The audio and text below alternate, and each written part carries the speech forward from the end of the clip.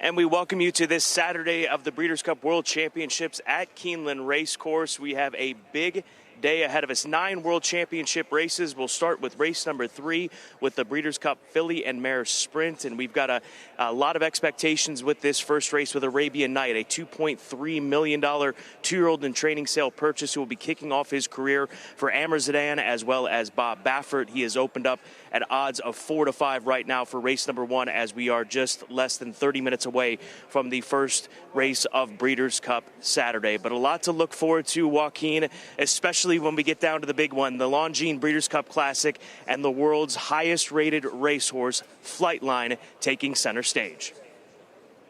Yeah, the best horse in the world. He is undefeated. Flightline, he is 5 for 5. He's looking to become just the second undefeated winner of the Breeders' Cup Classic, looking to join Zenyatta, who did that quite a few years ago. But reflecting just quickly on yesterday, 5 races on Breeders' Cup Feature Stars Friday. All the Europeans won the 3 turf races. The 2 races that were on the dirt, they went to horses that won the local preps here at Keeneland. You had Wonder Wheel, who won the Alcibiades, then the Juvenile Fillies. Then you had Forte, who won the Breeders' Futurity, and then won the FanDuel Breeders' Cup Juvenile. So we'll see if that theme continues here on Breeders' Cup Saturday, with the Europeans winning the 3 turf races yesterday and the horses that won the local preps on the main track repeating in the Juvenile Fillies and the Juvenile yesterday as well. But getting set for 9 Breeders' Cup races today, just under 30 minutes away for race number 1. So for more on the opener, let's now go to Gabby Gaudet. Well, of course, the Breeders' Cup weekend, there's always star power, and we kick it off with race 1 here with Gary Young, who actually bought Arabian Night, and the sales price was $2.3 million. Gary, how do you explain to our viewers what attracted you to this horse? First off, it was his workout. He was pretty jaw-dropping. You know, it was kind of similar to Tavis, and then we went to the barn and we looked at him, and he was it's a pretty horse. He was slightly immature. He's grown into a beautiful horse, and we vetted him, and he vetted perfectly, and we knew we were going to have to go pretty deep to get the horse, and we did.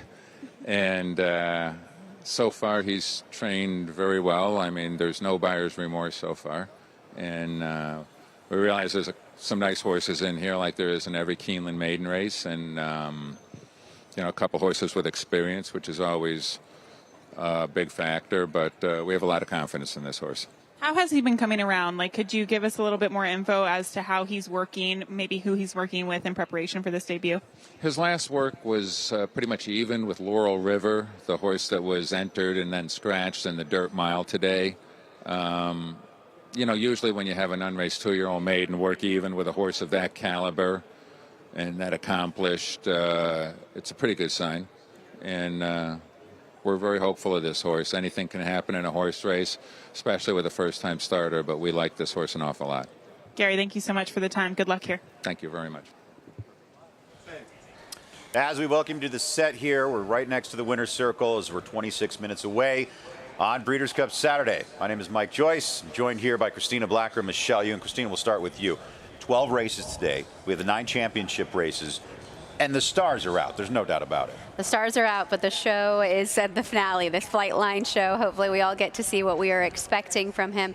And I think, Michelle, it's the idea that you have the opportunity to witness greatness, to see something very special, and to come away with this Breeders' Cup as one that goes on for the ages and is with a race that you come back to when people ask you what was your favorite Breeders' Cup moment of all time. It could be today. Well, let's be fair. Keeneland only has been minutes of monumentous occasions, right? The first time Breeders' Cup was held here, it was American Pharoah winning the Grand Slam. In 2020, it was the pandemic behind closed doors. And now it's Flightline. Keeneland is just on par for another historical try at the Breeders' Cup.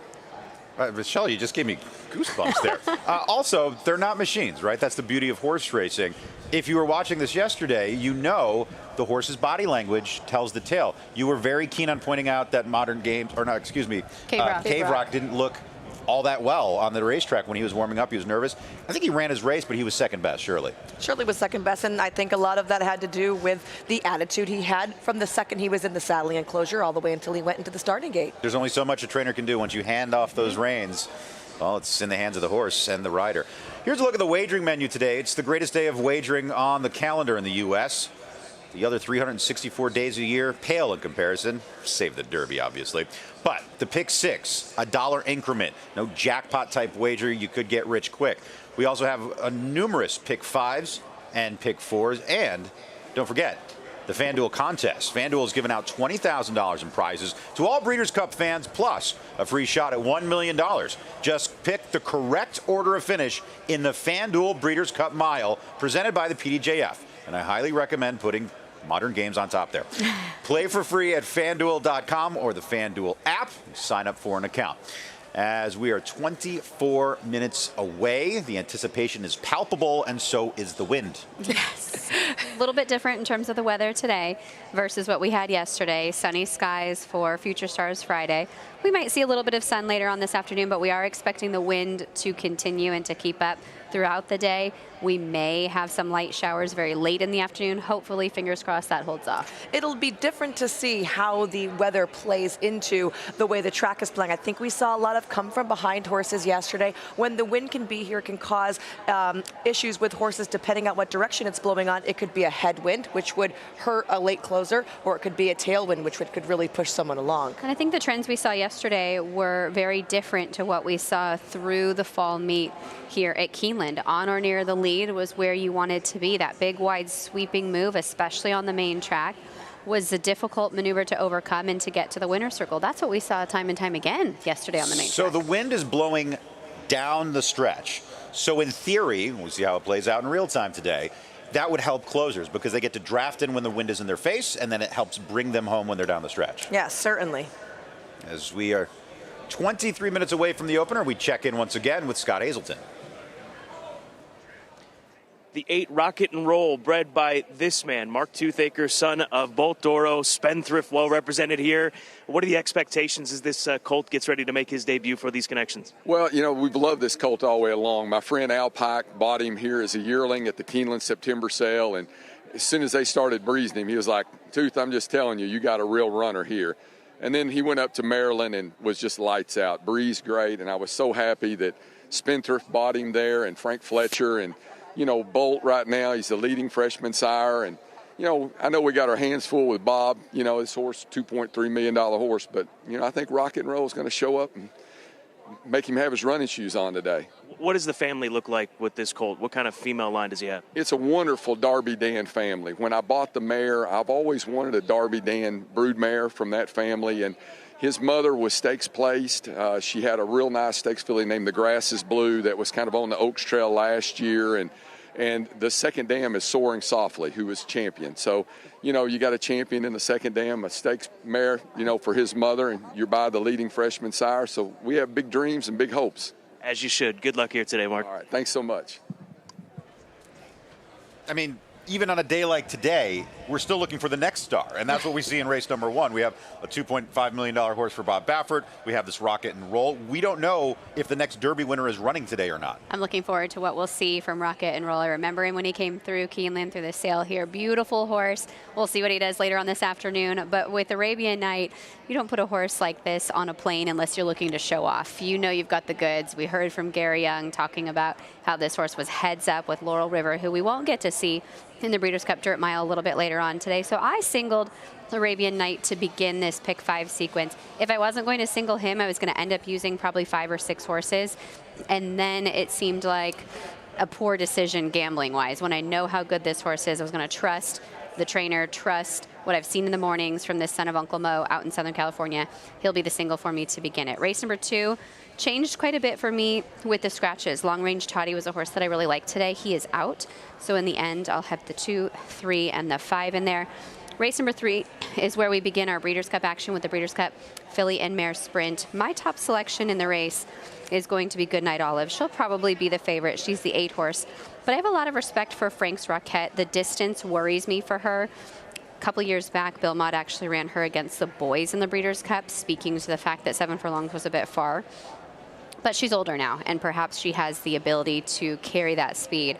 The the 7 furlongs, but I do think she's one of the fastest in there, so I did use her. Race number 4 is the Breeders' Cup Turf Sprint. I was going to single Golden Pal, but after the immense success of the Euros yesterday, I did have to throw in Highfield Princess, who I think is their best chance in there, 6 and 8 in the Turf Sprint. And over to the Dirt Mile, got some coverage, but my top selection is Pipeline, the 3, Chad Brown, Flavian Pratt. I think the inside draw with this speed is going to be very beneficial. Keep in mind, at the Dirt Mile here, we start pretty close to that first turn. That turn comes up very quickly. They don't run the Dirt Mile very often here at Keeneland, so it's the shortest run into the turn of any of the Breeders' Cup races, and they also finish at the first wire, the shortest stretch run that we have available today. For that reason, the inside post positions were horses that I was really going to take a look at, and I think Pipeline fits the bill. Yeah, that pick 5 pool is approaching $750,000, and we're 20 minutes away from the opener. The pools today will be enormous. Michelle. Michael. You were on the work show or the Breeders' Cup breakfast shows all week long, both in California and into the final preparations here at Keeneland. Give me a horse today that excited you, that really got you, wow, catching your eye, going back to over and over again. I mean, it's going to be not a great price, but to me it was certainly Modern Games. Every single time he stepped out of the barn, he just exuded class. He had so much positive energy on the track. The first day out, he galloped in the front of the Appleby string. Then they kind of stuck him in the middle. I literally walked to the track with him like 3 different days. He always had his ears up. He was just such a happy guy, and he got over the ground here so beautifully. I mean, he just looked like smooth glass. I thought he looked sensational. So I'm not giving you a genius price, but I can tell you he was one of the top 3 horses I saw. I would have said the same. He made that much of an impression on everybody this week. Modern Games just looking so good. And some horses really thrive on racing, thrive on training, especially colts. The more you throw at them, the more they respond. The more you feed them, the more they eat, the more they come back and they just get bigger, better, stronger. He seems like one of those types. He has a really strong constitution. Well, I think he thrives on racing, like you were saying, and you look at his campaign last year leading into the Breeders' Cup when he won the Juvenile Turf. Same sort of thing, where he got better with the more racing. He had that wonderful race at Woodbine, and then he comes back on Champions Day and doesn't win, and people think, oh, well, maybe he's tailing off. He's not tailing off. He thrives on it. There's a reason Charlie Appleby did that. This was always on the calendar for them. And I think it was really the ground that he didn't like Right. on Champions Day. I think it's a pretty clear excuse for him. So coming back over ground that you know he's going to appreciate, and also the fact that he ran so well last year at Del Mar over a tighter track, a shorter stretch. Woodbine is very different to what we have here at Keeneland or at Del Mar. I think if he didn't have the race last year, you couldn't be as confident in his ability to be handy enough to compete here. I just love the fact that every time he's come North America side, he has been so dominating. And sure, maybe you settle for second in a couple of instances in the UK because of track conditions or, 30 horses in your field. But overall, I really think that all he's showing to us is he loves running in North America. Him? Yeah, seriously. Let's keep him Charlie, here. if you'd like to just send him on over to the barn. Who do you think the most vulnerable superstars today? We have Golden Pal, Jackie's Warrior, Flightline, Modern Games. Which one of those do you think is the most vulnerable and likely to get defeated? Because they all tower above the competition. To me, it's Jackie's Warrior. When he comes under a lot of pressure, as we saw last year, it doesn't go well for him in the end. The Breeders' Cup has really been the chink in his armor. It's been what's missing and glaringly missing from his resume. I think it's possible again. I think I agree with you. That's the horse I would certainly pick that's the most vulnerable. 16 minutes away from race number 1 here on Breeders' Cup Saturday.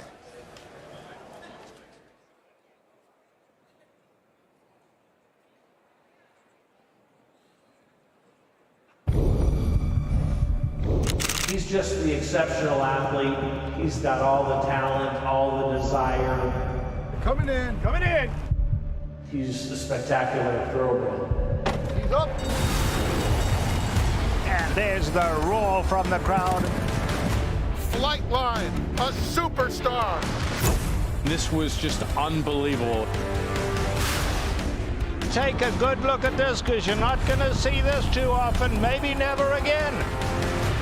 A horse that breathes a different air compared to his peers. Flightline, 20 lengths clear.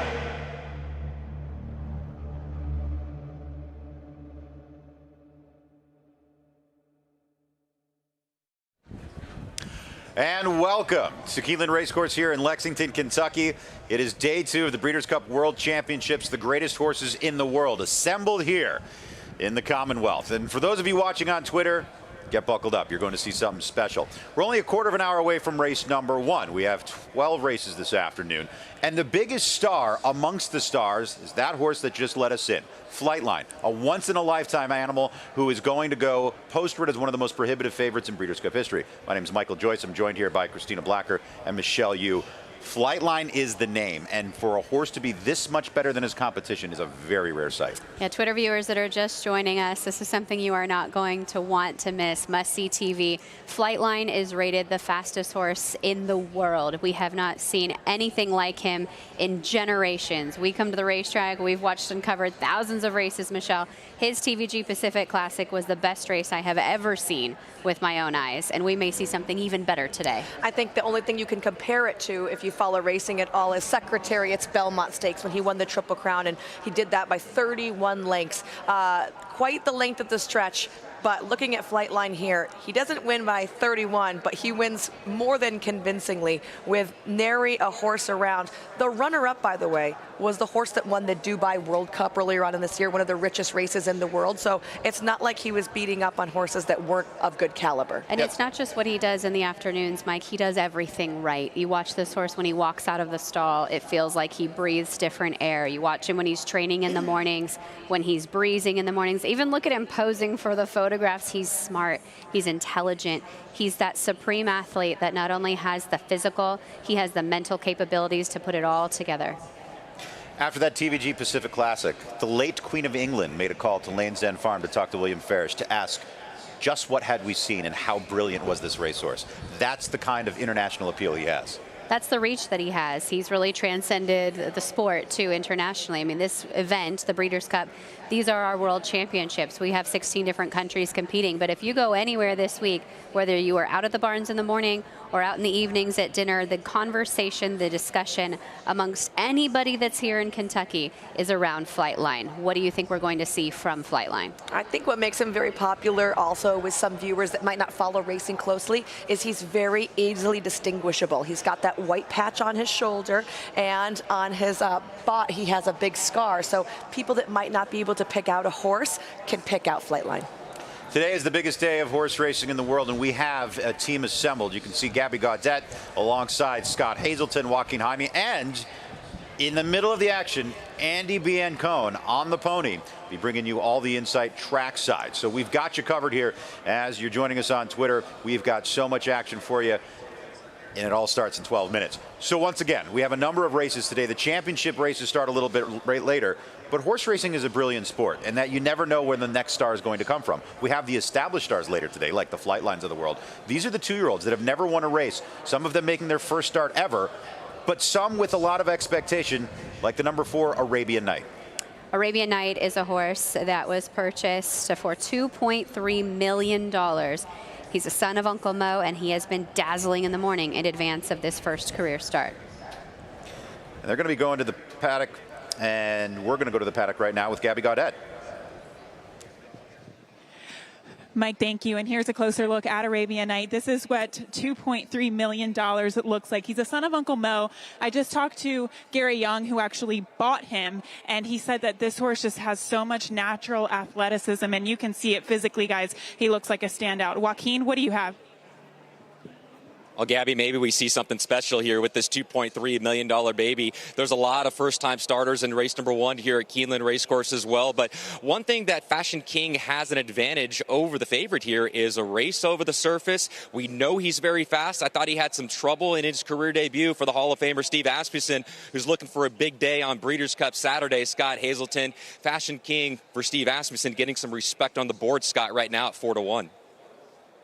Yeah, as he should. He was beaten by a horse named Raise Kane, who came out of a key race that was won by Longines, who ran such a game race in the Claiborne Breeders' Futurity, and he looks phenomenal. He's a son of City of Light, who won the 2018 Breeders' Cup Dirt Mile, and that has so much to do with establishing the breed in thoroughbred racing as we take a look at Fashion King. These races are so important in determining who goes off to stud. And City of Light, who stands at Lanes End Farm, his first crop of 2-year-olds represented by Fashion King. He's had stakes winners like Chop Chop, who we saw compete in the Breeders' Cup Juvenile Fillies just yesterday. So City of Light, Breeders' Cup champion, represented Andy on this Breeders' Cup Saturday.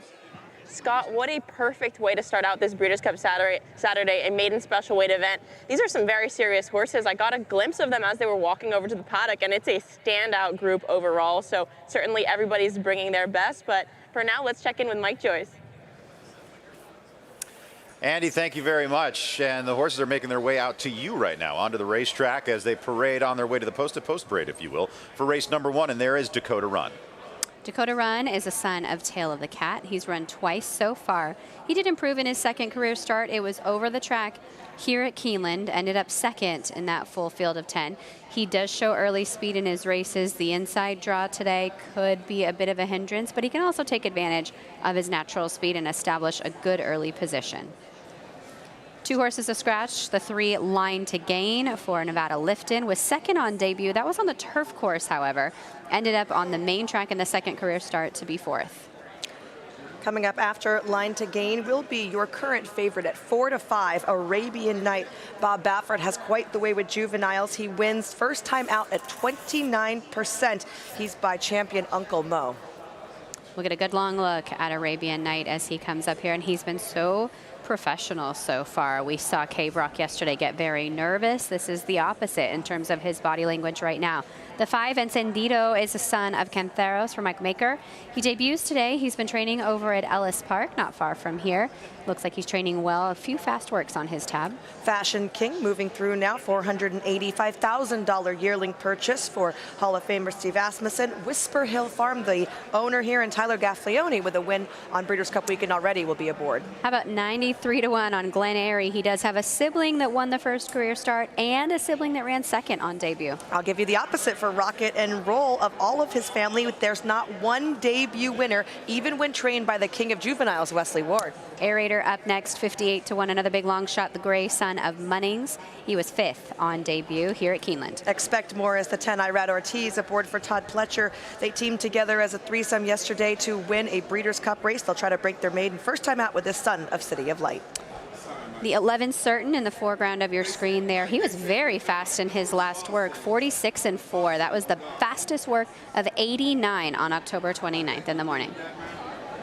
The 12 is a scratch, and then the 13 Determinedly will complete this field for Mark Cassie.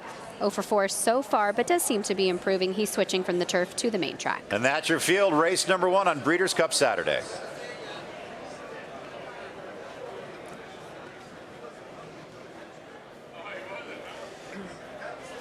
So 4-5, a short price favorite, but that's why they run the race. As well meant as this horse could be, the price he demanded at a sale is no guarantee that he wins first time out. Even the Great American Pharaoh lost first time out, and he went on to win the Triple Crown. Right now, let's check in with Gabby. Thank you, Mike. And here is trainer Brad Cox, who sends out the number 8, Rocket and Roll. Is he going to rock and roll today, Brad? Sure hope so. He's been training really well. He came out of a 2-year-old cell. He's kind of act like a runner from day one. So, we'll see. First time 7/8 can be tough, but he seems like he's quick enough away from there. He's got some stamina. We'll see how it goes. That was going to be my question. How much gate speed do you think this horse has? His 2 works from the gate. Sometimes we like to put 3. His 2, we just put 2 in him, and he seemed like he's quick enough to where he didn't need number 3. So we'll see. Sometimes saying that I shoot myself in the foot. So we'll see. But he comes away from there pretty good. Thank you, Brad. Good luck. Appreciate it. Great information. Brad Cox, a champion trainer, but no trainer has won more races in this game than Steve Asmussen, and he's standing by right now with Scott Hazelton. Steve Asmussen with the 6 Fashion King, that son of Breeders' Cup Dirt Mile champion City of Lights. What did you take away from his debut earlier in the fall here at Keeneland? A solid run, but we expect better. Obviously, it's going to take better to have success today with the obvious talent in this race.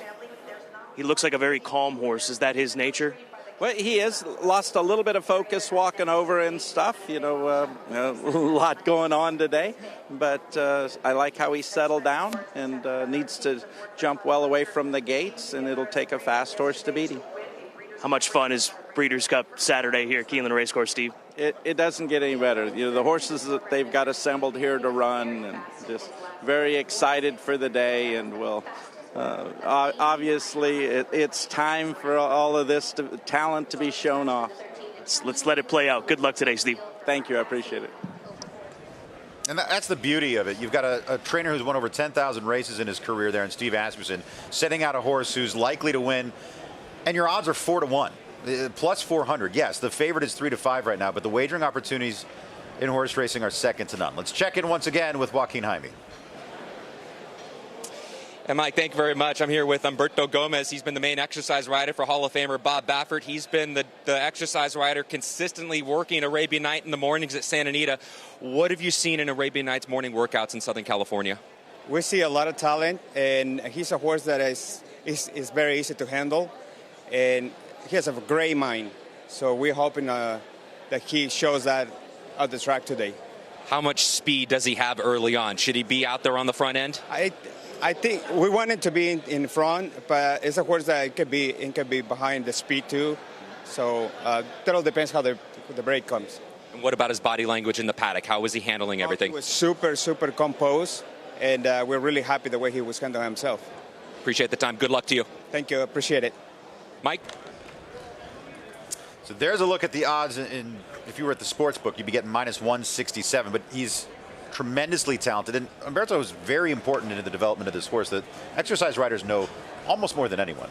Certainly, he's aboard him for all of his works in many cases, and you know they're the ones that really get to know the horses, and they're so instrumental in Bob Baffert being such a tremendous 2-year-old, especially debut winning trainer. He's 29% with those first-time starting 2-year-olds. He's won 2 of his last 5. Anyone that doesn't know about percentages, if you can win at more than 20% in any aspect of horse racing, you are Hall of Fame material. And for our Twitter viewers, you know, we've talked about this being a maiden special weight race, meaning all of these horses are looking to win their very first start. They're also 2 years old. Think about, you know, you're wrangling toddlers out here. You're not just teaching them how to be physical athletes, but you're also teaching them each and every step of this process. This is not in their normal routine. Normally they go out in the mornings, they train in the mornings, they come back, they have a bath, they have their breakfast, and they go about their day back at the barn. Now here we are right in the middle of the day, coming over during race day, and this is the first race of the day.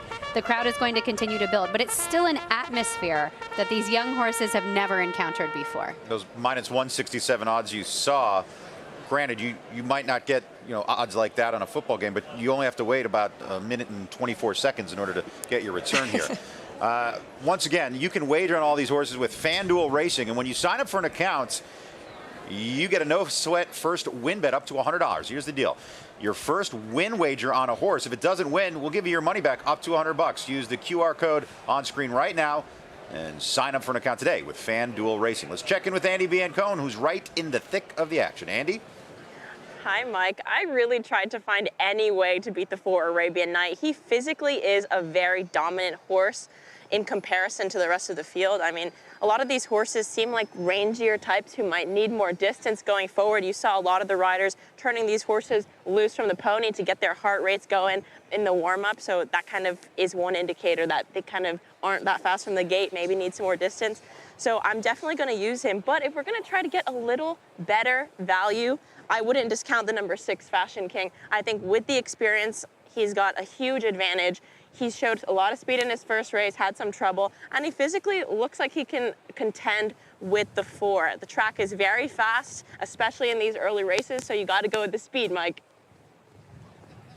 We all agree. I mean, we're all on Fashion King to spring the upset, except for Christina and Caton. But, I've never met a second-time starter I didn't like, and there's a big difference. Arabian Night making the debut, Fashion King already has 1 race under his belt. Watching them on the warm-up, too, you've mentioned how nice and calm Arabian Night is. That's not always a good thing because right now when the gates open, he's about to be in a scenario that he's never been in before, and we don't know how he's going to react. So the horses that have raced once under their belt, their second start is so paramount because they can either completely lose their cool because they know what's coming, or they can be so much more focused because they know what's coming. So I've really liked the body language from the horses like the 6 that have already had a start. Let's check in with Gabby. Guys, I know we're thinking of ways to try to beat the 4 Arabian Night, and I keep going back to the 8 Rocket and Roll. I agree with all that Andy said. Arabian Night just looks like a superior animal, but Rocket and Roll, he does seem like he's been on his toes. He has a very strong engine in his hindquarters. He does look like he could maybe get this distance, so I think he might be able to upset. Loading into the starting gate here for the first race, the Pick 5 pool, $1.5 million. It's a difficult wager, but as you can see, if you hit it, you're in line for a lot of money. Final thoughts on this field, starting with you, Michelle. I'm going to try to beat the favorite. I like the 6 Fashion King in here with a start under his belt, and I think Expect More can hit the board here. He's 14-1, the number 10 horse for Todd Pletcher. Liked his warm-up. Christina? I'm all in on Arabian Night. I've watched this horse train for the last few months. I think he looks prepared and ready for today. And to put a horse like this on a plane for Breeders' Cup Day, they are expecting to go home with a win. Anything less is a disappointment. Well, they have other horses to worry about. More established horses have earned over millions of dollars instead of just being purchased for it. So there's a lot going on today, and it all gets underway with this opening event. As they go into the starting gate for race number 1 here at Keeneland Race Course on Breeders' Cup Saturday, we go to the track announcer, the voice of Lexington's racing. That is Kurt Becker.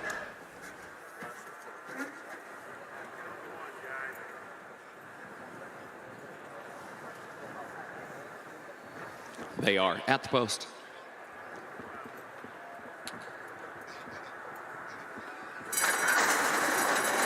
And they're off. Slow start for Expect More. Here comes Arabian Night. Arabian Night comes right out running for the early lead. Fashion King moves up along with him. Certain is there on the outside. Here's Dakota Run moving up into 4th. Determinedly comes away in 5th. Line to Gain is in 6th. Air Raider 7th out in the center of the track. Glen Airy is 8th toward the inside. Rocket and Roll 9th in between horses. And then Incendido and a break of another 8 lengths back to Expect More, who's last after that slow beginning. 22.47 seconds was the time for the opening quarter. Arabian Night, the leader. Fashion King second, a length off the lead onto the turn. Dakota Run looks for running room to the inside. Certain is there toward the outside. 3-way shuffle for second, all a length and a half behind. Arabian Night determinedly further back is 5th against the rail. Rocket and Roll 6th on the outside, taking 5th. 5 from the front. Arabian Night still the leader. Arabian Night by 2, by 3. Dakota Run second, and then Fashion King is in 3rd. Determinedly is 4th down toward the inside, moves up 3rd, now to challenge for 2nd, but Arabian Night has opened up on a 6-length lead, 1/8 of a mile to go. Expect More has rallied from far back to at least contend for 4th at this point, but well behind Arabian Night. 16th pole, Arabian Night, John Velasquez to get things started on Saturday at Breeders' Cup at Keeneland. It is all Arabian Night in the opener. Determinedly did get 2nd, then Expect More. What a sensational debut here. Arabian Night lives up to the billing. Let's go to Scott Hazelton. No stress whatsoever from the Baffert camp. How impressed were you by this performance, and especially the way they broke from the starting gate, Bob? Well, we were very excited about this horse. I know it's taking a big chance bringing him here to run, but Johnny asked me, how good is he? I said, you ride him like you rode Uncle Mo, because I think he's Uncle Mo. Why do you feel that way? He's shown us when we saw him at the sale. He was a beast at the sales, and that's why he cost so much money. There's a reason, and the way he moves, and he's been working with older horses, unbelievable. He's a really nice horse. Well done, Bob. Thank you. When you go back in time and you start looking at Breeders' Cup days, sometimes the biggest star of the day is on the undercard. I don't think anything's going to outshine Flightline today, but we could be looking at a horse that we'll see prominently on the Derby Trail next year. This is a name to remember, Arabian Night. Bob Baffert mentioning Uncle Mo. That's the sire, the father of this horse, who was a Breeders' Cup winner himself. And Michelle, this race was over from 5 jumps out of the starting gate. Right here, you can see him with the yellow saddle towel and the blue noseband get himself into this great position. Look how easily he's doing it. In fact, you saw Johnny V right there kind of pull his hands backwards. He's actually easing that horse up to have him go slower. Look at the hands on the 6. They're trying to push some of these other horses along just to keep pace with Arabian Night, and he is just cruising right along there. Well, it's a great quality to have, the ability to go exceptionally fast without expending much energy. He goes fast easily. That's what you'll see from Flightline later today. He is a horse that can go exceptionally fast without really blowing hard, and when you can do that, then you can do this, what you're seeing. He went fast early, and he pulled away late. A debut time of 1:21.98 seconds for a 2-year-old going 7/8 of a mile is very fast. What they asked him to do today is exceptional and is very difficult. He trains in California. That's his home. They put him on a plane. They flew him to Kentucky. He came into a new barn this week, a new track this week, goes into the starting gate against some of the best 2-year-olds that Kentucky and the world has to offer, and demolishes this field. Andy Biancone is standing by with Arabian Night and his rider, John Velasquez. Johnny, what an absolutely sensational performance. How does this horse compare to some of the other young horses you've ridden this meet? I just got to tell you, he was so impressive. He reminded me so much of his father. And the way Bob had him ready today, he was ready to go a mile. He was extremely tough to pull out. I mean, he galloped out incredibly. Do you think this is a horse who's going to be able to handle the distance in the future? I tell you what, the way he galloped out, I don't see why not. Though. He's not a speed crazy either. Like, he was quick enough, and I put my hands down. He came right back to me, settled really good on the second turn, and when I asked him to go down the stretch, he was there for me. Thank you so much, Johnny. Congratulations. Thank you. And that's a Hall of Fame jockey there in John Velasquez. He's earned more money than any other rider in the history of North America. He's won Breeders' Cup races upon Breeders' Cup races, derbies upon derbies. There's nothing he hasn't done, and he's been on some of the best horses. So for him to say that, that's a glowing review from a reliable source. High praise from a rider that's been on some of the best horses we've seen in the last 3 decades that he's been in the saddle. Do you feel like, Michelle, this is a bit of a switch to the momentum for the Bob Baffert camp too, though? Because coming into the week, there was a lot of high praise for Laurel River. They had to scratch him. We won't see him in the dirt mile today. Yesterday, they had Arabian Lion, who was defeated. He was second in a hard-fought battle. Cave Rock was one of our shortest prices on the day. He did not win. Maybe the tide is swinging into Breeders' Cup Saturday for the barn. Maybe they brought a horse that they just knew was going to win, so they don't leave the weekend without winning anything. But I mean, that's the way racing goes. No matter how heavy the favorite is, we run the race because something can happen, right? But I'm sure they're happy to have this victory, and so impressively. When you could bring a maiden and debut like this horse is going to be all the chatter now as far as 2-year-olds are concerned. Arabian Night, your winner here in race number 1, a heavy favorite, and we have those prices in now. So got a lot of money, bet on his back, and he comes back. If you bet $2, you got $3.52. Not a bad return in a minute and, what was it, 22 seconds? 21 and change. Yeah. Determinedly was second at 11-1. And Michelle, the 10-horse Expect More ended up third here. Oh my gosh, if you watch back to the beginning of that race, he completely missed the break. He put himself at about a 2-length deficit. And when that happens, especially for a horse that's inexperienced, they have a hard time trying to make up ground. All of a sudden, they're taking dirt. There's a lot of horses around them. This colt, when he was switched to the outside by Irad Ortiz, absolutely exploded, circling around the field. Ask and ye shall receive. Let's look at it. I mean, you expect more. Let's give the people more than what they bargained for here, because part of horse racing is finding those horses that had trouble trips that are going to be better next time out. So we're looking at the number 10. Who's hidden. But there he is. Look, he's in the exact back right now, Mike Joyce. I mean, I said 2 lengths. It was probably closer to 5 when I rewatched it again here. He is so far back, he's not even in your picture. Yeah, the cameraman didn't even want to bother at this point because you wouldn't be able to see anyone from zooming out so far to get him. And I don't know at what point he starts to come into your picture, because we were all obsessed with watching Arabian Night. But when he starts to, watch for that yellow helmet to come. He is just going to pick off piece after piece after piece to get up to run third. There's a good chance that if he had broken today, he might have been fighting for the win. And if it was a mile race instead of this testing 7 furlongs, he might have been up there as well.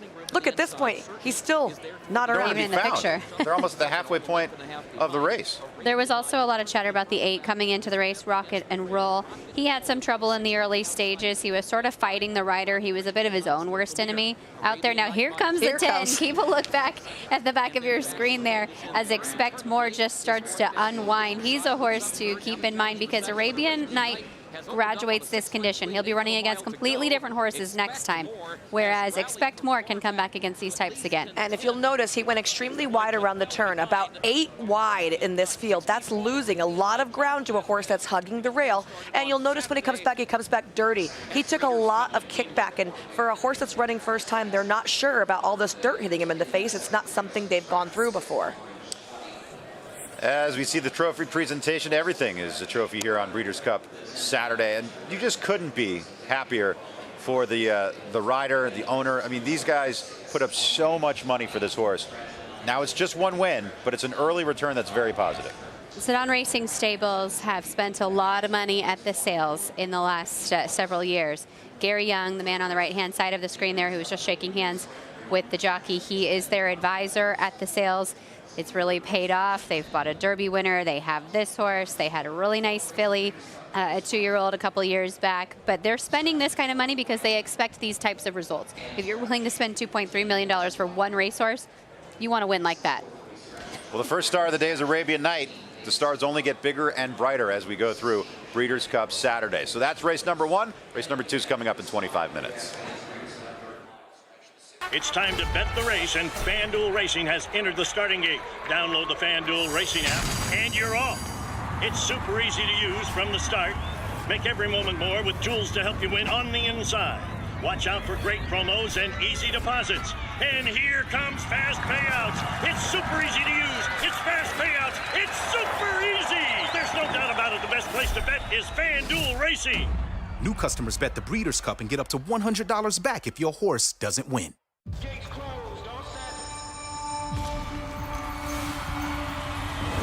At Calumet Farm, we're proud to offer proven stallions to fit every breeder's needs.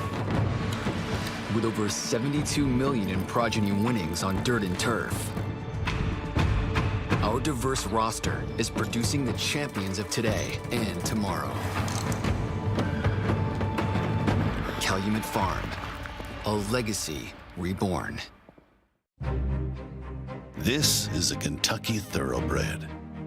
This is a Kentucky-built Powerfoil industrial fan. Like a Thoroughbred, it too delivers unrivaled performance. And while they both run with purpose and pride, this one runs to keep your workforce feeling cool and comfortable. Powerfoil, the best-selling big fan in the world.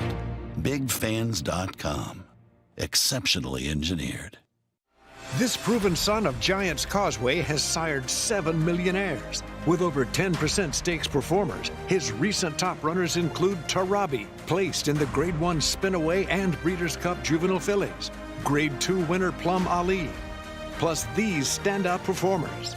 It's a Bushido coming down to the wire in the Ontario Racing Stakes has run them ragged.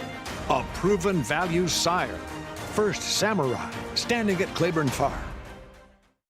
We just moved, so there's millions of... Dahlias in bloom, over 9 acres. When we started, we grew 1/4 of an acre. Now I'm taking on new products on the regular. We always dreamed of having this property, so... I want to make my yard look as beautiful as... Largemouth bass. Yep. We've got tons of them, don't we, buddy? There are millions of ways to make the most of your land. How will you make the most of yours? John Deere is the official partner of the Breeders' Cup World Championships. Tonalist, a 4-time Grade 1 winner with 11 triple-digit buyers, including the Belmont Stakes and the Cigar Mile. He's already living up to his potential as a sire with multiple graded stakes winners, including Grade 1 winner Country Grammar and Grade 2 winner Tonalist Shape, plus multiple 6-figure yearling and 2-year-old sales. Proven on the track, proven in the sales ring. Tonalist, standing at Lane's End. It's a signature day with the signature race of this summer meet, the 32nd running of the TVG Pacific Classic. And this is him. This is Flightline, your heavy, heavy favorite in the Grade 1 TVG Pacific Classic. Said it all week. I believe Flightline is going to win this race, and he's going to win this race impressively. And there's the roar from the crowd as the field for the Pacific Classic sent on their way. They all came away to an even beginning. Flightline makes it 2, now 3 as they go into the far turn. Flavion Pratt and Flightline are an embarrassing lead. It must be 15 lengths as they turn for home now. Flightline 20 lengths clear. Flavion Pratt takes a hold and canters in the TVG Pacific Classic. But even this exceeded my expectations. Absolutely outstanding. What just happened? That's Flightline, America's favorite horse. This is one of the best horses that racing's seen in a long time, so he's really a special horse. Ah, the TVG Pacific Classic. For Flightline, a margin of victory that can only be described as vulgar.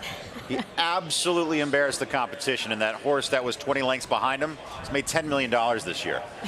Best of the best will be lining up against Flightline later on today. Fingers crossed we get to see another exceptional performance from him. Michelle, since he came here to Kentucky on October 23rd, he's done everything right.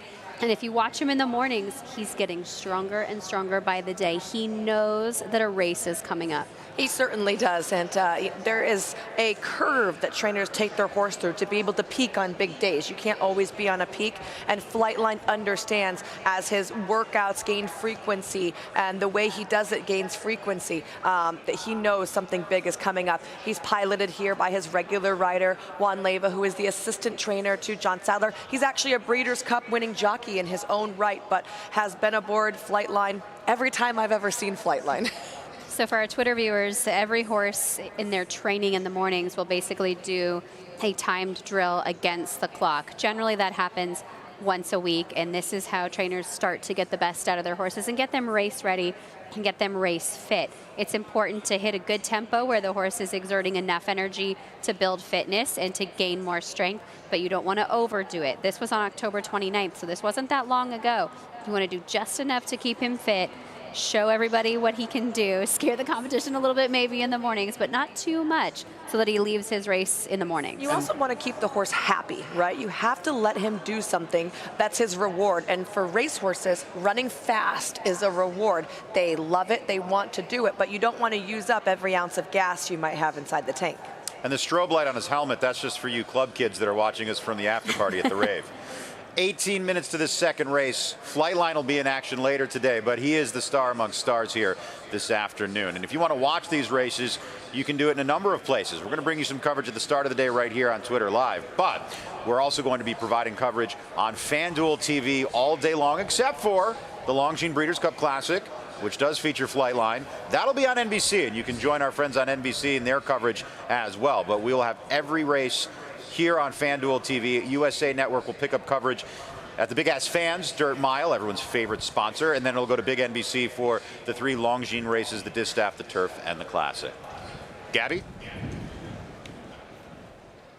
Mike, well, we're here in the winner's circle to take a look at what the winners get when they win on Breeders' Cup Saturday. And right here is a beautiful garland of flowers. I was actually just speaking to an individual just a moment ago as to what flowers these are. They're mums, and we have some orchids on top as well. So a beautiful floral arrangement. This will be draped over the neck of the winning horse. We have one here for the filly and mare sprint, the turf sprint, and the dirt mile. As you follow me over here, we also have more hardware. Of course, here are the trophies, beautiful trophies handed out to the winners of the Breeders' Cup races later today.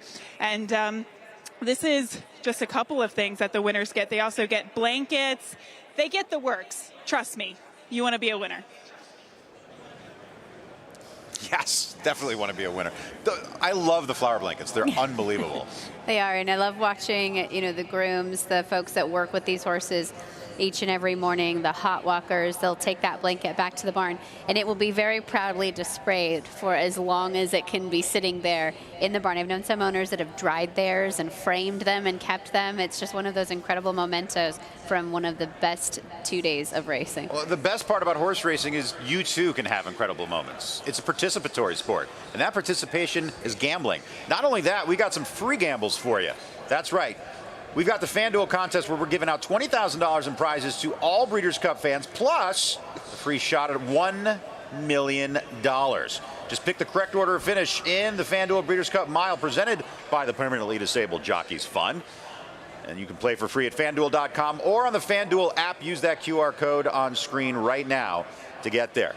Let's take a look at odds for race number 2. So the second race, we have more established horses. These are horses that have won. These are horses that have been in stakes races. We have a horse that was considered one of the brightest Derby prospects a year ago in Messier. So Bob Baffert could very well take both halves of this early double, meaning he could win race 1 and race 2. Same thing for Johnny Velasquez. This is the same team of jockey and trainer that brought you Arabian Night in race number 1. Messier is a 3-year-old, so he's a year older than Arabian Night, who we just saw. He's already run 7 times. He's been a winner 3 times, but he comes off a little bit of a layoff today, meaning that we haven't seen him in action in several months. He's kind of coming in off the bench to try and beat a good field here. And how good is he, Michelle? I mean, he was really good in Southern California. We haven't seen him since the Kentucky Derby, where he didn't fare that well. But coming in fresh, that's what Bob Baffert does best. So we are 15 minutes away from race number 2, Messier, named after Mark Messier, a multiple Stanley Cup champion with the Oilers and, of course, the New York Rangers. Right now, let's check in, I believe, with Joaquin.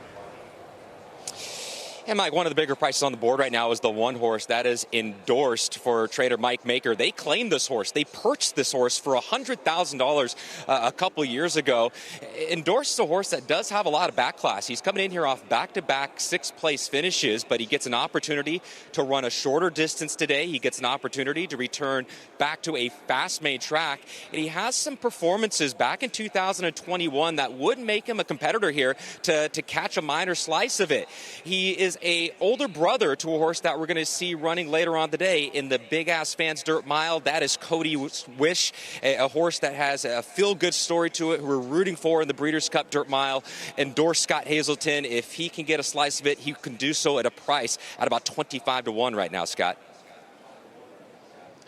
Well, Joaquin, you're not going to get much of a price on this big imposing colt, Messier, who continues to be the odds-on favorite in this comeback event. We're going to be having an opportunity to talk to Tom Ryan of SF Bloodstock, SF Racing about this comeback. But there was a point in time where this horse was considered to be arguably the best 3-year-old of this crop. When we saw wins from him, like the win in the Bob Lewis Stakes by 15 lengths.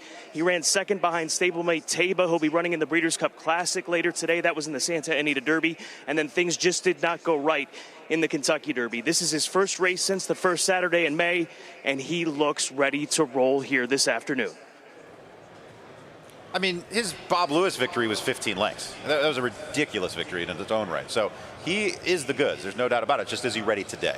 He's a horse that's also very fast, and as we saw with Arabian Night in race number 1, going right to the lead, many of Bob Baffert's horses run that way, forwardly placed, and kind of dare you to come and catch them. I'm sure off that layoff, he's going to be fresh and fast today. You know, the thing with Bob Baffert is he drills his horses, he works them in the morning in company constantly, so they are used to that competitive nature. And so if someone tries to look them in the eye, they can keep going, whereas a horse that works by themselves all the time gets intimidated.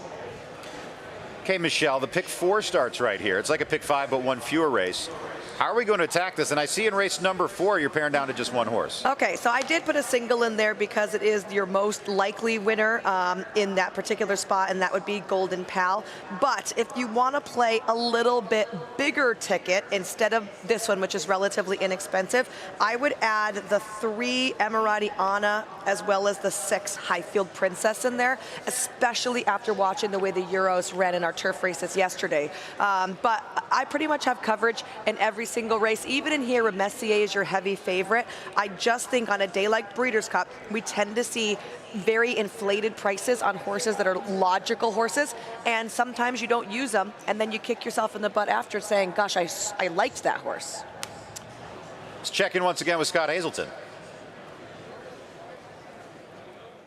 The number 3, Messier, on the comeback trail and owned in part by SF Racing, SF Bloodstock, Tom Ryan of SF. What are the expectations on this comeback race sprinting here today for Messier? Yeah, look, we feel like he's ready to come back at, you know, our main target this year is the Malibu, you know, so we needed to start somewhere, and this felt like a nice race to bring him back. He's not fully cranked up for this, but he's here, he's ready to run, and we're excited. When he's at his best, he is a beautiful mover. What is the key to getting him at his best? The key is Bob Baffert, right? It's always the key. And he is a beautiful horse with great mechanics. He showed us so much promise at 2 in his early 3-year-old year this year. The Derby, the pace scenario really broke down on him. It didn't work out, and we decided to regroup after that. And here we are today. So we're on the comeback trail. Good luck, Tom. Thank you. Tom has been integral in the purchase of some of the best horses in the game over the last several years. And he does give credit to an entire team. It's not just him. The way that they get these horses ready after the sale, how they find them, it is a collaborative effort. It is a collaborative effort. They give themselves some fun names like the Avengers, the X-Men, and they come in with these big horses that are superheroes, Mike. I asked him what Avenger he was. He said, well, I just passed my citizenship test, so Captain America. And they also are a different kind of syndicate than some others, whereas they're breeding and they're purchasing to try and build stallions and to move horses along through some of the biggest races, colts and geldings, and then they can go on to start a stallion career. So they're targeting horses like this that have the breeding, have the physical ability. Here's our post parade. The one endorsed went by, Nakatomi on your screen as well. Up to the 3, Messier, who is our favorite at 4 to 5.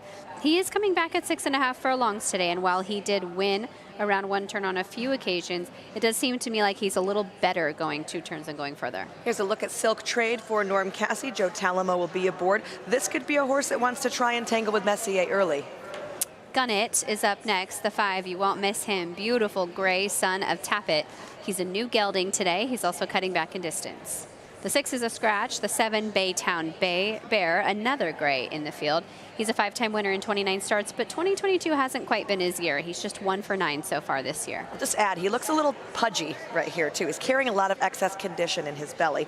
The 8, Robo Man, will be next. Lacey Pierce, your conditioner here. This colt will be taking a class drop down, but he has yet to hit the board in 4 tries in 2022. Some more scratches in here. The 9 is out. The 10 is out. We're up to the 11, Nighttime.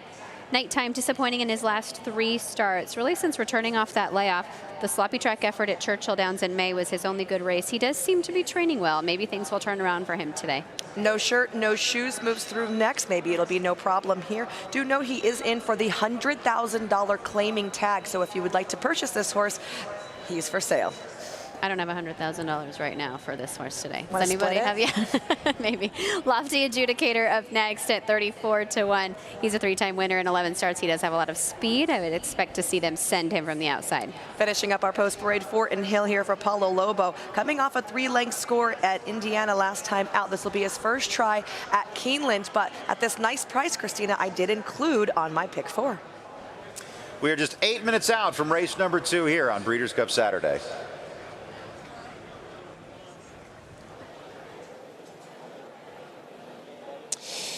Fort and Hill made his first start for trainer Paulo Lobo in his most recent race at Indiana Grand. It was a victory, Paulo. What did you learn about this horse last race? You know, this horse, he was competing with a tough allowances at East Coast and Gulfstream too. And being an Indiana bred, Mr. Larry thought was a good idea to bring him to Kentucky and give him a chance at Indiana. And he won. I think trying to put his confidence back. He won in a very nice time over there, 109 and change for that track. And since that, he has been training very well. We have Castellano today, good post. I know number 2, number 3 horses are especially Buffer's horse. Very good horses, but my horse is doing okay. Thank you, Paulo. Good luck to you. Thank you so much.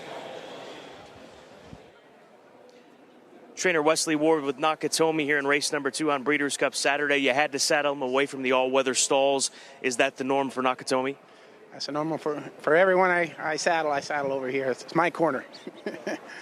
Is he acting good, in your opinion? Yeah, he's feeling great. Yeah, he's ready to go. He's excited. We're so used to seeing your horses be so sharp away from the starting gate. What is it about him that doesn't allow for him to be so sharp? It's just his style. As a filly, Chi-Town Lady in the last race, you know, she was asking me to do something early on, and I was kind of asking her to do something that we taught her to do it too. And now that we've let her to do that, come from way back and make one run, she's really kind of coming into herself. And this guy the same way. Tyler Gaffleone rode this colt last year in the stake race, and he took him back on a speed bias, kind of wet track, and he just overpowered him. So we're going to let him do his thing and let Tyler ride his race. You think this main track has changed from yesterday? I know we've only got one dirt race under our belt here, but do you see any difference? Well, I think a lot will be told right here because these are fast horses and these are good horses. So, you know, I think it'll play how the track's going to run today. It's a little bit overcast, which usually holds the moisture into the track, which generally will help the speed horses. But our guy comes from behind as well as my filly in the next one. Good luck, Wes. Thank you. Thank you, Scott. Well, we are walking around here trying to find fabulously dressed people, and we definitely found it. What did you think about when you decided to put this outfit together? Because you look stunning today. Oh, well, thank you. I just wanted to do something different, right? It's an excuse to wear something bold and bright, and that's really all that came to mind. Just try to find something fun on Etsy. How's your experience so far? It's been wonderful. Weather's great. People are all very friendly. Food looks awesome. Really excited to be here today. Talking about hats, I love the cowboy hat. Have you been to the Breeders' Cup before in the past? I've been. I was here in 2015 when American Pharoah became a Triple Crown winner, a Breeders' Cup winner, a horse of a lifetime. Oh my gosh, guys. I won't be back. I'm going to be hanging out with these fun people. Larry Colmus, eat your heart out. Amazing. That was unbelievable. Excellent job. It was unbelievable. There we go. We're going to keep bringing them through, aren't we? Pick 4's coming up in just about 5 minutes. The pool's at 400,000. Here's a look at the picks by our esteemed on-air analysts. How about this? Scotty and I both agree with Silk Trade at 15 to 1. Do you want me to sell you on him? Let me hear it. What's the case? Not to get too inside baseball, but we use speed figures a lot in this game. And there's a speed figure that I employ called the Thoroughgraph, and they're fantastic. At any rate, not to bore you, this gelding has won his last 2 races, and his last race was so fast, according to those speed figures, that he should be right there with the best of these. Now, he was at a much lower level of racing earlier in his career than the Messiers of the world and the Nakatomis, who are running against high-class, high-level stakes races. But if you want to just go on raw speed and numbers, he's right there with them. And that's why you're getting that great price, because he's coming from more of a humble beginning, but he's already proven that he deserves to be at this level. I'm with the 2 horse in here, Nakatomi. I mentioned that the scratch kind of changed the way I saw the race. I liked originally the 6, who is not going to compete today. Nakatomi, we heard from Wesley Ward. He looked great out there. Compact, strong-looking son of Firing Line. And his last race was a little bit disappointing, but he tends to drop pretty far back off the pace. He dropped way back off the pace in that last attempt. He's 2 for 2 here at Keeneland. And as we saw yesterday, form over this course was really prominent. Horses that had run well here in the past have consistently come back to perform well over this Breeders' Cup weekend. So I'm looking to Nakatomi to keep his good streak going over this track. I'll notice that in the first race, you were the only person to pick the Bob Baffert runner. Now I'm the only person to pick the Bob Baffert runner. Messier in here, I just think that coming off a break, he should be ready to go. If you look at his workouts, he has been working very, very fast. I have no doubt he'll be able to go the 6.5, even if it is a springboard for him to go further in the future. I think that this is a fine leaping off point for him. You look at his one-turn races, a maiden special weight win where he dominated by 6 lengths, and then he came off the pace to win the Bob Hope going away, and the horse he beat, Forbidden Kingdom, would come back in his next race to be a graded stakes winner. So he's always been up against top class animals, and he's delivered, and maybe we'll just continue to see him at one turn should he fire very, very well today. So we're 2 minutes out. Fortin Hill, we heard the interview with Paulo Lobo. It's another horse who's at a big, big price, but you know they had ambition with him early in his career as well. Back in 2020, after he had run a couple of very good races, they put him in a grade 1, which is the highest level of racing. Look, he didn't run very well that day, and then he would go on the sidelines for almost 2 years after that. But it speaks to the talent, and he seems to be coming back to that winning form. That interview really kind of swung me in his direction a little bit, listening to Paulo Lobo and saying that since they took over the training, they wanted to go get him a little bit of confidence with that victory over at Indiana. That was September the 14th. Again, it's a race that looks like it sets the table for him to improve here today. And Javier Castellano is a Hall of Fame rider. He did not ride the Friday Breeders' Cup program yesterday. He stayed in New York. He won 5 races yesterday in New York at Aqueduct. He comes in here to ride this Breeders' Cup Saturday, and winning like that, winning so many races in one day, even if it wasn't here, that gives you a little extra confidence too. I think both this horse and rider are feeling good entering this day today. Well, and Javier Castellano with a great story recently. He was a 4-time Eclipse Award winner, which is the trophy you get for being the champion jockey. Consecutively, he won that trophy. They couldn't beat him. And then the Ortiz brothers came around, and then he had an injury.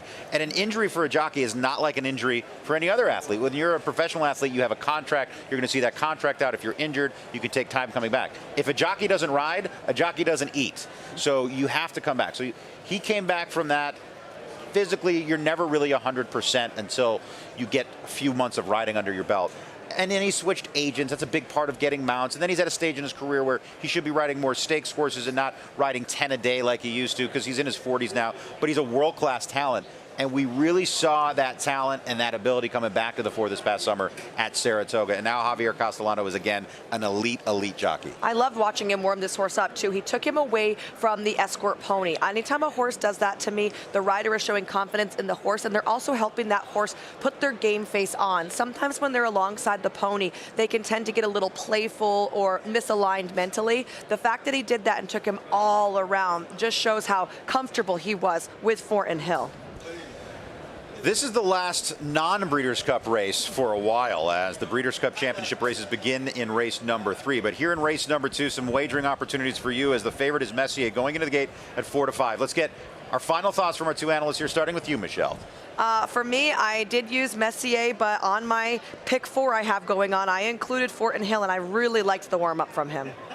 I played the pick 5, which began in race number 1. Luckily, I only used Arabian Night there, so that gave me the opportunity to use a few more in this race. I have some coverage, but my top pick is the number 2 horse, Nakatomi. He will be rallying from off the pace. He needs to negotiate a good trip under Tyler Gaffalione, but I think he gets back to his winning ways today over a course that he loves. Wesley Ward seemed very excited about this horse's chances, too, in the interview, and I don't think that's not for nothing.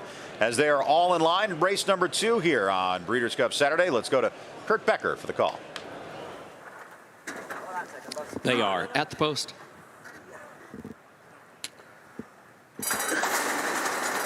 And they're off.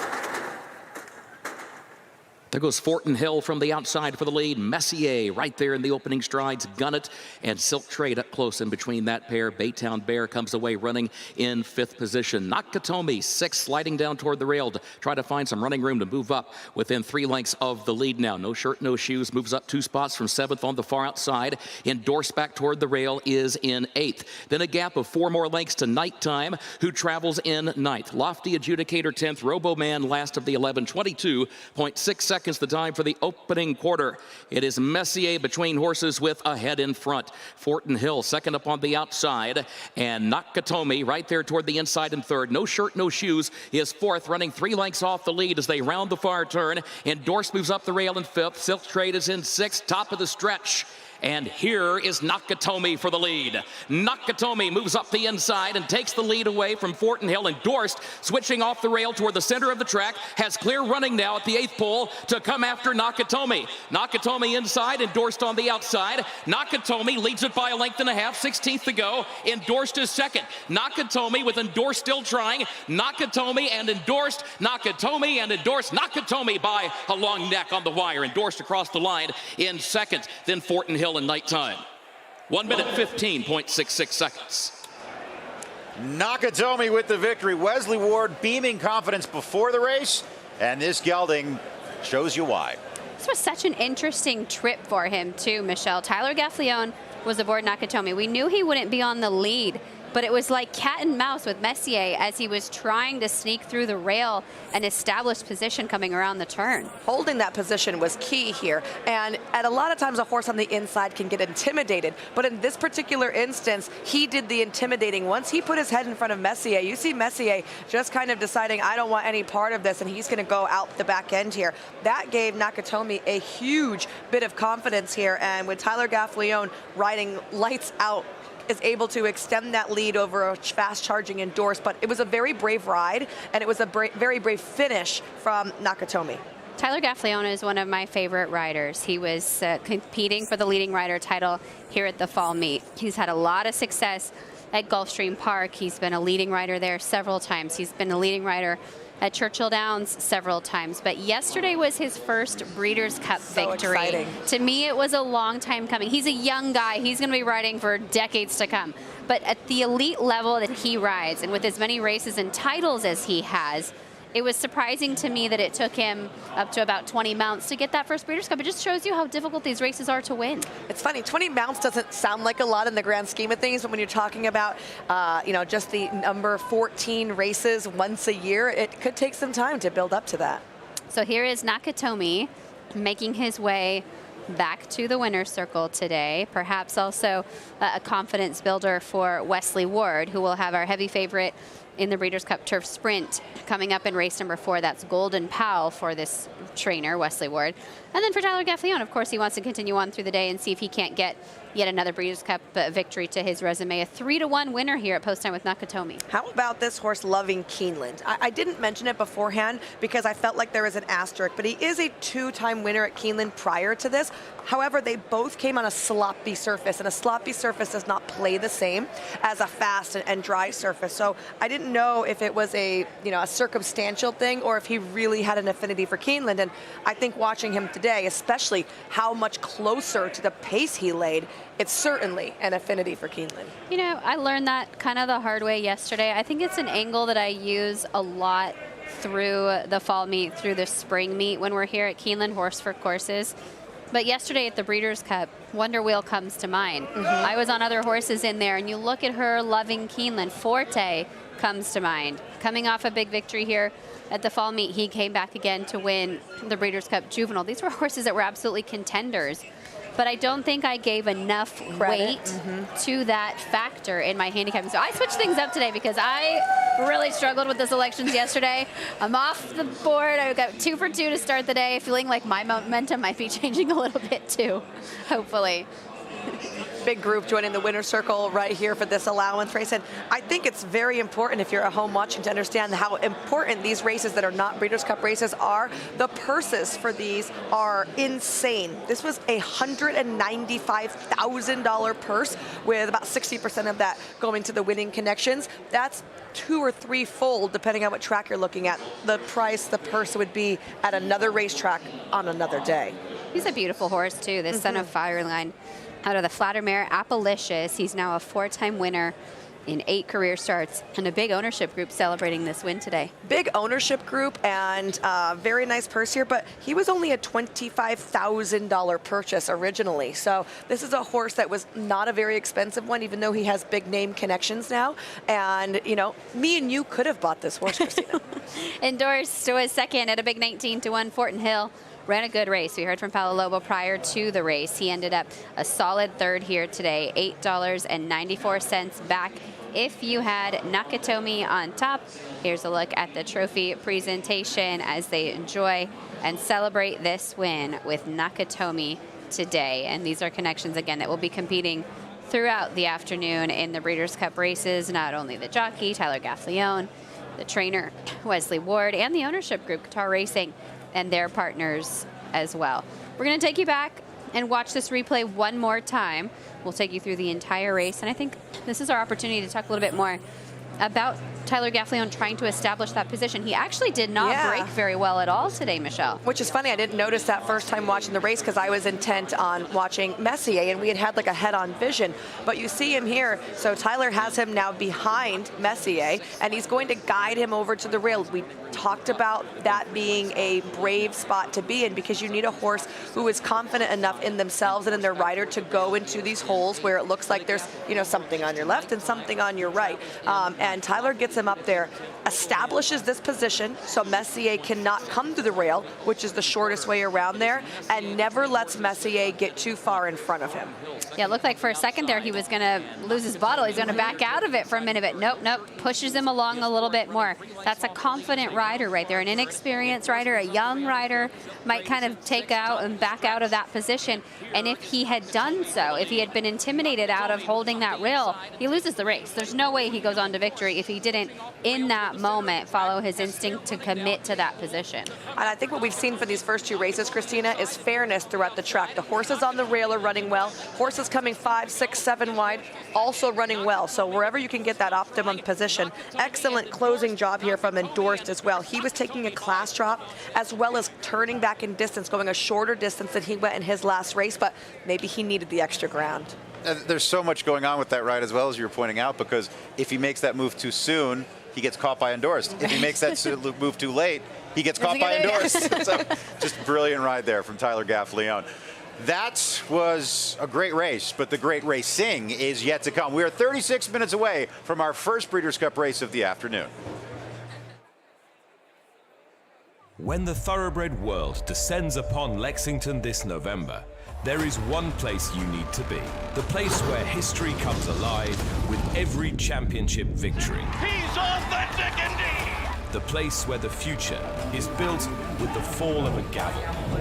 The place that exists to be the heart of this industry. The center of it all. Home to the November breeding stock sale and 2022 Breeders' Cup, Keeneland.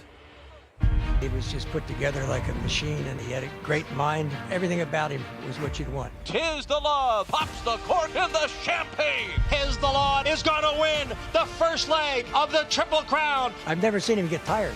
Respect the law, tis the law. His structure is just perfect.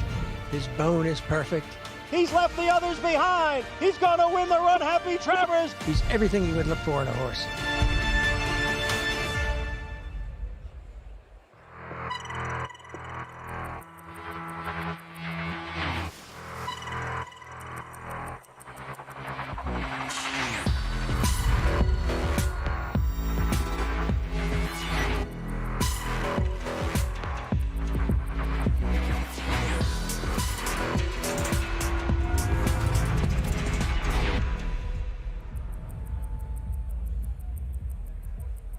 Longines.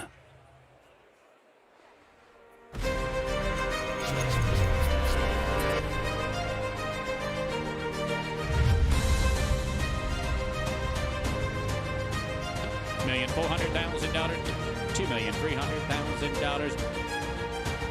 Right here, give it a bank. $1,000,005. Thank you. £1,000,000 months away. Thank you. $1,200,000. $1,150,000. $1,001,000. $1,050,000. Thank you.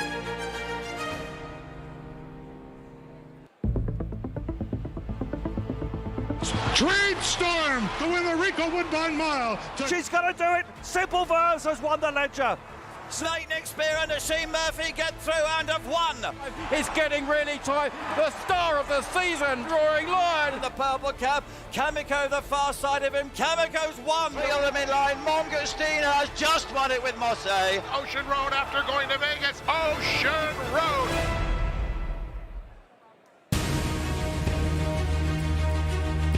Precocity. Strategic speed. Some speed at 2, but can carry it on through their later careers. Improbable, full of run. Improbable, now a Grade 1 winner. It is a complete runaway, an authoritative run. It's improbable to win the Whitney.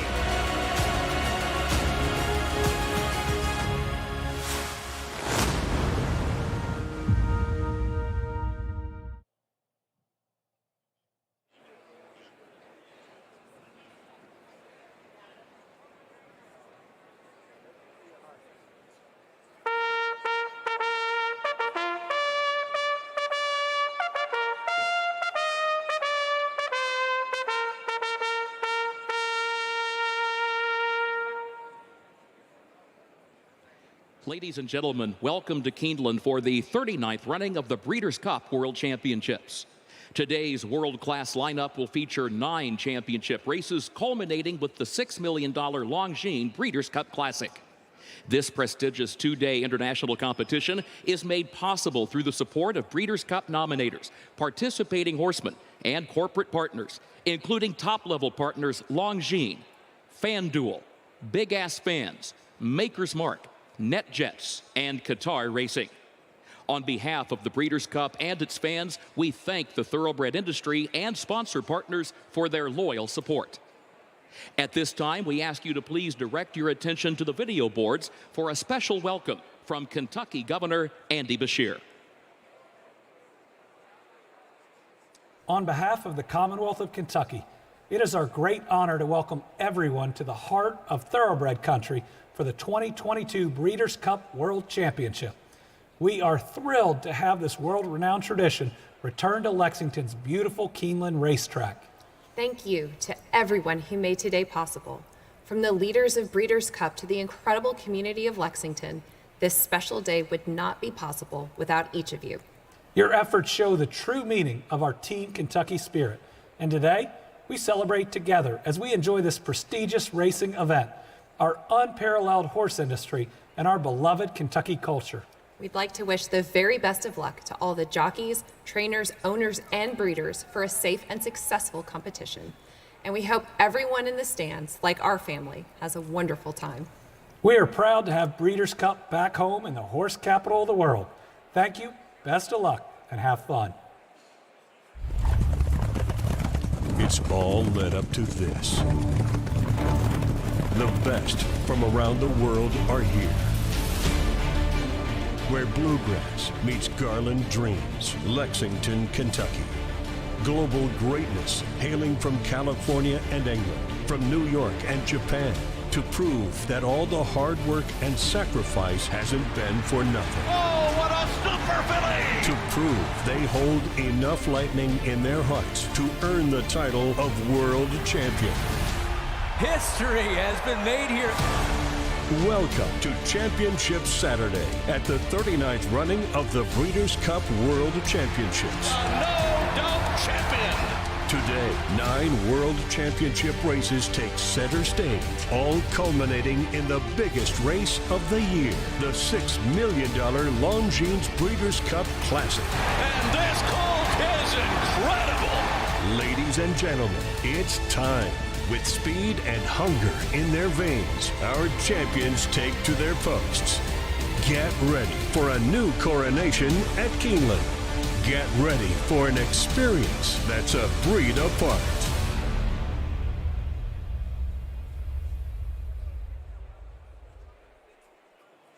At this time, we ask you to please rise as you are able as we honor America with the singing of our national anthem. During the performance, the American flag will be unfurled on the main track by the Henry Clay High School Junior ROTC. And now to sing our national anthem, please welcome CMA and ACM nominated hit recording artist Randy Houser. Oh, say, can you see by the dawn's early light what so proudly we held at the twilight's last gleaming, whose broad stripes and bright stars through the perilous fight o'er the ramparts we watched were so gallantly streaming, and the rocket's red glare, the bombs bursting in air, gave proof through the night that our flag was still there.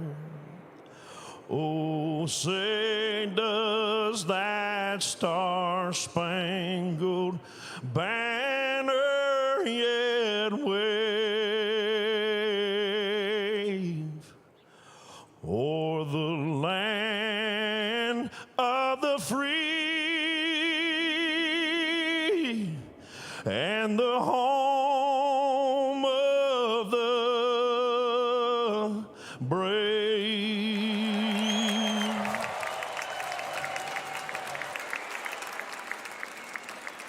That concludes the opening ceremonies for the 2022 Breeders' Cup World Championships. The world has come together for an action-packed day of championship racing. Good luck to all of our international contenders and fans. And now we get to the Breeders' Cup itself. We have 9 consecutive Grade 1 races coming up, championship races in each of their divisions, and it all starts with the Breeders' Cup Filly and Mare Sprint. Looking forward to it. We have the defending champion in this race, CC, looking to go back-to-back in the Breeders' Cup Filly and Mare Sprint. But it's a very different field than it was last year. Last year, Gamine was a heavy favorite in this race and scared off quite a bit of the competition. A much fuller field today and perhaps a much different pace scenario because of it. In addition, we have another Breeders' Cup winner here in Echo Zulu. She was last year's champion, and she's going to come up here, I feel like, a little bit under the radar. How about all the love going to Goodnight Olive here? 6-5, currently favored. Look, she's very good. She won a Grade 1 last time out. She's won 5 consecutive. A 4-year-old filly who looks like she's the real deal. I'm going to tell you why. It's because Chad Brown every night has gone out to dinner in Lexington. He's told everybody who will listen he likes Goodnight Olive. I picked her and I didn't get the memo. I just like what she looks like on paper. She's 5 for 6 lifetime. You look at that last race in the Ballerina. It was a Grade 1 event at Saratoga this past summer. She was 2 3/4 of a length clear at the 7 furlong distance. We're going 7 furlongs here today. She's 3 for 3 at 7 furlongs. She's 1 for 1 at Keeneland. Again, I'm giving a lot more weight to the horse for course angle today in my selections than I did yesterday, hoping to learn from my mistakes on some of the choices that I made yesterday. Goodnight Olive kept finding more in that last race. She just moves like a gazelle. She looks so good out there. Yeah, my mistakes were of the wagering sort. My opinion was okay. 2 parts to this game. Let's check in with Gabby. Mike, thank you. This is a really exciting race. Over the course of this afternoon, we will see 7 previous Breeders' Cup winners come back on this afternoon. One of them is CC in this upcoming race, Echo Zulu being one of them as well. But she is just a mare that just keeps on trying. You look at her past performances, and all she does is win. And she is reunited once again today with Victor Espinoza, who has been aboard her pretty much every single start. We'll check in with the connections in just a moment, but we check in now with Scott. And Gabby, we are walking right alongside last year's 2-year-old champion, Echo Zulu, winner of the juvenile fillies in such impressive fashion. She makes her 4th start this season. She is getting plenty of attention at odds of 5-1. One of the races that stands out to me was her comeback race in the Fairgrounds Oaks. She showed so much heart and determination off the layoff. Truly the heart of a champion as she looks for another Breeders' Cup win here today. And Joaquin, as mentioned, she's getting plenty of attention on the tote board. 5-1 right now for last year's 2-year-old champion filly, Echo Zulu. And Scott, the least experienced horse in the field is our current favorite. That is Goodnight Olive. She only has 6 lifetime starts, but 5 victories, and she's won 5 consecutive races. She stepped up into Grade 1 company in her last race, the highest level of competition, and it is her best performance to date. So she's incredibly sharp right now for trainer Chad Brown, who has 15 Breeders' Cup wins to his name, guys. And of those 15 Breeders' Cup wins, one of them is a filly and mare sprint. In 2015, guys, he won the filly and mare sprint with Wave Avenue. As our favorite right now, Goodnight Olive goes for 6 consecutive wins, Mike. Long on talent. You're going to see this theme throughout the Breeders' Cup races this afternoon, as every race is deep. You're going to get horses at odds of 20 and 30-1 that have looked like the best in their division all year long. Well, many of these horses have competed in the Breeders' Cup Challenge, which is a series designed to put these fields together. If you win a Breeders' Cup Challenge race, you're automatically guaranteed a spot in the gate come Breeders' Cup weekend. And not just anybody can show up to run at the Breeders' Cup. So outside of those horses that have qualified, there's also a selection committee that helps to determine the rest of the field. Bottom line, everybody that's running today deserves to be at the championship level. Let's check in with Scott Hazelton once again. Trainer Steve Asmussen sending out his 2 gunrunner fillies, Wicked Halo and last year's 2-year-old champion, Echo Zulu. Wicked Halo, we just saw her a couple of weekends ago here, dazzling here at Keeneland Race Course. How did she respond out of that effort? Obviously, we're very proud of her victory here in the Raven Run. A win over the racetrack, affinity for the course, obviously she has that going for her, as well as a 4-race win streak. Obviously a little concerned with both these fillies drawn in 11-13, watching the first 2 races and how good the rail appeared to be. Echo Zulu, she's been such a warrior for you. What are your expectations as she tackles these tough older fillies? I just love the opportunity to get her back to 1 turn, which she's suited for. Our Breeders' Cup winner from last year, hopefully she can put another Breeders' Cup trophy on her mantle. You think she can clear and get some position from that outside post? I think she can do anything he wants. Good luck, Steve. Thank you. Trainer Chad Brown has the favorite here in the Breeders' Cup Filly Mare Sprint. That is Goodnight Olive, who has won 5 races in a row. And you've done something that I guess we don't see this day and age.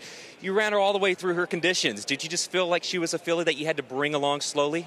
Yeah, except for that last allowance race in Saratoga. I actually entered her in a stake race, and it didn't go, so we used her last condition she had there. But, you know, she's actually obviously had some issues, and she's some running lines with some breaks in them. But this year, me and my team's been able to keep her, you know, on the track, healthy, and I really applaud the ownership group for always doing the right thing by her and waiting. And she's always showed a lot of ability, and it's so nice to see her on the big stage now showing everybody.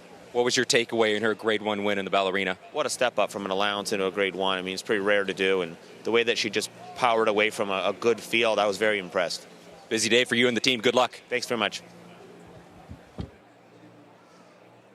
Here with Bo Hirsch, who bred and owns the great CC. Can you take us back to last year when she won the Breeders' Cup Filly Mare Sprint and what that moment was like for you? It was the best moment of all my years in the horse business.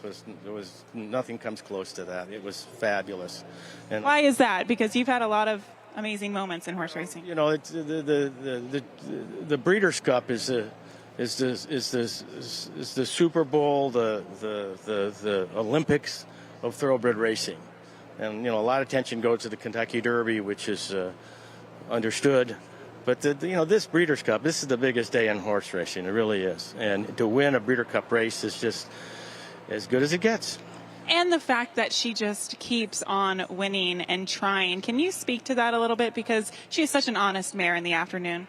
Yes, she's she's well trained and well taken care of, and she just has a heart on her, and it's why I breed the mares that I have and keep them and keep breeding them to wonderful sires, because they seem to produce these kind of horses that I love, that have a lot of guts and willing to get out there and try every time they run. Are you going to go back to back? Absolutely. Good luck, Bo. Thank you for the time. Thank you. Bye-bye. Trainer Todd Fincher setting up the number 1 Slammed, who comes into this race off of a win in the TCA right here at Keeneland. How crucial is it to have that run over this surface? I don't think it's that crucial. I mean, last time was her first race over the track, and she crushed. So I don't think it's so much the surface as the circumstance. What about this inside post? Is this much of a concern for you? It can be a big concern, or sometimes things work out really well from the rail. So she's never been on the rail, so we don't know what she's going to do, but we do know she'll try all she can, because she always has. You told me going into the TCA that you felt like she was sitting on a giant race. Does she have that same sort of energy coming into the Breeders' Cup Filly and Mare Sprint? Yeah, she's very happy, been training great. Only concern is 4 weeks. Sometimes it takes a horse a little longer to recover. She didn't have to use too much energy to win the last race, so that's in our favor. She's dead fit, ready to go. Just see what kind of trip we get. Great to have you here. Good luck. Thank you. And guys, keep in mind the Connections had to spend $200,000 to nominate her to the Breeders' Cup following the TCA. So a big investment for this opportunity to run for $1 million and Breeders' Cup glory. Well, we take it for granted because we get to watch all of these horses, but these are once-in-a-lifetime horses for many of the Connections. Yes, you have giant outfits like Coolmore and Godolphin that have year after year stables of hundreds of horses, but the smaller owners, they could play this game their entire life without ever getting to the stage. Yeah, for a horseman like Todd Fincher, he wins a lot of races, but not necessarily at the Grade 1 at the Breeders' Cup level. So this would be a filly that is one of the best he's ever had, and as you can imagine, he gives so much focus and attention to a horse like this on a day like today. Gabby? Listen here. Victor Espinoza, who is back aboard CC, what is the key to her? You have ridden her pretty much every time. What is the key to her? For her, if she likes the track, that's pretty much the key. If she likes the way the track is playing, she will run her best, and she, basically is gonna perform her best, and that's pretty much it. And maybe I just, try to get her in a mid pack so she can have that strong, really strong kick in the end. You think there's a lot of pace in here? It looks like, but who knows? When you come out of the gate, everything changed. So we hope it will probably help her out a little bit if the pace will be a little quick in the front. I'll let you go. Good luck. Thank you. Well, Team Flightline represented with Edgeway in the Breeders' Cup Filly and Mare Sprint here with trainer John Sadler. And Edgeway was second in this race last year. John, how's she coming into the race this year versus last year? Very well. She's a hard-knocking mare. I was looking up at the price, and I'm going, wow, 49-1, that's huge. But she's a very honest mare. Should give a good account of herself. How has she done in her training since her last race at Del Mar? Really good. She had we ended up working her twice here, and she went really well over the track.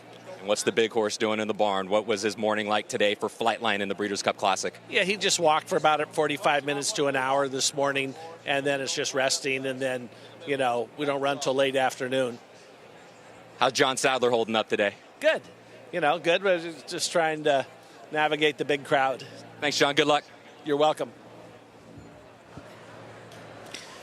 If that's his biggest concern today, he's cool as a cucumber. The crowd? Yeah, you also have the best horse in the world, John. But one thing I do love about John Sadler at this stage in his career, that wisdom, not only how he handles Flightline, but how he's handling himself. He's enjoying it. I'm really happy for him that he got this horse at this stage in his career where he could really take it all in. And he's been very deliberate in how he has shared the information about this horse to help people, to help the fans, to help the media, letting everybody know well in advance when he's going to be working every week, letting everybody know well in advance when he's going to be schooling. He's given back as much of the time with Flightline to the fans as possible to this point. And I think to go into what he was shocked about right now, Edgeway, his filly in here, she's 46-1 right now. She's 3 for 4 this year. She was runner-up in the Breeders' Cup Filly and Mare Sprint last year. She's getting zero respect right now.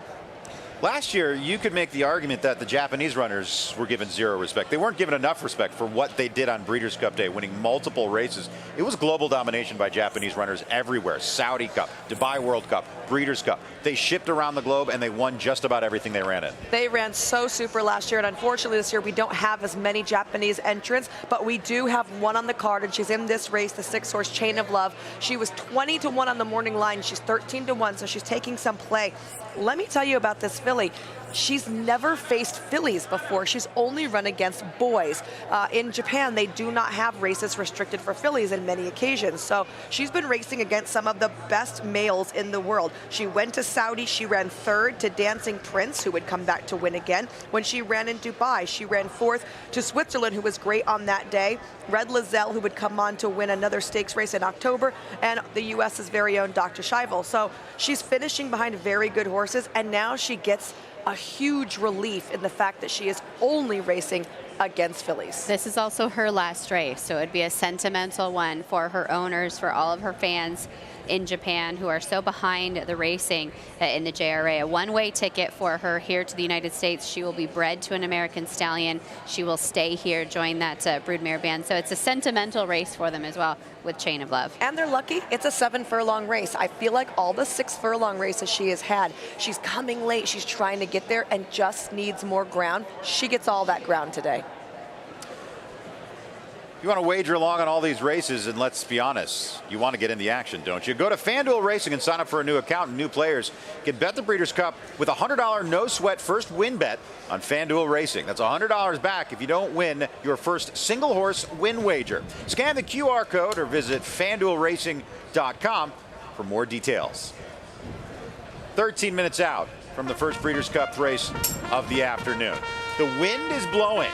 It is a nice, cool autumn afternoon here at Keeneland Race Course as they make the call to the post.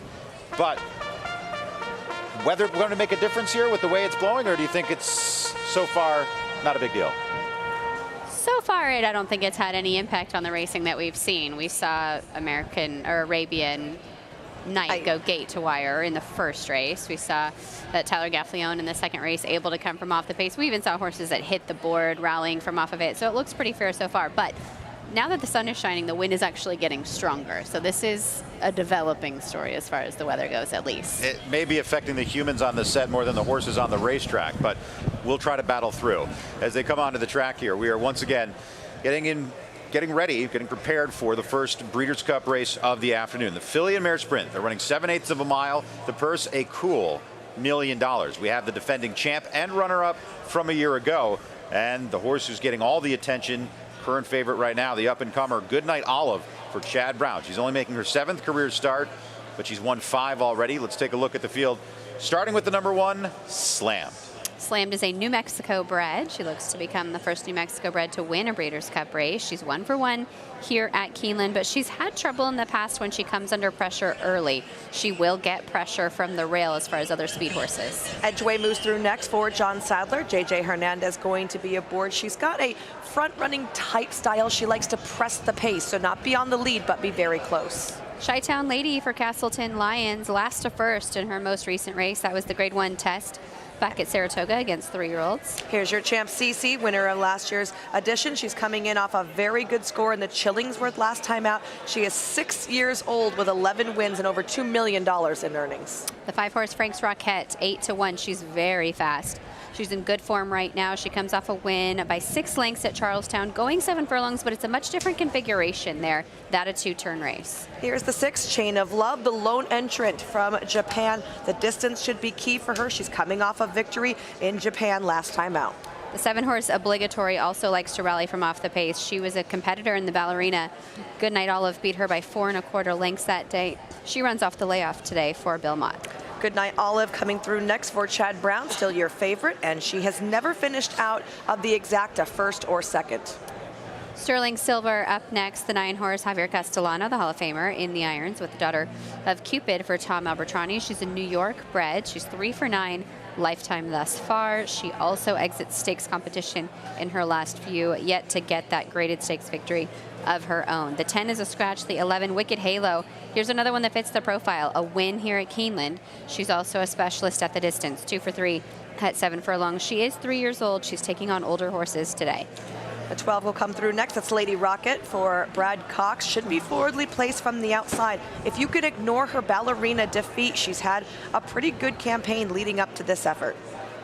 And then to the outside, the 13, the final horse that we will see is Echo Zulu. She was a 2-year-old champion in her 2-year-old season. She's a 5 1/4 length winner of the Dogwood last time out at 7 furlongs. That race was a big step forward for her as far as her speed figures go. We'll see if she can run back to that number today. And that's your field for the Breeders' Cup Filly and Mare Sprint.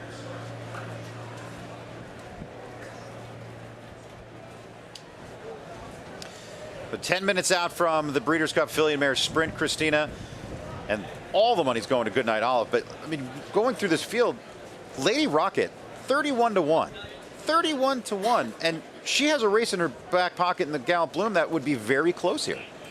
Lady Rocket does, as do many of them in this group. I don't have her on the pick 5 ticket, so we're still alive. We're still going through the early pick 5 sequence. Many of the numbers I used are a little bit similar, but you'll notice I did single in race number 4 with Golden Pal. He's the single that I found in this pick 5 that begins right here. Over to race number 5 on the program, and that is the Breeders' Cup Dirt Mile. The 3-horse Pipeline is going to be my top selection. I also used the 7 Cody's Wish, who is yet to win around 2 turns, but I do think there's some excuses for him in his 2-turn races. I also really like Cyberknife. If the draw was reversed between Pipeline and Cyberknife, I would make Cyberknife my top selection. I think Florence Giroux is going to be very aggressive with him and try to make the lead if he can. In race number 6, the Filly and Mare Turf, I love In Italian. She's an American for Chad Brown. I think she can go gate to wire. But I used quite a few of the Euros after the performance that they put on yesterday. And then in race number 7, that's the Breeders' Cup Sprint, I am not all in on Jockey's Warrior. I think a lot of people will be, but similar to the knock-on Slammed, when he comes under a little bit of pressure, he tends to have some trouble. Kamari is a horse that I really like. She's so good right now. Career best form. She's my top selection. That is a pick 5 ticket from Christina Blacker, and here is a DRF Formulator Fact from Michelle Yu.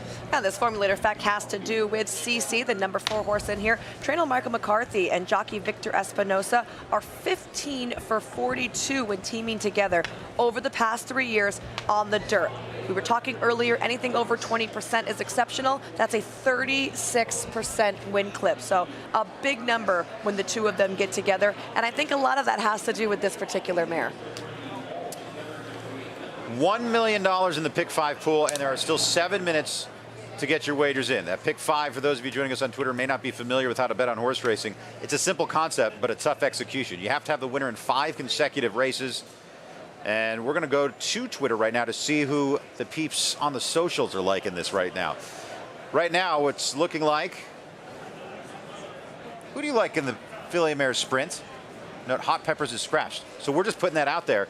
CC, yes, great horse, the defending champ. I'm sure plenty of people are going in that direction as well, although she's 10-1. I can't believe she's such a high price. You know what the thing about her is? Sometimes, like Victor said, she doesn't like the track, and Saratoga was a notorious one for her. A couple of years back, she ran in the Humana Distaff. She didn't like the track that day, but certainly she has looked good on the track here, and we know she was prepping well at Santa Anita. When fillies get to this age, 6 years old, they can really get their mind on other things than racing, like heading off to be a mom. I feel like Cece has a very renewed focus as of late. So Good Night Olive slammed. Wow. From Bart Howard. He's going with the rail runner. One of the owners of Good Night Olive was represented by his friend. He said, hey, my really good friend, your friend should be picking up dinner if he wins tonight. Slammed. Rio Doce Downs in New Mexico is a track I grew up at and learned to bet at from my grandfather. Also my favorite racetrack in the world. Frank's Rocket has been on a roll. The thing about Frank's Rocket, we got to, or excuse me, not Frank's Rocket, Lady Rocket. Lady Rocket, the Gallant Bloom, lost to Kamari. I mean, Kamari could win the sprint against the boys. I agree. And my concern with Lady Rocket today was she took a really big step forward that day. Right, she doesn't pair them up very often. I don't know if she can come back and run that hard again here today. I mean, perhaps her best race was back on September 25th, unfortunately for her. This is the day when you want to come with your A++ game. Yeah, Mike was talking about the numbers earlier. She ran a 0 and then bounced in the ballerina with a 7, which is a huge swing. And then she came back with a -2. So that's really setting her up to maybe not have a successful effort again. About this little did you know, 12 of the 15 Filly Mare Sprint winners went on to be named champion female sprinter. When the Breeders' Cup was invented in 1984, that is exactly what they had in mind. These are the year-end championships. You win on this day, and you'll most likely be crowned champion at the end of the year. Here's a very interesting note. We're talking about a couple horses that are 3-year-olds versus older horses. 3-year-olds have only won 3 runnings of the Filly Mare Sprint. So for some of them, that would be Chi-Town Lady, the 3. She is 3 years old, taking on the older horses here today. Farther Echo towards Zulu. the outside, Echo Zulu, the 14, or the 13 rather, who is 4-1. Sterling Silver is also 3. Wicked Halo. We have a good, strong group in terms of the numbers of 3-year-olds taking on these horses. And if you think about this 3-year-old crop, these are the sprinters. But the 3-year-olds that have been going long that we're going to see a little bit later on in the Distaff, one of the better 3-year-old crops we've seen in a long time. Certainly. I actually love the fact that Steve Asmussen decided to kind of bring Echo Zulu back to A, right? When you have a 2-year-old that looks good, everybody wants to stretch them out to run to the Oaks and run to the Derby. And we saw Echo Zulu attempt the Kentucky Oaks. She was 4th. She actually tried to come back since then in the Acorn and was a vet scratch at the gate, but they brought her back with that impressive dogbook victory at 1 turn. And I think the fact that Steve said this is what she wants to do, we're finally going to get to start seeing Echo Zulu do like what she did last year, which was rattle off win after win after win. But that's why he's a Hall of Fame trainer. There's a lot of trainers, after you win the juvenile fillies around 2 turns, after you win the Fairground Oaks around 2 turns, they keep her at 2 turns the rest of their career. They don't want to come back to that sprint distance. Look at Cece. Right. What a great example. Mike stretched her out, and then he's brought her back, and she's relatively versatile, but he really tries to find what works best for her. Joaquin? Mike, thank you very much. Here in the grandstand with Frank Fletcher, they have Frank's Rocket, who's coming in here off a big win in her most recent start. What have you thought of your horse's season so far this year? This has been one of her best years. She looks like she's in as good a shape as she was when she was a 2-year-old. So she's 5 now, and she's in great shape. And it's going to be a very competitive race. So, as you know, we have 2 horses in here today. So it's going to be kind of hard to follow the red colors. So one of them's got a black hat and the other one's got a red hat. What's it like for you as an owner coming to the biggest stage in thoroughbred racing and having 2 horses in the same race? What's that like for you as an owner? It's like a miracle. It's unbelievable. This is what you work for. And, you know, we as owners do very little. We just write the checks. All the other people do the hard work. So I just hope for a safe trip and a fun deal today. You have 2 chances in here. Thank you for the time. Good luck to you. I appreciate it. Bye. And we don't celebrate the owners enough in the sport, if you have my opinion, because they are the ones who pay the bills. They buy the horses. The trainers get the glory. The jockeys are in the heat of battle. But it's the owners who make this game go round. It is, and they're so passionate. I mean, we heard from Bo Hirsch a little bit earlier on. A lot of these owners might have purchased horses out of auctions, out of sales, and they go on to campaign them. But this is the Breeders' Cup. So for those folks that have bred their competitor, have been there every step of the way. Sometimes they were right there when these horses were born, and then to go and see them compete on racing's biggest stage. It just adds another layer of emotion to the entire experience. And I think our viewer at home has to understand that even though there is a $2 million purse on hand here, most of these owners are not in racing to make money. Generally, you're buying a horse and they're not going to return their purchase price. You're doing it because of the passion you have for the sport, the love you have of what the animal can accomplish, not just because you're going to be padding your pockets. Well, that's the old adage. How do you make a small fortune in horse racing? Start with a really big one. Yeah, start with a large fortune. They are heading toward the starting gate here. $1.4 million in the pick 5 pool. Continues to grow. There's a look. This horse is getting more and more interesting the closer we get to the starting gate. Slam. She has speed. The pace scenario of this race will be fast. They are sprinters. They're horses that run less than a mile. So by definition, they're going to be fast. Talk about the pace scenario here and how this one unfolds, Michelle. I mean, you have to think that a lot of these horses are going to go, which sets it actually up nicely, in my opinion, for Goodnight Olive, because she's shown a little bit of versatility. I expect from the outside, you're certainly going to see Echo Zulu take it, because otherwise you're just in a bad spot sitting wide the whole way. So I want to see her use some of her gate speed up there to get herself a really good position. That would set up Goodnight Olive to get a nice stalking position off of her. I'm not sure what to see from Chain of Love, but I also think that we're going to see Edgeway very, very close to the action up front. You can get in the action at FanDuel Racing. That's right, new players.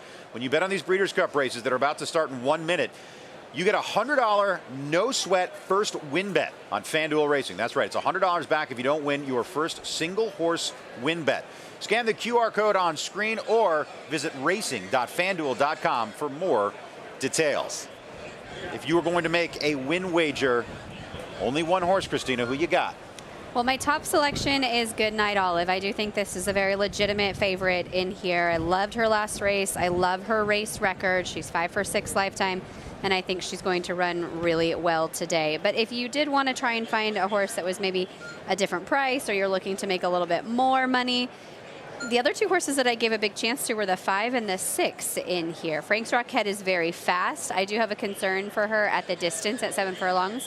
But at 8-1, that's a bigger gamble. You're making the gamble because you're wondering there's something that's, you know, on her resume that's not a surefire thing. And also the Japanese horse, Chain of Love. She's looked great all week. They don't send her over here just for the trip. They're coming to win. Michelle? For me, I mean, CC at 9-1, that is too good of an offer to pass up. So if I'm betting someone besides Goodnight Olive, I'm looking at her. And I agree with Christina on Chain of Love. Getting against fillies at this perfect distance and the dominance that Japan has shown this year in racing, she's hard to ignore at double digits. The Rocket horses for me, Frank Fletcher has a pair of horses in here. Frank's Rocket, second to Kamari. Oh, Lady Rocket, also second to Kamari. Remember the black cap and the red cap, Mike. Black that's cap who and you're the red watching. Cap. Yeah, I'm with the rest of the talent here. I think Goodnight Olive, certainly the horse to beat. Wasn't expecting the price to be this short, down to 8-5. But if you're looking at the tote board and doing a check, 17-1 on Lady Rocket, and then the price you're seeing right now on Frank's Rocket at 8-1. There's a look at the Japanese contingent here for Chain of Love. You know, Koji Maeda and then Michihiro Ogasa, the connections. And look, William Buick will be piloting this mare. He's been a fantastic rider his entire career. He's in the irons for her for the first time. They only came with one. Last year they came with about a dozen horses, seven horses. And they won multiple races. It was fantastic. Some would argue at this time last year the best race horses in the world resided in Japan. Well, we'll decide where the best race horses in the world reside, but this weekend, they're all right here in Lexington, Kentucky. The field is at the starting gate. It's time now for the Breeders' Cup Filly and Mare Sprint. Let's go to Kurt Becker for the call.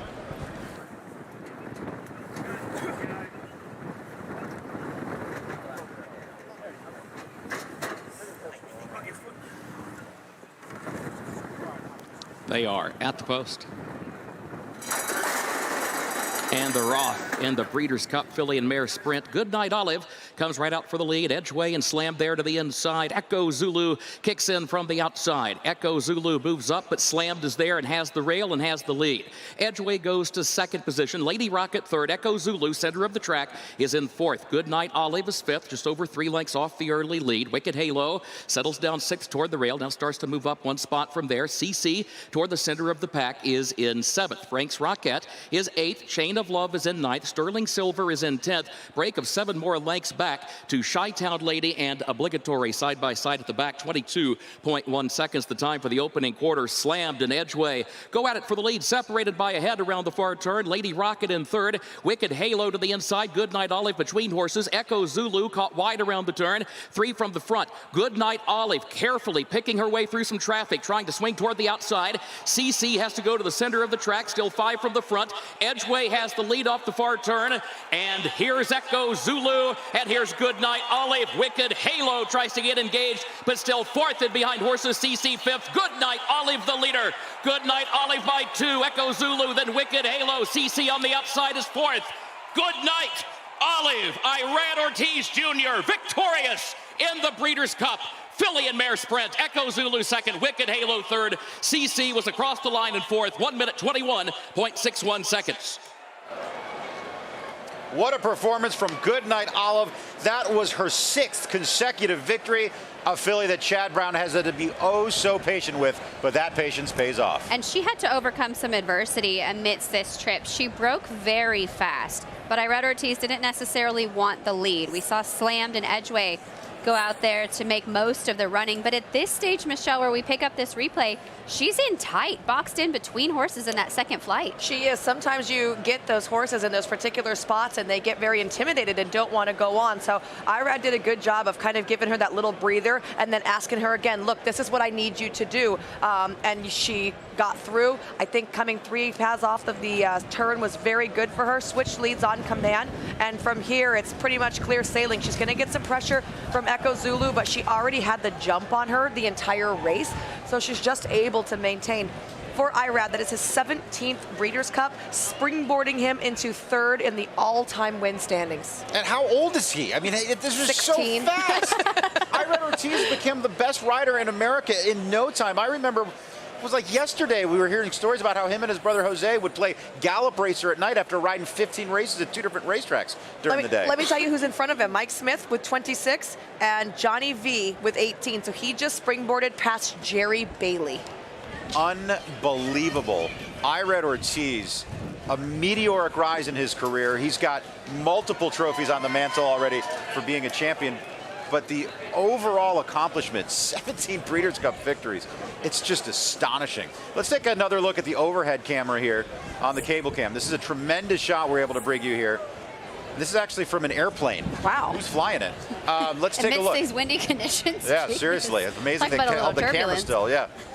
So look at here, you're looking at the horse with the pink saddle towel and the blue silk. She was in tight right there, and then you see Irad angle her out because she wants to move faster than the 2 horses up front are moving. Right as she starts to go, Echo Zulu directly to the outside of her in that white helmet. She's stuck to her side. She wants to make the move when the favorite does, using her as a target. But Goodnight Olive got the advantage early, and then at no point could anybody reel her in. And just look at her finishing off here. She just looks so smooth late, lugging out just a hair, but not enough to count. You can really see the acceleration when you take it from that angle. And there was a key moment right when we picked it up when Irad Ortiz was able to angle her out behind the 2 pace setters. She was athletic enough and fast enough in that moment to get to that spot before Echo Zulu came up to her outside. If Ricardo Santana Jr. on the 13 had been able to get to that position first, he holds her in. He boxes her in. She never gets a run. And he might have gone on to win the race because Echo Zulu ends up being 2nd in here, followed by the 11. Key, decisive decisions from him clear throughout. Irad Ortiz Jr. made the difference here today. Look at the progression we've seen from her. Joaquin mentioned beforehand the fact that Chad took her through her conditions. So she faced easier company than a lot of these other fillies had. And that, having her face against easier company, first of all, kept her fresher because you don't have to run as hard against easier company, but it also just boosted her confidence. Look at the confidence she had to follow what her rider was asking her to do. Let's take another look at the full trip here. Goodnight Olive, fantastic performance, but let's see what it looked like from start to finish. So Goodnight Olive coming from post number 8. You can see that sharp break, Michelle. Yeah, she broke very sharp here. In fact, she was in front at this point of call, but the inside horses are going to rush up. And when you have someone that wants to rush up and go at a suicidal pace, if you have a kind horse like Irad did, you let them. So he let Slam go and he let Edgeway go, tucking her in beside, and she was fine at this particular time, but she had very limited options of where she could run. And you'll see as some of the horses slow down, she's kind of forced to slow herself down as as well. In some of her prior races, she had been a little bit close to the early lead because she's facing easier horses. They're a little slower, so that naturally is going to put her a little bit closer to the lead. But right there is where it got a little dicey for him. There's a few other runners to the outside that are rushing up, both the 12 and the 13, to make those positions and to make that running. I thought she was actually coming off the bridle at this stage. She moves in tandem with the 11. The 11 horse is going to end up finishing third in here and actually had the most ground-saving trip of all. Tyler Gaffleone riding a beautiful race on Wicked Halo and giving his filly every opportunity. But as soon as he swings to the outside and she gets clear sailing, Goodnight Olive comes with the same finish, the same acceleration that we saw in the Ballerina. She's like a gazelle out there, just pulls clear from her competition. I don't think people understand, too, how hard it is to make these multiple moves. So we saw her break sharp and then slow down her speed. We saw her get up inside tight, slow down her speed, and then we saw a third acceleration from her. Horses are not sports cars. Very few of them can start and stop at leisure, and she showed just dynamic athleticism today. Yeah, it's that push button type move where you can just turn it on and turn it off. Very few horses can do that. Goodnight Olive there, returning $5.70 for a mere $2 wager to win. Think about that. You got a $5.70 return on a $2 bet, or put your own zeros on it, in a final time of 1:21.3. That was a racehorse time here we saw at the 7 furlongs. Yeah, very good. Big effort from Goodnight Olive in here.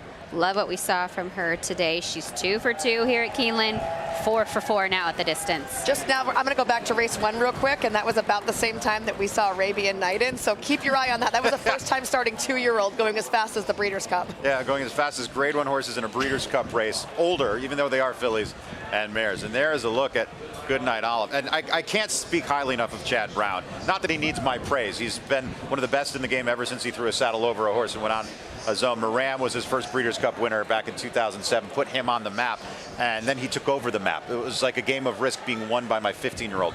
He is so patient, and he's so kind to horses. He will do anything to make sure a horse is at their best physically, and he never takes an unnecessary chance. I mean, Richard Mandela-esque, Bobby Frankel-esque, who he learned under. He takes such good care of him, and there's not a lot of trainers that have the patience. Think about Bricks and Mortar several years ago, a horse that was off for well over a year, and he brought back to become a champion. Here's Goodnight Olive. As a 4-year-old, she's just making her 7th start here. He's just so good and such a fantastic horseman. And Chad Brown, that will be his 16th Breeders' Cup victory, putting him still in 3rd behind Lucas and Bob Baffert. And just think about all the Breeders' Cup classes he can win with those purse earnings from the $1 Million race. If you want official merchandise, go to breederscupshop.com. And don't forget, you can take part in the FanDuel contest. It's not too late to get involved. FanDuel's giving out $20,000 in prizes to all Breeders' Cup fans, plus a free shot at $1 million. Just pick the correct order of finish in the FanDuel Breeders' Cup Mile, presented by the PDJF. Play for free at FanDuel.com or on the FanDuel app. There is a look at your winner. You get a special blanket as well, but she knows she's a champion. She knows what she did today was special. I want to see where her saddle towel went, because Chad told me a story that one of his connections has a daughter named Olive, and every night he calls her and says, "Good night, Olive." Not connected with the horse, but just, and so Chad wants to make sure she gets the saddle towel. Oh, now, I mean, there's so many wonderful race stories in racing with each and every horse. I mean, you think you start the beginning of the year with 20,000 horses, 15,000 horses registered to be racehorses in this country. And at the end of the year, you have 174 eligible to compete at this stage. Let's head to the winner's circle right now for the post-race celebration. To win a Breeders' Cup race, you don't always pull a Charlie Appleby. For the winner's circle presentation, we head down to Kenny Rice. All right, a lot of people around here. We're going to talk first to Chad Brown. Chad, congratulations. You've had to do some work to keep her out on the track, and she just keeps winning. Yeah, she's really symbolized everything that's good in horse racing. Being patient, always putting the horse first, bringing together a lot of different people that some of them didn't know each other before they went in on this horse together, and a large, really ownership group that's worthy of this win with their patience and such, and just a lot of memories made today. And with Ghost Zapper, I think of the Bobby Frankel connection a little bit there, and the work that he had to do to keep Ghost Zapper going. Maybe that's going through your mind a little bit, your mentor. It makes me feel a little old. I actually worked a lot with Ghost Zapper, with Bobby, and I always think of him on these big days, everything he taught me, and and she's a lot of her dad. You know, tough as nails, and she might not run a lot, but when she does, she lets everyone know she's there. I interviewed Bobby with Ghost Sapper, if that makes you feel younger. Okay. Thank you. Congratulations. All right, Steve Lehman, congratulations. You and your group, wonderful. Thank you very much. It's such a privilege to have a horse like this. It's just an honor.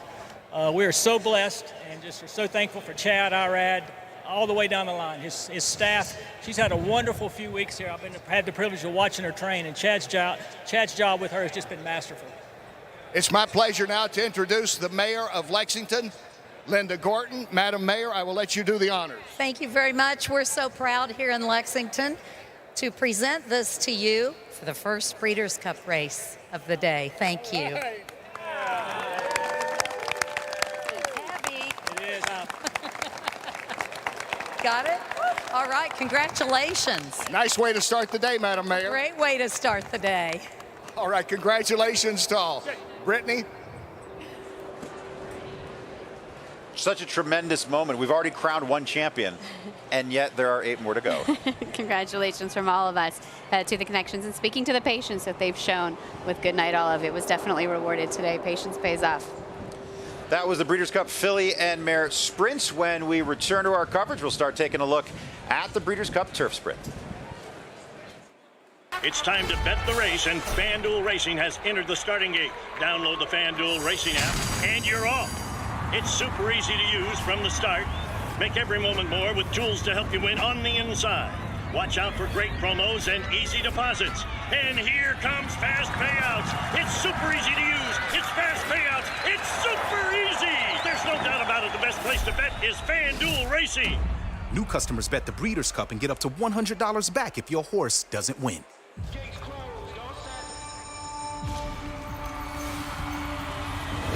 At Calumet Farm, we're proud to offer proven stallions to fit every breeder's needs. With over 72 million in progeny winnings on dirt and turf, our diverse roster is producing the champions of today and tomorrow.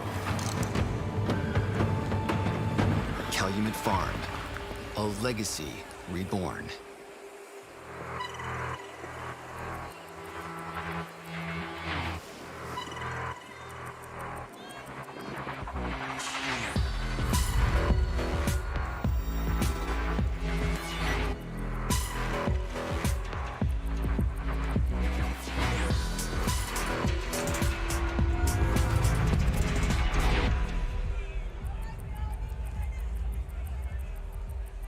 Longines.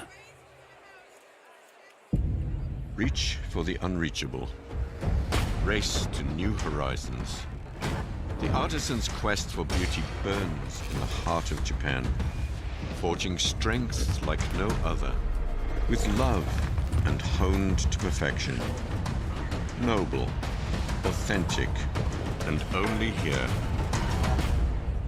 The legacy of strength. The industry has a few things that we have to take care of better, and one was the aftercare of the horses. We have a social responsibility to make sure that thoroughbred aftercare is also #1 on the list. Just the word aftercare has become part of the vernacular in a way that it was not. We started with some 21 organizations, and now we're up to over 82 facilities throughout the country, and giving away almost just under $25 million.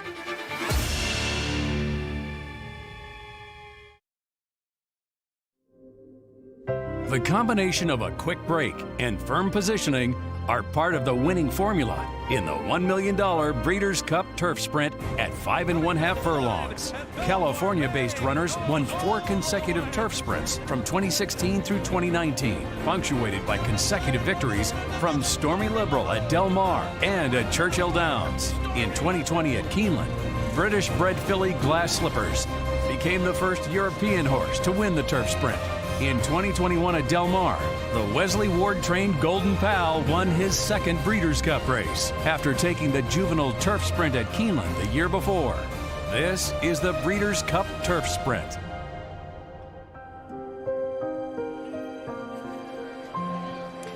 This is one of the most fun races on the card, the Turf Sprint, and one of the most fun horses we've ever seen. Wesley Ward says it's the best one he's ever trained in Golden Pal.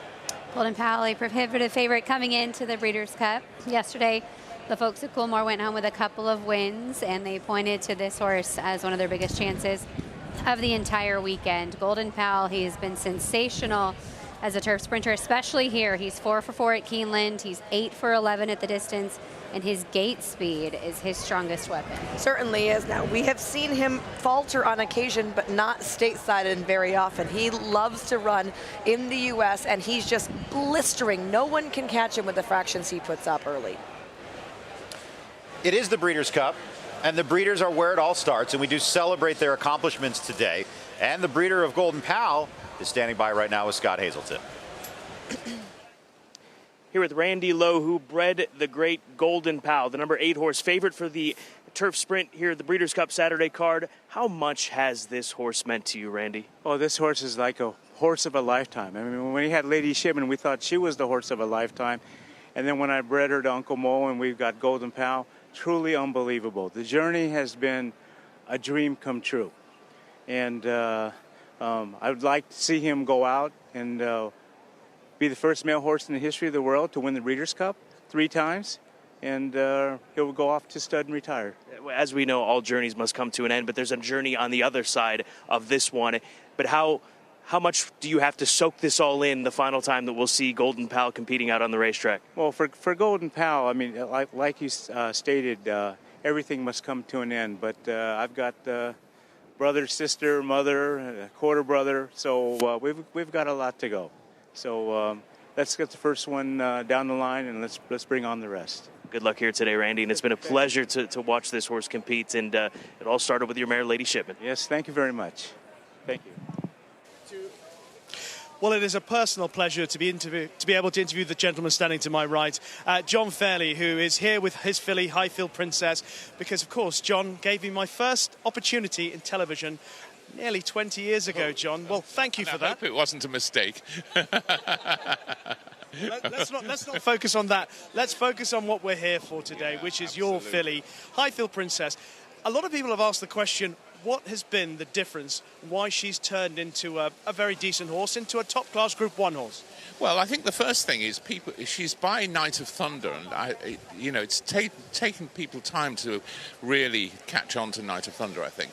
But mainly, she had she had a bit of an injury, so she never ran as a 2-year-old, and it was halfway through a 3-year-old before she really ran at all. And with John Quinn and I think that actually that may have been helpful, helpful to sort of, not push her in through a 2-year-old. And so then we discovered she was quite good on the all-weather. So, places like Chelmsford, not so grand as Keeneland, but good places to win. And she just constantly, frankly, surprised me. I mean, all the way up to the to the Curragh, where she won, beautifully at the Curragh. So that's why I've got a whole gang of my family have all been there. They came to see her in France. She won her Group 1. Then, of course, York down the road, but then over to Ireland and again. So the whole lot have all come to, there's about a dozen of them have all come to Keeneland to see this horse. And we hope she'll show what she's got, something special in her mind as well as her body. Jason Hart, the jockey, told me early on that when a horse comes up to her girth, she just pulls out something more. So, who knows? But it's just wonderment to be here, frankly, with that sort of a horse. How scared are you of Golden Pal?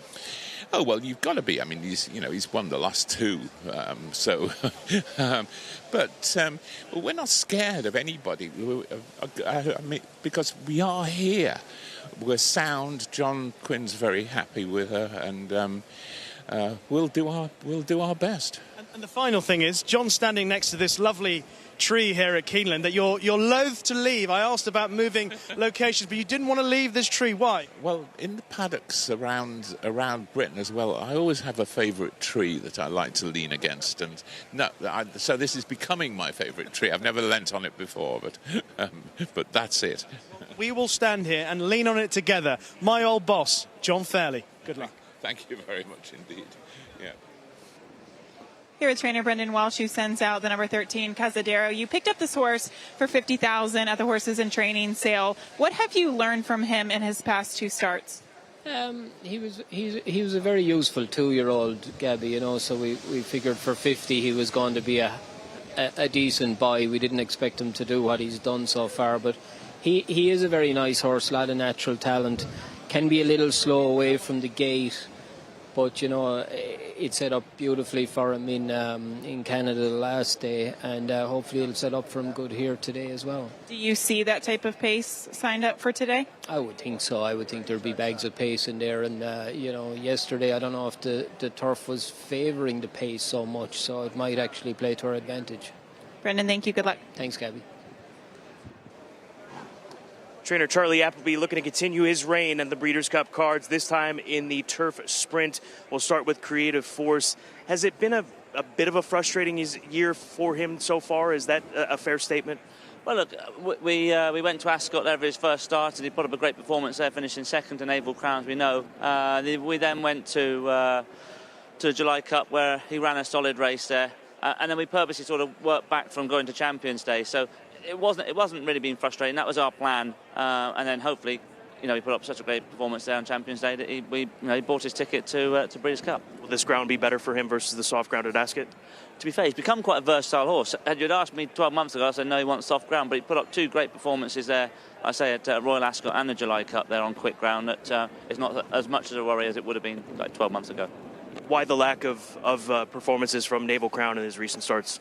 I think, to be honest, at the Ascot and the July Cup, where he put up obviously one at Royal Ascot, and then he put up a great performance, finishing second at July Cup there. I think it told, to be honest with you. We went again there to the Haydock Sprint on quick ground, and I think he showed the signs of a tired horse. So we gave him the break. You can put a line through the last run there. He doesn't like soft ground, but we needed to get him out in preparation to come here. Good luck again, Charlie. Brilliant. Thanks a lot. Appreciate it. Thank you.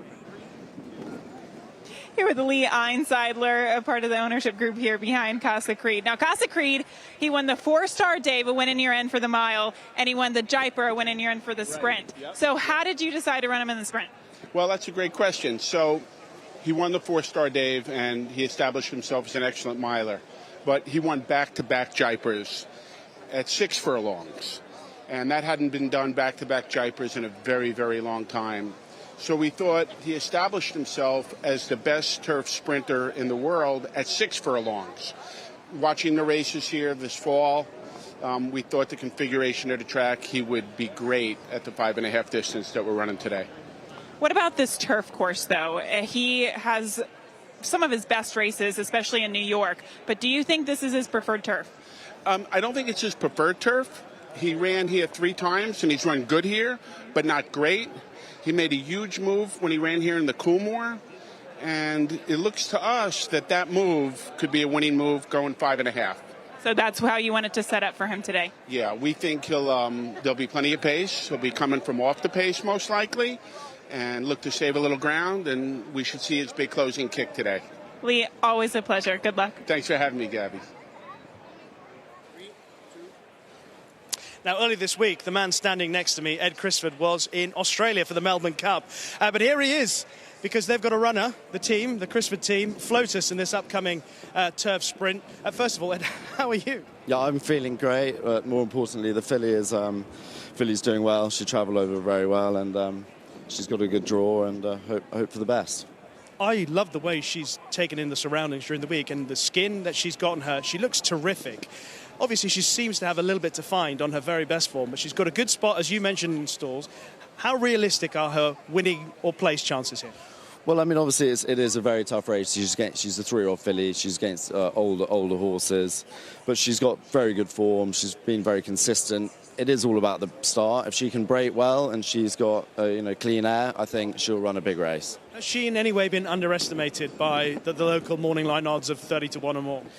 It's hard to gauge, really, because I mean she has won a Group 3 this year and been placed in Group 1. So there are horses with better form out there, like the Highfield Princess and Charlie's horses and Emiratiana for the Euros. So I think it's probably about right, maybe sort of 20-1ish. But I'm hopeful she can run a big race. She's in great order and she's doing well. So as always, thanks for your time, Ed. Best of luck. Thanks, Richie. Thanks.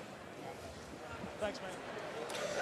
The Euros were dominant on the turf here yesterday. Are we underestimating them here today? Well, I think when it comes to some of the longer races, especially the mile, the turf, that's where we generally see the Europeans excel. But yesterday was a little bit different in that they were also able to be winners in the Breeders' Cup Juvenile Turf Sprint. So this would not be always the opportunity that you would look to a Euro in terms of the turf races, but they've done it already this weekend, and maybe it keeps going. Highfield Princess is a very legitimate horse, though, especially her. Certainly is. And I mean, I think that we heard from Brendan Walsh where he said it wasn't really playing as much to front runners, and what we tend to think from the U.S. is speed, which was just setting it up for all the UK closers. So you see the 2 and the 5 have already made their way onto the track. That is Flotus and the 5 Go Bears Go. Now, most of the field is still in the paddock, saddled, but without riders up. We're efforting more information. I believe Scott Hazelton has an update for us. Yeah, we always knew the 2 and the 5 were going to be going out, Flotus as well as Go Bears Go, early, but they went out maybe a little bit earlier than was anticipated. So they're out there. These horses are still back here in the all-weather stalls as we wait for them to be finally, the final ones to be saddled up. Now, the last one from my observations to be saddled was Wesley's Campanelli, and part of this, Wesley has 3 horses in here. His valets were a little late coming out, so they had to wait for the tack to come out in this direction. But there's a lot of energy down here in the paddock. The wind continues to whip through the paddock here at Keeneland Race Course. You've got the leaves blowing around. So, Gabby, there's a lot of energy here in the paddock that needs to get out onto the main track and get warming up. Yeah, you're right, Scott. I had a really good conversation with an exercise rider just a few weeks ago, and she said when you get horses from a different climate, a different environment that isn't used to windy conditions, such as in Lexington, Kentucky today, say Florida, where you have the palm trees, horses don't react to it well. They literally feel like the sky is falling, so they can react to that adversely. Now, I will say that the 2, Flotus, did relax a little bit once she came out to the track, but the 5, Go Bears Go, he was really keyed up throughout, and that's just something that you don't always like to see. So definitely want to keep an eye on him as we get closer to post time. But on the opposite side of it, Mike, Golden Pal, I just saw him in the paddock. He is just cool as a cucumber. It's like nothing's phasing him. Of course, he's been here in Lexington, Kentucky for a very long time for Wesley. Well, it's easy to act like you've been there before when you've been there before. And yes, the wind is affecting everything. It's shaking the set that we're sitting on. It's blowing papers around. The only thing that has stood up to it at this point is my hair gel. I wish I had some of your hair gel at this point. It's interesting to see these horses coming out so early, and there definitely is something to kind of getting that nervous energy out, because when you are in the paddock, and here's a look at Go Bears Go, to Gabby's point, he's definitely feeling himself a little bit, and that is some nervous energy. But generally we put riders up all at the same time because you want them to keep the weight of the rider and the saddle on each horse equally for the same amount of time before they reach the starting gate. This, if anything, is maybe a slight disadvantage just because they are having to carry their riders a little longer before the other horses get out there. Interesting. Check in once again with Rishi Prasad. Yeah, just looking at the horses and jockeys now getting on board as they get ready for this Breeders' Cup Turf Sprint. And obviously there's a part of me that'd love to see the Euros win. And I think the best chance that we've got is Highfield Princess. Now, I had a chat with John Fairley, who's heading up the ownership group of Highfield Princess. He lives just a few yards away from where John Quinn trains. He comes out to see her every day. And she's the horse that is carrying a lot of sentiment behind her. She's 5 years of age. She's been around for some time now. She's actually the most experienced horse in the field with 30 starts. But it took them 23 goes before they decided to drop her down in trip to less than 7 furlongs. But since then, it's been the making of her, because she has certainly turned herself inside out. She's producing great performances now. She's had a long season. She's been on the go since February. So there is a big question mark against her being able to produce her best in November. But she's had a break since she last won in Ireland, the Flying 5. So that break may have just freshened her enough to take on Golden Pal and Co. today at Keeneland. With the exception of her Duke of York Clipper Logistics Stakes, every single race that Highfield Princess has run this year has been faster than the race before. She ran exceptionally fast on May 11th, but for the most part, she has just gotten faster and faster as the campaign has gotten longer. And you have to consider, you know, she might even love the ground here even more. She might be faster in America than she has been over any surface overseas. We have to remember, the majority of her good races this year have come going straight. A lot of our U.S. horses win races in the turn when they can accelerate in the turn, taking that curve around there, and we don't see that as much from U.S. horses. How hard is that to do for a horse that's used to running down the straight to make a move in the turn? Hard. Running the turns like that is all about balance, and a horse that's really athletic. She has shown those qualities already in her races, so you'd think that naturally, the athlete that she is, she should be very capable of it. But as with any athlete, in any discipline, the more repetition that you have, the more practice that you have in any type of environment, you're going to get better at it. So this is still fairly new to her, whereas Golden Pal, this is home. He's partly so relaxed and calm because he just walked out of his stall. It's a home game. This looks the same to him as it does each and every day. Look at him. He hasn't turned a hair, and he's also had that repetition of training here, working here, day in, day out. I believe the saying is he's an old hat. As we are getting close to the starting gate, or the post-parade, I should say. Michelle, start of another pick 4, great wagering opportunities. I see you only need 1 to get out of this race. Yeah, I mean, yes and no, right? This is a way to keep your wager small, and do note that in race number 5, there was a scratch of the 6 out of there. So this ticket gets even smaller in that particular spot once we lose Laurel River. If you were going to add more horses, I would add the 1, the 3, and the 6 to here and bring your ticket up somewhere around $48. With the exception of maybe singling Golden Pal in this, I didn't have a huge conviction in anyone. I have horses I like, but no other singles. Leading him onto the track, Creative Force at odds of 8-1. Creative Force was 3rd most recently at Ascot over Good to Soft Ground in the British Champions Sprint, but back in the Platinum Jubilee over Good to Firm Going, that was one of his best races where he was 2nd to Naval Crown. I don't think we're going to get to see Flotus, but she's out there somewhere for Simon Crisford. She runs her best races when she's sent, but she's not as fleet as the U.S. horses. Emiratiana on your screen right now, 41-1. She's 0-6 this year. She has run well in the States in the past, but you're banking on that improvement again for her today. Wesley Ward also sends out the filly in here. Campanelli coming in with a cutback in distance after a victory, going 6.5 at the undulating Kentucky Downs turf course. She's an interesting sort. She's fared well in Europe previously. We'll try to find Go Bears Go again. He is one of the horses that came out early onto the racetrack, a little nervous out there. Coming through next will be Highfield Princess. John Quinn trains. She's bringing in 3 consecutive victories, going everything from 6.5 to 5. So this particular distance really should suit her. Look at, she's the picture of poise and control right now. Don't forget about Arrest Me Red, another horse from Wesley Ward's barn, 18-1. And a horse that has been improving as of late. 3rd most recently at Kentucky Downs in the turf sprint, a very challenging course that he competed over there. He moves up 2nd off the layoff in a lot of his races. He's 4 years old now, maybe not as fast in the early stages as he once was, but he's going to be sitting a nice stalking trip behind his stablemate Golden Pal. Speaking of Golden Pal, he'll be moving through next with a pink saddle towel, the son of Uncle Mo. We expect to see him forwardly placed. He already has 2 Breeders' Cup victories under his belt, but he's going to be trying to win this race for the 2nd time. Ms. Direction and Stormy Liberal have both won the turf sprint in back-to-back years, kicking up his heels right there. The 9 is Naval Crown. James Doyle rides for Godolphin and Charlie Appleby. The last few races are not his best, disappointing in the recent form, but it's all about the ground for him. He was the winner of the Platinum Jubilee over Good to Form Going at Ascot. Caravel coming through next, 45-1 right now, a massive price for Brad Cox, she's been very good for him. She's coming off a victory here at Keeneland last time out, and they weren't sure if they were going to run. She earned the spot there and has been training extremely forwardly at Keeneland for this spot. Casa Creed went by quickly. He is one that is yet to try the distance. We heard from his owner, Lee Einseidler, a little while ago. The 12 is a scratch. Cazadero seems to be improving for Brendan Walsh. Big win in the Nearctic last time out at Woodbine. Artemis City Limits will probably try and get close early on. He's coming off a 3rd place effort behind Golden Pal.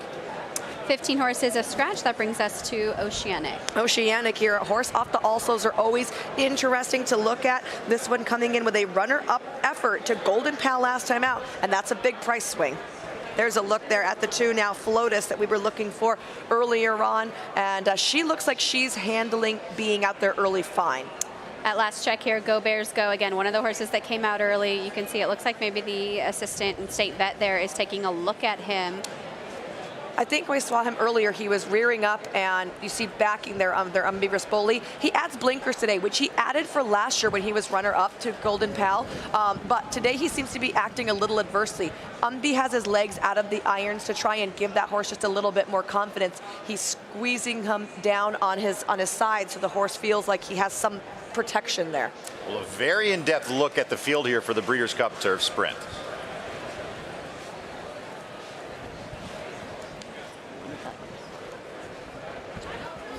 So once again, we're about to start another pick 4 here that does go through the next 4 races. Now we have a DRF formulator fact on Highfield Princess, your current second choice. Highfield Princess is 6 horse. She is 3-1. Looks like Europe's best chance in here. And she's a daughter of Knight of Thunder. He's a sire of North American black type earners such as Thundering Knights, Pocket Square, and Bradenberry. And as we've seen, her form is very good coming into today. 3 consecutive wins in Group 1 competition. Let's check in with Rishi Prasad once again. Yes, and just a footnote ahead of Highfield Princess running in this upcoming race. I bumped into Sean Quinn, son of trainer John Quinn, and Sean Quinn said, I'm breaking the habit of a lifetime here. I'm going to put a wager on Highfield Princess, and not because he wants to win money, because if she were to win, he's not going to cash the ticket out. He wants it as a safe keep forever. How much is he not betting?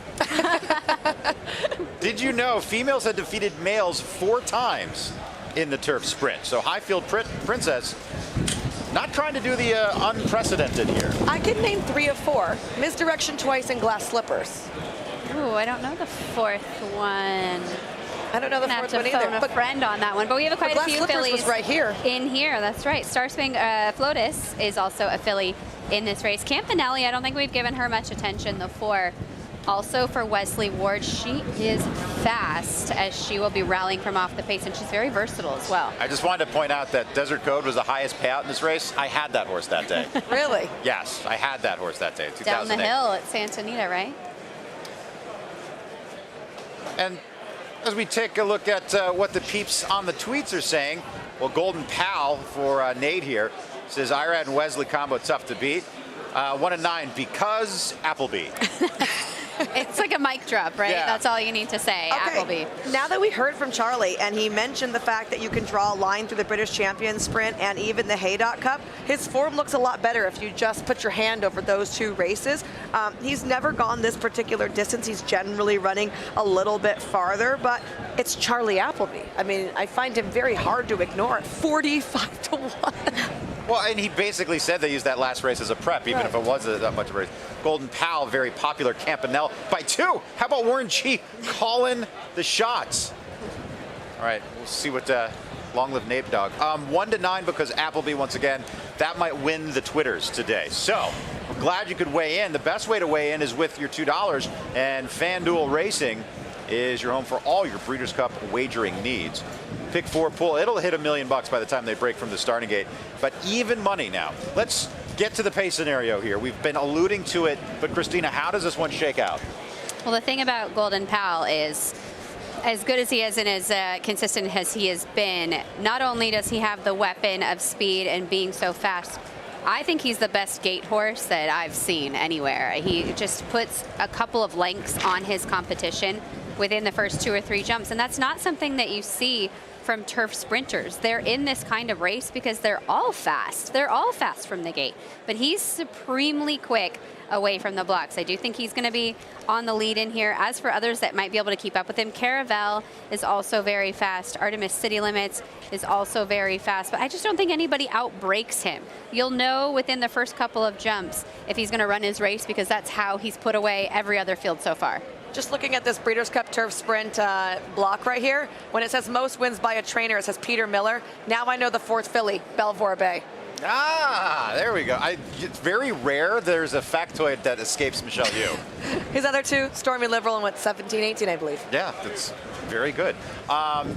going into the starting gate. Your final thoughts, Michelle, on this race? I'll tell you the horse we didn't get to talk about that I used on all my tickets, and that was the 3 Emirati Anna. Was 4th last year in the race at Del Mar, but I feel like the extra ground is going to be such a difference maker for him. He's been behind Naval Crown and Highfield Princess. If he gets a trip, I think at a big price he can round out a lot of your tickets. I have a lot of respect for Highfield Princess, but I think Wesley Ward not only has the speedster and Golden Pal, he has the closer with Campanelli, he has the stalker with the Rest Me Red. He could go 1, 2, 3. Right. I think Wesley Ward wins, but I'm not narrowing it down further from there. I like it. They're going into the starting gate, but the story is certainly Golden Pal. Wesley said it's the best horse he's ever trained. This colt won the juvenile turf sprint at 2, won the turf sprint at age 3 last year, and now is trying to win it again here in 2022 here at Keeneland Race Course. They're all in line for the Breeders' Cup Turf Sprint.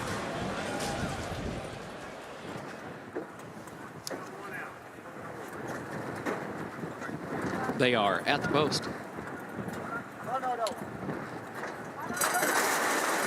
And they're off in the Breeders' Cup Turf Sprint. Golden Pal broke last. There goes Caravel out for the early lead. Now, Golden Pal has already moved up 5 or 6 positions, changes lanes in the blink of an eye, and moves up 5th on the outside, 2 lengths off the lead. Caravel has the lead. Artemis City Limits 2nd. Arrest Me Red is in 3rd. Highfield Princess is 4th. Emirati Anna is 5th. Golden Pal 6 on the outside and 3 from the front. Flotus is 7th. Go Bears Go is 8th. Campanelli is in 9th. Creative Force 10th. Naval Crown is a wide 11th. Oceanic is in 12th position. Casa Creed is next to last, as Cazadero trails 21.91 seconds for the opening quarter. Caravel leading Arrest Me Red. Emirati Anna down toward the inside. Artemis City Limits is there. Highfield Princess. Golden Pal is still 6th. Caravel with Emirati Anna coming up the inside. Caravel leads it. Emirati Anna up the inside to challenge. Caravel, Emirati Anna. Creative Force runs on from 3rd. Caravel, Emirati Anna. Creative Force 3rd. Caravel and Tyler Gaffalione 42-1 in the Breeders' Cup Turf Sprint. And boom goes the dynamite. Wow. Caravel springing the largest upset we've seen this weekend, 43-1. Tyler Gaffalione gets another Breeders' Cup this weekend. Make that 2 for him. Brad Cox trains this mare. He wasn't always thinking of running in this race with her. She won the Franklin County back on October 16th. Comes back in a quick 3 weeks, but this was a very different race than we expected because Golden Pal broke last. And it put her on the lead by herself. She's the gray horse in front, turning for home here.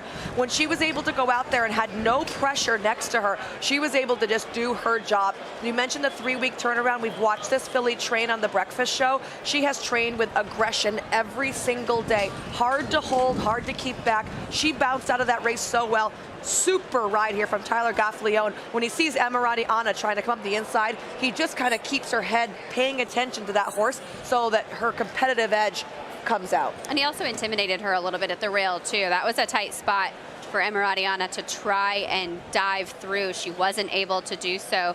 The only horse that really made up ground late was Creative Force. William Buick with another beautiful ride today. 10-3-1 unofficial results. Let's take a look at what happened with Golden Pal. We have an isolated camera look here at your defending champ in this race, and it was not the start we were expecting. Oh, that's why right there you can see everybody else has their heads up in the V, and you saw his white mouthpiece. He stepped back, and right as the gates opened, he threw his head up. There was just no time for the starter to react. Let's take a look at the jockey cam. Look at that. We had the camera on Irad Ortiz's helmet, and this is what it looked like from his perspective. So he's looking forward right now and just kind of, jumps up a touch there, goes higher rather than, down and forward, which is what you want. You want a horse to kind of drop their body a little bit and propel forward. His head went straight up right as they sprung the latches there for the starting gate. And right now, this is not the view that he's used to. The last time we showed the jockey cam with Irad Ortiz and Golden Pal, you couldn't see any horses to his left or right. Now watch the head on here. We have Golden Pal once again in post position number 8. Pay attention to his head and the handler. If the handler was involved, sometimes they will declare this a non-starter. So take a look. Was the handler holding the horse when the gate opened? Watching this, gonna run it as slowly as we can. He had his hand there for an extended time, but I don't think he held him. Well. A little bit of drama there, but no doubt about your winner. Caravel was best today, And this horse steps up with what is easily the biggest win of her career. She's been a nice mare. She ran in the turf sprint a year ago in behind Golden Pal and Company, but she was 17-1 and finished 12th. Today, a different day, and cheers to Elizabeth Merriman for breeding a Breeders' Cup winner. She trained this mare for a while as well, actually got her started back at Monmouth and at Saratoga. Graham Motion had her. Bobby Flay bought into this mare last year for a while when she was running in the Breeders' Cup Turf Sprint. Now with Qatar Racing, they already celebrated a win on the program today with Nakatomi before we began the Breeders' Cup races. And now with Caravel here in the Turf Sprint. We're going to have to keep looking, I think, a few times at the gate break for Golden Pal because it was really hard to tell from that far back whether or not the handler still had a hold on him or not. Well, it was interesting to note that what happened once he did break, and Irad had a couple of options. He could have sent really hard and tried to put him on that lead, and instead he just kind of kept him in the clear, moved him up within stalking position, to which Golden Pal seemed receptive. He wasn't fighting him at all, but it was very reminiscent to me of what we saw from him in the King's Stand when he didn't break great, never was involved, and then he just didn't fire. Right, he needs that lead. He doesn't like having horses. Yes, Evan doesn't like having horses in front of him. Caravel, she didn't have that problem. Nobody was in front of her every step of the way. Just a brilliant training job by Brad Cox and Tyler Gaffleone. Once again, he was an Eclipse Award winner as an apprentice. He had a riding title here at Keeneland. He has been one of the top riders in the country, and it doesn't matter where. It could be at Gulfstream, it could be here, and now it's on the biggest stage at the Breeders' Cup. Showing his versatility as well here on the front end, but one of the things about him is he has such great timing from off the pace. So often he's always in the right spot. He continues to save ground with horses, and in this instance was able to clear very quickly with her. She breaks sharp, he kicks clear, waits until he has clearance of those runners in behind him, and then just gets right over to hug that rail. She actually didn't break on top. The horse outside of her broke first, and she just naturally took him up to this spot. And what Tyler's doing a great job of is not doing anything to her. He's not slowing her down, and he's not speeding her up. He's letting her go at the cadence in which she feels most comfortable, and that's how you can get a lot out of a horse. Right here where you see the outside horse trying to move up on the 7, Tyler's just going to start to move his hands a little bit, telling her, okay, Mary, you're going to have to pay attention because here they come for you. You talked about that tiny hole that Emirati Anna is going to try on the rail. You saw it very briefly right there. Caravel comes down in. What a gutsy ride, though, from the 3. As she comes out a little bit, he gets into that hole, tries to garner that position, but Tyler goes back right-handed to push Caravel back into. Yeah, this is racing. You're allowed to make it tight. You're allowed to discourage. You can't cut them off and you can't make contact.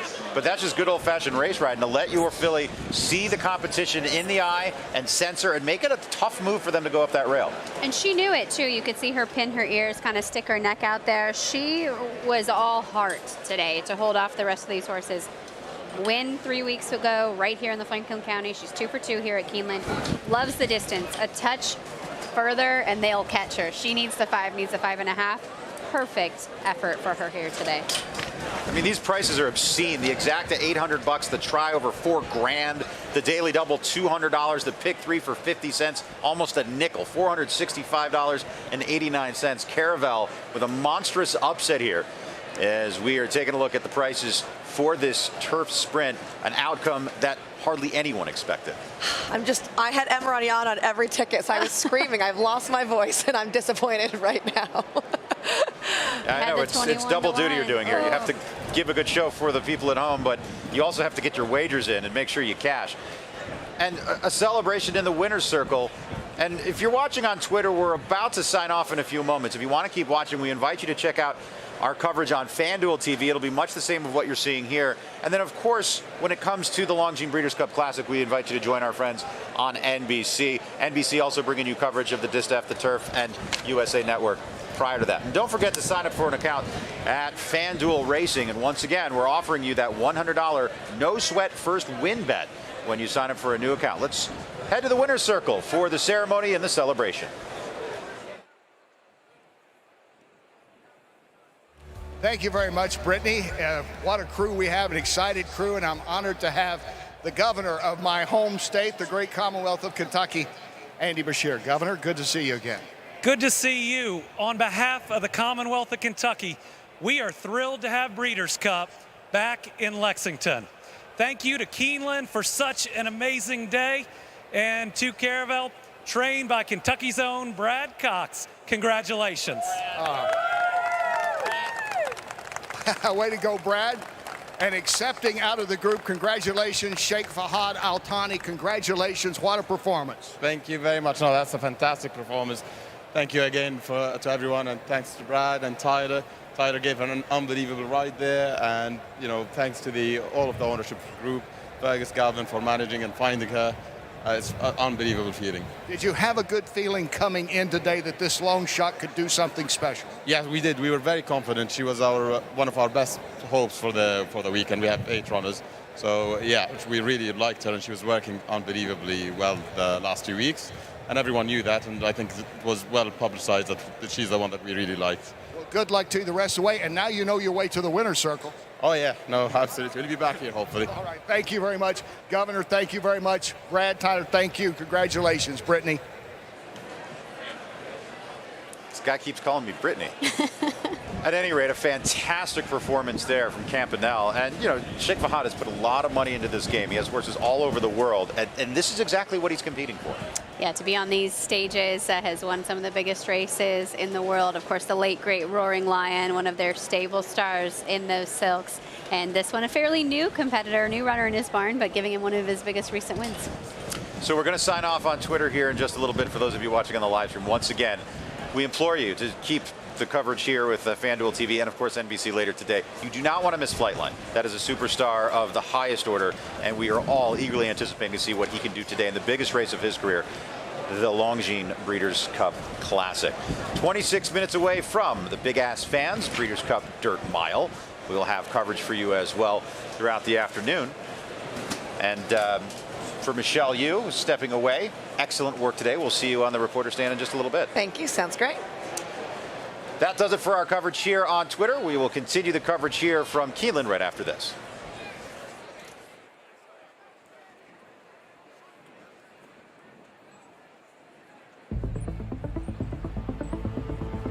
Dream Storm to win the Rico Woodbine Mile. She's going to do it. Simple Verse has won the Ledger. Snake Nick Spear and Sheen Murphy get through and have won. It's getting really tight. The star of the season, Roaring Lion. The purple cap, Kamiko the far side of him. Kamiko's won. The other midline, Mongostine has just won it with Mosse. Ocean Road after going to Vegas. Ocean Road. DeMarchelier offers breeders a rare opportunity as the only son of Dubawi standing in Kentucky. Dubawi, one of the world's most celebrated stallions, is now a sire of sires. His top sons at stud are making a name for themselves across the globe. With a picture-perfect pedigree, this son of Dubawi brings one of the world's most potent bloodlines to America. DeMarchelier, standing at Claiborne Farm. Looking to give your handicapping game a sharper focus? RaceLens is the most in-depth product in horse racing, with unique features found nowhere else. Customized PPs, summary and individual research, handicapping angles and back testing, true odds predictive analysis, and pace projection. With innovative analytics powered by data from Equibase, it will change the way you follow horse racing and take your game to the next level. RaceLens, bringing clarity to handicapping. Learn more at equibase.com/racelens. Honor Code, a multiple Grade 1 winner from the final crop of the legendary AP Indy. Never off the board in 11 starts, he was crowned champion older horse before retiring. Now he is living up to the promise of his pedigree, with progeny like Grade 1 winners Honor AP, Max Player, and Maracuja, and multiple six-figure yearling sales. Honor Code stands to continue his sire's legacy at Lane's End.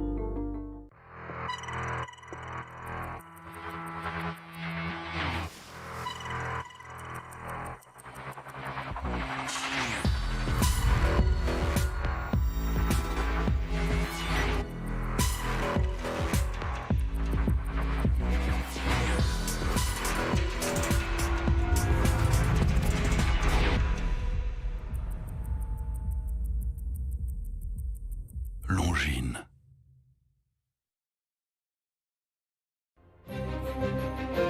Frontrunners have won the last 4 editions of the $1 million Big Ass Fans Breeders' Cup Dirt Mile. In 2018 at Churchill Downs, City of Light was lightning quick under Javier Castellano.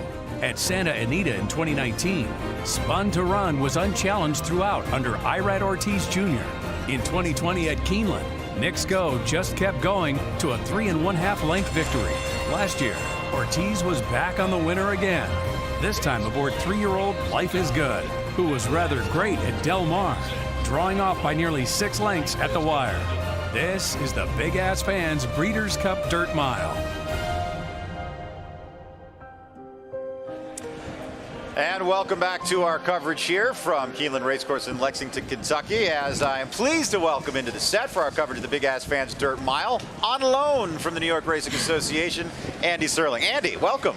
Nice to see you, both of you. I haven't seen enough of you guys. In a long time. Welcome to the wind tunnel. Hold on to your papers. I will. I have nothing else to worry about holding on to. I've lost all my money, so that's gone. I'm actually surprised to hear that, because you're an excellent handicapper, and I wanted to know how you thought the first day and up until today, how have things been going? I mean, yesterday we saw the Europeans obviously dominate the turf races. I don't think it's a function. A lot of times we just think of their horse being better than ours. I think it's also a function of the fact that it wasn't the strongest group of American horse and turf races. I think the loss of Cape Rock was a bit Cape Rock was surprising, but Forte has been terrific, or Fort, as I would call him, has been terrific, and not surprised he won. And the other winner of the juvenile race was strong, but I think it's going to be a lot more interesting today.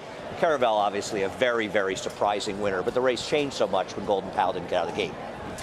Well, this race actually changed so much as we take a look at the field for the Big Ass Fans Dirt Mile because of a horse not even in here. You have horses that are running in the Dirt Mile that may have been classic contenders, but in order to avoid Flightline, we see them in here. Biggest example is Cyberknife at 2-1 as we check in with Joaquin. Here with Al Gold, who has the multiple Grade 1 winner Cyberknife in the Big Ass Fans Breeders' Cup Dirt Mile. They sent him to Parks in his most recent start. He ended up a little bit further back than he usually is. What did you see in his most recent race? The track favored speed on the inside. We got a little bit stuck coming out of the gate, and flow was outside, so we were against the bias of the day. We weren't going to catch Taiba, though. Taiba was much the best. We might have been second if we were inside, but we were satisfied with it. He needed a race, so that was it. What sort of feedback has your trainer, Brad Cox, been giving you on how he is training coming into this race? He's training great. This horse always trains great. Brad thought this was his best shot to win, and he won the last race at 42-1. Yeah. So, you never know in this game, obviously, but the horse always trains good, and we're expecting a big effort today. This is your very first trip as an owner to the Breeders' Cup. How has your Breeders' Cup experience been so far? I love Keeneland. Keeneland's a great place. I always look forward to coming here. And it's a great experience. Family's here, friends are here, so we're hoping for the best today. We're a little worried about the 7-post. We'd rather be inside, but it's beyond our choice, so we're just hoping for the best. All right, we'll see what happens. Appreciate the time. Good luck to you. Thank you. Thank you. Cyberknife, an excellent 3-year-old. He became the first 2-time Grade 1 winner of this 3-year-old crop. As we take a look back at his Haskell performance, Christina, what stands out about this?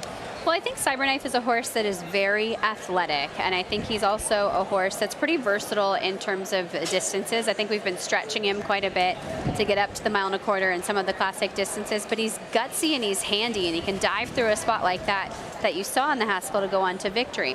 I think going the flat mile at 2 turns, they can utilize a little bit more of his speed today. And you heard the owner mention post position 7 with the scratches. He's going to drop in a few spots.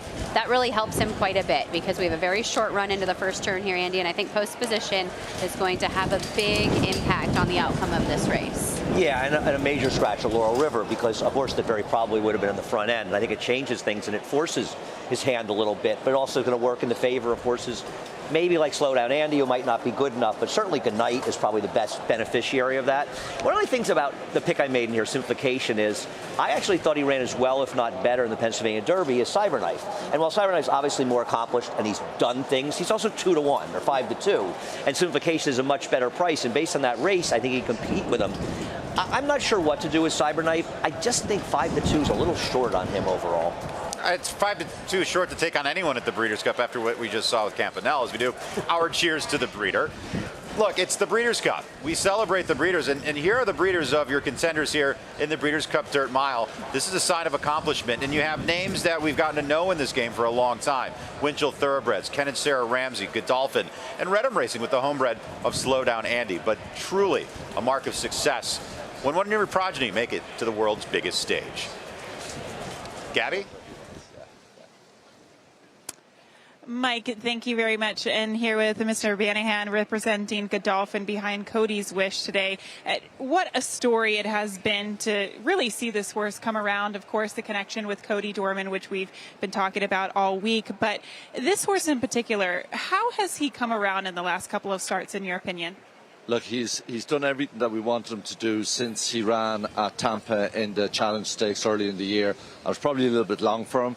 He's a one-turn mile horse, and we've just Mare getting him into those distances, and he's just developed every start that he's had. He's just developed a little bit further each time. And we were going to run him in the Met Mile after he won the Westchester, and he came up with a little fever, and we couldn't run him in there. So we'd anticipated that he was going to hit some big targets later in the year, and thankfully we're here today, and hopefully he gives us a great big account of himself here.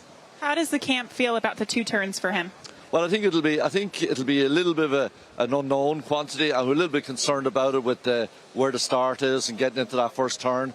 And he likes to long stretches like Churchill, Saratoga to get running. So it's definitely a concern, and we're not very, very confident that he's going to be able to handle that as well as he does a one turn. But Breeders' Cup is at Keeneland this year. That's the configuration of the track, so we'll have to do what we can do to see if he can navigate the 2 turns here. Thank you for the time. Good luck. Okay, thanks, Gabby. Philly in the sprint. It's really interesting because Cody's Wish, last time out in the Forgo, and you were live on site at Saratoga to see that performance. He looked like something else that day. That was a fantastic run. He was absolutely terrific in there. And I'm not big on this 2-turn, 1-turn distinction, but I don't think you can ignore that his last 3 races have all been around 1 turn. And you just have to think a little bit, getting position in this race, going the 2-turn mile, will that sort of mitigate his closing kick at least a little bit? And he's been so good in his races. Obviously, if he runs his Forgo, he's going to win this race. But how confident can we be that he's going to run even within 2 lengths of that, which might be good enough to win? I was surprised that he was such a short price on the morning line, and he's continued to hold at that at 5-2 just because of that, because of the lack of a win at 2 turns. You can make some excuses for his performances at 2 turns in his second career start. That's a lot to ask. A horse from 7 furlongs all the way up to the 1 1/8. He was 3rd that day to Vindictive. And then coming back off the layoff at Tampa, he's second by a neck to a next out winner. Maybe he needed that race. So there are some excuses for him. But the fact is, you are asking him to do something and to be successful on racing's biggest stage in a circumference that he hasn't been before. Yeah, no, right, exactly. It's not as though his form at 2 turns is bad. He may just be a horse that's really been improving, but I think when you look at short-priced horses, and he's 2-1 now, it's very easy to identify why he's going to win the race. The question is, why do you maybe want to bet against him at a short price? I ended up on the 3 in here, Pipeline, and mostly because he's a horse that is also very fast, and he's drawn inside. He was fast enough to press Jackie's Warrior. He's a quick horse. He's drawn post position 3. You have that short run into the first turn. You're also finishing at the first wire here. I think he's handy and fast enough to put himself into a good position, and he's fresh today, which I like. And I think if you're the connections of Pipeline, and I agree with you, he's a big-time player in here, Slow Down Andy is kind of an important horse because you want him to go. And if he goes enough, then that's going to keep Goodnight busy, and he can sort of sit the pocket behind him. If Slow Down Andy doesn't go, then Pipeline is kind of forced to go inside of Goodnight, which is not the best place to be in. And I agree with you. I think he's a very, very big player in this race. It's just going to be interesting to see if he can get that good position. If he gets that perfect tuck in 3rd, he's extraordinarily live. Well, I'm glad that you brought up Pipeline, and also Goodnight, Andy, because you saw Goodnight's run in the Amsterdam and then in the Alan Jerkins, both of which at Saratoga. That Alan Jerkins, even though he was runner-up to Jack Christopher, that was a brilliant performance that day. He ran one of the fastest figures of his career and really showed himself to still being able to maintain that form from race to race to race. And he's unrelenting. He just kept coming at Jack Christopher, who as we know, is a tremendous horse. The problem I have with him is he feels, it's not as though it's an afterthought for Steve, and I know Steve Asmussen, one of the things we like is he runs his horses. But if he really loved him in here, would he have really run him in the Perryville a couple of weeks ago, or would he have trained him into this race? And he also belongs in the sprint. And the only reason he's not in the sprint is that Steve Asmussen has Jackie's Warrior. So I don't love spotting him for that reason, but he's an immensely talented horse. He's also going a mile around 2 turns for the first time. His 1 mile in the Champagne 1 turn, he's a different horse since that race. Coming back in 2 weeks is definitely a concern, especially with a horse that runs as hard as he does and gives you as much as he does. Horses like that, it takes a little bit out of them when they put up these big performances. He's very genuine, he's very honest, but you're asking him to come back on very short rest. Let's check in with Joaquin. Mike, thank you very much. Here with trainer Jason Cook and his daughter Peyton here as he just saddled 3 Technique in the Big Ass Fans Breeders' Cup Dirt Mile. You won on Derby Day when the Knicks go. What has he done since in his next 3 starts? He got beaten in an allowance race, but he kind of was on the inside and just didn't get that great a trip. And then he came back and he ran second to Cody's Wish, and they dueled all the way down the lane. I mean, that's the race when I thought this horse is, that's one of the best horses I think in the country. And he dueled all the way down and got beat. And then the other day, I gave him the whole summer off, and I thought he needed that race to get back into action in the ACAC, and he ran 3rd. Appreciate the time. Good luck to you. Hey, thank you. Let's go to Caton. Already a success today, Chad. Pipeline, you were giving very animated instructions to Flavien Prat. What did you say? Yeah, I just think the horse is happiest on the lead, and we're going to try to go to the lead. And unless there's a hard send from a couple of those horses inside of us, I'd expect to be on the lead and see how far he can take us. How confident are you off the layoff that he's poised to run his best? I'm fairly confident he's going to run a really good race. I mean, it's a really tough race with some very seasoned horses in here. I mean, even the 3-year-olds, I mean, they've been in some battles here. So Pipeline's a little more lightly raced, but his figures are pretty good. And, I'm hoping the fresh aspect of running him, wins over the horses that maybe have had campaigns. Appreciate your time. Best of luck. Anytime. Thank you. Here with owner Ron Winchell behind the number 5, Gun Knight. It's a quick turnaround for this horse. When did you guys decide to run him here? Well, I think all along we thought if he ran well at the races at Keeneland 2 weeks ago that we'd wheel back. And I think when you saw yesterday was that the winners of the 2 dirt races for the 2-year-olds, their horses that raced here on the stake races and won. So I think that's feeling good about that call right now. Was there ever a question of running him not in this race and maybe the sprint? No, I don't think it's a question for us. I think we've always ran him at shorter distance because he was doing well and we had Epicenter going long. So he really suffered from being who was next to him in the barn and just never really extended out, but we feel pretty good about it. So at one turn, he kind of runs this mid-pack type of running style. What do you think of him going 2 turns today? Oh, I think he'll be more up front and hopefully down on the rail. All is well with him coming back off short rest? All's great. So good stuff. Thanks, Ron. Good luck. Thank you. And here is the field for the Big Ass Fans Breeders' Cup Dirt Mile as Slowdown Andy leads him onto the track. Inside horse at 22-1 for Doug O'Neill. He was 3rd most recently in the Awesome again, going the 1 1/8 distance. They back him up to the flat mile today. Yeah, it'll be interesting to see how forward he really is. As far as simplification, I'm hoping he gets a good forward trip. And I like the fact that Chad Brown says he's going to be aggressive with Pipeline. It might help my choice. We just heard from Chad Brown talking about the pace with this horse. Pipeline is fresh. Coming off a layoff with those fresh legs, he should be especially fast away from the gate. Is he the kind of long shot law professor that if he wins after the race, we're going to be saying, but he just finished second to Life is Good. How do we let him pay $30-something? Still, he is a bit of a stretch here. Gun Knight will be up next at 4-1. You just heard from Ron Winchell, the son of Gun Runner, is very, very fast. He was the winner of the Perryville over this course, going 7 furlongs back on October 22nd.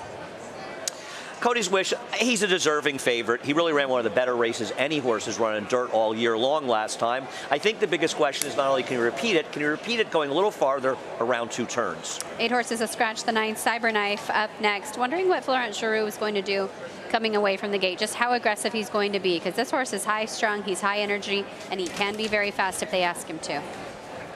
One of the cool stories probably this year has been Todd Fincher, sort of coming out of nowhere with a couple of big wins, but Senior Buscador is going to have to really step it up from not a particularly great post to win here. And 3 Technique to the outside at a big 24-1. He's a 4-time winner in 26 starts. He was second by a neck to Cody's Wish at Churchill Downs back on July 4th. And that was a good look at your field for the Big Ass Fans Breeders' Cup Dirt Mile.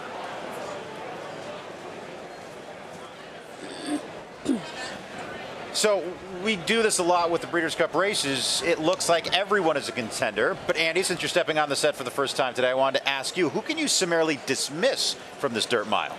Well, I mean, you end up dismissing the obvious horses that everybody's dismissing, the law professors, the senior bouscadors, and the 3 technique. But as I've learned over the years in doing that, you end up sticking your foot in your mouth, throwing out horses at big prices, as I would have if you asked me that question before Caravel, like the Breeders' Cup Turf Sprint. Probably our friend Greg Wolf's greatest moment in this year's Breeders' Cup. I think it's hard to make the long shots in this race. I mean, the only horse that I like, and I did pick him on top, is the 2 Simplification. But I think that's a fairly logical race overall, and the merits of the horses taking money are pretty obvious. Not to say that Simplification can't win, but I just have a general question about him. I look at his form, and I wonder if he might just be best around 1 turn. Do you think that this is a horse that, I know we're in the dirt mile, this is the right spot for him here today, but down the line, might they back him up in trip a little bit, just looking back at the early stages of his career? Right, because you see his mile in the Mucho Macho Man around 1 turn at Gulfstream. I think it's a very reasonable question. Maybe he's just better with a little less distance. My hope is, listen, he's never run as fast as most horses in this race. So I am taking a horse that's got to step up and run a better figure than he's ever run before, probably anybody's speed figures you look at. Having said that, I think he's run well enough, and I keep going back to the Cyberknife race. He was on top of the pace last time in the Haskell. He was in front of Taba, who obviously I think is a tremendous racehorse, and the race kind of fell apart behind them. Zanin getting second, Cyberknife picking up the pieces, and if Cyberknife just passed him by a head, and I understand, listen, Cyberknife won the Haskell. He finished second the Travers, while Simplification was and also ran in some lesser races. But if he can be that competitive in his last race with Cyberknife, and Cyberknife's 5-2, how is he not a reasonable bet at 10-1? The problem is he's going to have to run better than he's ever run, but if you're going to get price horses, you're often going to ask that question.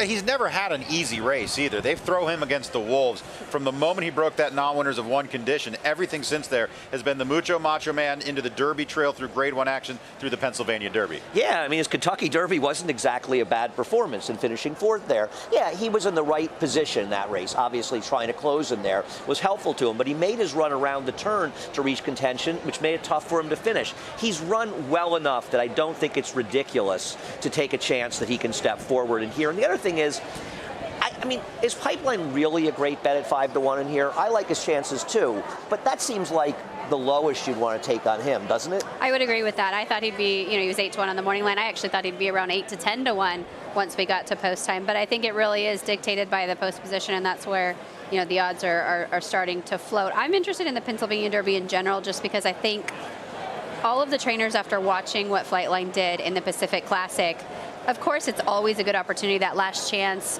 2 turns on the dirt against straight 3-year-olds.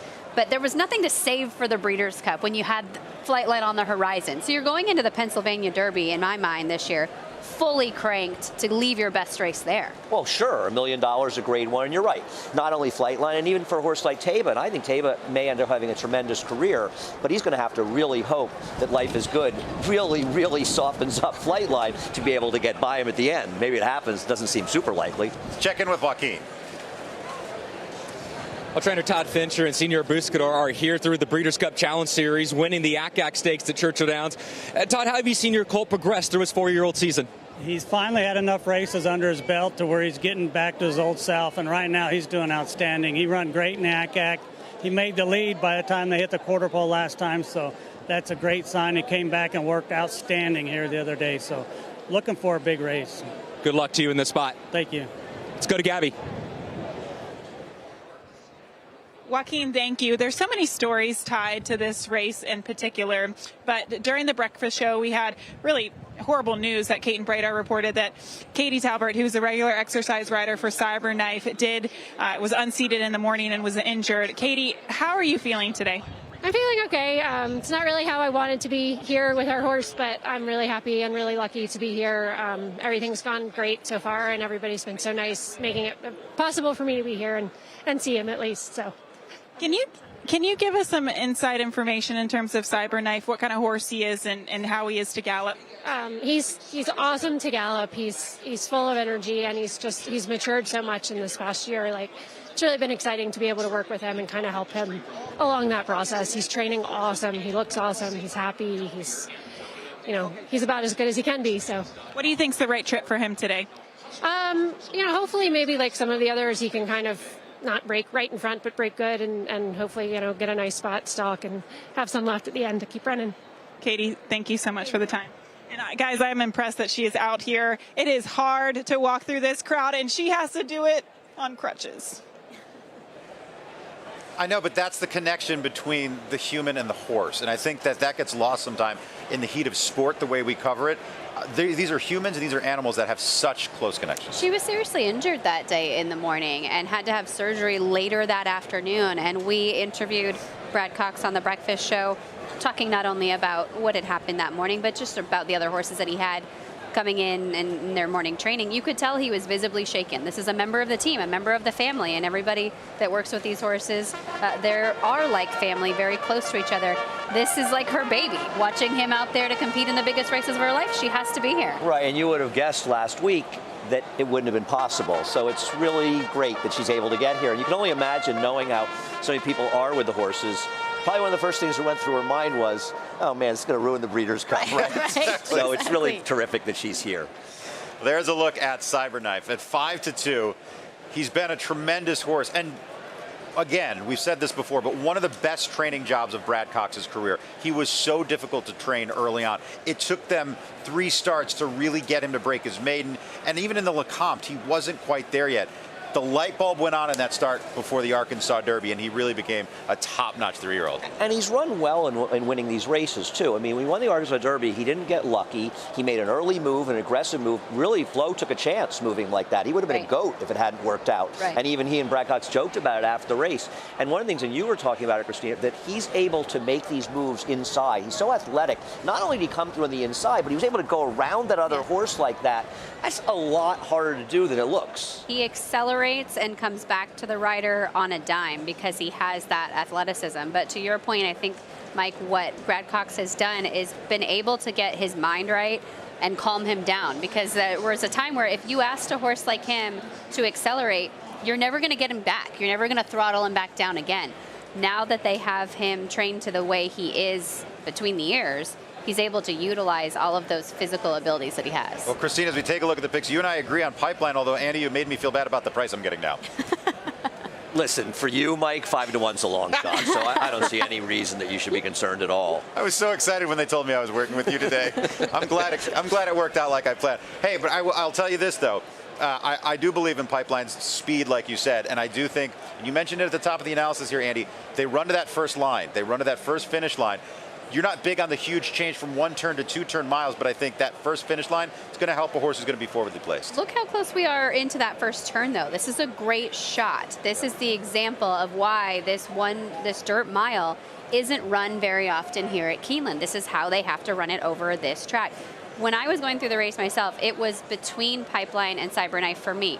Post position was what forced me to Pipeline. If they were drawn the other way around and Cyberknife was post 3 and Pipeline was outside, I would have ended up on Cyberknife. Oh, there's no question that the post position makes an enormous difference in this race, and especially getting that position. I was so, it warmed my heart to hear Chad Brown say they were sending Pipeline, because it might shock you to hear that Chad Brown have had a share of disagreements over the years, and about 90% of them are me saying to him, you got to send this horse to lead, and him giving me a look like I'm an idiot and he wouldn't possibly send the horse to lead. So I'm going to say that I'm rubbing off on him a little bit, but then when he loses going to the front end, I'll get the blame. Who's rubbing off on you that something's warming your heart? Being here with you two kind, wonderful people is doing that.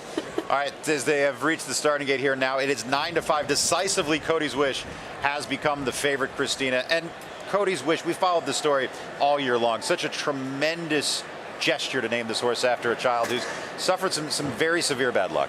And it's definitely a rooting interest for a lot of people. You know, pulls at your heartstrings, whether you have a connection or not. So certainly we can be in the camp of Cody's Wish and pull for him in that regard. He is going to have to negotiate a trip from off the pace, and there are some very fast horses in here that don't look like they want to come back to you at the mile distance. They have reached the starting gate for the Big Ass Fans Breeders' Cup Dirt Mile, and much as you would expect on a championship day of racing, not just one story going in, but many. As they line up, we go to Kurt Becker for the call of the Dirt Mile.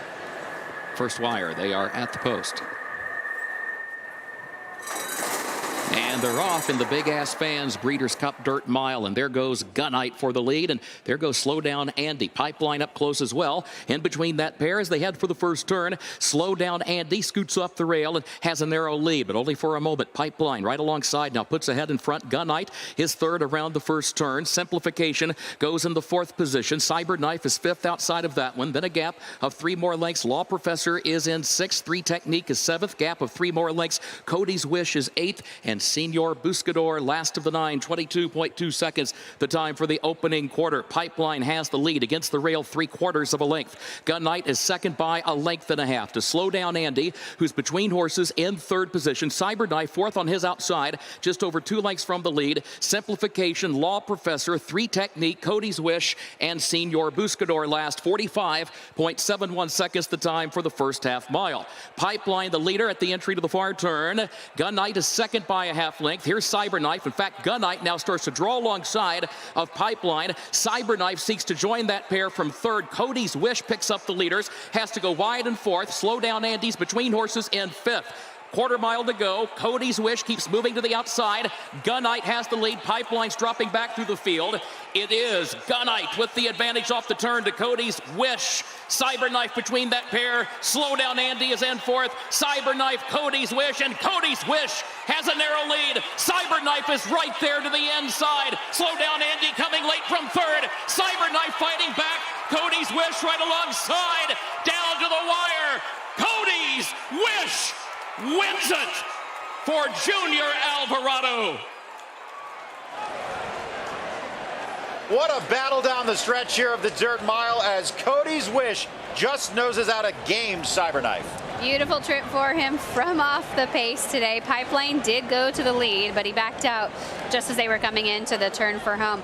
Big move from Cyberknife, and Cyberknife loves a fight. We would definitely have to see Cody's Wish outduel him to the stretch. Yeah, a lot of credit to Cody's Wish, obviously stretching the 2 turns and getting it done in this manner, but he really got the pace to run at. And I mean, Cyberknife ran too well to lose this race, and the fact that he was so game the wire, such a tribute to him. He was doing so much of the battling earlier in the race, and to hold on like that was remarkable. Cody's Wish, a deserving winner, but Cyberknife, an undeserving loser. Well, look at the top of the stretch here, Andy. You see Cyberknife just easing up to the lead, but Cody's Wish has got a lot more momentum at this point. Yeah, I mean, I said to you guys around this point, you know, Cody's Wish going to win this race for fun, and then I turned and looked and said, I don't know, Cyberknife's going pretty easily, and doesn't it feel a little bit like he gets re-energized when he ducks down to the inside? He loves it on the rail. I think so, and I think initially as he dove down to the rail there, Florent Giroux was more worried about Gunite, because Gunite kind of came back through along the inside for the fight, then realizing, whoa, let's get back to the outside, because Cody's Wish is still coming with his rally on our right-hand side.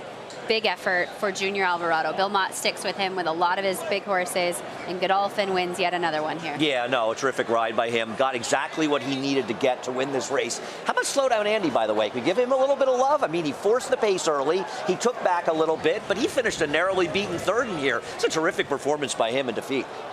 Yeah, he ran a real nice race, but we're looking at this ISO of Cody's Wish. This was a long, sustained move under Junior Alvarado. I mean, he had to get this horse rolling from the back of the pack. Just so game to see him do it. And I think it also shows the difference between these 2-turn races and 1-turn races, because if this was a 1-turn mile, he probably wins more easily, because they're actually probably going quicker as they speed up that second quarter, and then he makes that easy move around. Here it's a lot different, because he had to get into the race earlier on the turn, and it makes a real difference.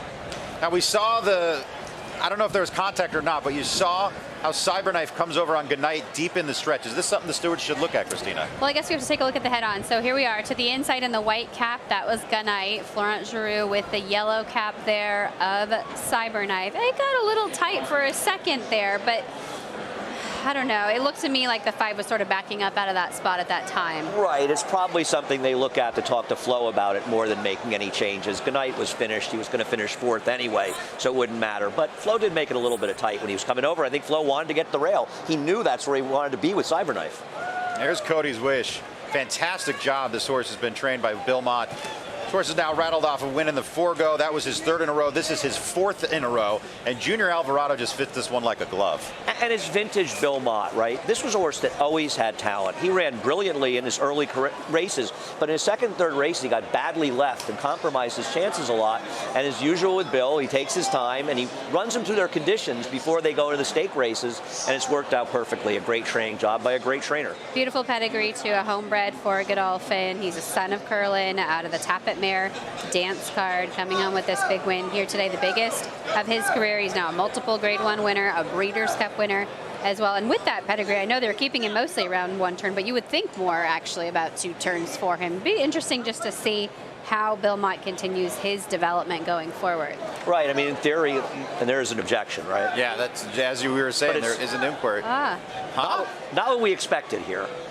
No, now is this an objection that was lodged by Mario Gutierrez, the rider of the 1 Slowdown Andy?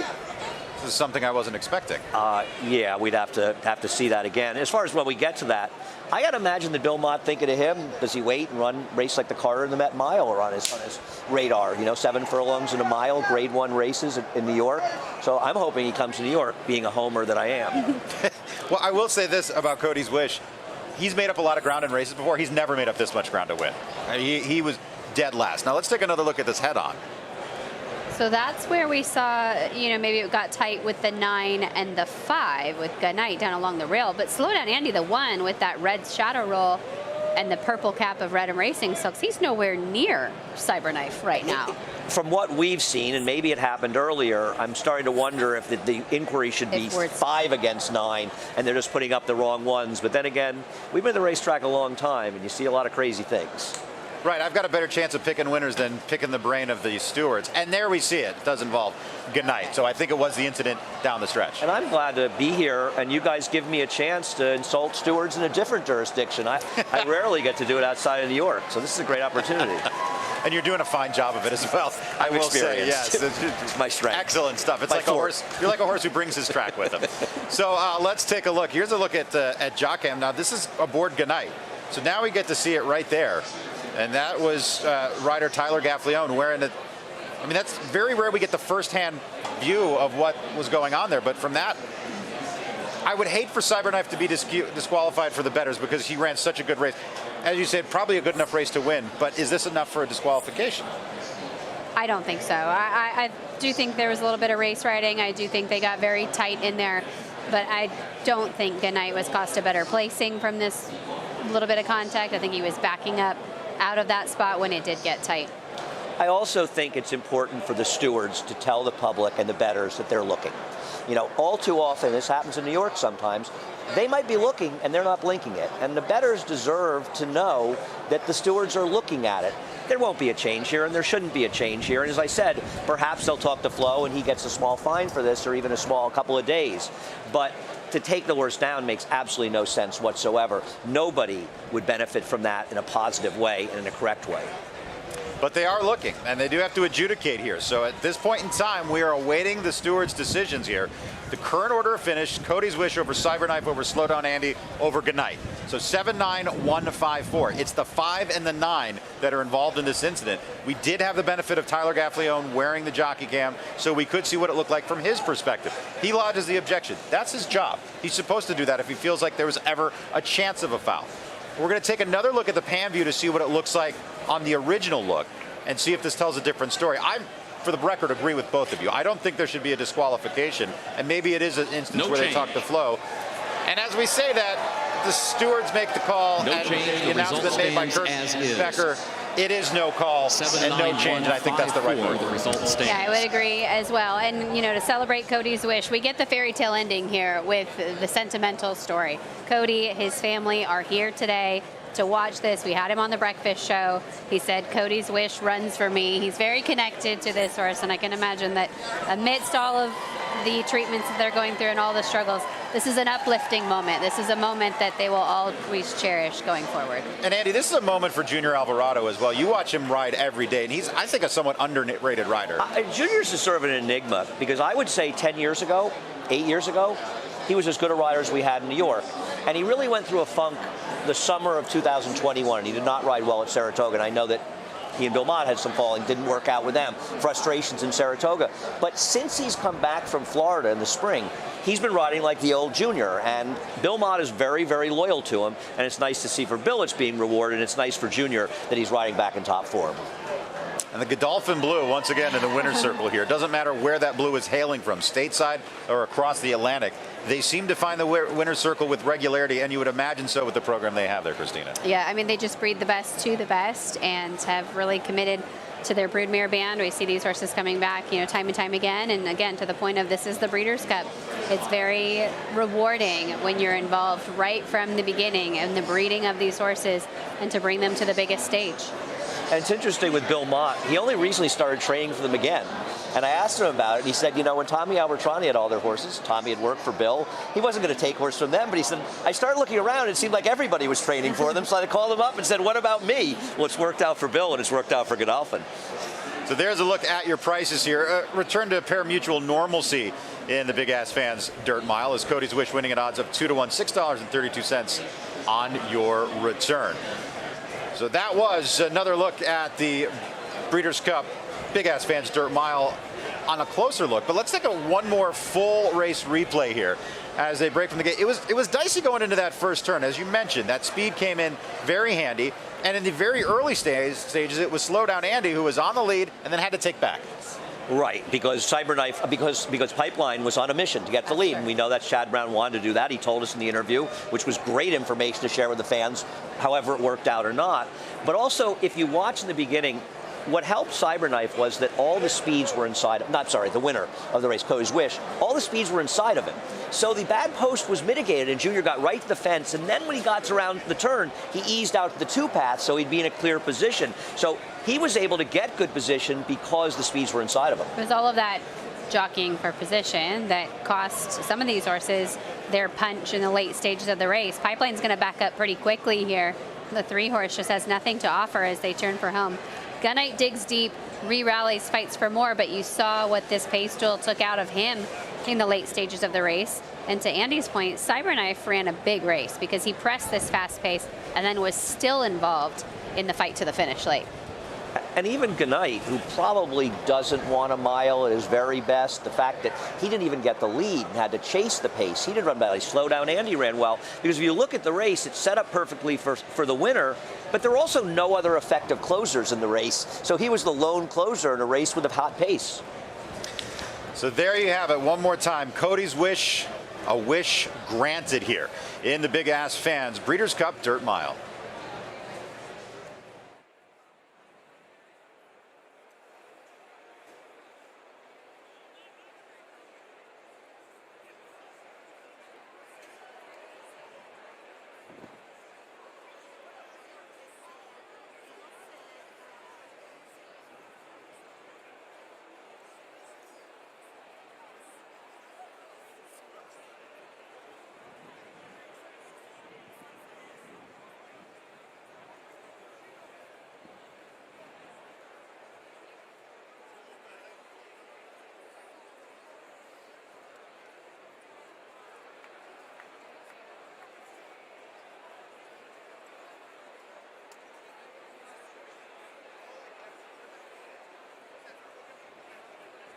And it's a story of resilience and the incredible connection of human and horse. Cody's Wish taking the Big Fans Dirt Mile, named for Cody Dorman. And what did this wish turn into? A dream come true. So for the trophy presentation, a very special one at that, we have the CEO of Big Fans, Ken Walma. Thank you, Brittany. What an absolute honor and treasure. On behalf of Big Ass Fans' entire community, congratulations, Cody, and congratulations, Cody's Wish. Danny Mulvihill from Godolphin accepting the trophy. It's difficult to put into words what this victory meant to the entire family, to Godolphin, but if you could just describe that connection between horse and human that we saw today. I think you just look at the winner's circle, you look at the reactions that there were immediately afterwards and that are still going on. It's just phenomenal. Cody's Wish, winning for Cody Dorman, an emotional winner's circle here. Congratulations to each and every one of you. This is a moment at the Breeders' Cup no one will ever forget. It is Cody's Wish in the Big Fans Dirt Mile.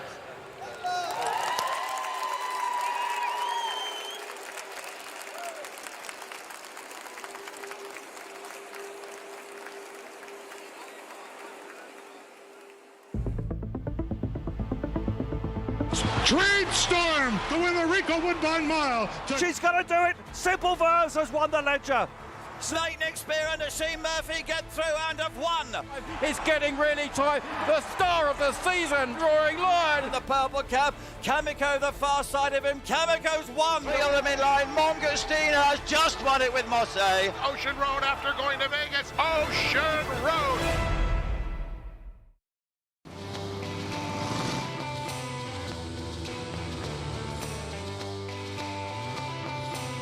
We owe great times to good friends, to the glasses that spark conversation, to the ideas that then pour out.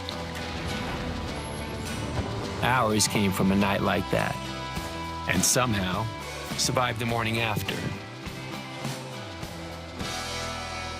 To make our own tequila, one we'd be proud to pass around. It wasn't meant to leave our house. But since we made this for friends, we thought it wouldn't hurt to make a few more. Grab a glass, amigo. Our tequila is your tequila. Our casa is your casa.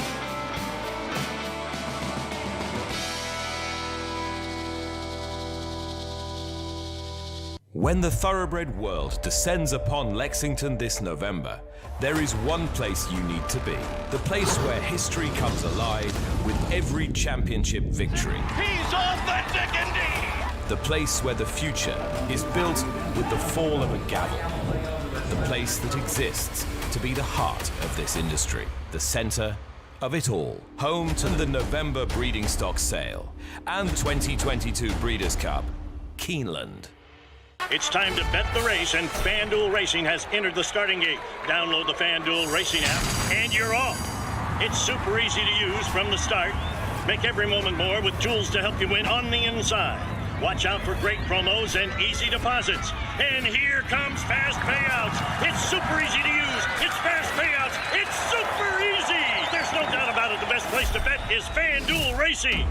New customers bet the Breeders' Cup and get up to $100 back if your horse doesn't win.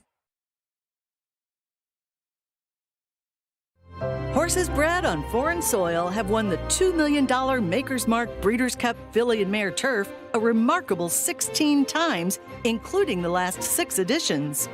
British breds Queen's Trust and Wahida won it in 2016 and 2017, respectively. Irish breds Sister Charlie and Iridessa were the next 2 winners. In 2020 at Keeneland, 17-to-1 shot Adaria, bred in France, prevailed over Rushing Fall by a neck. And history was made last year when Love's Only You split horses in deep stretch and became the first ever Japanese-based horse to win a Breeders' Cup World Championships race. This is the Maker's Mark Breeders' Cup Filly and Mare Turf.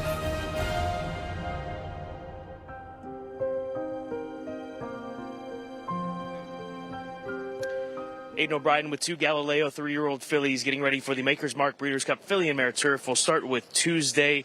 It's been an 8-race campaign so far. How has she handled all the racing during this 3-year-old season? Yeah, good form. We were easy on her after the Oaks, and she's ran plenty, but we didn't train her too hard. So because we were just very conscious of when she won the Oaks, she was just barely 3. So her race had been building up to this race, and her work has been more intense up to this race, and we were very happy with the progress that she has made. So hopefully we'll see improvement from the last day. Coming out of those soft ground efforts, how do you think she'll transition back over to the fast ground here today at Keeneland? Yeah, we would prefer fast ground. It was very soft the last day, and she was drawn very widely, so we would definitely prefer this ground. And then Toy coming into this race off of a victory. When did you make the decision to come in this direction of the Breeders' Cup? We had it in our head to come here from a long ways back, but she ran into German Oaks the time before last, and she lost both her front shoes and just came back fairly sore. So she took a bit of time to get back, and she just made the run her last time. She was just ready to start, and after that too we stepped up the intensity of our works, and we think that she has progressed also, and hopefully she runs well. Good luck, Aiden. Appreciate it. Thanks very much. Well, Joseph O'Brien has the distinction of being the youngest jockey and trainer to ever win a Breeders' Cup race. Joseph conditions the forehorn here in above the curve. She's won with quite a bit of juice in the ground in her last couple races. How should the firm going suit her here? Yeah, we think she's going to be okay on the going. We're happy with the post. Looks like there's a bit of speed in the race, and hopefully it sets up well for her. You get a Hall of Famer in the saddle for the first time in Johnny Velasquez. I know he doesn't need a whole lot of instructions, but what sort of insight will you give to Johnny here? Yeah, well, she's a big filly, so you have to keep her balance on the turns, and hopefully she gets away clean, and Johnny will feel his way from there as to how close to the lead he wants to be, given the speed. And like I say, hopefully we get a little bit of luck in the run, and we'll be pleased if she runs a good race. Off her performance last race in the Prix de l'Opera, was the Breeders' Cup immediately in the plans for the very next start after that last race? Yeah, well, I suppose it was, just about her last option of the year, and she's earned a spot by running very well in all of her starts this year. She's earned the right to be here, so we're excited to be here. Hopefully she gets a good trip and runs well. Thank you, Joseph. Good luck to you. Thank you. Well, in talking to Michael Tabor, I can cover a big portion of the field because you have 4 runners in here from several different camps, Michael.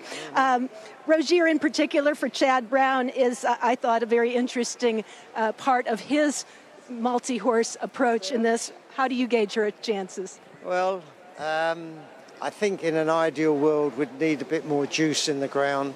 She won at Woodbine, which is a Group 1 race. She was on Lasix for the first time. She's obviously not on it now. I'd be hopeful but not confident. Of course, Toy, likely pace setter to provide a legitimate target to run at, but a talented runner in her own right. Yeah, she is, but I'd much prefer Tuesday. She's seems to have come alive lately, so she would have a decent chance in a very difficult race. And above the curve for Joseph O'Brien, which would make for an interesting chapter in Breeders' Cup history should a jockey who's the son of one of the greats in this series. That's right, and it's around the same chance as Tuesday, I would definitely say. Both got good chances. All right, I know you're prone to placing a wager or two. How would we wager on this race, particularly concerning your horses? Truthfully, to me, it's a watching brief, this race. I think it's just too difficult. Sorry, everybody, but that's how it is. Well, we will watch with you and wish you the best of luck with all your runners. Thank you very much. Thank you. Always a pleasure. Michael Tabor with several runners, including above. Hall of Famer Roger Atfield sending out the one at Lady Spikespear. And Roger, we've seen this filly act up at the starting gate in the past. Is that something that's behind her? Is that still something that we have to keep an eye on when she heads out to the course? Yeah, it is. I mean, we schooled her yesterday morning and she was fine, but she always is when I school her in the mornings now, since I put the blanket on her. She's definitely improved, but she's the kind of filly that can surprise you any time, and so it always makes me a little bit nervous, but, one hole as well. It doesn't help, but hopefully we're okay. Is the hope that if everything goes okay, that she breaks sharp and is a part of the established lead early in this race? I'd rather not, actually. I'd rather have her settle and get off the bridle, and be back stalking a little bit. She runs better that way, but if she jumps out of there and gets on the steel right away, she probably won't get the trip. Good luck here today, Roger. Okay, thank you. The field assembled in the paddock for the Baker's Mark Breeders' Cup Filly and Mare Turf. Welcome back to the Breeders' Cup Players Show. On our set just off the winner's circle, I'm Todd Trupp alongside Simon Bray, and we are very happy to have back with us Rishi Prasad. It's been a good weekend for the Europeans. America finally got on the board in the Breeders' Cup Turf Sprint. How strong are those horses coming over here for this race? For this filly and mare turf race, it's a very strong lineup. Both Nashwa and Tuesday are outstanding fillies. Either horse, both horses are classic winners in Europe. Nashwa, of course, won the French Oaks. Tuesday won the Oaks at Epsom. And there wasn't that much between them at Epsom. They both encountered each other on that particular occasion. Emily Upjohn split the pair. Over 1.25 miles, maybe 9 furlongs of the Oaks run at Epsom, you would have thought that maybe Nashwa is better than Tuesday. But the way Aidan O'Brien has gone so far this weekend, I am loath to oppose him. Loath to oppose him. I love the way you put that, Rishi Prasad. Let's find out more with Kate and Bradar. Well, DRF's Mike Welsh has been giving us wonderful information in his Clocker report. Mike, zeroing in on this Breeders' Cup filly and mare turf, how do you see it? Well, I guess you got to start with the European horses. There's 3 of them here coming out of the Prix de l'Opera. Nashua above the curve, and Tuesday. There wasn't much separating Nashua and above the curve. Tuesday kind of got tired that day, finished 4 lengths behind him, and I thought it was interesting that Ryan Moore decided to take off above the curve to ride Tuesday. So that's something to think about in here. Nashua looked like home free about 200 yards out and got swallowed up by the long shot winner who came from way off the pace. Those 3, kind of hard to separate, I guess. Different ground, different distance, but you got to consider them all contenders. In Italian, though, for Chad Brown, I talked to Chad right after he won the filly and mare sprint. His strategy is obvious, and he thinks it's the only way he can maybe beat the Europeans. You can't try to kick on with them at the end. So she's going right to the lead, and I think if he gets clear, I think she's good enough to win the form she's in right now. So, for me, playing the race, I would start with an Italian and then, hope he can hold up the Europeans. Was there anyone in this race, or perhaps looking ahead the rest of the way, that's caught your eye as far as workouts are concerned? Rozier worked very well for Chad also, but I'm just not quite sure she's quite this caliber. She might be, 1 level below in Italian and the Europeans, but she certainly worked well. She worked with Regal Glory, and she held her own, got over this course nicely. And later in the card? Well, I've been touting Blue Stripe all week, or almost 10 days now, since I saw her one work here, and it was magnificent. I gave it one of my highest ratings of the week. I know she's in maybe the toughest field from top to bottom of all the Breeders' Cup races in the Distaff.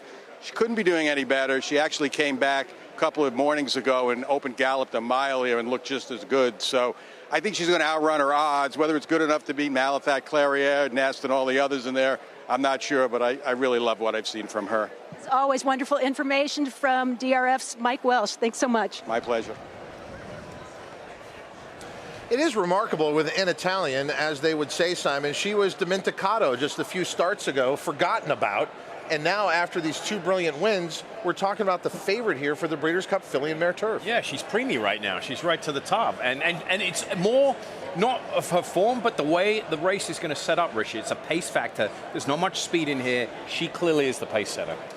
I heard the chat with Aidan O'Brien just a few moments ago, and the use of Toy in this race. Now, there's a huge discrepancy between Toy, Tuesday, above the curve, Nashua, in terms of her chance. I wouldn't be surprised if Toy is sacrificed as the pacemaker to ensure a proper gallop, to allow horses like Tuesday, like Nashua, like above the curve, who get further, to allow their stamina to come and play late in the race. Toy's the proverbial rabbit, going to put some pressure on an Italian. Simon, what do you make of the 12 Moira, your Queen's Plate winner, coming out ahead of everybody before the official post? Well, she's a little temperamental. She can get a little highly strung, and she did come out early. I like that move. She's very relaxed out here on the track, and I have no problem with that. I think it's a smart move. A $1 pick 6 sequence that starts here and is all Breeders' Cup races, culminating with the biggest race of the 2 days, the Longines Breeders' Cup Classic. The pool is already past $1.3 million.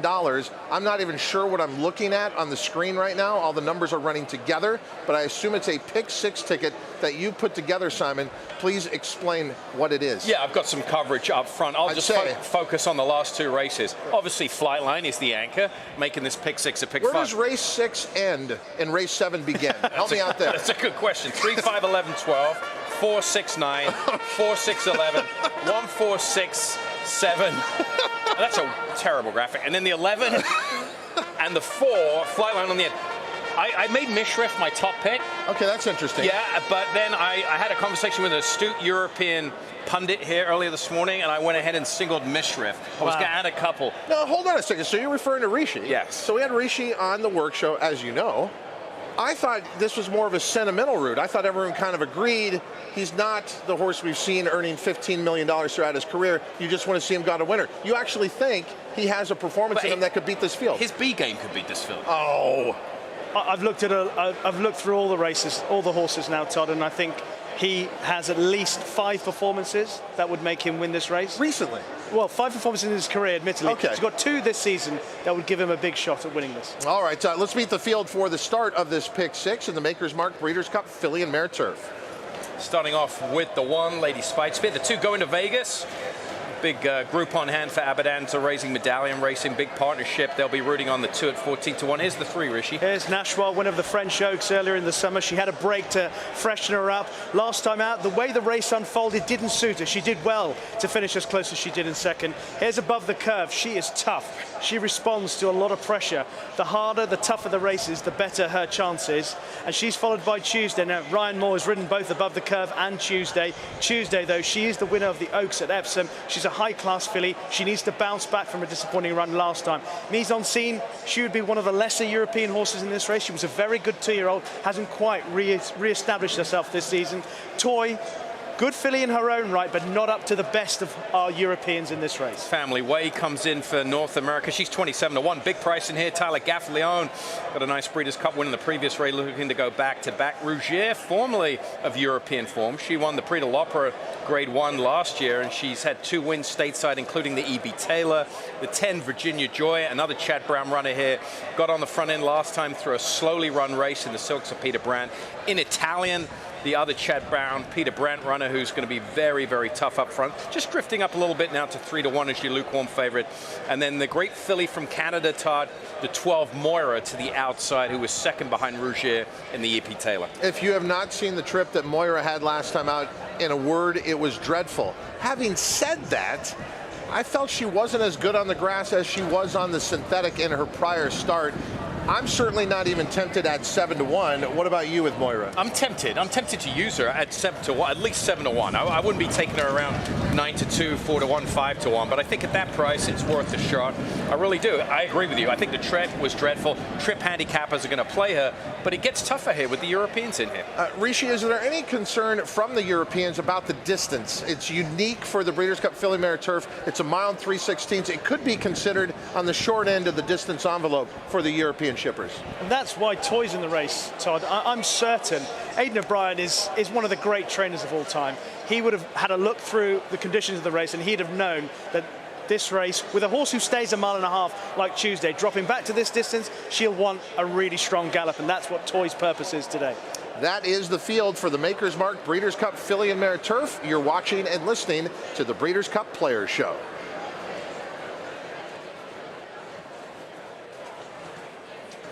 We continue on. A reminder of the wagering menu here, and race number 6 at Keeneland, the Breeders' Cup Filly and Mare Turf. Win, play, show, exacta, trifecta, superfecta wagering, and then horizontally speaking, daily double, pick 3, and it does start the pick 6. The pick 6 pool has already passed $1.5 million. Looming on the end is Flightline, a heavy favorite. So a lot of people look at this as a dollar pick 5, and you're seeing it the same way, Simon. You're turning into a dollar pick 4. Absolutely. It's a free square. Flightline's going to win. It's not going to be, does Flightline win? It's going to be how far Flightline wins. That's what they should be taking odds on, is how far that horse is going to win by.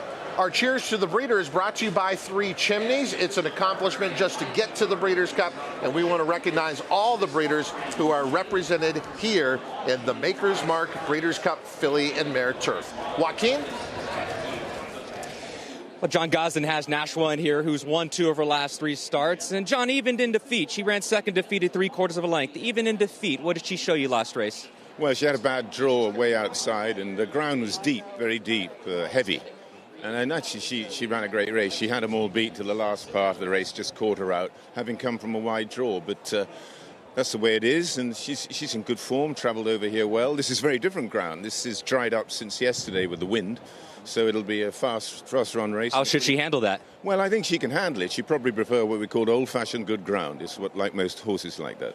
You gave her a little bit of a freshening earlier on in the summer. Was that in preparation, knowing you were going to travel to America for the Breeders' Cup? Yeah, the plan always had been, she's a 3-year-old, she's still growing and developing, was to give her a holiday, go for the Nassau, back off, Opera, and here. So, you know, we're here, but it's a race that may well favor the speed. We'll see. Thank you, John. Good luck. Thank you. Simon, you were at the DRF website, and you came up with an interesting formulator fact in this race about an Italian. Yeah, traded Chad Brown, 9 for his last 30. That's 30% win strike rate with a $2.39 ROI. That's a return on investment, with last out winners making their second start following a 2 to 3 month layoff. Simon Bray getting into the minutia of the Maker's Mark Breeders' Cup Filly and Mare Turf. DRF formulator. The pick six pool, now about $1.7 million, several churns in the pool to go. So we are looking at a pool that should be around $3 million once all the wagering is accounted for here. And our favorite now is the 3 Nashua. Holly Doyle has been the pilot for quite some time. How is the 3-year-old filly crop overseas compared to their elders? There was a spell during the summer after the first of the staying classics at Epsom, the Derby and indeed the Oaks, that maybe the colts were better than the fillies. But the subsequent performances as the seasons wore on, we had the likes of Emily Upjohn winning on Champions Day at Ascot recently, and she split Tuesday and Nashua at Epsom. So that's boosted the form as well. Certainly amongst the mile further, we think it's been a decent crop. Not a vintage crop, but we've got 2 of the best here from Ireland and Britain in Nashua on Tuesday. So you have no hesitation taking a 3-year-old filly up against older horses in this spot? Not at all. We're talking, in terms of Nashua on Tuesday, you're talking about 2 horses that have held their form well all season long. The beauty for Nashua and why she's just the pick, and this is a theory more than anything else, is the fact that she's had a break. After she won the French Oaks, it was always well known that the plan was the Breeders' Cup. So she was given a bit of a break. She went to the Arc weekend and she ran a pretty good race. If you watch that race back again, she got into a good position, but she started racing as they come. Simon will know pretty well. They go downhill into the full spend, and she just got over racing a little bit. It was her first run since July, and she just ran at a puff on her first start since then. So I think with that race behind her now, she's the principal pick. But I go back to what I said to you about 7 or 8 minutes ago. Aidan O'Brien's horses are flying now, and I am loath to oppose him. So whilst I would back Nashua to win, I would have a saver, as we call it in the UK, on Tuesday to cover my stake. I think out of all the... Let me just jump in real quick. Rishi can answer this. We talked about the distance. It's a little shorter, 9.5 furlongs, mile and 3/16. Out of all the Europeans, me personally, I think it favors Nashua than some of the others. I look on pedigree, Frankel out of Pivotal Mare. I look at some of her performances. She was 3rd in the Oaks mile and a half, but she came to win the race and then she ran out of stamina. Yes, exactly. I think the distance is going to help her most of all the Europeans. Okay, this kind of reminds me of our situation yesterday when we were talking about the NetJets Breeders' Cup Juvenile Fillies, and we were looking at the Alcibiades as a prep race. Everyone ignored the horse who had run best in that race, looking at the horses who had finished behind with trouble trips, and Wonder Wheel ended up winning, the horse who had won the Darley Alcibiades. Why am I not hearing more from you guys about Above the Curve, who ran a fantastic race in the Prix de l'Opera last time out? You are more fancied to Tuesday, who's 9-2, versus Above the Curve, who finished Above the Curve, who was ahead of that horse, who's 7-1. Go ahead, Rishi. Well, for me, Above the Curve, for a start, she doesn't quite have the class, so her form doesn't suggest. Anything in her form suggests she's quite at the best level of Nashua on Tuesday. In addition, she looks like a filly who needs 10 furlongs or more. I would say this drop back, even a furlong, is just against her, because she's not the type of filly that travels comfortably behind the bridle. She comes off the bridle away from home, and she's a very responsive, genuine filly. There's no doubt about her attitude. But brazen speed and the ability to lie handy off a searing pace is not something that she's blessed with. She'll be trying very hard late on. She won't be able to sit behind the speed as comfortably as a horse like Nashua. And bear in mind a horse like Tuesday as well, who was placed in the Classics. She was placed in the 1,000 guineas at Newmarket over a mile, and that was on quick enough ground. So you're talking about 2 fillies who are capable, certainly capable of a very high-class form over a mile and a quarter. That's exactly what I was going to say. Well done. Just ride his coattails. Yeah. That's what I get all week. Yeah, I know. Rishi Prasad, one of the best sports presenters in the country, knows his craft and knows his sport. And last year, this was one of the best races of the 2 days at the Breeders' Cup. Literally 5 horses with a chance in the Breeders' Cup Filly and Mare Turf, and it was Japan that would come through with Love's Only You. Are we in store for another renewal like that? It certainly looks like it. Coming into the starting gate, the field moving into line for the Maker's Mark Breeders' Cup Filly and Mare Turf. Bottom line, top picks, Rishi first. Nashua to win Tuesday, the big danger. Yeah, in Italian, I think is a big danger. Tuesday is my main pick. Let's go up to track announcer Kurt Becker here on the Breeders' Cup Players Show. It's the Maker's Mark Breeders' Cup Filly and Mare Turf.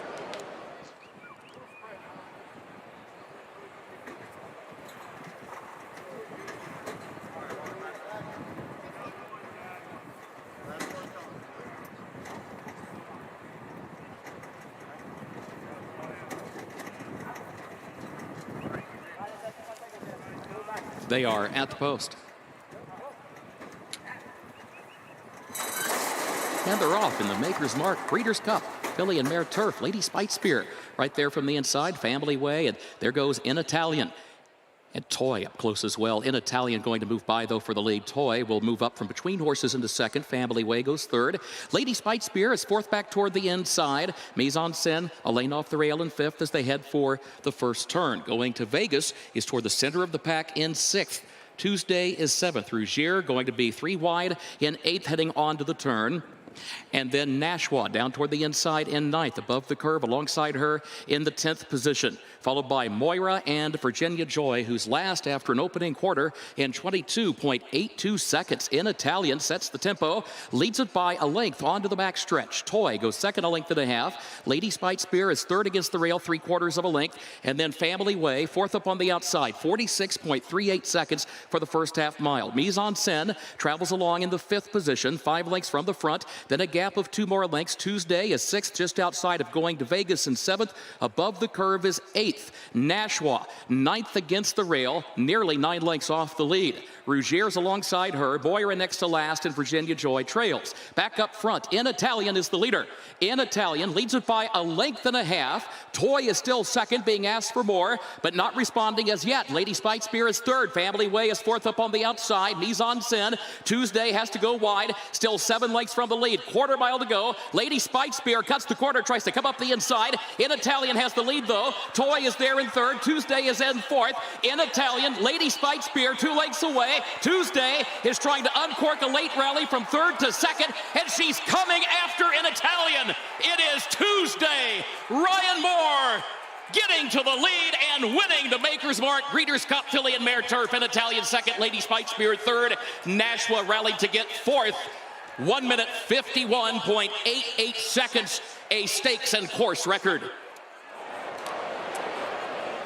It's Tuesday on a Saturday at the Breeders' Cup. What a ride by Ryan Moore, and what a pace early in this race, Rishi. We were wondering if anyone could go with In Italian. She got a clear lead, but with Toy pushing her just behind the whole way. Opening quarter mile 22-4, half 46-1, and then going into the far turn, this race started to change dramatically. If you were supporting Ryan Moore Tuesday, you'd have been very happy with the early fractions of the race. And when Ryan got clear sailing, turning into the straight, there was an inevitability about what was going to happen, Simon. Yeah, it was actually, the table was set. I tell you what, as good as Tuesday ran, though, In Italian to hang around for second after going through those early fractions was unbelievable. 22, 46. Those are types of fractions you see in a mile race, maybe a 1-turn mile or a 7-furlong sprint. Very impressive performance by the top 2 finishers. Good run from Lady Spite Spear in third. Nashua checked in fourth. But the Aidan O'Brien roll continues here. Ryan Moore, perfect setup here. The pace, the key was the pace setter, the rabbit, to put a little pressure on In Italian to set the table for Tuesday to come from off of it. Yeah. Now, admittedly, the track record has not been around for a while. It was the last time we were here at the Breeders' Cup. That's a really nice time. A mile 3/16 in 1:51.4, so that will lower the course record by almost a second. Yeah, well, John Gosden touched on it. We've hardly had any rain here the whole fall, the last 6 weeks. We've had the drying out wind, and then you have the scenario with a pace setter and a rabbit going at it and laying down the fractions. Very solid performance. Race tactics are something that Charlie Appleby, Aidan O'Brien have perfected internationally over the years, and you can bet your last dollar that they would have considered exactly how this race was going to unfold. They made sure that Toy was part of the plan for the early pace in the race, and Ryan Moore, you looked at the way he rode Tuesday, he knew what was happening up front all the way along. He was always in the right spot. By the way, we've spoken a lot about William Buick over the first day or so. Ryan Moore this season has been superb. There was always a little bit of criticism about Ryan Moore here and there because he rides so many good horses and that his strike rate wasn't in keeping, but he has come back better than ever this season. I'll tell you one little thing that I noticed about him earlier in the year at Royal Ascot. He has that, you see that the straps on that helmet, that was a new helmet that he got, a new hat that he got just before Royal Ascot. His agent Tony Hine told me about it, and he said that ever since he had that new hat, the winners have been coming thick and fast. So wait, that's a superstition thing, or it's the actual helmet? I'm not sure if Ryan would admit to it, but his agent Tony told me about it just after Royal Ascot. He said it was a new hat, and the success rate since then has been superb. Let's rewatch the entire race. So, Simon, it is a very good break for In Italian. She establishes a clear lead, but as Rishi suspected, while Toy was not good enough to go head-and-head with an Italian, she didn't necessarily need to. She just had to keep her honest the whole way. Yeah, she can't go as fast as in Italian, but the fact she has got her nose in Italian's tail, that's all that needs to happen. Okay, take Toy out of this picture right here. In Italian has an easy 3-length lead, going a lot slower, things her own way. I think you would have seen a clearly different result. Not only hats off to Ryan Moore, but Wayne Lorden. I mean, talk about team player, right? I mean, he's doing his job here. It's an important job. We've seen so many rides on rabbits over the years that don't fulfill what they're meant to be doing. This was a perfect situation here.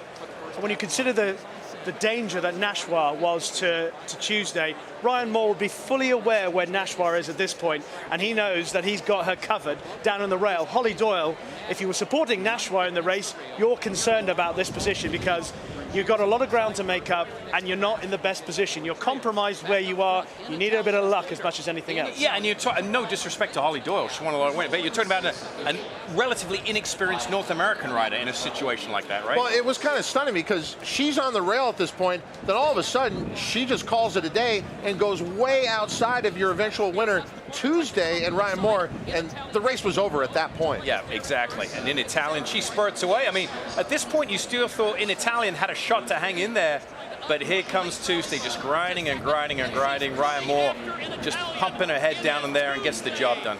So, Rishi, can you explain to me again why I should play Tuesday over Above the Curve out of the Prix de l'Opera?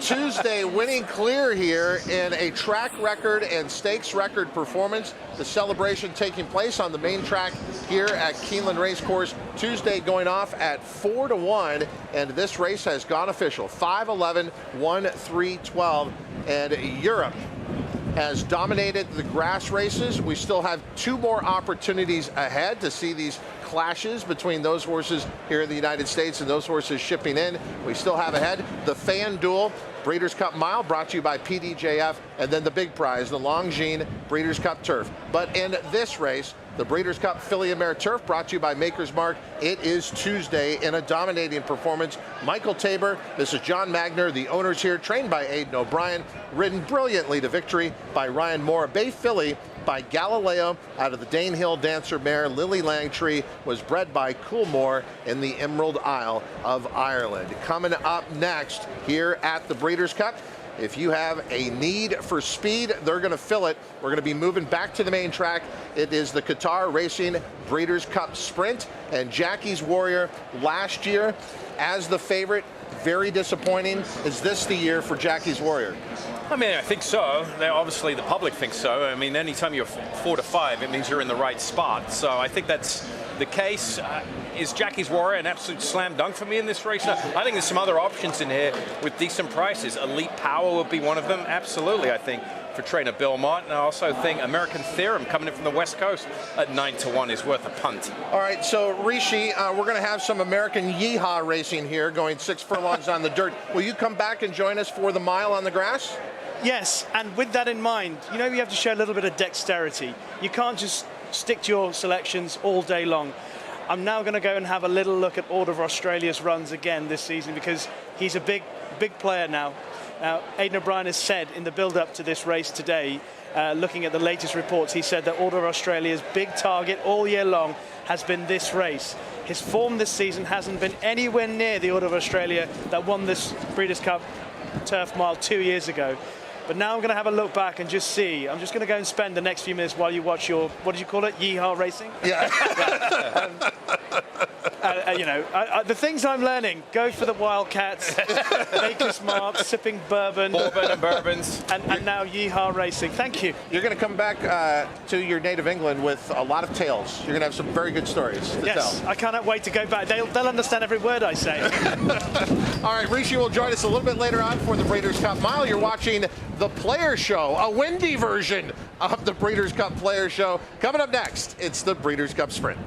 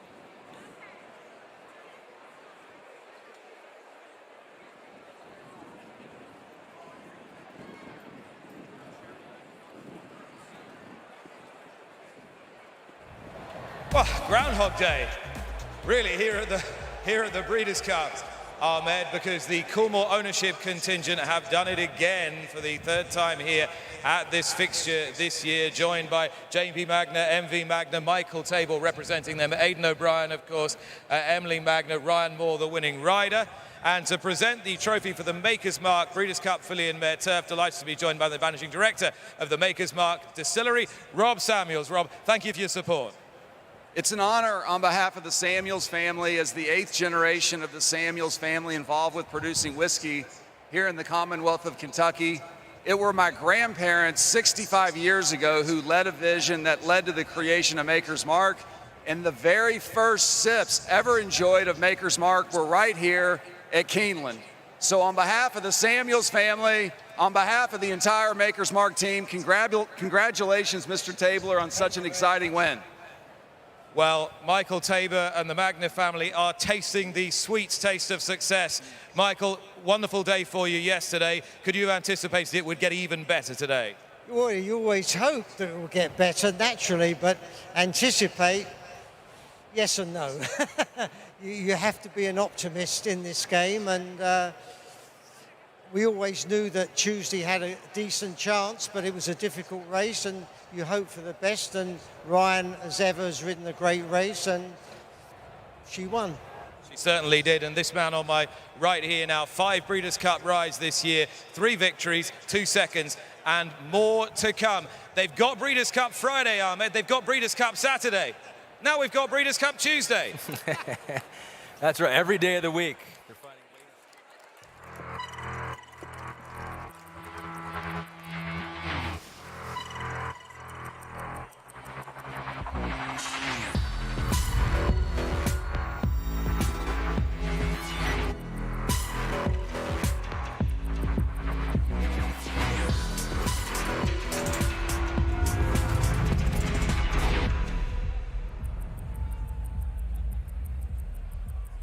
Longines.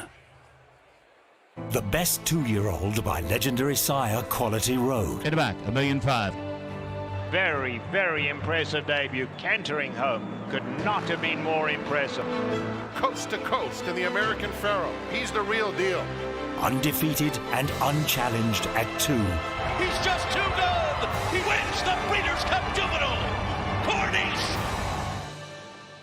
Corniche, the newest champion to Coolmore, America. It's time to bet the race, and FanDuel Racing has entered the starting gate. Download the FanDuel Racing app, and you're off. It's super easy to use from the start. Make every moment more with tools to help you win on the inside. Watch out for great promos and easy deposits. And here comes fast payouts. It's super easy to use. It's fast payouts. It's super easy. There's no doubt about it. The best place to bet is FanDuel Racing. New customers bet the Breeders' Cup and get up to $100 back if your horse doesn't win. Anybody going? 70, getting 50, 75, 850, 75, 175, 175, 150, 175. Proud, 850,000. Thank you. Volatile, just like that. In front by 3, now by 4. And the time, 107.57. As they pass the 16th pole, Volatile, victorious in the Vanderbilt, won by 2 lengths. Proud, 850,000. Thank you. This is a Kentucky Thoroughbred. This is a Kentucky-built Powerfoil industrial fan. Like a Thoroughbred, it too delivers unrivaled performance. And while they both run with purpose and pride, this one runs to keep your workforce feeling cool and comfortable. Powerfoil, the best-selling big fan in the world. BigFans.com. Exceptionally engineered.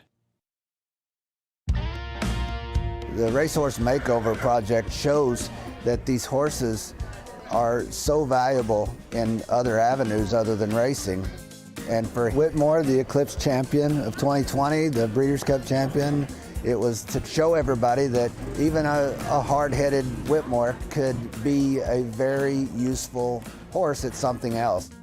Everybody is here just to celebrate Thoroughbreds and their new chapter in life. I didn't really get to start working with them until like middle of May this year. So we had a big crunch time. We had a lot to do in a very short window.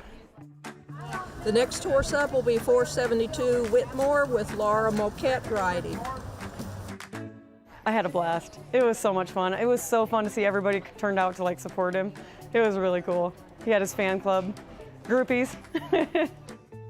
I've got friends of mine that train horses that called me on the way down here to say, hey, what time's Whitmore showing? It was challenging, and he made his way through it, and he just took a walk in the woods in his mind and saw some really scary stuff. His pivot work was beautiful, the mounting block was great. Got spooked at some things, the chains cast a shadow on the bridge that made it look like black snakes were dancing on it. Pool noodles were wonderful. The water was great. We've only walked through water twice. Thank God he didn't lay down. He's probably like, oh yeah, I can get her now. But to have him be able to keep his composure, they don't have to do it perfect in my mind as long as they give you an effort. And that's what he did, so I was proud of him.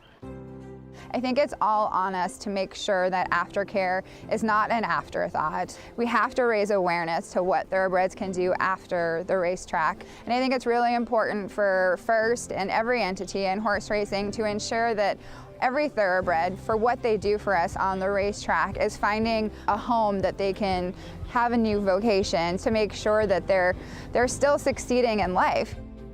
He's unique in the fact that he's so successful, but he's not unique in the fact that these horses become our family. He's just been the most fun blessing in our entire life. I am probably going to do some hunter stuff this winter and just see how that goes. But I thought this was a great place to start because it just desensitizes him to a bunch of stuff for the rest of his life.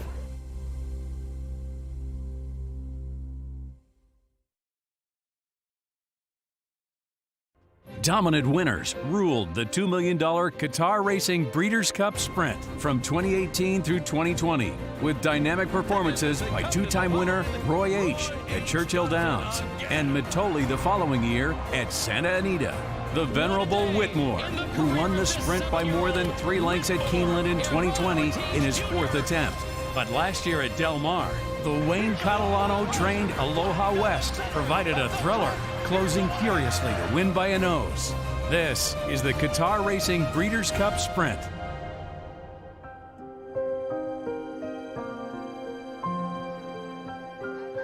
Kretz Racing out in full force here to support American Theorem. What has this horse meant to you guys? Well, he means the world to all of us here, and we're super fired up about him. From a baby, 1-year-old when we got him, until now. I think he's due for something big today. So You had high aspirations for him as a 2-year-old. Do you feel like rewarded because your patience with him has paid off? I think maybe I was impatient at the start, and that was probably my problem. But yeah, Georgie's been patient, and he's done a great job. And of course, Georgie's been training like a monster. So hopefully today is a good day for him. Have you gotten to see him since you've been in town? No, I haven't, and I'm excited about that. I'm equally excited to see him. So yeah. Now I feel like we should all go line up and watch him walk over, right? We definitely should. All right, best of luck here. Thank you. And American Theorem offering value at 11-1 here in the Qatar Breeders' Cup Sprint. Mike Joyce alongside the Blonde Ambition Tour of Caden Gradar and Matt Carruthers. Caden, I'll start with you. I do want to start the conversation with American Theorem because we're going to get into the meat of this race and we're going to be talking more and more about Jackie's Warrior and Kamari and some other ones. But this is a horse that really has had an up and down career and found his niche sprinting this summer. It may be a bit of pressure on him, though, as a representative of the West Coast, to have not had the Breeders' Cup that I think some of the connections would have anticipated or hoped for. But if we could see him take his show on the road and run the same type of race that we've seen in California, he is going to be a force to be reckoned with. And I'd also add, he has trained magnificently. There is not a better looking horse out there as far as how he's coming into this race. Standing by with the defending champion trainer in this race is Michelle Yu. Thank you so much, Mike. I'm with Wayne Catalano here. And in addition to last year's champ Aloha West, he also has Manny Wah in this spot. Now, Manny Wah's kind of following the trail of Aloha West last year with the springboard of the Phoenix into this spot. What do you think about his chances today? Aloha West? Manny Wah. Manny Wah, I tell you what, he's really training great. He's got a win over the track. He's doing what we want him to do right now. He's a very happy horse. It's a little tough for him, but he likes this track, and he's doing great. What about drawing the rail for him? I mean, were you dismayed about that post? Well, I think he's going to be all right. You know, I never liked the one, but I think we're going to be all right with that spot. You mentioned that he had a good race over the track. We've seen that be very beneficial this week. Does that give you some added confidence? It really does. You got to be happy when you hit your home turf. And I know you have Aloha West as well. How do you feel about the defending champ? Well, you know, I got lucky enough to get him into the race. We was pushing and trying to get him here, and everything worked out perfect. He's training great, and I'm happy with him. Thanks, Wayne. You're welcome. Scott? Steve Asmussen hoping third time's the charm in the Breeders' Cup here as he makes his final start. That's Jackie's Warrior. His defeat last time out, did you see any change in his attitude following that defeat? Well, actually, I think, watching Cody's Wish come back and win the Breeders' Cup Mile, it's just a great performance by another very good horse. And if anything, I think we needed it. His earlier races in the year had just come a little too easy. Obviously, he ran very fast that day. He's trained well here at Keeneland. But as you said, he's 0 for 2 in the Breeders' Cup, and he's way too good of a horse to have not won one. Who goes with him? Can there be a horse that goes with him early in this race? Well, in this, we're worried about Jackie's Warrior. Joel knows him extremely well. He is usually close or on the lead, and he's in his capable hands. Coming into a final race of a horse's career, you've done this before. Do you approach it any differently, leaving it all out on the table, so to speak? Emotionally, you are. You want it so much for them because of how much they've meant to you. But Jackie's Warrior is just a very special horse to the whole barn. Good luck, Steve. Thank you very much. Appreciate it. I'm joined by Aaron Wellman and Sadie of Eclipse Thoroughbred Partners. They bring in the defending champion here, Aloha West. Aaron, what were your thoughts about coming in here a little under the radar, I feel like? This wasn't plan A month ago, to be honest with you, but Wayne and I huddled up after he got into a breeze pattern, and we decided that if he took us here, we'd bring him, and he's done that the last month. So we're honored to be back with the defending champion, and it's a tall task, but he's telling us he wants to be here, so we're going to give him his shot. How would you compare it to last year when he came into the Breeders' Cup? Last year it was a much more traditional path to get here. He'd run huge in the Phoenix here at Keeneland, got beat a nose, and just was really starting to get good for us.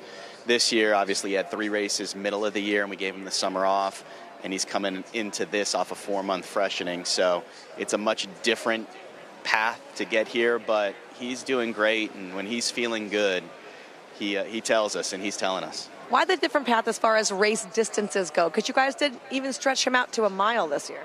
Well, the Met Mile is a race that you got to go for if you've got a horse like Aloha West. It's a stallion-making race, and he ran into a buzzsaw that day in Flightline, and Flightline makes really good horses look average at best. So we didn't run our race that day, but the cut back to the 6.5 of the Kelly's Landing hit him between the eyes, and this is a little sharper for him, but he's sharp right now. There's not that much speed in this race to go with Jackie's Warriors, so he's fresh, he's ready, and we might see him a little closer today. Sadie, any instructions that you're going to be giving here? No. Did you get your winner's circle smile on, though? Yes. Nice and big. Good luck, you guys. Thanks so much, Michelle. Guys? Peter Miller sending out CZ Rocket, the veteran, trying to make like Whitmore a few years back here at Keeneland in the sprint. What's been the key to keeping this guy going?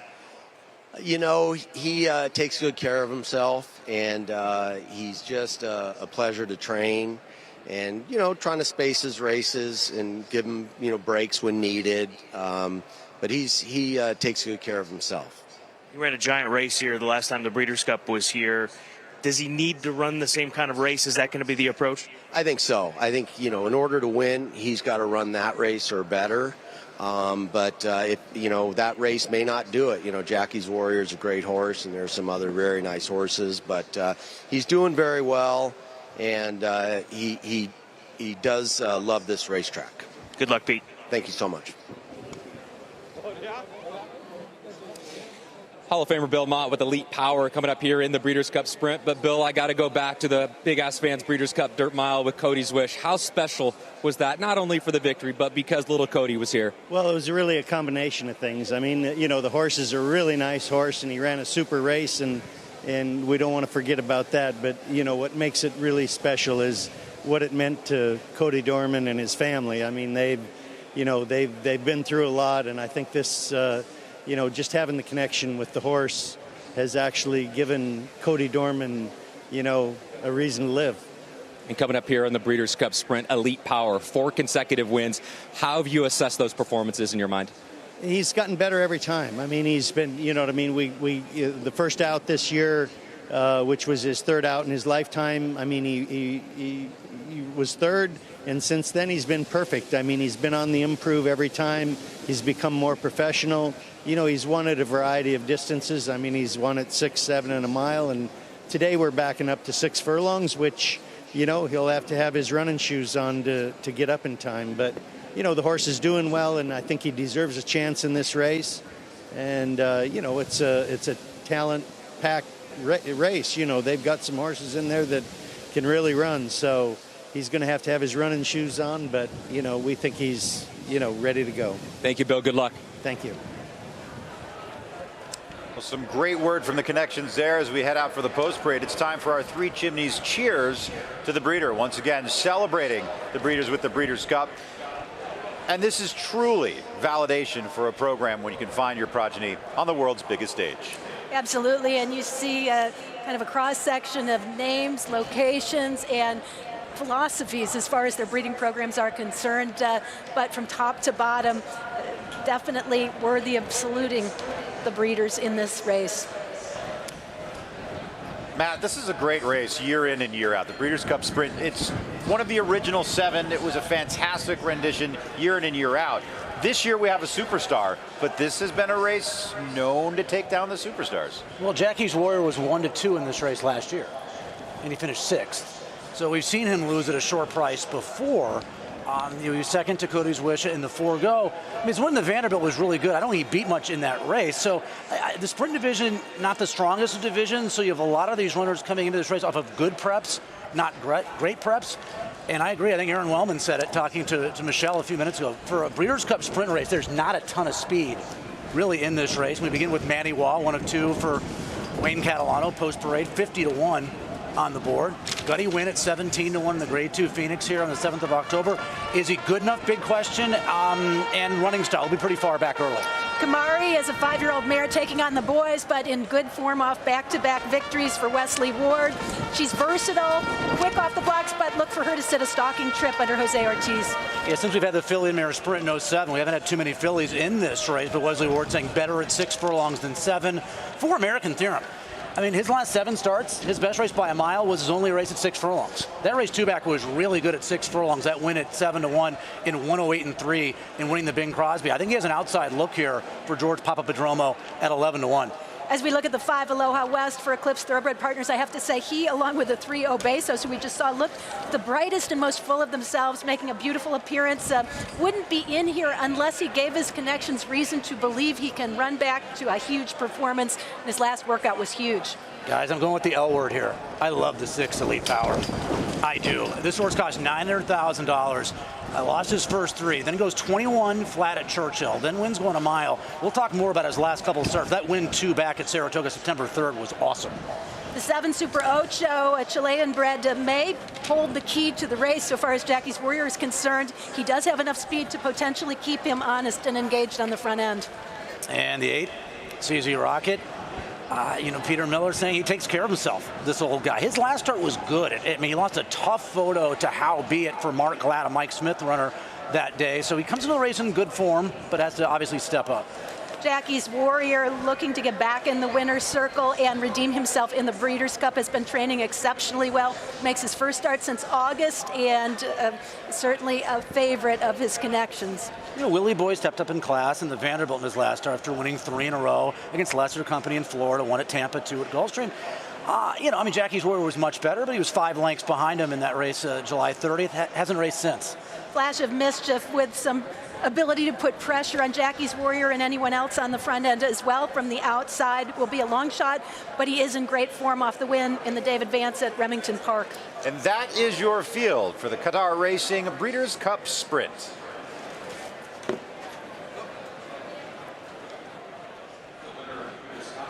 So we're 8 minutes away from the Breeders' Cup Sprint, and FanDuel Racing is giving out $20,000 in prizes to all Breeders' Cup fans plus a free shot at $1 million. Just pick the correct order of finish in the FanDuel Breeders' Cup Mile presented by the PDJF.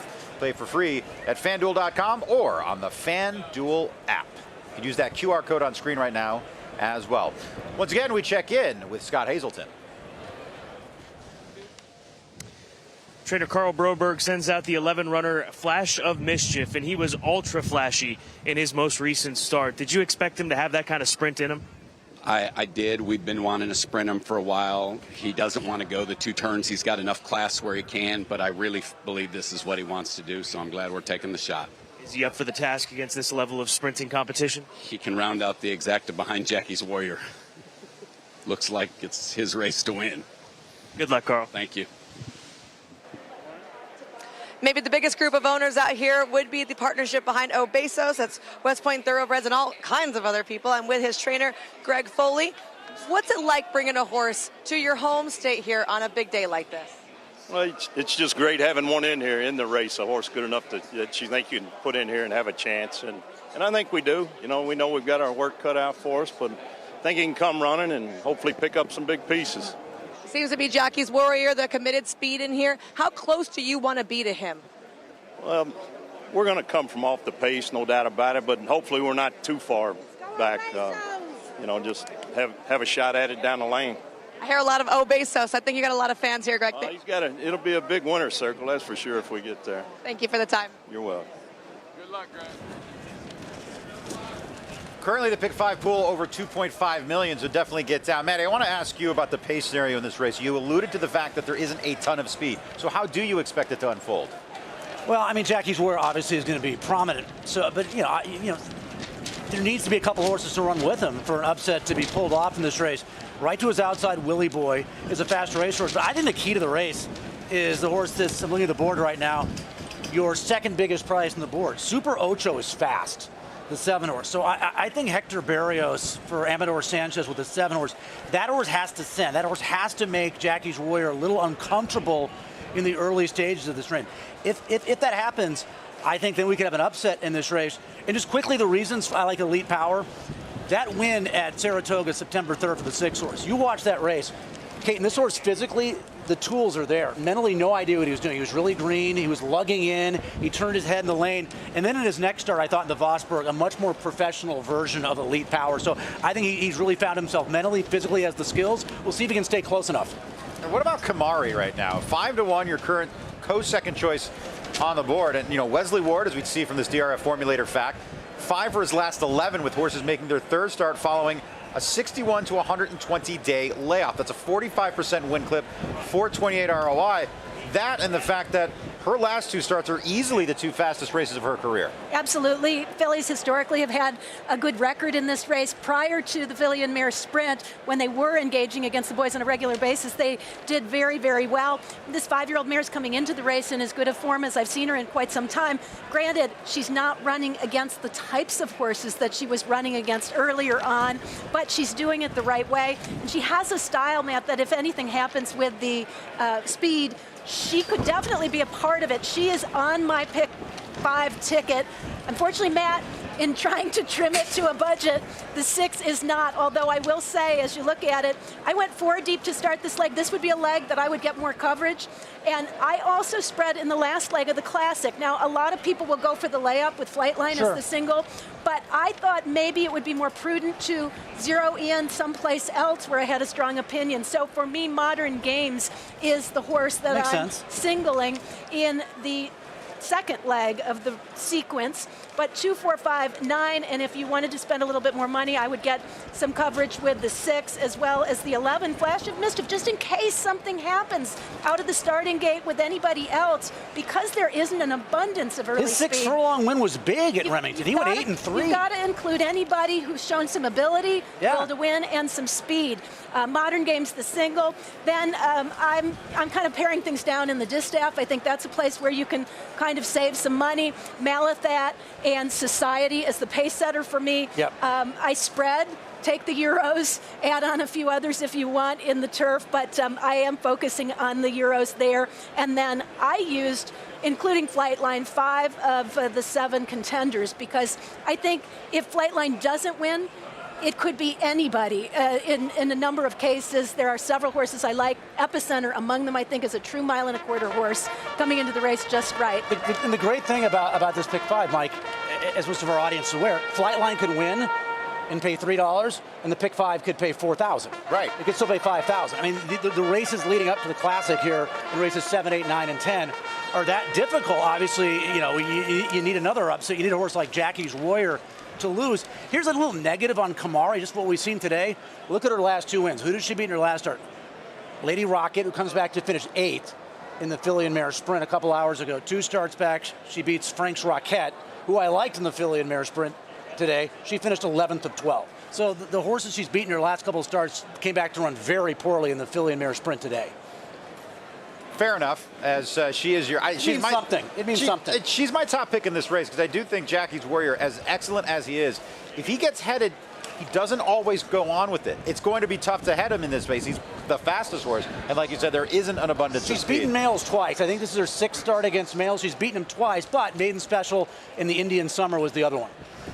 So we're just 2 minutes away from the Qatar Racing Breeders' Cup Sprint. There's a look at Manny Wah, who won the Ogden Phoenix Stakes. That was one of the great stories of the weekend. I will say this about Wayne Catalano. I think he's one of the more underrated trainers in the country. He doesn't have a Charlie Appleby-esque percentage, but he doesn't bring a lot of horses to the Breeders' Cup, and he seems to always be winning. I respect Catalano tremendously, and he knows how to prepare horses for the Breeders' Cup. He knows what it takes. I'm sure Manny Wah is going to put in a good performance, but his overall win record is not as strong as is in the money record, and I don't think the level of competition is there, comparatively speaking, to what some of the others have been running against. But I wouldn't be shocked at all to see him run a huge race in here. I actually do prefer the other Wayne Catalano horse. I put Aloha West on top because I just thought there was nothing to gain and everything to lose by putting him in here unless he really gave them a reason to do it. And his workout was sensational. I think he sits that stalking trip. But the mystery horse for me is American Theorem, because I don't think this distance is ideal for him, and yet I think he's doing really, really well, maybe training better than anybody else in this field. His 6 furlong win was dynamite, and then he ran second to Laurel River, who would have been probably your second choice in the dirt mile had he not scratched. That was a live race, too. Mike Defunded was 6th in that race. What did he do in his next start? Wire-to-wire win in the Grade 1 Awesome again. So that was a really live race. And the last thing on Manny Wah, he had a troubled trip in the sprint here in 2020 and ran 5th. He was super in defeat that day. He might have hit the bull with a better trip that day. This pick 5 pool is getting close to $5 million. That's crazy. Yeah, unbelievable. Midnight Lute has the stakes record here with 107 flat, which is just an obscenely fast time. Corey Nakatani, the mark for riders with 4 wins, one of the best riders. I'm still amazed he's not in the Racing Hall of Fame. That needs to be rectified. As they go to the starting gate, give me your final thoughts, Kaiten. Well, I do think that this is probably one of the more unpredictable editions of the sprint, and it tends to be an unpredictable type of race going in. Matty? Well, I think we'll know early on, right? If Jackie's Warrior controls things up front, he's probably going to win it 3-5. If he gets challenged early on, like he did in the sprint a year ago, in which he tired and ran 6th, then I think anybody can win. I really like the 6 Elite Power. I'm hoping he's fast enough to at least not lose contact with his field. If he can accomplish that early on, I like his chances. Going into the starting gate, though, the 3-5 favorite is Jackie's Warrior in his swan song. The 4-year-old will be retired after this event. Steve Asmussen has led him over for 12 victories and 17 starts. He's never won in the Breeders' Cup, and his first loss came right here at Keeneland in the Breeders' Cup Juvenile back in 2020. We shall see if he can rectify both of those things and find the winner's circle today. They're at the post for the Qatar Racing Breeders' Cup Sprint.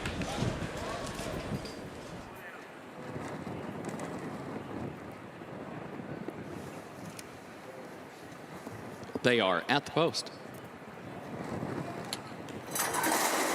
And they're off in the Qatar Racing Breeders' Cup Sprint. Flash of Mischief comes out for the lead. Super Ocho a step quicker, though, and there's Jackie's Warrior. Jackie's Warrior and Super Ocho come to the front together. Flash of Mischief settles back toward the outside in 3rd position. Willie Boy, center of the track, moves up from 4th. CZ Rocket slips down toward the inside in 5th, running 3 lengths off the lead. Gap of 2. American Theorem is toward the rail in 6th. Elite Power goes 7th. Kamari is 8th. Manny Wah is in 9th around the far turn. Aloha Aloha West is 10th. Obesos, last of the 11, 22.12 seconds the time for the opening quarter. Super Ocho, a 2-length lead. Jackie's Warrior goes second by 3 lengths around the turn. Willie Boy, CZ Rocket to the inside. Flash of Mischief between that pair. Elite Power is still 8 lengths from the lead. They turn for home. Super Ocho with the lead. CZ Rocket to the inside. Jackie's Warrior to the outside. Elite Power has to go toward the center of the racetrack, but still fourth. Super Ocho, Jackie's Warrior, CZ Rocket. Maniwa runs toward the rail. Elite Power from the outside. CZ Rocket, Elite Power coming on. Elite Power, Iran Ortiz Jr. to win the Qatar Racing Breeders' Cup Sprint by 2 lengths on the line. 1 minute 9.11 seconds. Elite Power with an elite finish here in the Qatar Racing Breeders' Cup Sprint. And he was able to stay somewhat close. And I thought Iran Ortiz shockingly made a great decision at the quarter pole, Caton, because it looked like he might get fanned wide, and he kind of dove down to about the 2 path and saved a little bit of ground, and I thought that was crucial in his success. Let's pick him up. Right now, he's right outside of the 4 American Theorem, so he's what, about 7th right now. He's got a lot of running to do, and at this point, Matt, the pace, well, they picked it up as they went. The half mile in 44 and change takes a toll on Super Ocho, who's on the lead, but really no excuses for Jackie's Warrior, who's sitting second as they turn for home. CZ's Rocket in the pink silks on the inside digs in pretty gamely, but that move that you mentioned by Irad aboard Elite Power makes the difference. He tips out to the outside and just gains steadily with every single stride. This is a perfectly timed move to get the victory here. He's really, I mean, this horse, abundance of talent. He cost $900,000, the Keeneland September sale in 2019. And it just took him a while to figure out mentally. And you could see him sort of do it at Saratoga last month. Not the strongest of divisions. So you're looking for horses that won an optional 62 race a couple of months ago. They can win a race like this in a division that's not that strong. CZ Rocket, that's a dynamite effort for him. And, you know, at the age of 8, what Peter Miller has done in this race, it's every time he enters, his horses either win, they show up, they win a great second like that. Jackie's Warrior, no excuse, right? The pace is slow. You're sitting in second behind a 1,000,000-to-1 shot that's going to come back to you in the 7-horse Super Ocho, so a disappointing third. And there's Maniwa, who likes this racetrack, rounding out your Super. Elite Power, though, just so good. And how about Iran Ortiz?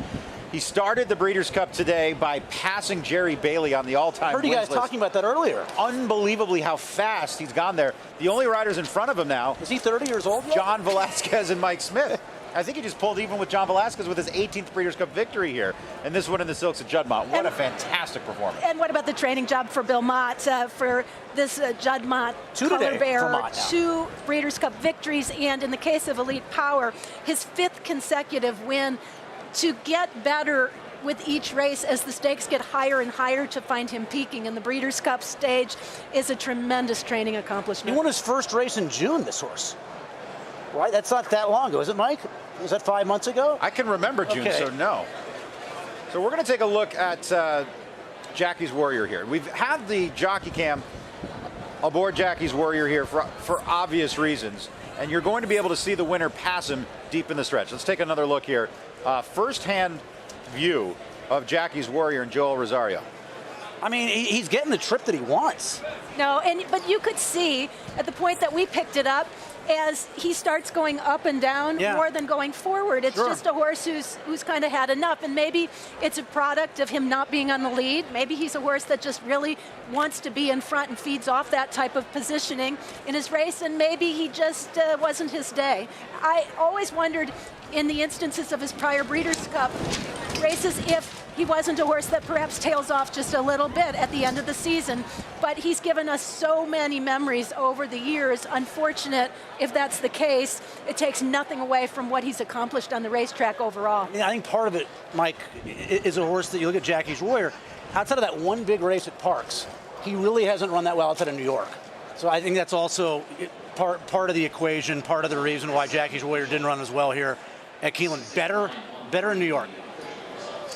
Well, there's a look at the Winner's Circle celebration. Elite Power coming back to the Winner's Circle here, and prices are in now. A 5-to-1 shot here, so an upset, but not a huge one. CZ Rocket, though, at 31-to-1, finishing second. Surprising But look, Peter Miller loves this horse. He holds a special place in his heart. At the age of 8, to still be competitive at this high of a level is amazing. Next time I talk to Matt before I put my pick 5 ticket in. Elite Power was one you gave a strong push to, Maddie. And look, a $13.10 return on that 5-1. It was a good 5-1. It's a good start to my late pick 5. Let's put it that way. Coming up next, we do have the FanDuel Breeders' Cup Mile presented by PDJF. That means it is time for the FanDuel contest we've been talking about the last 2 days. That is, the FanDuel is giving out $20,000 in prizes to all Breeders' Cup fans, plus a free shot at $1 million. That's right.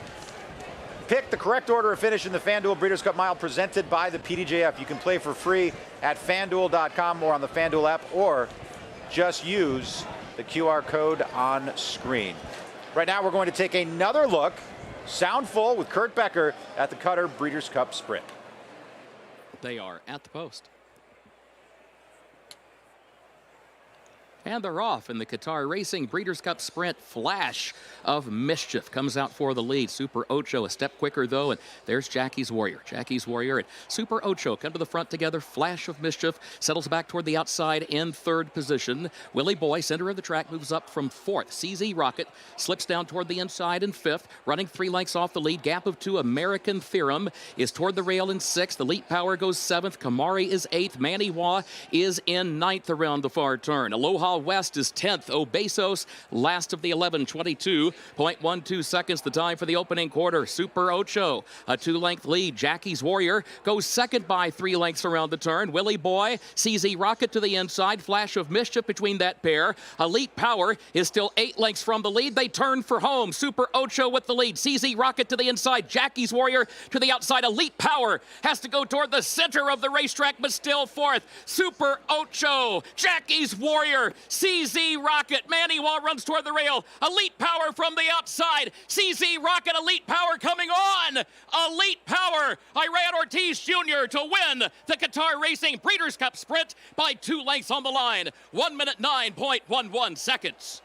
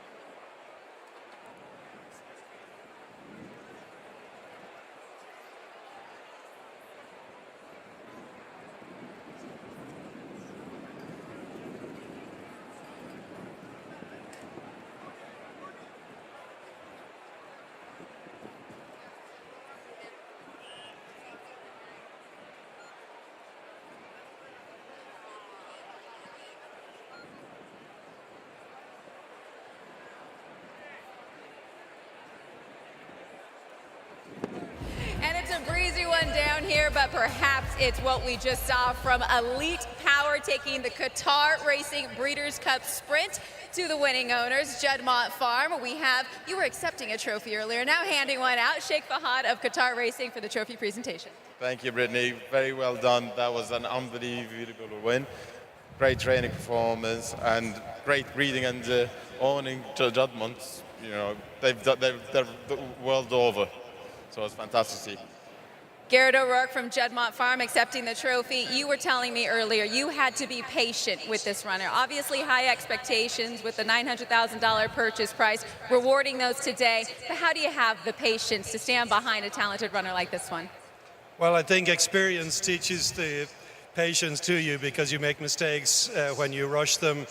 That never works. We had a lovely horse like this. He always maintained his enthusiasm right through all the times that he was off, but when he came back and Bill got him rolling, he just has been on a tear lately.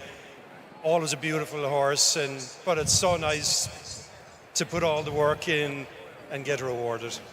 You were telling me you might not be able to speak because your voice is hoarse from cheering him on down the stretch. What were you thinking as he was rolling down to the wire? When he swung out at the head of the stretch, I was looking obviously for Jackie's Warrior. I was looking at the speed in front, and then he got clear in the center, and he's such a tough horse, and he put that head down, and I felt he was there. Now, in case he didn't get there, I rode him pretty hard myself too. Well done by you. Juddmonte has had a lot of success at the Breeders' Cup, but it feels that thrill is still there? Oh, absolutely. We never lose it. Never lose it. That's why you're in. A big congratulations to you and to the entire team. To trainer Bill Mott, of course, Irad Ortiz. He's got a busy day, so he left us. It is Elite Power in the Qatar Racing Breeders' Cup Sprint.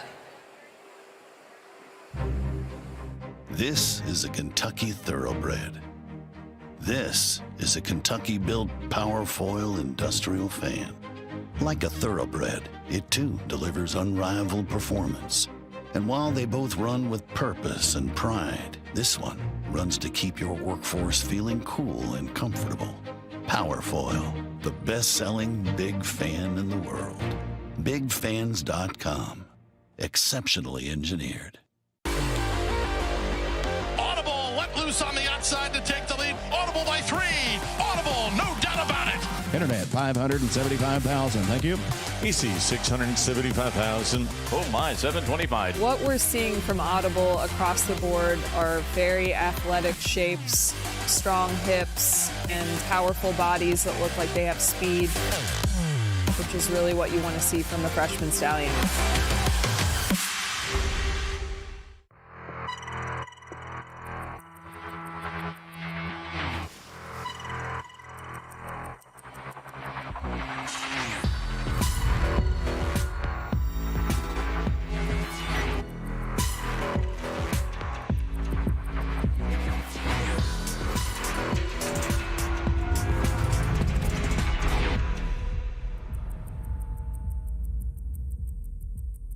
Longines.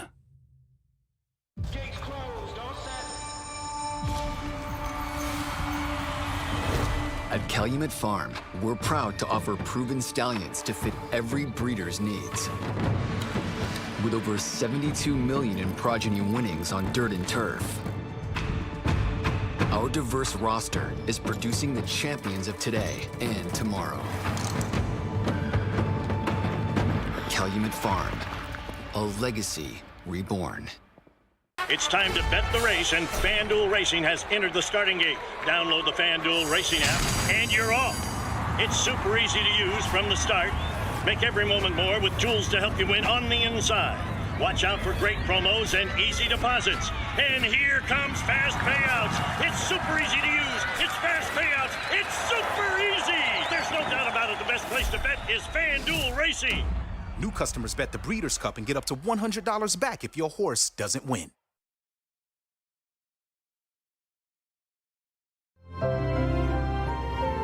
The $2 million FanDuel Breeders' Cup Mile, presented by Permanently Disabled Jockeys Fund, has had its share of major stars over the years. like the filly Miesk, who became the first horse to win back-to-back Breeders' Cup races with victories in 1987 and 1988, only to be outdone some 20 years later by another female sensation, Goldikova, who became the only horse to win 3 consecutive Breeders' Cup races with mile wins from 2008 through 2010. And tough as they came, Wise Dan, whose victories in 2012 and 2013 twice earned him Horse of the Year titles. This is the FanDuel Breeders' Cup Mile, presented by PDJF.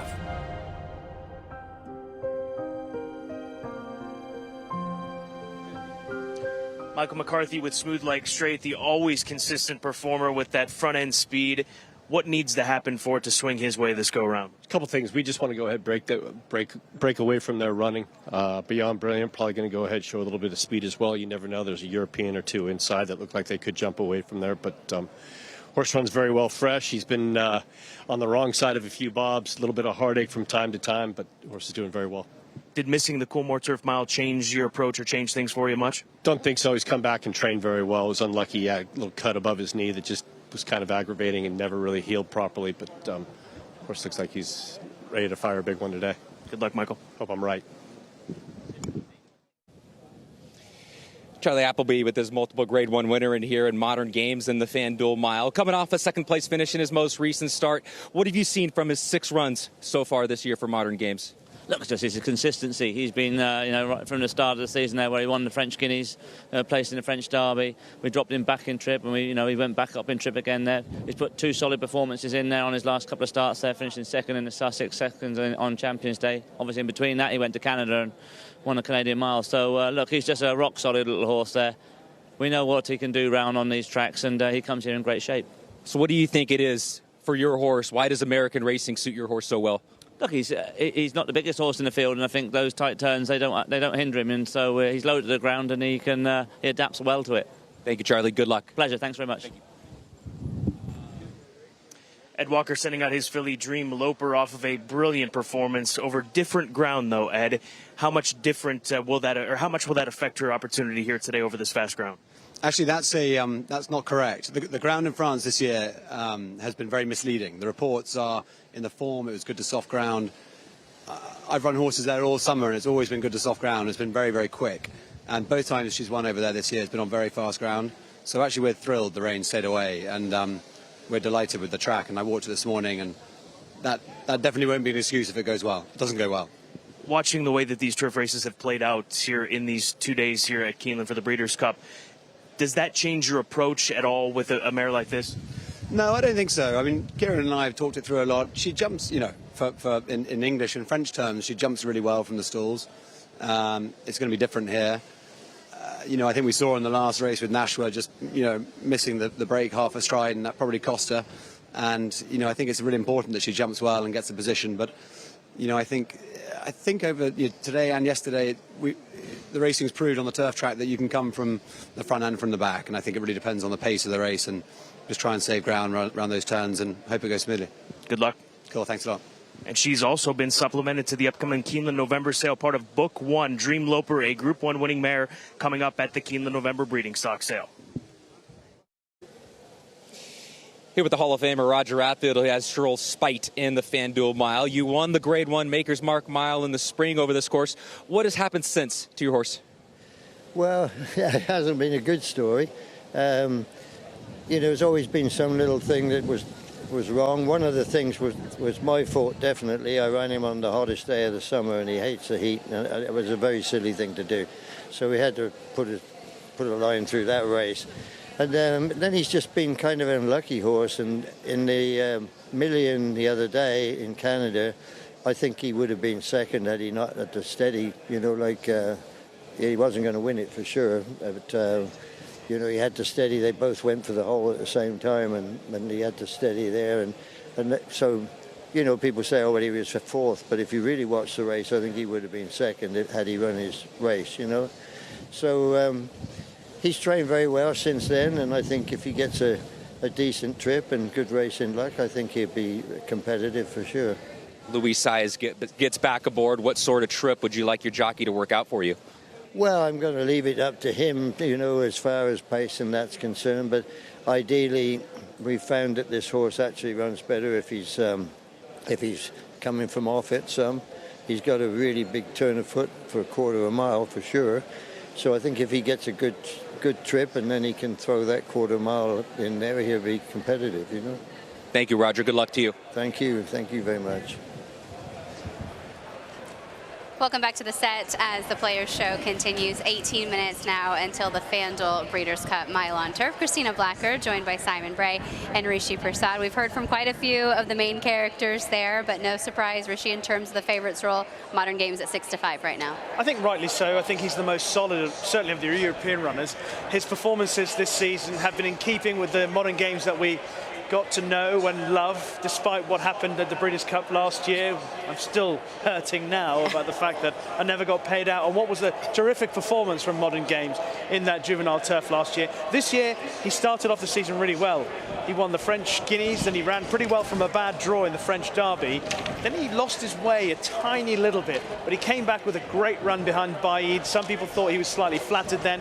And then after that run, he came over to Canada and he won at Woodbine. Impressive. He's clearly well suited by conditions over here, and a very good run in conditions that wouldn't have suited him at Ascot on Champions Day. He was always half a stride behind the pace, but he's got such a lovely attitude that allowed him to get placed. He's continued to train on forwardly since coming here to Kentucky. We'll talk more Modern Games and the rest of the field in just a moment. Let's head back to Scott Hazelton. Christina, Simon, Rish, we are chasing the day with Day Chaser here under the grandstand at the Day Chaser stand here at Keeneland Race Course for Breeders' Cup Saturday. Chase the day with Day Chaser cocktails, the official ready-to-drink canned cocktail of the Breeders' Cup, available in a variety of vodka soda and tequila soda options. Day Chaser is made with real fruit juice and sparkling water, perfect for a summer day out at the races or a fall day for that matter. Check out daychaser.com to find it in a store near you. Yesterday we went with vodka soda. Today we're going with tequila, soda, and lime. So we're chasing the day. Day Chaser, official canned cocktail of the Breeders' Cup. Oh yeah, we're ready to roll. Let's get some. Save some for us, Scott. Definitely looking forward to that. Thanks to our friends at Day Chaser for making sure everyone has a great afternoon out here. Also, the folks at Longines keeping up with the racing as per usual. They are the official timepiece and timekeepers of the Breeders' Cup. Still very much looking forward to the Longines Distaff, Turf, and Classic still to come. 15 minutes to post. Let's go to Kate and Bradar. Well, Beyond Brilliant saddled on the grass away from the other horses. Are you satisfied with the way he went through the process? Oh, no, he saddled very nicely. The valet did a great job and no problems whatsoever. John, is he a do or die as far as the lead is concerned? You know, early in his career he was, but lately he's learned to relax a little bit more and not have to be so hard held. Based on what you've seen so far today as to how the course is playing, very firm, do you think that's to his liking? Oh, yeah, I'm sure it is, yeah, because he's run all his races in California and we have firm turf there. And I'm curious the confidence level here going into this race. Well, you know, I was telling people he's a long shot, but in the mile, a lot of things happen. It's a very tactical race, and I think, you know, you get a little break here, a little break there, you could have an upset. You have a history of upsets in big races. Good luck. Thank you. A reminder about our FanDuel contest today. FanDuel is giving out $20,000 in prizes to all Breeders' Cup fans, plus a free shot at $1 million. You just have to pick the correct order of finish in the FanDuel Breeders' Cup Mile. That's this race right here, presented by the PDJF. You can play for free at FanDuel.com or on the FanDuel app. You can also grab your phone and scan that QR code right there. With 14 minutes to post, we take our opportunity to say cheers to the breeder of the competitors in the FanDuel Mile. Yeah, you can see there, Pogo trained, bred by Thomas Foy. Of course, Charlie Fipke has had a big presence here at the Breeders' Cup over the years. Thrown down the list, Fred Herchick, of course, part of the Breeders' Cup operation, Beyond Brilliant. Order of Australia back for another one. We've got 7 returning Breeders' Cup champions. Of course, Order of Australia, Modern Games in here, so 2 in this race. And as we look at this graphic here, I just want to pick up on what Richie said. I'm with Modern Games too, Richie. The thing that concerned me about Modern Games was traveling into the United States or Canada, back to Ascot, coming back here. But I tell you what, he has looked tremendous training this week. He holds his weight well. He's thriving here. And I think he's built for North America. I mean, Charlie Appleby kind of said that in his interview. Richard, we'll take a look at his most recent race at Ascot over ground that wouldn't have been his most preferred. How impressed were you, even in defeat, with this race? Impressed but not surprised by his attitude, Christina. He stuck at the task all the way. He'd been up on the pace as best as he could through the early part of the race, but you just watch his stride. He could never really get traction that he's normally accustomed to. It's part of the reason why he's done so well in Canada and obviously at Del Mar last year. The quicker ground really suits him, but even in the closing stages, he's still battling away there at Ascot. He's a horse that you can almost set your clock by to run his race, and that's why he's a solid pick in this mile. A few of our interviews were focused on the pace scenario, Simon, and really focused on the Southern California horses. Smooth Like Straight is fast, Beyond Brilliant is fast. How does it shake out between the two of them in the early stages here? Great question, because those two, I mean, they're both based in Southern California, but we haven't seen them face each other very often. They have identical running styles. They both like to be on or near the lead. 5 Smooth Like Straight. The only way he wins when he goes gate to wire, the only way the 7 Beyond Brilliant wins when he goes gate to wire. There's going to be some tactics there. Maybe advantage to Beyond Brilliant because he's drawn outside of him, but I think Smooth Like Straight slightly quicker. It feels like something has to give between those two as far as the early tactics go. Let's talk about a few of the other runners in here as they head by us. The 14-horse Domestic Spending on your screen right now. How much of a concern, Simon, is it as he comes in off this year layoff? I mean, of course, it's a huge concern, but I think when you look at the connections, Chad Brown wouldn't come here if he didn't think he had a shot. I mean, he's done it before. He's brought horses back off a long layoff. Of course, De Haas, when Michael Dickinson did it in this race, came off a long layoff. He's been working extremely well. He's not coming here just to pick up a Breeders' Cup saddle tail, that's for sure. Just to his inside is Kinross. How will he take to the ground here? Well, it's funny because everybody in Europe thinks that Kinross prefers cut in the ground. But his trainer, Rafe Beckett, is adamant that he only needs cut in the ground when he races over shorter distances because it just gives him a chance against slightly quicker rivals. We're watching him win at Ascot over 6 furlongs on very soft ground on Champions Day. He travelled beautifully. Frankie Dettori remarked after winning this race, I was going so well, I didn't want to go as soon as I did, but I had to because he was just sprinting away. And you see the horse in the white cap back in third. That's Creative Force, who ran such a fine race in the sprint earlier on today. Kinross is in the form of his life at the moment, but he's asked a really big question once again to win on Arc Weekend, which was on the 2nd of October, the 15th of October on Champions Day, and then to come here at the Breeders' Cup where he win today. That would be some trouble. We've talked a lot about the sort of constitution of a horse like Modern Games. He's thriving on racing, he's thriving on his training. Does this horse have that same ability? I think what's happened to him is he's finally matured. He's finally matured. He was a very good, precocious 2-year-old. Didn't quite live up to expectations at the age of 3, but they took a little bit of time, gave him a bit of chance. They stuck him in training, they gelded him, and at last, he's delivering on all that early juvenile promise. Post-parade begins with the 1, Simon Pogo. Yeah, Pogo for Charlie Hills. Yeah, this is a horse who might actually make a little play for the pace. He has to go forward, so he could be a bit of a spoiler. Charles Spite, Louis Sayers aboard. He's going to need pace to close into. Lopez won 2 Group 1s in France this year. Don't be fooled by the fact that she's won on soft ground. She actually is not too bad with better, firmer surface. This is Modern Games, who has looked in great shape all week long. A horse who thrives on his racing. He looks like an absolute beast there for a race that's at the end of a campaign. He looks tremendous. The 5 Smooth Like Straight, the 6 Ivar. He's a player from off the pace as well. He likes Keeneland. He has a win over this turf course and a runner-up finish. Beyond Brilliant. We heard from John Sheriffs. He's going to be forwardly placed.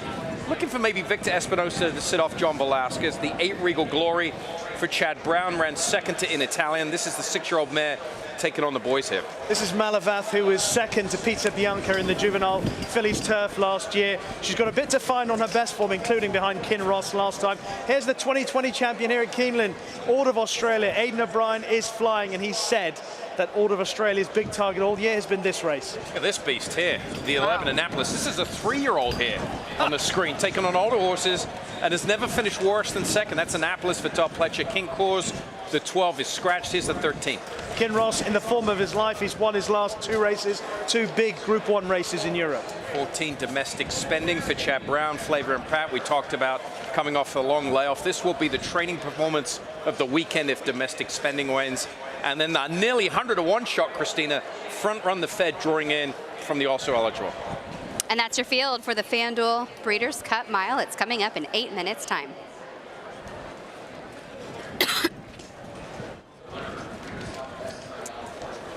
All right, so we'll carry on with our analysis here of the FanDuel Breeders' Cup Mile.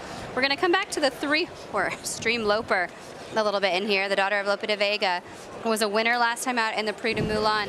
Rishi, she looks very narrow. She looks smaller. She is a mare taking on the boys here, but does she look as if maybe the travel and the campaign has taken something out of her, or is this normal for her? This is entirely normal for her. In fairness to Connections, she's always been a very light, narrow filly. One of her issues, I thought, perhaps for this race is the speed of the race. If you look at her, I know she won the Moulin last time out, but she's been on the front end in order to get her best performances. She actually ran from the front end in the Nassau Stakes, where she was beaten by Nashua. I wonder how close she'd get to the lead. That's the concern for me there. But you both mentioned 2 speed horses from America. I mentioned Pogo, who's drawn down on the inside in stall 1. He's likely to go forward, so she may have to concede the lead there. And also the run last time where she beat Order of Australia, I'm pretty certain Order of Australia is a lot better than that. And I suspect he may be able to turn that form around today. Classy filly though she is. She continues her warm-up out there at 15-to-1. Let's check in with Joaquin once more. Well, trainer Charlie Hills with the inside runner in post position number 1. That is Pogo, who is coming off a victory in his most recent start. What was your takeaway from that performance? He's really good. You know, he's horse has got a lot of experience now, and he only seems to be improving. Really, you know, he's won 3 group races this season. He's experienced. You know, he's been travelled a lot last winter, and he seems to be really enjoying being over here. To be honest with you, we know he's a horse that does have some pace. Post position number 1 in a big field. How do you think his European speed translates to American speed today? Well, we'll see. You know, if he gets a good break, we won't take him back, obviously, but just let him be in his own comfort zone. There might be a bit of pace in 5, maybe. So we'll just leave it to James. You know, there are a couple of jockeys that know this horse pretty well as well. Kieran Schumacher, you know, he's ridden most of his wins, and William Buick obviously rode him last time when he won at Newmarket, so they know his sort of strengths and weaknesses. Thank you, Charlie. Good luck. Cheers. Thanks. Charlie Hills there with Pogo. He's a big long shot up on the board at 33-to-1. Just to his outside, another price in Shirl's Spite. He does have a win over the course here, Simon. It was a ways back in April at the spring meeting, the winner of the Maker's Mark Mile. He'll be rallying from off the pace. Is he good enough against this group? I don't think he's good enough against this group. I think he's going to get enough pace up front to close into, but I don't think he's good enough to close, come from far back and run down the pace setters, or even there's going to be some horses that can quicker better than him. So he's not in my business at 47-to-1. How about Order of Australia? He produced the highest payout in this race back in 2020, longest shot on the board to jump up with the win. How important is it, Rishi, that they have pointed him to this race rather than it being an afterthought in his campaign? And I'll jump in real quick. Was that the reason that he came to Keeneland a month ago? Yes. Okay. His entire campaign. Now, I wasn't entirely aware why he started his season as late as he did, because there are always a few early season targets that Aidan O'Brien likes to get his older horses up and running in. But this horse actually made his debut at Royal Ascot for the season. He ran in the Queen Anne Stakes, and it's been a series of races to progress to get to this particular juncture of the season. In the UK media, overnight, the Racing Post newspaper, Aidan O'Brien has been quite adamant that the entire season for Order of Australia has been geared around a return to Keeneland and trying to win this race once again. That in itself earns the respect. What is it, do you think, about Keeneland that suits him and brings out the best in him? He generally likes to roll from the front or near the front, and he's happy being close up to a decent pace, and he finds plenty. So as attritional a mile race as it can be would, I think, suit him. If these horses do lock up on the front end and they go a really good pace and they set some deep fractions, then I think that it could be the sort of scenario that would suit him once again. Here's Modern Games once more. I do remember him being this way prior to the Breeders' Cup last year. He does that little kind of dance and jiggy jog around there. No concerns with what we're seeing from him here? I'd be concerned if he wasn't doing that, to be honest with you, especially in this environment right now. It's very windy. But, I mean, he really looks like a picture of health. It's unbelievable. I mean, he looks like he just wants to get on with it. I mean, he did that every morning this week on the breakfast show. Anyone watching would have seen him doing that. Just very keen to get on with it. He's such a willing horse. I mean, I mentioned it to Charlie Appleby the other day. I said you'd love to play poker against Modern Games because he doesn't leave anything up his sleeve. Everything's out there for you to see. He's a very, very willing performer. Yeah, he touts himself. I mean, he really does. He's standing there, and he's just sitting on go, I think, sitting on a big one today. Here's the 8 Regal Glory. In terms of the pace, actually, she can be pretty aggressive herself. We watched her training this week on the breakfast show. She grabs the bit, she jumps onto the bridle. I don't think she's going to be too far off the aforementioned Californians as far as the early lead. No, I don't think so. I mean, she's run bang-up races. She's faced the boys, which, Richie, we don't do very often here at this level, in the last 2 starts, and she's run well against the boys, so she'll get a nice tracking trip in behind the speed. Here's a look at Malavath. Cool, calm, and collected out there on the track is the daughter of Maymas. Let's go to Kate and Bradar for more. You know, calm and collected now, but he was really a handful in the saddling enclosure, and prior to it, this was one of several horses that were kept kind of apart from the rest of the horses, and what was the good sign in my mind is that she settled down immediately once she got the tack on and everything returned to business. But definitely the energy level is high, and I've been watching her in the post parade. Loved what I saw from her in terms of the paddock once she did get the tack on, and I've loved her in the warm-up. Just a long shot special in terms of appearances. Otherwise, the other horse that Beyond Brilliant also looked sensational, and I guess can be a handful in the paddock, but definitely was restrained, controlled, and kind of that controlled energy followed him all the way out to the racetrack. Kaiten, thank you very much. I feel like we haven't given Annapolis enough time in our analysis here. The Son of Warfront for Todd Pletcher. He's 5 for 7 lifetime. And if you isolate his record and just look at some of his turf route races as of late, he has the most forward progression to me of any of the sort of new shooters in this division. Look, he's won 5 from 7. I can talk away his 2 defeats. One of them was at the mile and 3/16 distance. I think that's too far for him. The other one was on extremely soft ground on his first start back this year. So I think those are legitimate excuses. This is a horse to me that should be undefeated. He looks like he's a 3-year-old. He looks like a 4-year-old. He's got a tremendous amount of talent. And I think sitting up there at that, I think 5 to 1 is a pretty good price on him, really. He's a homebred for Ramona Bass Stables. You can see their silks out there on Annapolis at 5 to 1 for trainer Todd Pletcher. He's also pretty forward in many of his races, though. What does the post position do to him as far as the tactics today? I think he's going to get the kind of trip that he got last time, beating Order of Australia and Ivar, just behind the pace. He doesn't need to be on the lead. I think he's easy to manage for the rider. He could sit just off the pace if need be. How about Ivar? 16 to 1 right now, but I feel like coming into this week, we kept hearing so much buzz about him. He's one of those horses, and I think Paulo Lobo is a conditioner that a lot of people gravitate towards. He wins at a big price. His horses are always very well turned out. And Rishi, looking at him right now, I mean, he just looks a picture of confidence on track. He looks fantastic, and it was interesting when I was looking through the form that he had so much that ties in with what we would consider the main contenders for the race, of course, including Modern Games, Order of Australia, and Annapolis, who I know you like, Simon. Yeah, I mean, if you look through his past performances, he's faced Annapolis, he's faced Modern Games, he's faced Order of Australia, he's faced Domestic Spending, all the key players in here, and he's not that far behind him. The problem is he just gives himself too much to do. He plays catch-up. You can't do that against top-quality horses. You can't give everybody a head start unless you're a superstar. I mean, you know, maybe Usain Bolt can put the starting blocks back, 20 yards behind everyone else and still win. Against you and me, for yeah, sure. Exactly. Yeah. But you just can't give up that much ground early here and try and reel in these good horses. Modern Games beat him in the Woodbine Mile by 5 1/4 lengths. Is there any reason to think he can somehow flip that margin today? Yeah, exactly. I mean, Modern Games has got to come back, and Ivar's got to go forward a little bit, So I think it's a tough test. Can he finish at be in the top 4? Absolutely. Stepping onto the turf course now. It's just about post time for this, the FanDuel Breeders' Cup Mile, presented by the PDJF as we roll on through our Saturday championship here at the Breeders' Cup. A reminder, and hopefully you already have your wagers in, but as far as the wagering menu goes, exacta, trifecta, superfecta, pick 3 daily double, pick 4, you can start another pick 4 right here, and a super high 5. Okay, Simon, who wins? I'm going with Modern Games. I liked him coming in. I've liked him all week long seeing him training. I like him even more listening to Richie. Now I like him even more watching him on the track. Are you in agreement? I stick with Modern Games, but Order of Australia I feel is a big danger. Annapolis would be my other selection, the danger. Into the gate they go for the FanDuel Breeders' Cup Mile, presented by the PDJF. Good luck.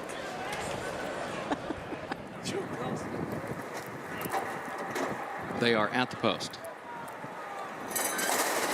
And they're off in the FanDuel Breeders' Cup Mile presented by PDJF. And there goes Smooth Like Straight along with Pogo in the opening strides. Beyond Brilliant also up close as they head for the first turn. Pogo moves up the rail. Smooth Like Straight right alongside. Beyond Brilliant joins them third. Dream Loper is tucked away neatly into fourth. Down toward the inside, Ivar is fifth in between horses. Regal Glory 3 wide in sixth. Cheryl Spite hugs the rail in seventh. Modern Games 1 lane off the rail in eighth. Front Run the Fed is a wide ninth off the first turn. Order of Australia 10th between horses. Annapolis near the back of the pack at 11th. Ken Ross is 12th to the inside of that one. Domestic Spending is in 13th position. Malavath is last of the 14. 23 seconds flat was the time for the opening quarter. Smooth Like Straight from the outside leads it by a half length. Pogo second by just a length. Beyond Brilliant third, and Dream Loper travels along in fourth. The first half mile was 46.81 seconds. Ivar is fifth between horses, 3 lengths off the lead. Regal Glory wide around the far turn, starts to move up in the center of the course,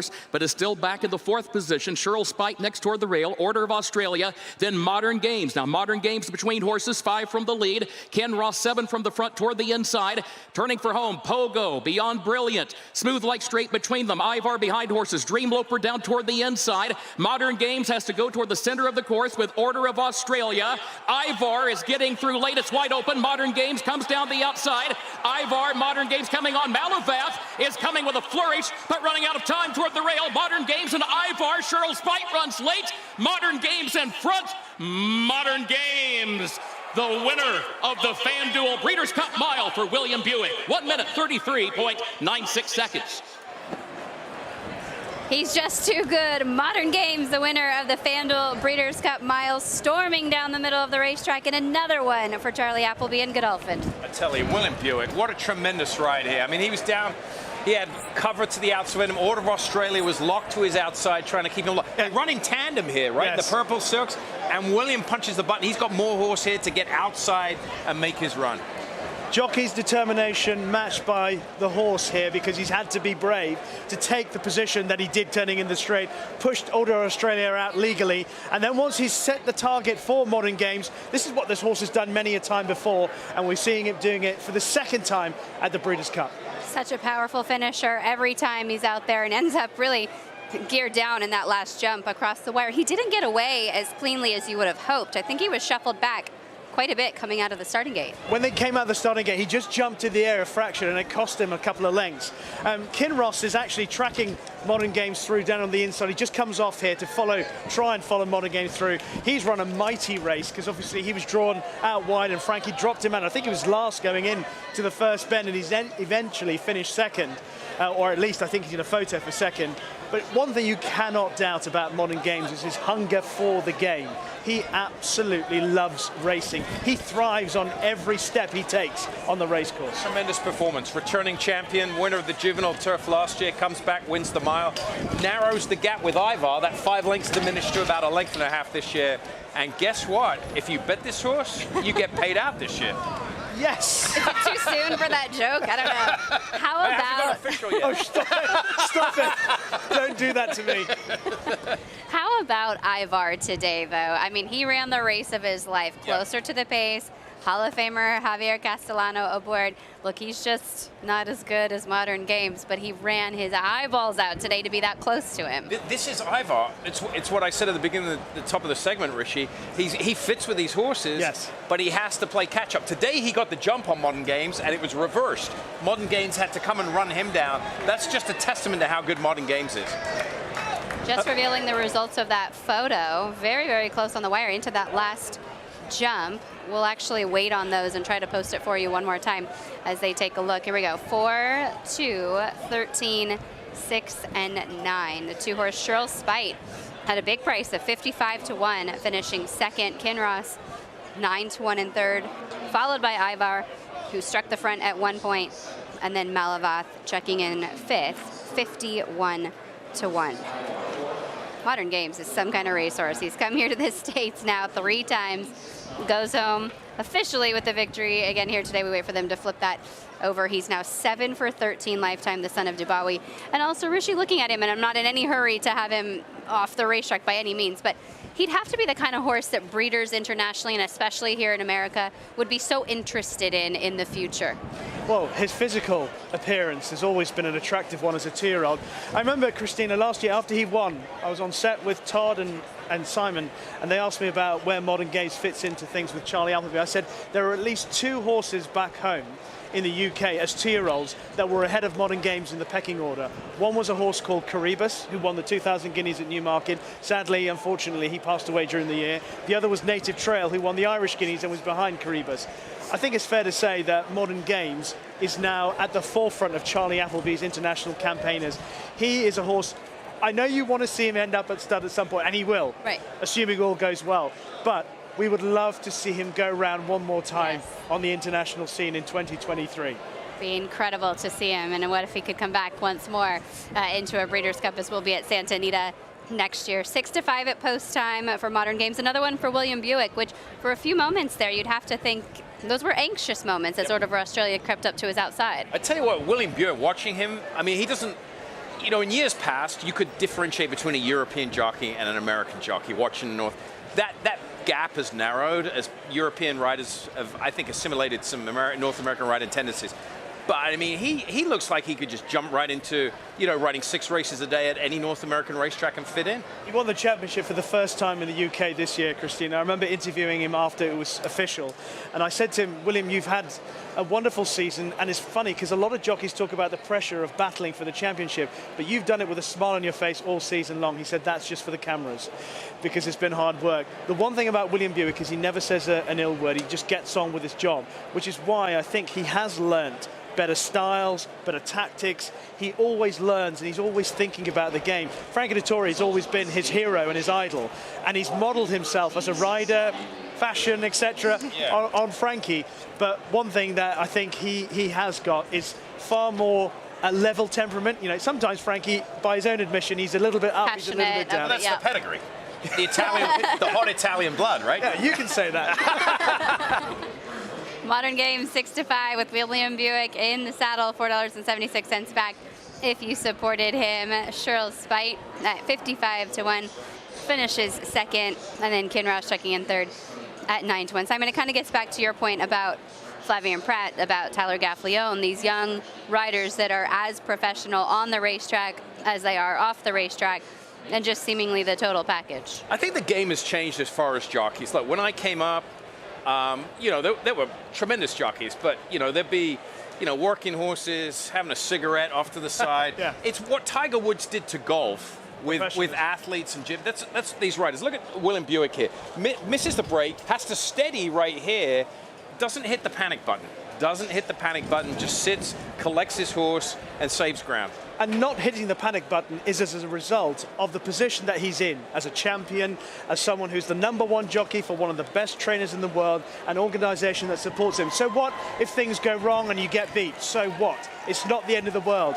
And that's how they take their defeats. If and when they come, then it's not the end of the world, and so they're happy to deal with it. And it gives them the cool, clear mind that should things go wrong in a race, well, listen, I'm not going to panic. I'm going to think about it and find a way to get around it. He's got the confidence of Godolphin. Godolphin got the confidence in him. He's got it in them. When you're riding at this level, you can't ride in a defensive situation. You cannot, in thinking that every move I make, what if I do this, what if I do that? You can't. You have to ride free. But to my point, I think a lot of these young riders now, you know, they're putting as much into fitness off the race. These guys, 40 years ago, come ride work, that was it, right? Correct. I know it's a lot harder in Europe. They have to jump in a car, drive 6 hours to a race meet sometimes, come back, get on an airplane. It's a lot different to North America. But there's a lot more that's done off the racetrack as well as on the racetrack. And I realize it's their job, but I think I just have such an appreciation for these riders that are able to go to different tracks all around the world and adapt immediately to the intricacies of a racetrack that they don't ride on regularly. It's one thing to ride like that, and like he has these last 2 days, if this is home, or even if you spend a season here, but he might be here once a year and to ride that way at that level. They seem to have these notebooks now that when they go abroad, they remember things straight away. You know, William Buick, Ryan Moore, Frankie, these guys are obviously riding at the top level for a long time, but they're so aware of what they're doing, and they put it in here, they lock it away, and the next time they go to the States, they know what they need, they prepare themselves so well. Genuinely, as Simon's saying, the preparation on and off the race course, on and off the horse, is better than it's ever been. And in Europe in particular, in the UK, it's a real test for them, Christina, because they really have hard working lives during the summer, because they go morning through the afternoon. Obviously in the old days they used to ride 2 meetings a day, but now it's just down to 1. But it's a long summer for them, and so being able to learn and manage yourself has been something that they've all had to adapt to, and William's doing it better than most. Well, we've had 2 of our shorter and expected favorites in Cave Rock and in Golden Pal not be able to get it done here, but Modern Games does seal the deal as one of our shorter favorites this weekend. Yeah, I was very, very impressed with that performance. Outstanding. Hopefully the same for Flightline. We're going to show you the prices one more time as we await the winner's circle ceremonies and Modern Games being presented with his trophy and the entire connections there. Here's a look one more time. You can collect your money this year on Modern Games, $4.76 back on top. Let's join the ceremonies in the winner's circle. Michael Joyce from FanDuel is here to make the presentation to the Godolphin Managing Director, Hugh Anderson. Delighted to welcome Michael Straight as well, one of the recipients of the PDJF, to the presentation podium. Mike? Well, on behalf of FanDuel, we couldn't be more excited about this partnership with the Breeders' Cup. But as a board member for the Permanently Disabled Jockeys Fund, we couldn't be more thankful to FanDuel, to the Breeders' Cup, and everybody in horse racing. All 60 of our recipients truly depend on the kindness of you and the kindness of the industry.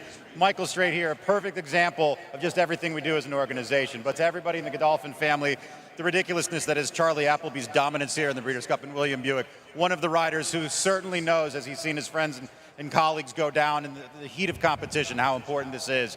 Congratulations on a brilliant victory with Modern Games. Michael, thank you. Hugh, the Godolphin juggernaut rolls on at the Breeders' Cup. How was that one for you? Well, absolutely fantastic, and it means an awful lot to get this award from the Injured Jockeys organisation. Modern Games has had such a tough season, classic winner. He's kept going. Charlie, as ever, has campaigned him perfectly. And I'm so proud to be finding myself here with Will, Charlie, the whole team, Lorna, who's ridden him for the last few months. It's wonderful. Credit to everyone here, credit to Godolphin, and mostly to Sheikh Mohammed. Hugh, congratulations. Modern Games at Ahmed, just sublime, barreling down the outsides to take the FanDuel Breeders' Cup Mile, presented by the Permanently Disabled Jockeys Fund. Nick, thank you very much. We echo all the sentiments there, and great to see members of the PDJF here to enjoy the Breeders' Cup and to support, of course, their fellow riders. It's official. Modern Games is your winner of the FanDuel Breeders' Cup Mile. We're going to take a quick time out here on the Players Show, but still so much more ahead on this Breeders' Cup Saturday program, including Flightline in the Classic. We'll be right back. It's time to bet the race, and FanDuel Racing has entered the starting gate. Download the FanDuel Racing app, and you're off. It's super easy to use from the start. Make every moment more with tools to help you win on the inside. Watch out for great promos and easy deposits. And here comes fast payouts. It's super easy to use. It's fast payouts. It's super easy. There's no doubt about it. The best place to bet is FanDuel Racing. New customers bet the Breeders' Cup and get up to $100 back if your horse doesn't win. Undefeated Grade 1 winner Mastery was a multiple graded stakes winner at 2, including this victory in the Grade 1 Los Alamitos Cash Call Futurity. On the track, his recent top runners include these star performers. It's Midnight Memories who takes the lead. Midnight Memories, much the best in the Zenyatta. Scores by 3.5. Mastery, standing at Claiborne Farm. We just moved, so there's millions of dahlias in bloom, over 9 acres. When we started, we grew 1/4 of an acre. Now I'm taking on new products on the regular. We always dreamed of having this property, so I want to make my yard look as beautiful as largemouth bass. Yep. We've got tons of them, don't we, buddy? There are millions of ways to make the most of your land. How will you make the most of yours? John Deere is the official partner of the Breeders' Cup World Championships.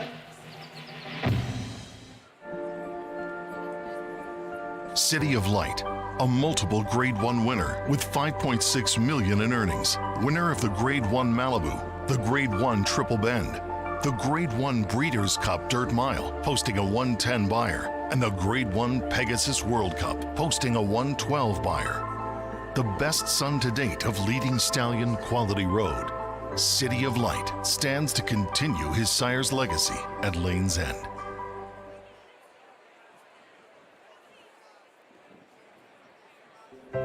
Unforgettable performances by the sport's finest fillies and mares have enriched the history of the $2 million Longines Breeders' Cup Distaff.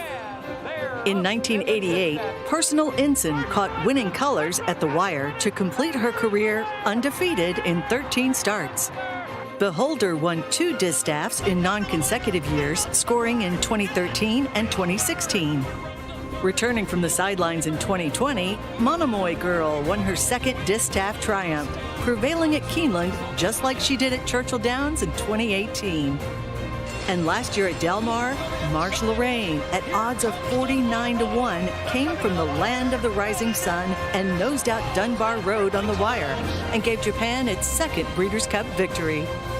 This is the Longines Breeders' Cup Distaff.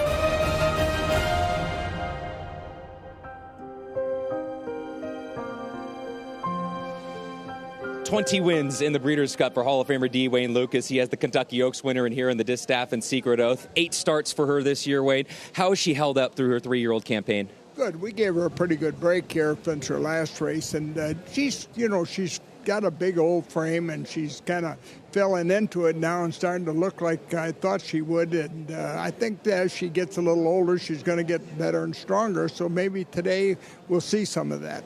We know her style. She likes to come from off the pace. Have you seen anything on the main track the last couple days where that might be a disadvantage for her? Well, the way I've looked at some of these races after watching just the sprint an hour ago, it looks like you can sure come from off it. And I don't think that the speed is holding it. It looks to me like maybe it's fair. Maybe the horses that have that ability can still get up. You've been in a lot of big races during Breeders' Cup history, but what are your overall thoughts here of just the competition, top to bottom, on this year's Breeders' Cup Distaff? I think it's the toughest one that's in my career. It's the toughest one I think that I've ever been involved in or even watched. You could probably make a case for almost every one of these horses to get up. So if you're an exactor or a superfecta player, you better go deep. Thank you, Wayne. Good luck to you. You bet. Thank you. Doug, awake at midnight's making her third start off the layoff after quite a bit of time away. How confident are you she's sitting on her very best from a fitness and mental standpoint? You know, she hasn't missed a beat, so she's training really well. She acts in good. Her mindset's really good, and she's extremely fit. Comes out of a really good effort in Zenyatta back home at Santa Anita. So we know it's deep waters. It's a tough race, but we thought she deserved a chance against the best, and we'll see what happens. Without a tremendous amount of early speed in this race, what's the ideal trip for you? We talked briefly, and we'll talk again here before we leg up Mario, but it is to be forwardly placed and ideally go nice and easy, and they might not respect her, the other jockeys, so hopefully if they give her an easy pace, she could shock the world. And she's someone that you feel can be on the lead here? Oh yeah, she's got enough gate speed if Mario asks her to be either on or near the lead for sure. All right, so a word about Hot Rod Charlie coming up in the Classic? Just so fired up. He's such a cool horse, and then Lava Man to be chaperoning him for the last time. It's kind of emotional, right? So we're going to miss the big guy. But, yeah, we're just super pumped. And Flight Line's looks like the next coming of Secretariat. So he's going to be tough to beat. But Hot Rod Charlie's been training here at Keeneland, doing well. And if he brings his A game, anything can happen. It's coming up in the Classic. Lava Man going to retire at Old Friends Farm. And in the meantime, best of luck with Awake at Midnight. Caden, thanks so much. Thank you. Hall of Famer Todd Pletcher with 2 in the Breeders' Cup Distaff this year with Malathat and Nest. Malathat, post position number 1, banked over $2 million in her career, but is the Keeneland dirt, is this her favorite surface? She's been so consistent everywhere we've taken her, and she's run over every kind of surface, but she does seem to have an affinity for Keeneland, which is good to know. Is post 1, is that a disadvantage for her in any way in this particular field? I don't think so. We should be able to save ground in the first turn, hopefully work our way into the clear down the backside. And, Johnny's just going to have to judge how much pace is on and take it from there. And then you have Nest in here as well. She's rattled off 3 consecutive victories. What do you think it is about Nest where she's just taken her game to a new level? She's just physically gotten so much better throughout the year. She, is amazed at how well she maintained her condition through, a steady campaign, including the Belmont Stakes against Colts. So just physically she's improved a lot. I asked Wayne this question. I'll ask you the exact same one. You guys have been around some terrific editions of the Breeders' Cup Distaff, top to bottom this year. What is your overall impression of the Breeders' Cup Distaff competition? This is a terrific field. I mean, you got 2 Kentucky Oaks winners in here. Alabama winners. You got, just a really, really good group, and, a newcomer that seems to be stepping up after winning the cotillion. So it's definitely a deep race. Thank you, Todd. Appreciate the time. Good luck. Thank you. Name a horse that you'd like to see in the Longines Breeders' Cup Distaff, and they're here. That's how deep this field is. It's an excellent renewal of the Longines Breeders' Cup Distaff. Welcome back to the Breeders' Cup Players Show. I'm Todd Schrupp, very pleased to be with Christina Blacker and Michelle Yu. And so the wind picks up. We'll all get there together here. Everyone grab hands. Like anchor we'll get there together. Down. All right, so we're going to figure out this wind situation. Kate, where are you? I'm with Chad Brown, whose search results could hold the key to the pace in this situation, with Society seemingly the real legitimate speed holder. Where do you see search results sitting? Well, on paper, it certainly looks like she'd be second. And like you said, a lot depends on maybe what search results decides to do with Society. So I'll leave that up to Flavian. I'd hope she breaks cleanly and gets in that comfortable, stalking position and take it from there. You gave her some time off since her last race in the personal ensign. Was that by design, and how satisfied are you with where she is coming in? Yes, certainly by design. I thought she had a hard race there when nearly defeated by Malathot. For this particular horse, I thought maybe squeezing one race in between could maybe do more harm than good. So she's fresh. There's a layoff involved, but her local workouts have been fantastic. Thanks for your time, Chad. Thank you. Here with Marcela Polanco, who's sending out the number 2 Blue Stripe. A lot of talk has been made that she's been working really well. How is she normally to work? She can do a lot of things, and she's when she get closer to a race, we try to wake him up, and we give him a couple strong workout, and actually she did one in Santa Anita, and we did one here in Keeneland when we first came in. And both were absolutely good.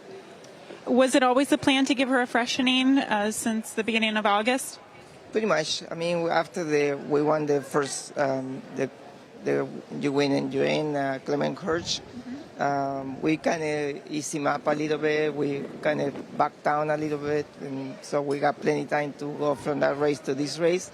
So, and fortunately, we did the 2 work, one in Santa Anita and one in here, and they both were, like I said, great. She looks great. I'll let you go. Good luck. Thank you. Trying to find out what the wind is exactly at. I would estimate, this is gusting up to 35 to 40 miles per hour. It's a tailwind down the stretch. Could factor in our handicapping, don't you think? Absolutely, especially for those speed horses on the front that are having to run into this wind as they go down, the backstretch as well. That really takes a lot out of them. Advantage to the closers who can draft in behind and maybe then get a little bit of extra boost as they're pushed home. Michelle, let's stay with Blue Stripe for Marcelo Polanco, a winner of the Clement Hirsch last time out at Del Mar. It was a breakthrough win for her, a grade 1 win here in the United States. How impressed were you? I was super impressed with her. Going into that race, she had also been training very, very well. And I think that the distance was an undoing for She Dares the Devil, who lined up against her. She was 12-1 early on, and then she just got hammered late that day, Todd.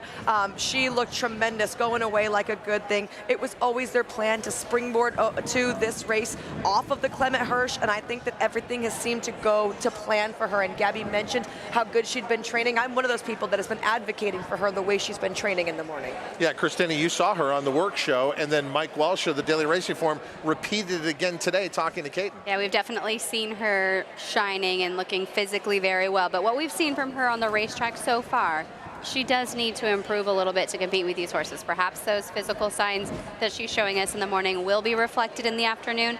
But fact is, she does have to run the best race of her career to beat some of these. Let's go back to Gabby Gaudet in the paddock. Here with Peter Blum, who bred and owns the number 8 Society.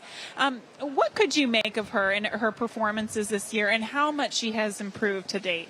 I think she's got a big chance. She tries hard every race, and her last race was very good, and she's only had one time where she stumbled leaving the gate, so I give her a good shot.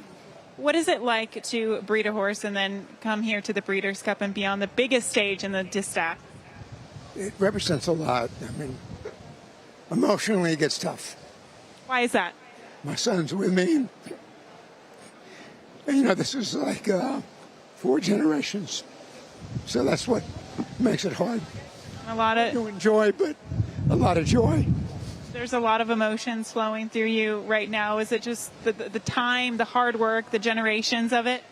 I've been in the game a long time, and when you do it as long as I've done it, and you continually do it since I'm about 18 or 19 years old, and you see the success that this filly is doing, as well as others that I've bred authentic, I mean, it kind of makes you feel like this is a game that we all have to love.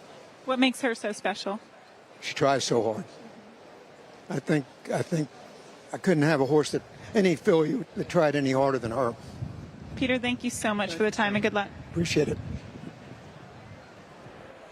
And that defines this entire 2 days of the Breeders' Cup. Owner, breeder Peter Blum showing unbridled emotion there, talking about society, but what it means overall as a breeder to be on this stage.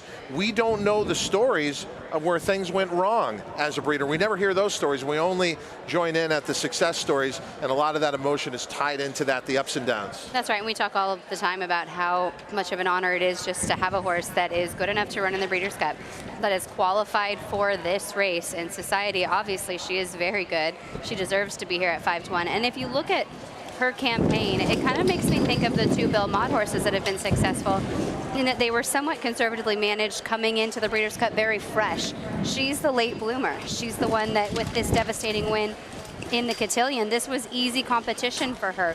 Yes, she's stepping into deeper waters, but she seems to be on the upward trajectory right now. And she could be lone speed from the outside. Michelle, what a gorgeous looking chestnut there, almost like a flaxen tail. Can she take this field gate to wire in your mind? Quite possibly. She's got the great draw for it. She's been working lights out, and I'll tell you what, being at the breakfast show, I have not seen a horse that has comparable energy to hers in the morning. It's almost palpable when she comes on the track, how excited she is to come out and do her job, Todd. 3-year-olds traditionally have actually had relatively good luck in the Distaff. 11 of the 38 runnings have gone to sophomores, and you guys mentioned the slowness in which Steve has kind of progressed her on. She's also still a little green. You saw her late to switch leads there, ducking in a little bit. That means we still have upward trajectory that she can reach. Before we get a call for riders up here in the Longines Breeders' Cup Distaff, we join once again Kate and Bradar. Well, Barbara Branke gets to take off her Breeders' Cup cap for a moment and put on her owner's cap. Just gave a little good trip wishes to Joelle Rosario, who's riding Clairiere. And what are you thinking as you see her head out? Oh, gosh, she looks tremendous. She looks beautiful, as does Malathot and Nest. And it's been a very good day for Curlin babies. So I'm hoping that this continues that trend. This race is a little tricky from your perspective as far as watching it unfold because you have so many different interests. Will you be kind of looking first to see where Clairiere's at, and if so? Absolutely. Has Steve given you any hints what the strategy would be? No, just as well. She keep you in the dark as to the maestro. And the rest of the day overall, and your thoughts on the Breeders' Cup here at Keeneland? Well, so far it's been wonderful. We could use a little die down of this wind, but according to one of my 10 weather forecasts that I have on my phone, it's supposed to die down by 4. So I'm looking forward to all the races after this. Wind aside, congratulations on a big weekend and best of luck here. Thank you, thank you. Clairiere representing Stone Street Stables, but Barbara Branke with interests in Malathot as well as Nest. But what high praise for trainer Steve Asmussen, calling him a maestro, and she'd be right. For all the talk about Todd Pletcher has 2 of the main entrants, that duo that Steve Asmussen is leading over here is very, very formidable. Absolutely, and we talked about this quite a bit this week coming in, that Clairiere might end up being value on the board just because of her personal incident and feeling like that what have you done for me lately thought from the handicappers. She is 5-1 right now as the co-third choice in the wagering. You can begin a pick 4 here. I'm going to use a lot of the main competitors because as much as I love Nest, I just can't knock the class of so many of these others in here. Flightline is a single, no surprise there. I wanted to use as many Euros as I could in the turf and then keeping it slim into that last leg if we get that far. Joaquin? Florent Giroux rode Society for the first time last race in a wire-to-wire win in the Grade 1 Cotillion. What did you learn about Society most recently at Parks? She's really fast. No, very talented filly, and I'm hoping she can duplicate the same effort today.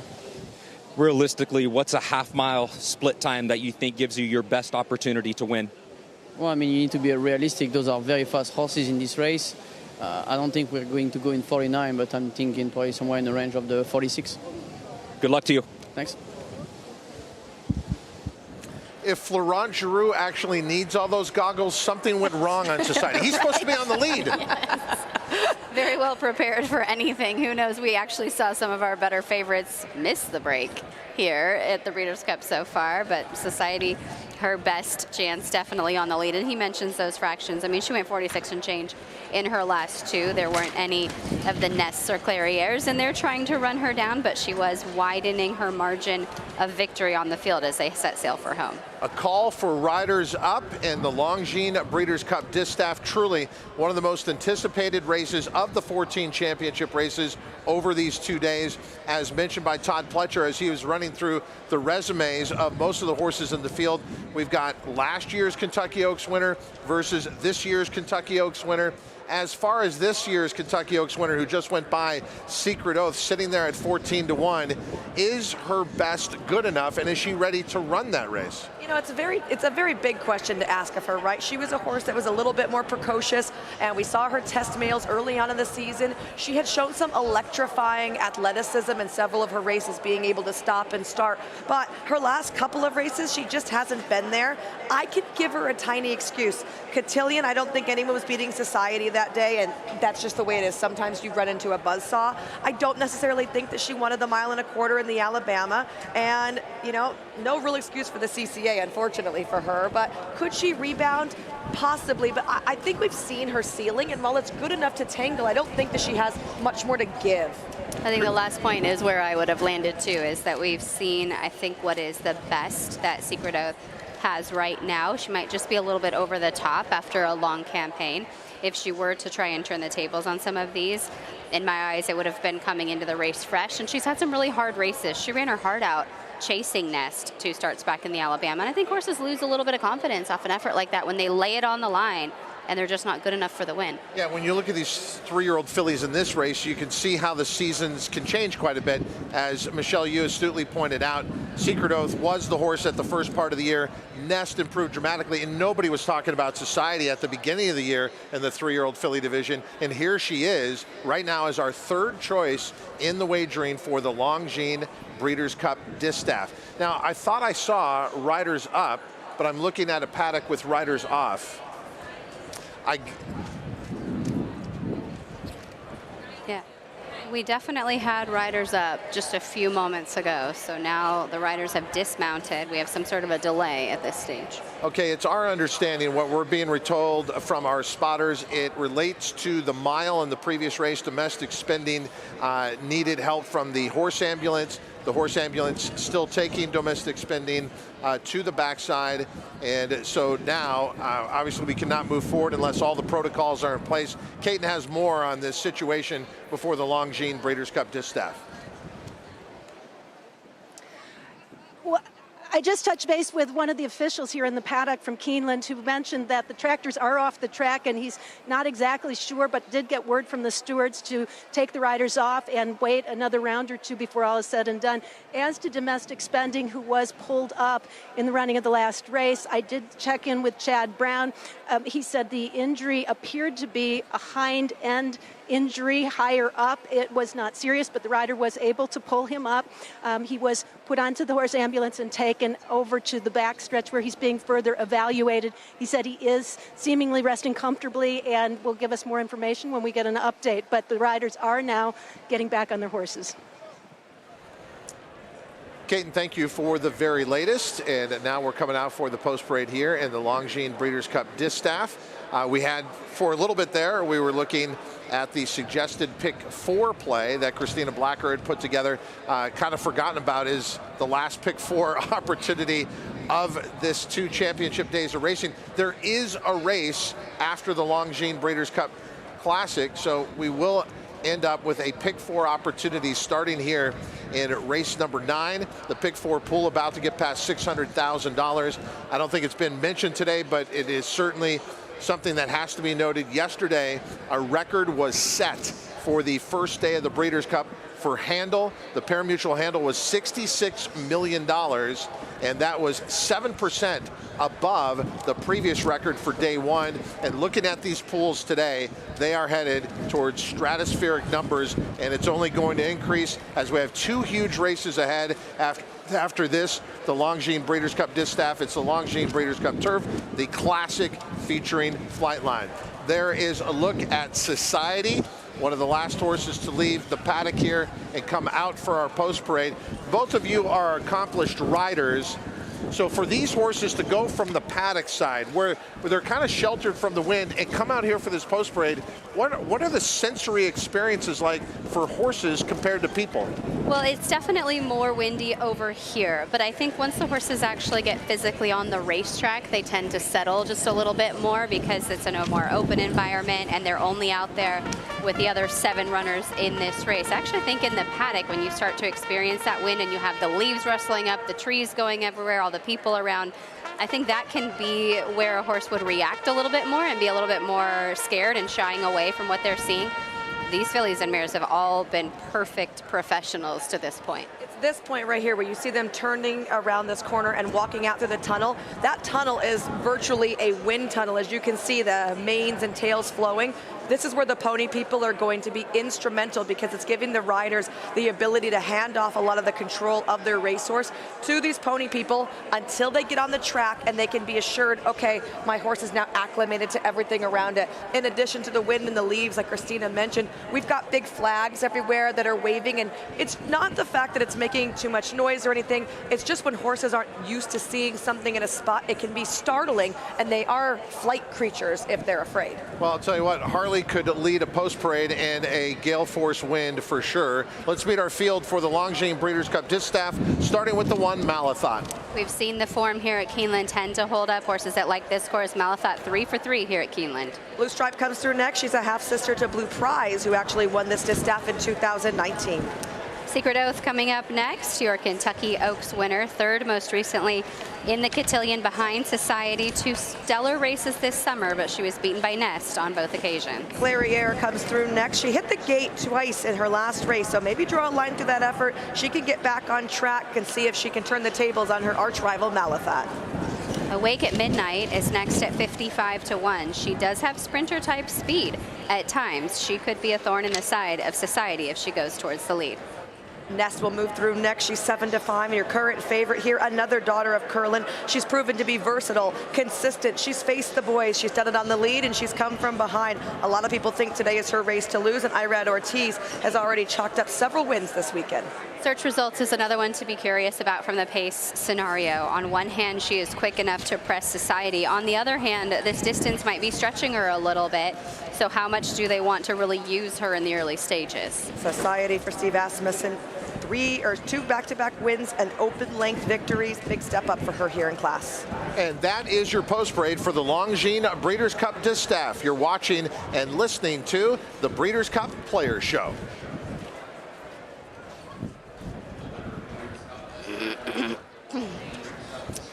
And we continue on the Breeders' Cup Players Show, watching the field warm up for the Longines Breeders' Cup Distaff. Mike Rapoli has already had a very nice weekend, having a big win on Future Stars Friday. He's also got a large group in town. They've been having a lot of fun in Lexington. And do you think that fun will continue, Christina? I think it very well could. It was kind of difficult with some of the race lens angles just because you have Flightline, you have Nest. We're not really telling you anything you couldn't find, at least on paper. But it was worth digging in to the dam here a little bit. Marion Ravenwood, a real blue hen mare. She's produced 39% dirt route winners That's from all of her offspring that have tried the dirt route. Also, trainer Todd Pletcher wins at a 22% rate in Grade 1 races with winners last time out.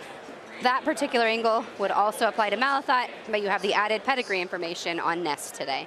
And Nest is our 7-5 favorite. Gabby? Guys, I apologize in advance how my hair may look because it is a very windy trackside, as you all are well aware of. The one Malathot, I just want to start with her. And first and foremost, guys, all of these fillies and mares are acting so professionally this afternoon. You don't see that. It just shows you the class that they have. But the one Malathot, I thought that she was really exceptional today. And I have noticed that from her each and every day that she's been training here at Keeneland in preparation for the Distaff. She just looks so strong. She's maintaining so much good weight. And she has such an incredible mind. We have seen that from her really from the get-go, how much class she has. I personally think, especially after looking at her, she is the mare to beat. The two Blue Stripe, transitioning to her, you guys were just talking about the speed. She is very fresh. She is very on her toes. Marcela Polanco mentioned that they gave her some time after her last race, had a couple of works in her, but I think she's going to show a lot of gate speed. She might not be as fast as Society. I'll be surprised if she's not forwardly placed. And then finally, the 3 Secret Oath. I heard Michelle mention that, and Christina, that, you know, she's had a long campaign. I am well familiar with Secret Oath, especially when she was racing at Oaklawn. The biggest telltale sign for her if she's doing well is her coat and her weight. Her coat, she is dappled. Her coat looks incredible. And also her weight. She can sometimes lose a lot of weight between her races. The fact that she has good conditioning is telling me that she's going to put on one of her best races. But even if her best is good enough, I don't know. I just think that she looks very, very well. Thank you, Gabby, for braving the elements. We have a wonderful frosé waiting for you later on. All right, the pick 4 pool is about to go past $1 million. But how about the positive comments there in Secret Oath, as Gabby has followed her? If you're looking at these two long shots, because I'm with you, although everyone's touting Blue Stripe and the way she's working, I think if she runs her race, it's not good enough. Secret Oath, on the other hand, I could buy into. If it's a question of who's going to outrun their odds, the 2 Blue Stripe or the 3 Secret Oath, what's your answer? Just outrun their odds, not win. Yeah. To me, it's Blue Stripe actually, just because of what she's been showing, and because I do feel like we've seen some of the best from Secret Oath to this point. Blue Stripe, I don't know if we've gotten to the bottom of her yet. She does have enough to get a lot better in here, but to Gabby's point, she's very fresh right now. She's going to be pretty forwardly placed, and I'm not worried about the distance for her at all. You look at what she did in Argentina, multiple wins at the 1.25 miles. Easier competition there, but she can carry her speed the full 1.8 miles today if she wants to. Michelle, who's going to run their odds? For me, it's Blue Stripe. I've been on the bandwagon since the summer. I'm not getting off. I'm also the contrarian when it comes to Malathot and Nest. I prefer Malathot. The betting public likes the 3-year-old. And then how about Clairiere sitting there at 5-1, Joaquin? Todd, that's a fair enough price for me to go to make the top pick, the 4 in here, Clairiere. She's had 5 runs this year. I think that's a good thing for her. She's a little bit fresher as a 4-year-old versus her 8 runs during her 3-year-old season last year. She just missed by 3/4 of a length in the Breeders' Cup Distaff a year ago. 5 starts this year, 3 victories. I feel like I have excuses for her 2 losses, though. In the Apple Blossom, she was a good second behind Latruska. That was still the good Latruska back in the spring, and it was a small field, and she was the only horse that had any pace, and she lost to her, meaning Latruska, when she went wire to wire. And then in the personal instance, she rushed up in the starting gate, smashed her face in the gate, and she just didn't show up that day. That's a major excuse for me. They freshened her up since the personal incident. She's had time to get situated and acclimated here at Keeneland for her first start over the local surface. Joel Rosario knows this filly very, very well. So, Todd, it's a more than a fair price for me to swing at 5-1 with Clairiere in a field of 8 where you can go numerous directions in this year's Breeders' Cup Distaff. I could root for Barbara Banke, obviously, with Clairiere, but I'm really rooting that her prediction about the wind is correct. Right. I want this to calm down. Can we talk about the pick 4 a little bit? Because I'm curious as to how you feel about this. I played a much smaller pick 4 ticket than I would into the late pick 4 on a Breeders' Cup day. If you believe in Nest here, like a lot of people do, if you believe in Flightline, like a lot of people do, how do you strategize this ticket, and how little do you put into the sequence? I would say, you know, where does your budget lie? Well, here's the thing: you can punch it more than once, and so I think this is that situation. You find a horse you really like here in the Distaff, whether that's Nest, whether that's Malathot, who Michelle brought up. And then I still believe the Breeders' Cup Turf could produce one more surprise on this card. 12th and final, kind of a mid-range price. I'm not playing against Flightline, so I do believe it's maybe one of those pick fours. Instead of playing for 50 cents, you play for $1.50. You try and hit it 3 times, and with good reason. The pick four pool is about to go past $1 million. Michelle, take us through how you think this Breeders' Cup Classic plays out from pole to pole. We expect Society to get to the lead. What type of fraction are we looking at that works for her? What type of fraction works against her? Ultimately, who wins in your mind? I mean, I think overall, Malathot is going to be the victor of this race. But you're right, Society's going to go to the front. You know, when she gets to the front, and like last time out in the Cotillion, she put up 46 and change. I think that'd be a little quick for her to go here. But if you can do it with no pressure, you can handle it. Because once you're doing something by yourself, we've seen it already on this Breeders' Cup weekend, you can finish off the race. If she gets someone to tackle her, I think that's going to be all over from there. Should she be able to get out and say get away with a 47 and change by herself, even if it's only a length in front, she might be able to hang around and pick up some of the pieces. I don't think Nest is going to be too far behind her, and I think Malathot, if she breaks sharp, is going to get herself into a good position, but I expect to see Johnny V move her off of the rail and try and maybe find his way around to come up with his run. I wanted to pick Society just looking at the pace in here, but then ultimately looking at the coaching club, I know she had trouble that day, but it didn't take her long to get the position she wanted, and Nest just blew by her. Nest is going to be sitting in the perfect spot here.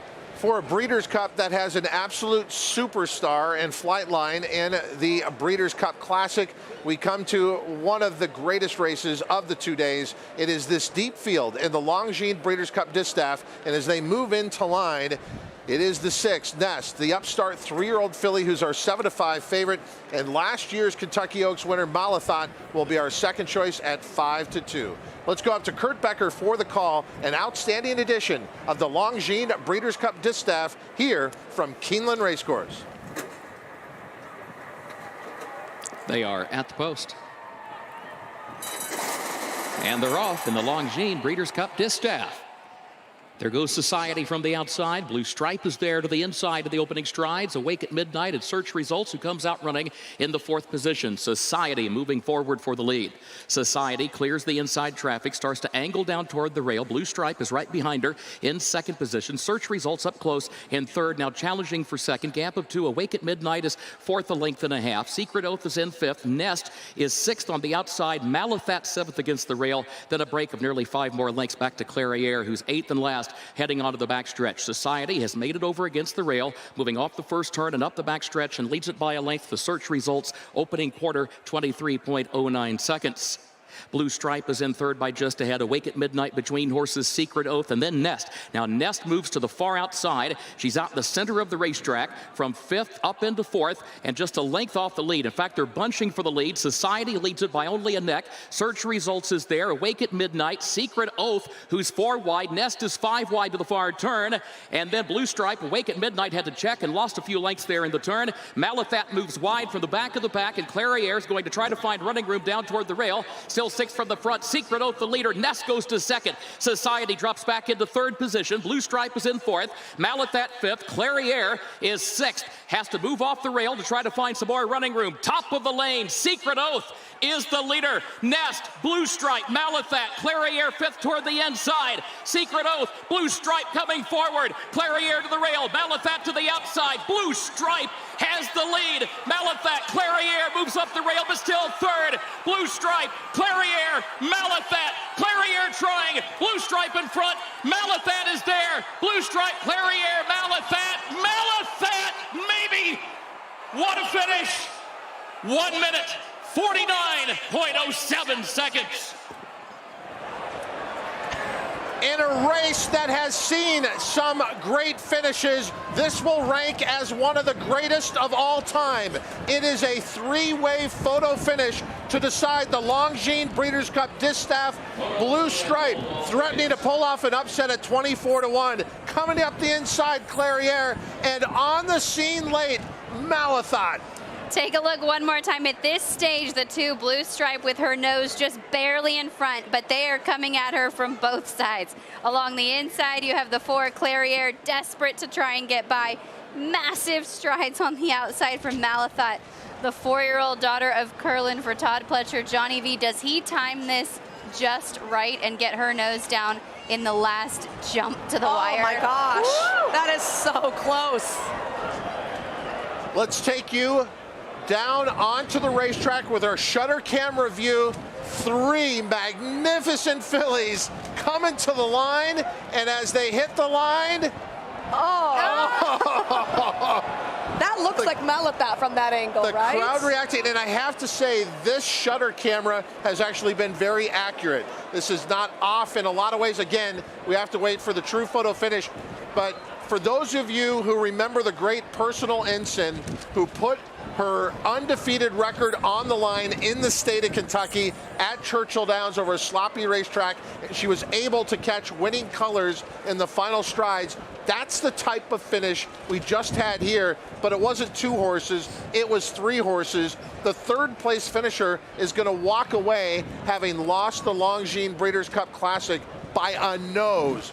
This is one of the best races of the 2 days. Waiting for the photo sign to come down. Let's take a closer look. This won't give us an idea who will won, but it will show you just how close it was. And they were all on stride together, too. I mean, look at all of their noses and heads bobbing down at the same time.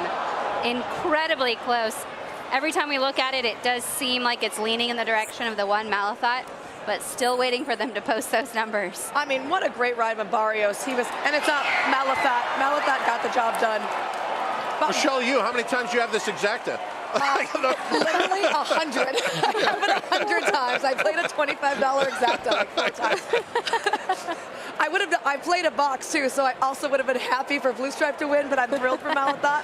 And I feel like Barrios in the middle had to make a choice. Who is he going to show Blue Stripe to? So he chose to go down to Clairiere, and it really gave Malathot a little bit more clear sailing to come up on the outside. Well, and going down the backstretch, these fillies and mares were 4 and 5 wide. Nest was 5 wide as they turned for home. She ended up 4th, but Johnny Velasquez was biding his time. He waited back there until he made his move and didn't get involved in that duel at the quarter pole. Unofficial results in race 9. It is Keeneland graduate Malathot, who was purchased at the Keeneland September sale in 2019 for $1,050,000, who has now gone on to win significant races here in the United States, and none bigger than this, the Longines Breeders' Cup Distaff and Stone Street Thoroughbreds, who comes up a nose short here for 3rd, gets to have a cheers to the breeder, which is Stone Street Thoroughbreds.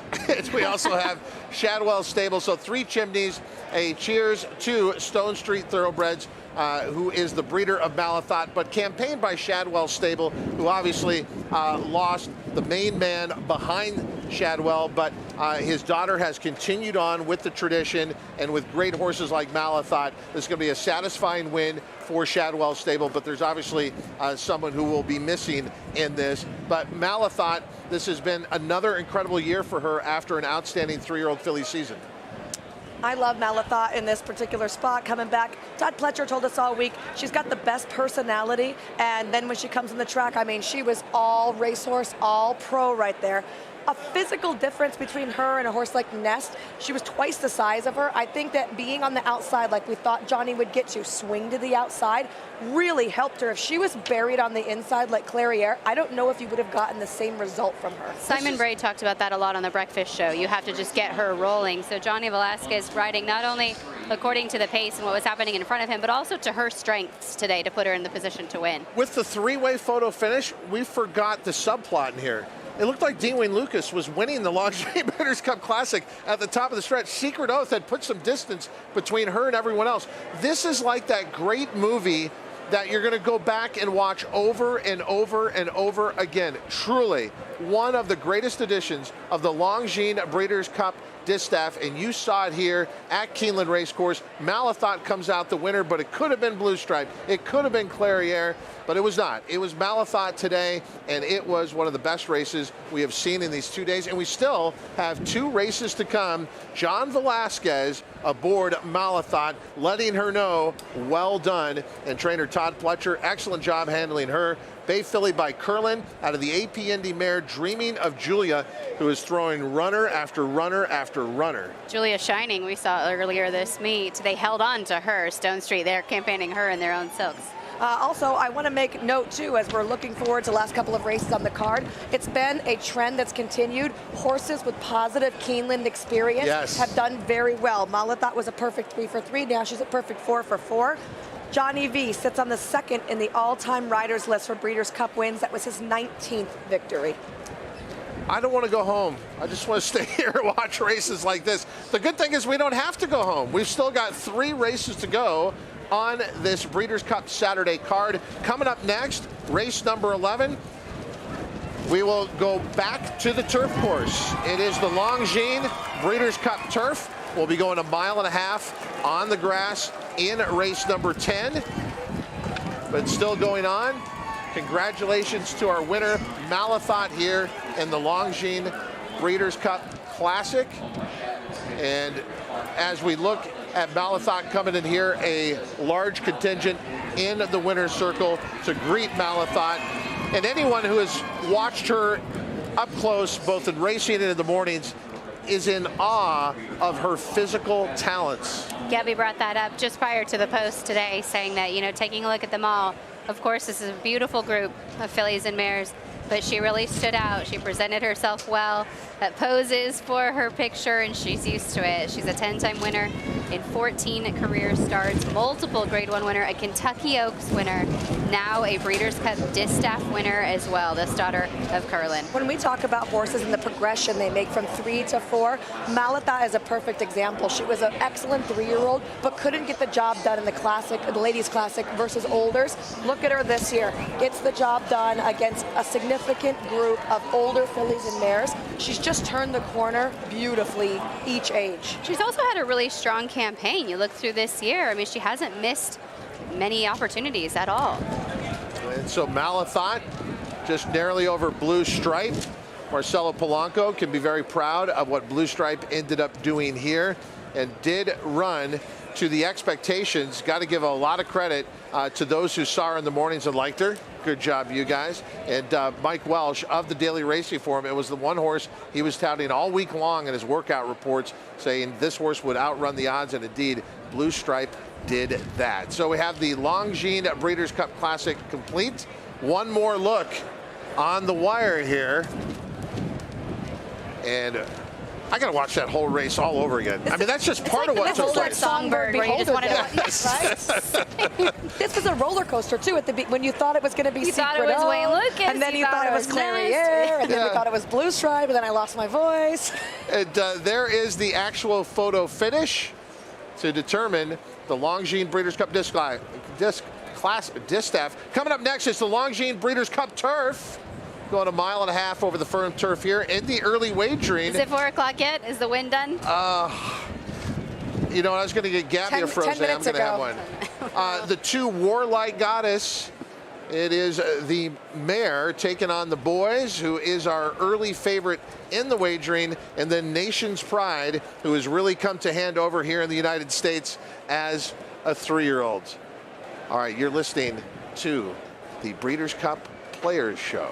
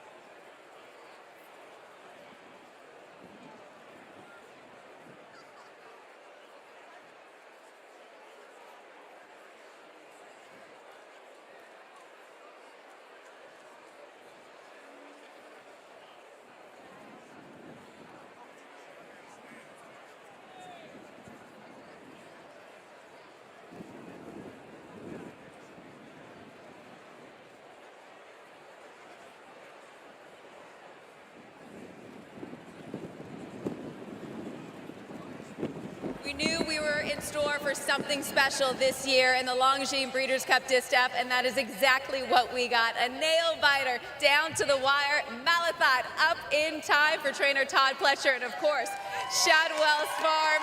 For the trophy presentation, of course, the beautiful Longines timepieces, Brittany Garcia of Longines. Yes, on behalf of Longines, congratulations.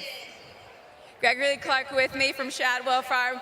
Put into words the thrilling performance that we just witnessed from not only the Kentucky Oaks winner, but now a Breeders' Cup Distaff winner. Well, just like you said earlier, it was a nail-biter. It was great. Did you think you had it? We knew 2 weeks ago we had it. That's what you call confidence. And ladies, I just wanted to speak to you briefly. Brittany and Ashley, who both work for Shadwell Farm, you were in tears here in the winner's circle. Why does this victory mean so much? I think when Sheikh Hamdan died and Sheikh Ahissa took over, it meant so much to us to have a winner after he died, and for her to take over the legacy. It just meant so much to have a winner, and Malathat was such a big... The legacy surely continues. An absolutely beautiful performance by Malathat today to take the Longines Breeders' Cup Distaff. I can see how much. And they're off in the Longines Breeders' Cup Distaff. There goes Society from the outside. Blue Stripe is there to the inside of the opening strides. Awake at Midnight at Search Results, who comes out running in the 4th position. Society moving forward for the lead.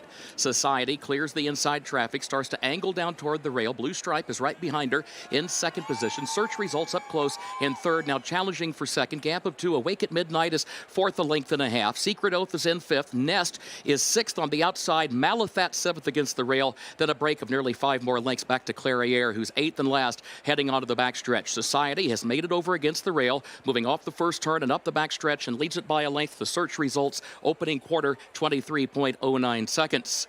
Blue Stripe is in 3rd by just ahead. Awake at Midnight between horses Secret Oath and then Nest. Now Nest moves to the far outside. She's out in the center of the racetrack from 5th up into 4th and just a length off the lead. In fact, they're bunching for the lead. Society leads it by only a neck. Search Results is there. Awake at Midnight. Secret Oath, who's 4 wide. Nest is 5 wide to the far turn. And then Blue Stripe, Awake at Midnight, had to check and lost a few lengths there in the turn. Malathat moves wide from the back of the pack, and Clairiere is going to try to find running room down toward the rail. Still 6th from the front. Secret Oath, the leader. Nest goes to 2nd. Society drops back into 3rd position. Blue Stripe is in 4th. Malathat 5th. Clairiere is 6th. Has to move off the rail to try to find some more running room. Top of the lane. Secret Oath is the leader. Nest, Blue Stripe, Malathat, Clairiere 5th toward the inside. Secret Oath, Blue Stripe coming forward. Clairiere to the rail. Malathat to the outside. Blue Stripe has the lead. Malathat, Clairiere moves up the rail, but still 3rd. Blue Stripe, Clairiere, Malathat, Clairiere trying, Blue Stripe in front, Malathat is there, Blue Stripe, Clairiere, Malathat, maybe, what a finish, 1 minute, 49.07 seconds.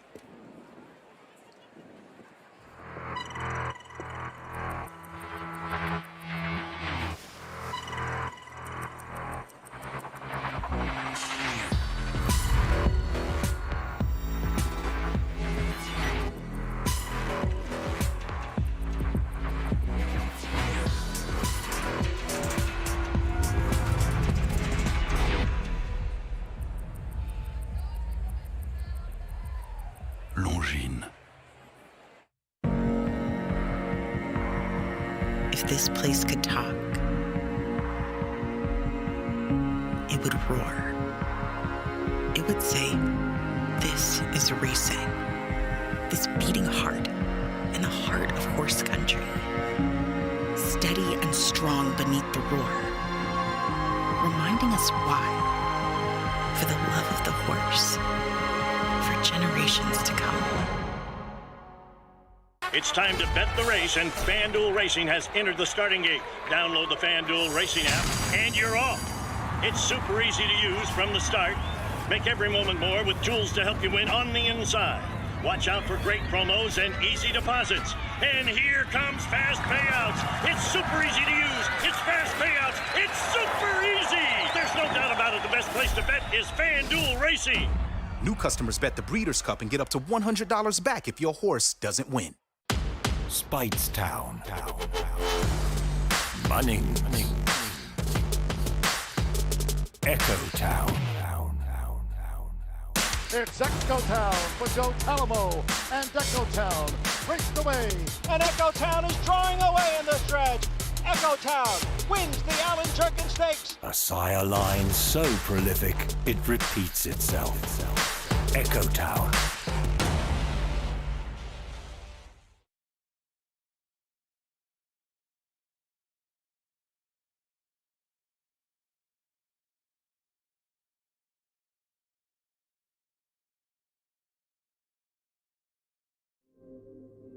The $4 million Longines Breeders' Cup Turf.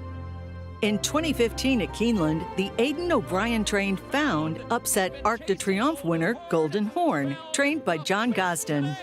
But Gosden returned in 2018 with his own Arc winner in Juddmont's Enable, and the British-bred Supermare prevailed in an epic battle with the O'Brien-trained Magical and became the first horse to pull off the Arc Breeders' Cup Turf double in the same year.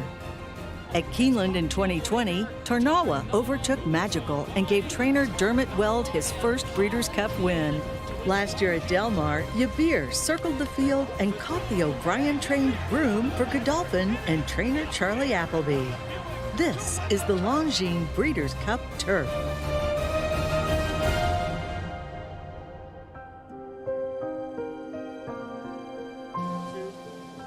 John Gosden setting out Mishra for what will be his final start of his career. Has he given you an indication that he's ready to bounce back in a race like this?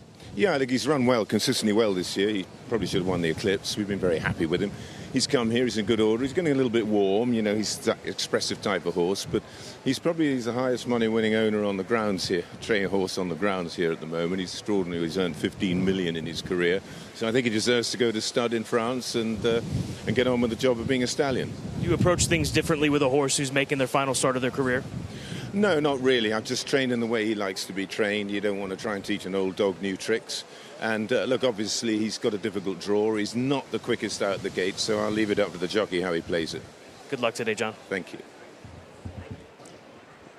Here with trainer Graham Motion, who sends out a pair in here. We'll start with the rail horse, Bye Bye Melvin. How has he changed since the layoff? Yeah, I mean, look, we always thought a lot of him, but he's come back really well as a gelding, which helped him because he's quite a handful. I mean, he's like his sister, Mare, who was tough. He's mellowed a little bit, but we always hoped he was this class. What kind of trip do you want from him, considering the fact that he drew the rail? Yeah, I mean, it'd be surprising if he's not on the lead from the rail. That's kind of his way. He'll gallop them all day, you know. So if somebody wants to go, that's fine, but I'd be surprised if he's not on the lead. What about Highland Chief? I know you had him miss a race in New York, but you wound up running him here in the Sycamore. Judging by how successful local preps have been for the Breeders' Cup, does that give you a little bit more confidence with him? Yeah, I hope it continues. Thank you, Gavin. That's it. All right. Good luck, Graham. Thanks. Dean Reeves, channel makers, back again after making a bit of a impressive middle move last time around in the Breeders' Cup. Was he a little bit unlucky last time in the Sycamore as well? Yeah, I think so. But, you know, when we looked at it, his numbers were still really good for that race compared to what everybody else has been running. So, you know, we wanted to give the champ another shot. You don't get a horse like this very often. He's a warrior. He's tough. And, you know, we didn't have a lot to lose here, so we're in here to give him another shot. He has some tactical speed. Do you anticipate him to be forwardly placed, and how does that work for you in this particular field? Well, yeah, I think he does better when he's out front. Now, the one horse, Bye Bye Melvin, shows a lot of speed early, so the two of them, we may let that horse go on. So Jose may just have to sit tight because that horse really may get out in front. So that'd be okay. But it's critical for us to have the right kind of pace if we are out front, and we got to get the jump on him when we turn for home. So we're fingers crossed. We wish you the best of luck. He looks tremendous in the paddock. Yeah, he does look great, doesn't he? Thanks. Dean Reeves with Channel Maker, now to Scott. Red Knight going out again for Mike Maker here at Keeneland. What made you bring him back on quick notice off of that strong performance last time out? We didn't have the greatest trips, and you know, here he's touted us and felt he deserved a chance. Is he as straightforward as they come, just settle and make one run? Pretty much. You know, I like the 10-post form because I think he's better on the outside. Good luck, Mike. Thank you.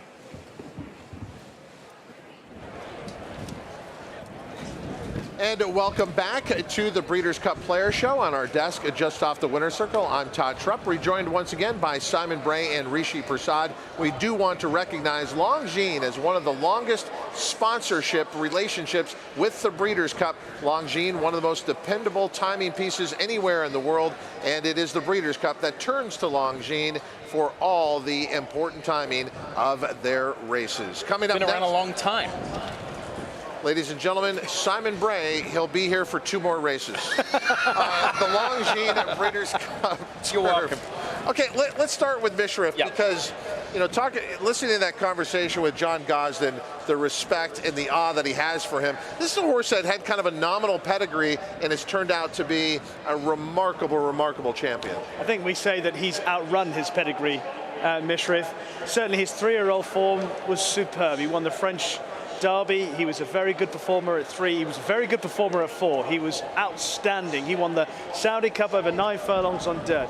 He went to the Shima Classic in Dubai after winning the Saudi Cup. So 9 furlongs on dirt, then you go to 1.5 miles on turf just a month later. He wins that.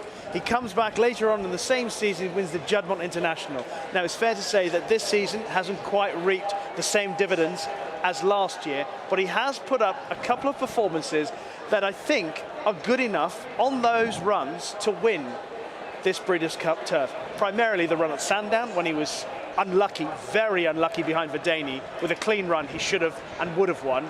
His run at Ascot in the King George wasn't too bad either. And in fact, his run in the Champion Stakes in Ireland was also a fair effort behind a high-quality field. Forget his last run. Heavy ground, entirely forgettable. He was even told, William Buick was told by John Gosden, you know, if you're not going to play a part, go easy on him because we don't want to waste his Breeders' Cup run with a hard run in a losing cause, a desperately losing cause in the Arc. So that's good information because, I mean, on sheer form, it looks like a terrible performance, but he wasn't persevered with that day with this goal in mind, right, Rishi? 100%. Forget the last run. It's entirely one that you can rule out in assessing his form. And if you look at a couple of other runs, take, for example, the King George and Ascot. Now, you'll see that he ended up finishing 3rd behind Pile Driver and Torquato Tasso. Now, Pile Driver and Torquato Tasso, 2 high-class middle-distance horses in Europe. Winner, right?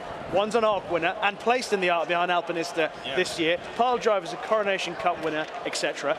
The other thing about that race was that it's the first time James Doyle rode him. He missed the kick. He was about 8 lengths behind them at one stage, got into the race, then ran out of steam. So a couple of runs this year are better than you think.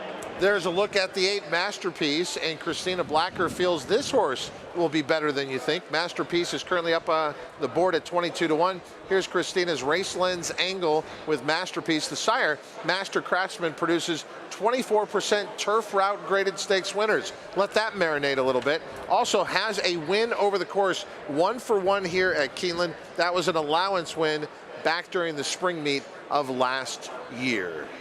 Caton? Todd, I can't speak to his normal appearance or demeanor pre-race, but Mishriff has gotten very, very warm. He's quiet. He's not acting up, but he was taken away from the other horses and circled on the grass. And you can see noticeable lather under his tail, sweat on his neck, and it just appears to be reacting a little bit more than what the climate would warrant, that's for sure. He looks very, very warm.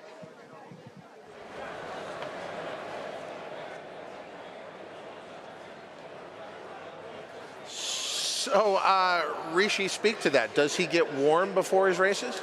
Not really. That's not normally the demeanor that we would see from Mishriff, so I'd be slightly concerned by that. John Gosden did say, you know, he does get a little bit warm, but nothing like this. This is unusually warm. Down the neck, under the saddle, between the hind legs, especially on a day like today as well. Right, yeah. I mean, it looks like he's been through a car wash up front now. I mean, that's a bit of a concern for me it is. now. Because I don't, whether you can tell if you're listening this at home or wherever you may be, there's a strong wind here today, a very strong wind. So that would have a drying and a cooling effect. The funny thing, though, is that he's not playing up physically. It doesn't seem like he's doing anything that's causing that.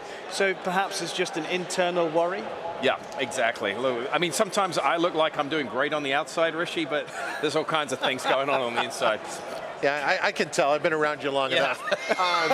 Our favorite is that horse right there, the Seven Nations Pride. Was this horse even a thought, Rishi, in the 3-year-old division to start the year overseas? I think he caught people by surprise at the beginning of the season. He won really well in Dubai at Keeneland Race Course during their Dubai World Cup Carnival. It was an impressive enough performance, but to be fair to Charlie Appleby, after that performance, he said, well, he might be one for a Derby trial. Then he went to Newmarket and he was impressive again. Not in a strong race, but it was a good performance. It allowed them to supplement him for the Derby at Epsom.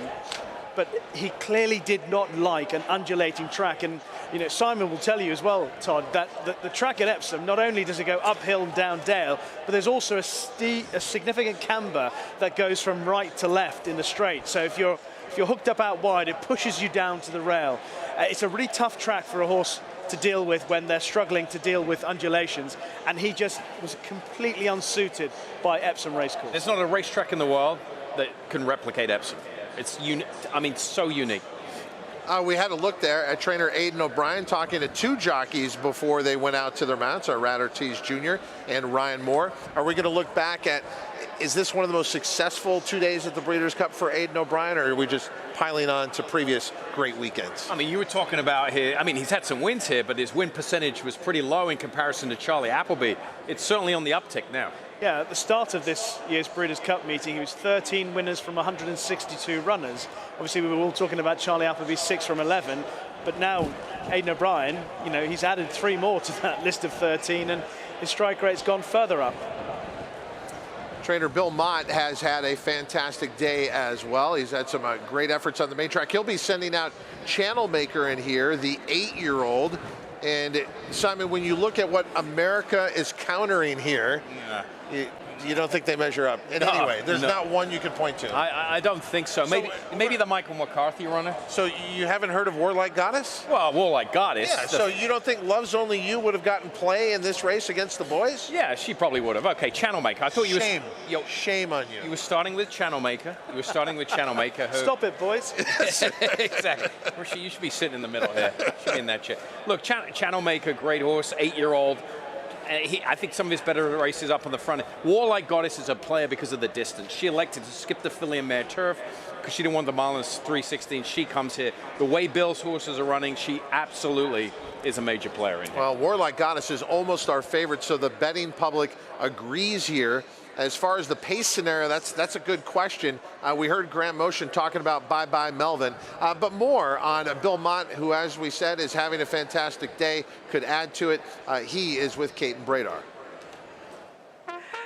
2 runners for Bill Mott, and looking at Warlike Goddess, she was getting a little cheeky, a little on the muscle prior to the race, looking great though. Is that just her? That's her disposition. I mean, she's a tough acting little woman, and she's ready to go.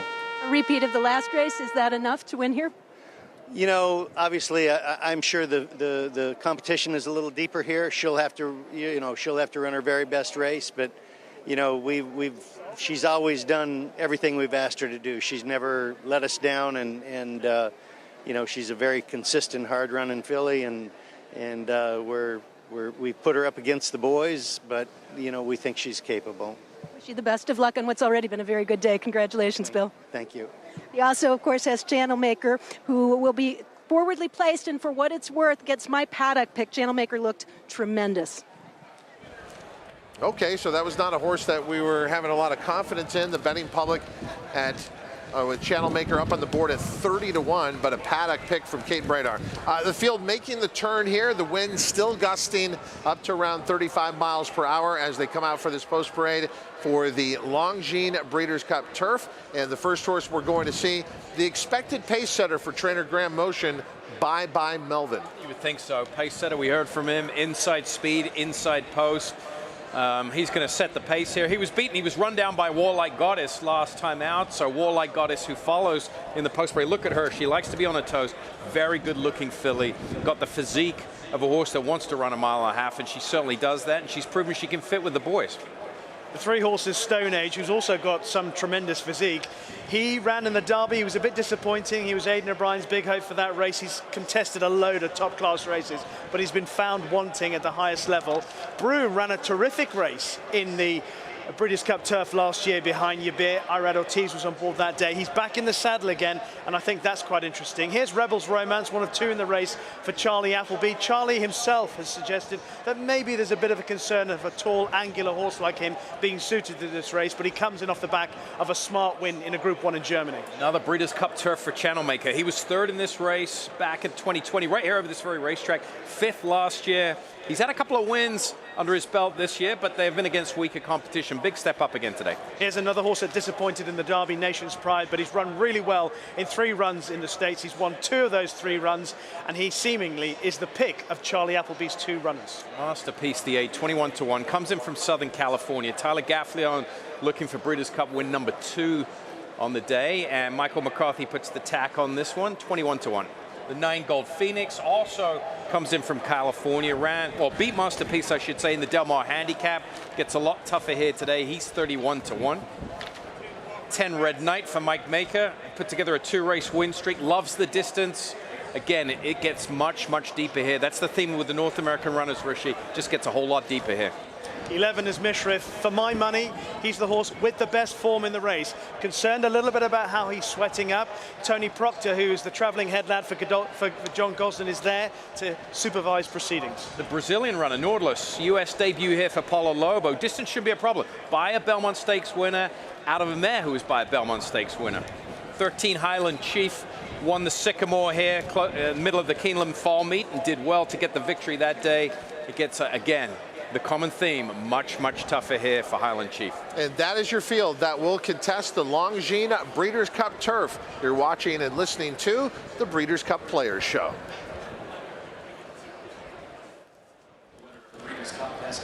We continue on with the field warming up for the Longines Breeders' Cup Turf.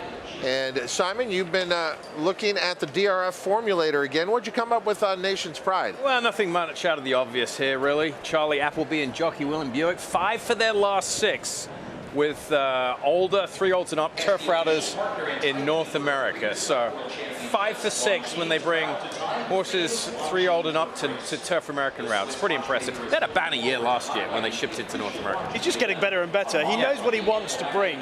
He knows the type of horse that he wants to bring. He's obviously got a lot to choose from, in fairness, but the ones that he picks, they do the job. It's obvious. The stats say it. Aidan O'Brien's been picking some good ones too. For more on that story, Gabby Gaudet. Aidan, you were just looking at your horses on the track. What are you observing? Yeah, no, they seem to be fine.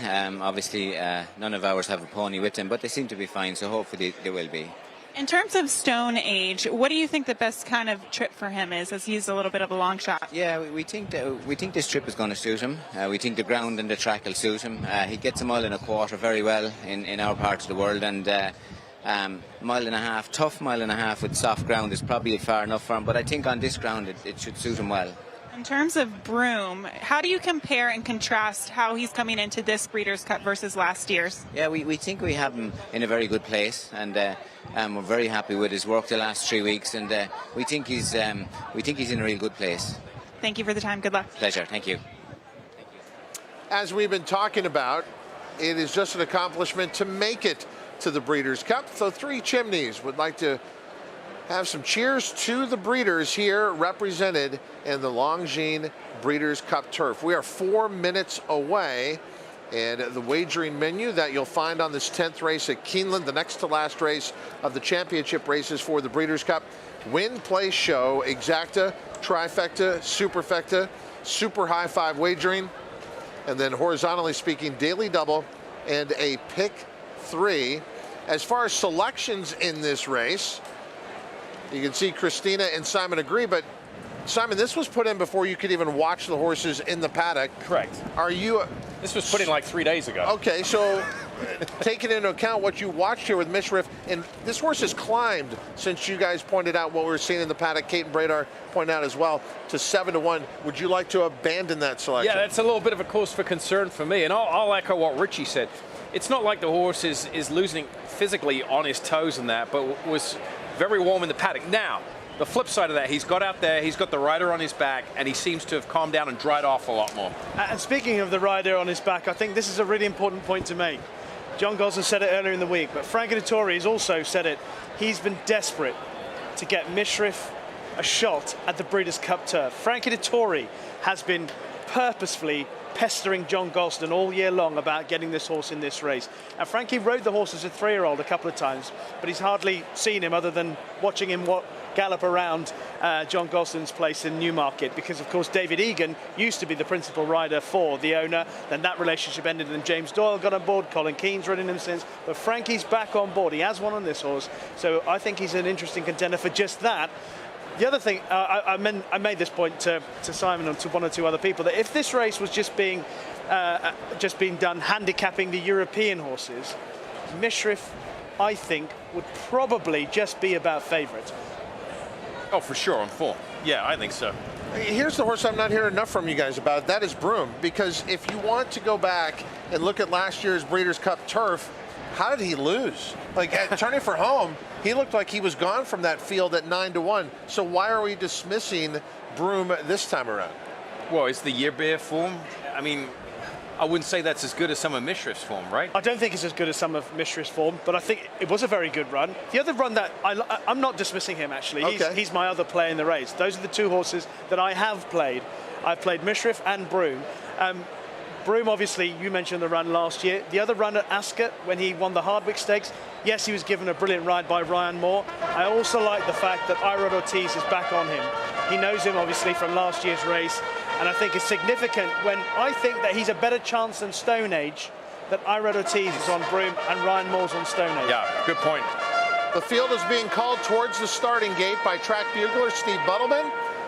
They will be moving it to line for the Longines Breeders' Cup turf. America's Best Hope is almost our favorite. That is the 2, Warlike Goddess. But it sounds like you're not going to be raising the American flag on this one. No, I went 3 deep in here. I was 2 and... in order of preference? No, in order of preference. What are they? The 11. Let me just hold on a second. Let me just check there. That's Mishriff. Okay, so that horse isn't from around here from what I understand. No, okay, but I'm just saying, I'm giving you my picks in order of preference. Okay, so again, not an American horse. Go ahead. Right, the 2. An American horse. Warlike Goddess. Okay.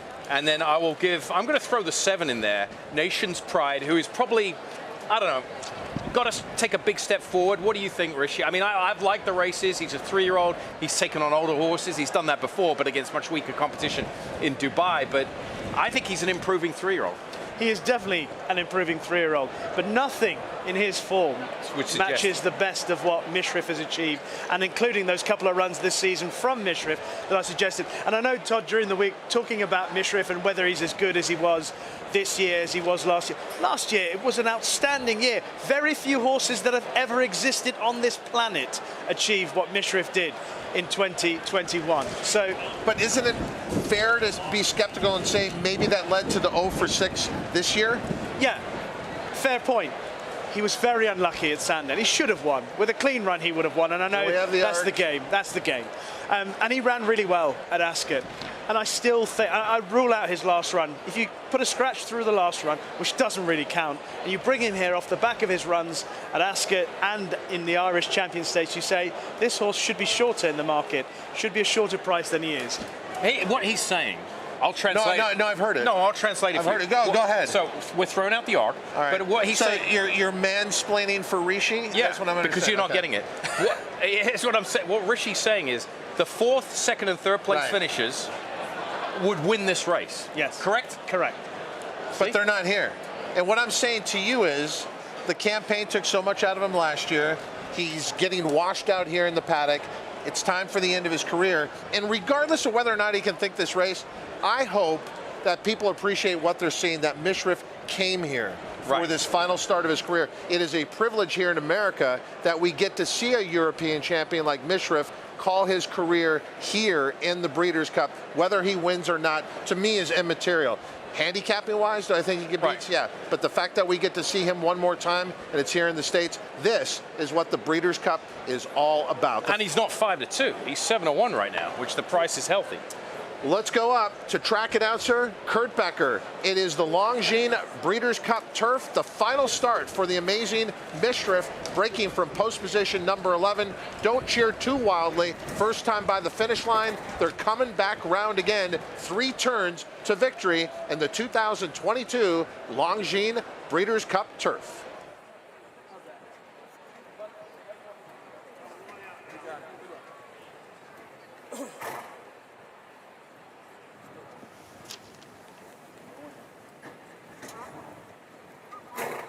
They are at the post.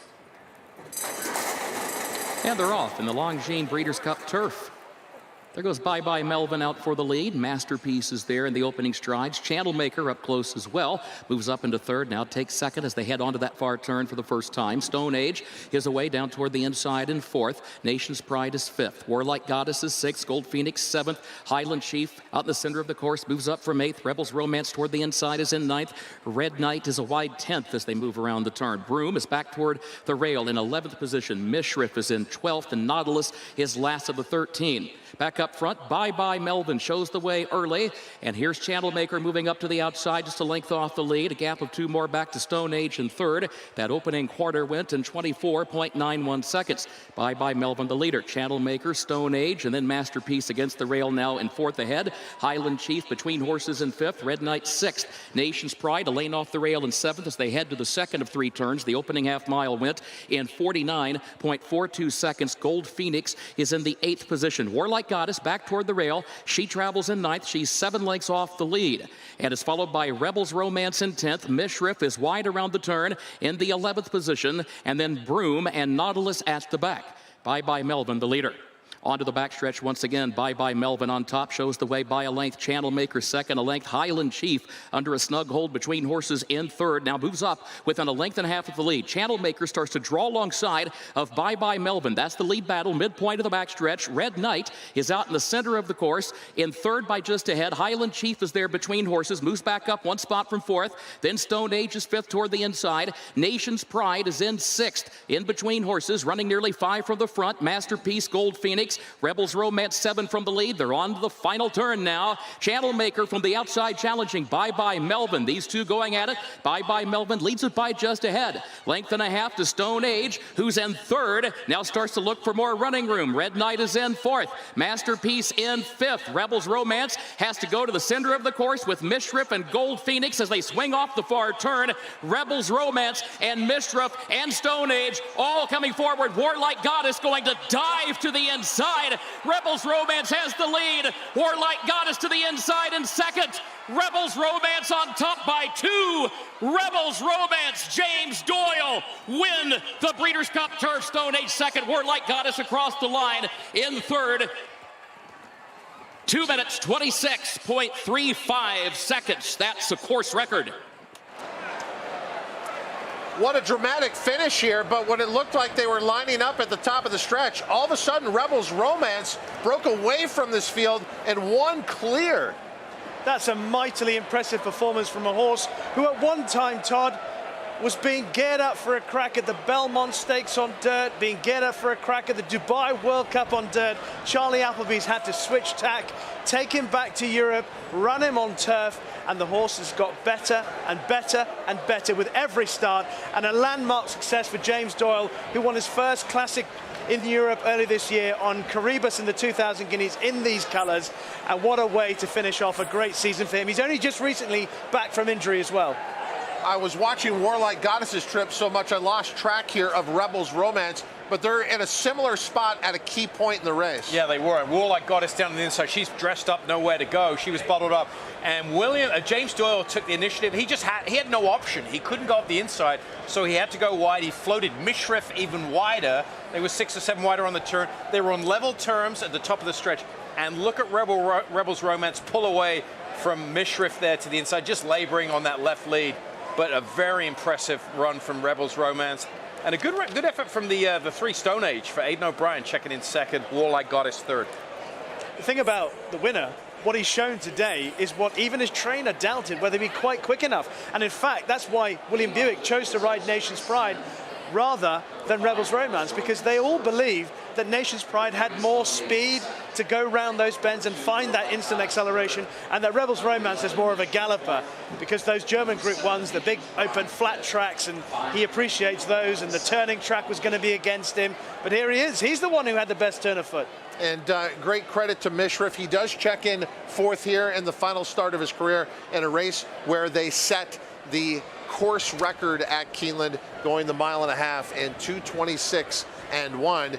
But this result right here kind of is a microcosm of all the turf races the top 5 places, 4 filled by European runners. And that's pretty much how the turf races played out over the 2 days. America just getting one, and that was a huge upset, Caravel in the Breeders' Cup Turf Sprint. Yeah, exactly.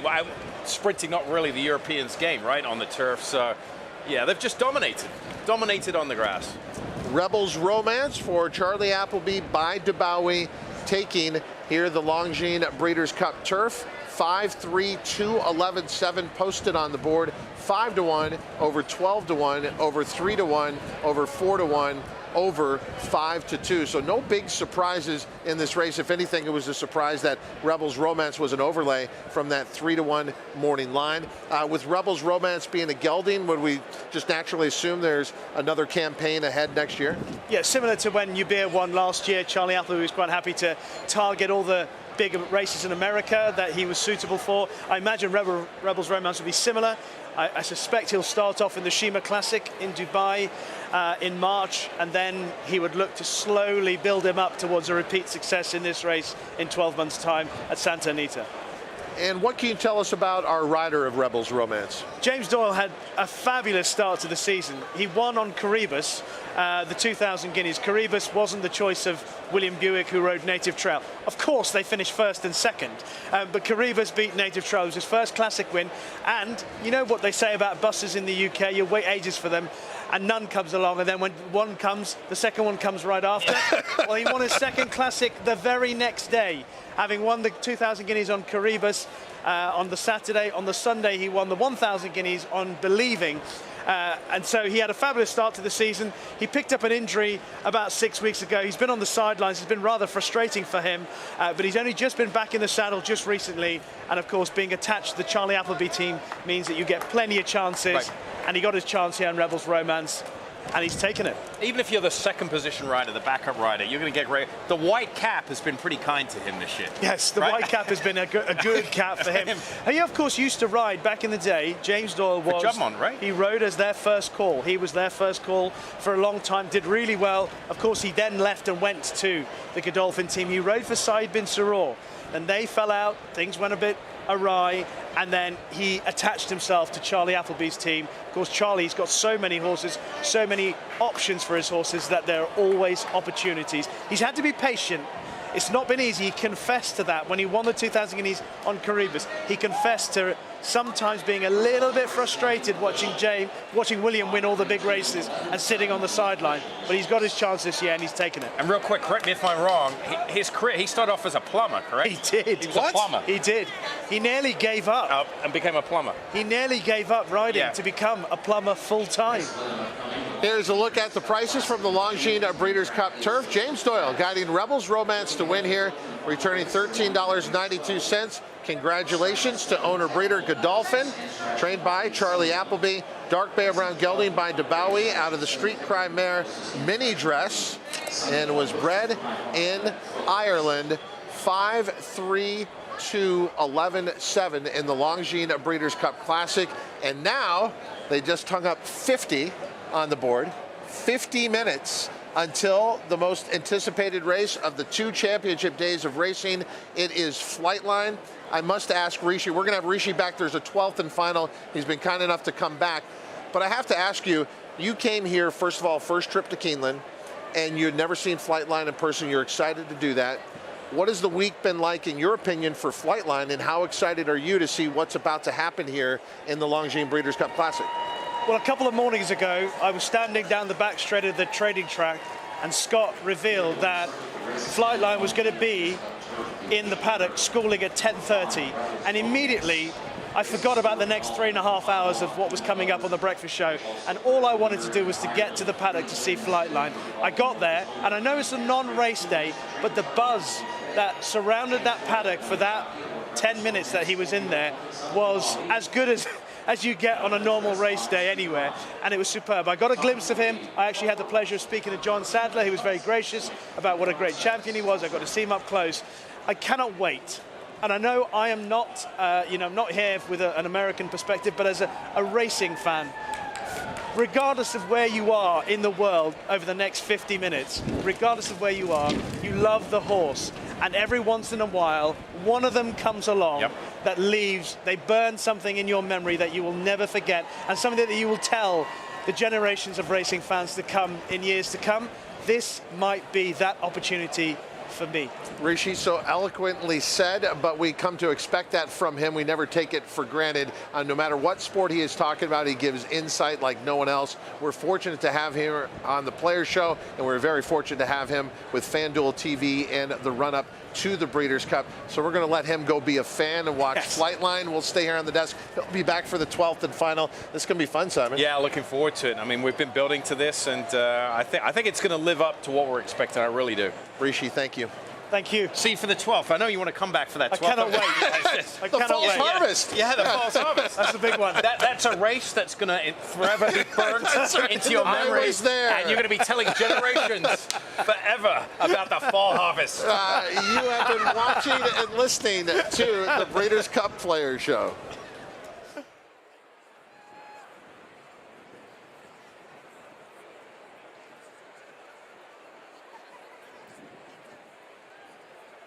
Ahmed, the Longines Breeders' Cup turf goes the way of Rebels Romance for James Doyle, Charlie Appleby and Godolphin. Hugh Anderson, the managing director of Godolphin, here once again for the third time to pick up the Breeders' Cup trophy and the beautiful Longines timepieces from the president of the Longines brand here in the United States, Brittany Garcia. Brittany, thank you. Thank you. It's a pleasure to be here, a part of this exciting race. We're so happy to present the award. Congratulations. Congratulations once again, Hugh. Extraordinary weekend for you and your team. Yes, thank you very much. Obviously, the big difference here was we saw James winning, which is fantastic. He's had a wonderful season with Carabas. Can I just stop you there, Hugh? Because right behind me is James's mum, Jackie. Well, she was. She's done a runner on me. Come and have a word with me, Jackie. Because James was mentioning you earlier and how proud you would be and how he's been trying to make you and your daughter, Sophie, who rides out here, proud of him, and he's done it now. How do you feel? I'm always so proud of both of them, but today was exceptional. To see James finally get his Breeders' Cup winner and Charlie and his team, what a job they do, really. It's just absolutely amazing, isn't it? But I thought James's horsemanship showed today on that horse, who I can see is not easy to get them from the paddock to the post in a calm and happy manner, and then bring him home like a superstar. They're all superstars. James, you've got mum's vote anyway. And everybody else's. Hugh, congratulations. Thanks very much, Nick, and finally thanks to the Breeders' Cup and Keeneland. It's been fabulous. Well done, everybody. Rebels Romance right on point in the Longines Breeders' Cup turf. Ahmed. Post. And they're off in the Longines Breeders' Cup turf. There goes Bye Bye Melvin out for the lead. Masterpiece is there in the opening strides. Channelmaker up close as well. Moves up into third. Now takes second as they head onto that far turn for the first time. Stone Age his away down toward the inside in fourth. Nation's Pride is fifth. Warlike Goddess is sixth. Gold Phoenix seventh. Highland Chief out in the center of the course moves up from eighth. Rebels Romance toward the inside is in ninth. Red Knight is a wide 10th as they move around the turn. Broom is back toward the rail in 11th position. Mishriff is in 12th, and Nautilus is last of the 13. Back up front, Bye Bye Melvin shows the way early, and here's Channelmaker moving up to the outside just a length off the lead. A gap of two more back to Stone Age in third. That opening quarter went in 24.91 seconds. Bye Bye Melvin the leader. Channelmaker, Stone Age, and then Masterpiece against the rail now in fourth ahead. Highland Chief between horses in fifth. Red Knight sixth. Nation's Pride a lane off the rail in seventh as they head to the second of three turns. The opening half mile went in 49.42 seconds. Gold Phoenix is in the eighth position. Warlike Goddess Goddess back toward the rail. She travels in 9th. She's 7 lengths off the lead and is followed by Rebels Romance in 10th. Mishriff is wide around the turn in the 11th position, and then Broom and Nautilus at the back. Bye Bye Melvin, the leader.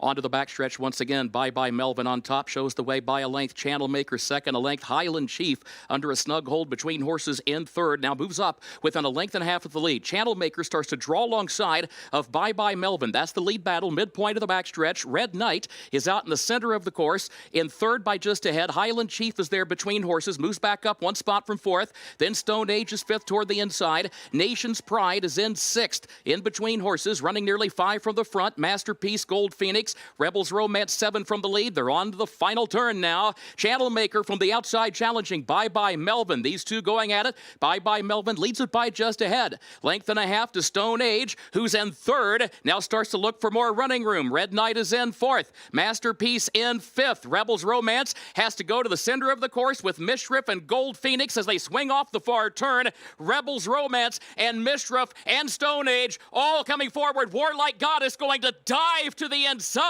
Rebels Romance has the lead. Warlike Goddess to the inside in second. Rebels Romance on top by 2. Rebels Romance, James Doyle win the Breeders' Cup Turf. Stone Age second. Warlike Goddess across the line in third. 2 minutes, 26.35 seconds. That's a course record.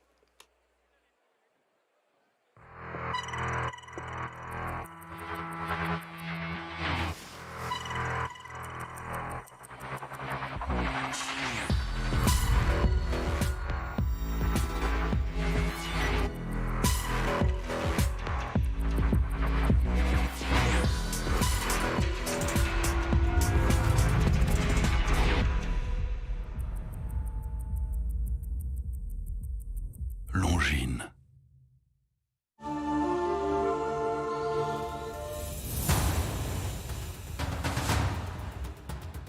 But well behind Tyler's Tribe as they come to the final quarter mile. Kylie Jordan has not moved a muscle on the big favorite. It's all Tyler's Tribe.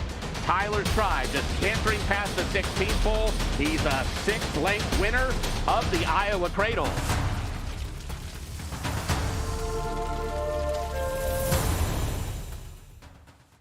It's time to bet the race, and FanDuel Racing has entered the starting gate. Download the FanDuel Racing app, and you're off. It's super easy to use from the start. Make every moment more with tools to help you win on the inside. Watch out for great promos and easy deposits. And here comes fast payouts. It's super easy to use. It's fast payouts. It's super easy. There's no doubt about it. The best place to bet is FanDuel Racing. New customers bet the Breeders' Cup and get up to $100 back if your horse doesn't win.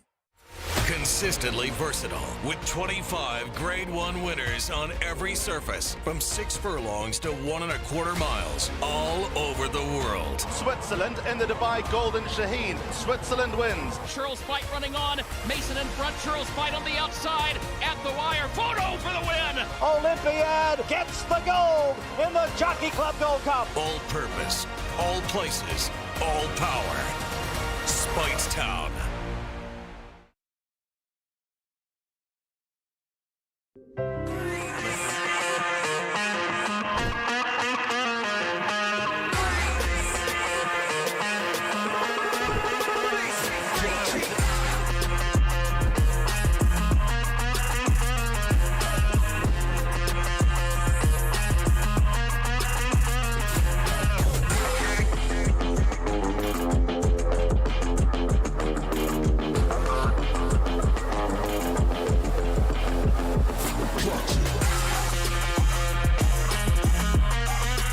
Let's get the call for the biggest race of the year, the Breeders' Cup VR Stakes. And they're off.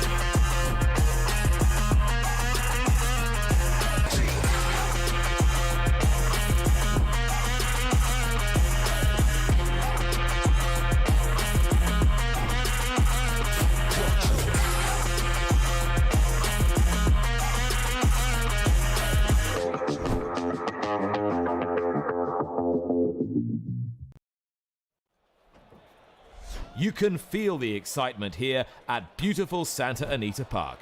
Let's get the call for the biggest race of the year, the Breeders' Cup VR Stakes.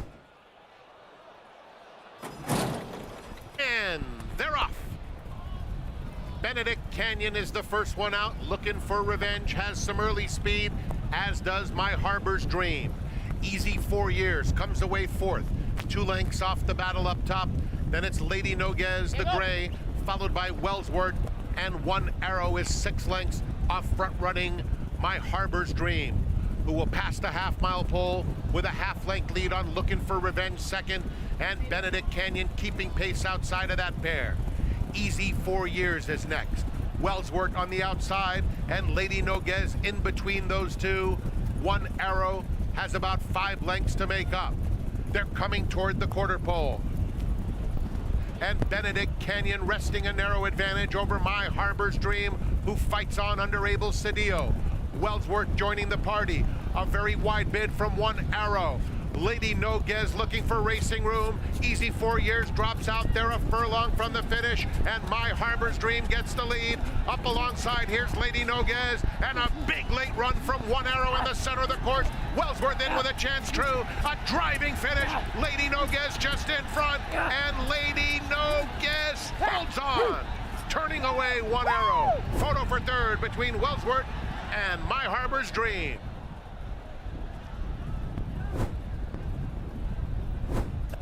His 2- and 3-year-old year, and I think the way that John Sadler has trained him is perfect for that horse. How do you describe him? What's his essence? The horse? He's almost magical. He has a presence and an aura about him that I haven't witnessed before. And when you see him, he just stands up like, welcome to my kingdom. He really does. And I think he really believes that. I think he knows who he is. He's a dominant animal. I think he definitely is. Jane, I'll let you go enjoy the moment. Good luck. Thank you. Doug O'Neill with Hot Rod Charlie tackling Flightline in the Breeders' Cup Classic, and you're drawn just to the outside of him. Is that an advantage? Well, can I tell you in about an hour or so? I think it's always good being outside of a brilliant horse like Flightline, right? Kind of let him, just follow him around there if you can, and hopefully he doesn't separate from you too much. What have you seen from Hot Rod Charlie since his win over Churchill? He's trained. He always does. He gives you 110% every day. So he's trained really, really well. We've been able to settle in here in Kentucky. So he seems to love Keeneland. His one race over it a couple years ago in the Breeders' Cup Juvenile was a huge run. So we're optimistic. We know we're fighting. It's a tall task to compete against Flightline, but we're optimistic about our chances. To come on this journey from that race as a 2-year-old when he was a big price and shock some folks, and for him to develop the way that he has, how would you describe from that point a few years back to where he's at right now? Just absolutely phenomenal. I mean, to have a horse be at the highest level of the game for that long of a period and to do it all over the country, all over the world, is just it's top notch. So we have so much respect for Flightline. Life is good and everyone in this field, but we're very honored to be part of Charlie, that's for sure. You've earned it. Good luck. All right, thank you, brother. Taba ready to tackle Flightline in the Breeders' Cup Classic. What's the plan of attack from the inside draw, Bob? Well, Taba's always been a really good, gate horse, leaving the gate, and he always, Mike says he always leads there like he's going to take the lead, and then it'll sort of shut it down a little bit. So we're going to be aggressive leaving there and see what's happening. I'm sure Life is Good. We're not as quick as him. I can't imagine anybody being in front of Life is Good the first, eighth of a mile. And I'm sure Flightline's going to try to stay off him as long as he can and engage him down the backside. We're just hoping, save ground and hope that something miraculously happens up front and we get a piece of. We're going for a piece of the pie. Does your horse need to get to the outside at some point to get clear running, or can he stay on the inside? Well, I think he likes to tip out and run. He doesn't like to be in the inside, doesn't like the kickback. I don't think he's going to get a lot of kickback early, but these are two, I think Life is Good and they're Flightline are two outstanding horses, so he doesn't have that kind of speed, but Mike's got a plan figured out, so we'll see what happens. Has Mike or you gotten to the bottom of Taba in the 5 races that we've seen him so far? Well, he likes a target to run at, and he's never seen targets like this before, so I hope he's got something to run at. Definitely does. Good luck, Bob. All right, thank you. So happy to be joined by Stephanie Aronis, and it's almost time for Flightline. Considering his previous performances and how exciting all of them have been, do you have one that stands out in particular as your favorite? That's really tough to pick. I mean, each race has been so monumental. Probably like the Met Mile. I mean, the Pacific Classic, that's a near and dear to all of us being at home track. But the Met Mile, the traveling out, going against East Coast horses, and then how he had so much trouble and he got through it all. That probably that one stands out. You seem pretty relaxed today. Is that the case, or do you have a very good poker face? I'm trying every bit. The heart rate is definitely on the rise right now. Being out in the paddock, everyone's around, waiting for the horses to come out. Curious how he's going to be with the wind. Looks like it's dying down some, but definitely the nerves are starting to kick in pretty good. Very excited.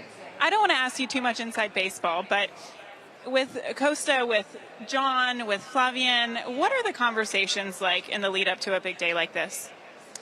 It's very much, Flavien is such the pro's pro, and he's the only jock that's been on the horse. So there's a lot of trust in his ability and belief in that Flavien's going to know how to navigate and get out there and just works so well with Flightline. So there's not a lot of strategizing ahead of time. I mean, somewhat once we got the post position, but overall it's let Flavien and Flightline make some magic. Let them go. Let them fly. Good luck, Stephanie. Thanks so much. Thank you. Okay, we have heard from some of the connections leading up to the biggest event at this Breeders' Cup, the Longines Breeders' Cup Classic. Welcome back to the Breeders' Cup Player Show on our set just off the winner's circle. I'm Todd Trupp, rejoined by Christina Blacker. Simon Bray is here as well. We wonder what Flightline might go off at. A lot of conjecture about most likely 2 to 5. Right now, just a quarter of a click up from that at 1 to 2, but every bit the favorite that he should be. Every bit the favorite that he should be, and just so much anticipation, I think, from everybody. The connections, listening to them and trying to keep their nerves as calm as possible coming up to this opportunity. But for everybody else, for the crowd, for the people here that are at Keeneland, for the folks at home watching around the world, it's the adrenaline and the excitement of what we might see here today. And Simon, what do you think we're going to see from Flightline? Before the TVG Pacific Classic, you were ultra confident that he was going to run away from that field. He even probably cleared that bar for you. Yeah, he did. I expected maybe somewhere between a 5 to 10 length victory. He doubled that. I mean, I'm going to be disappointed if I don't see anything greater than about 7 to 10 lengths. I really do. I mean, I don't think I've ever gone into a race, handicapped a race, where I confidently think the winner is going to win by maybe double digits. With the trainer of Flightline, Gabby Gaudet.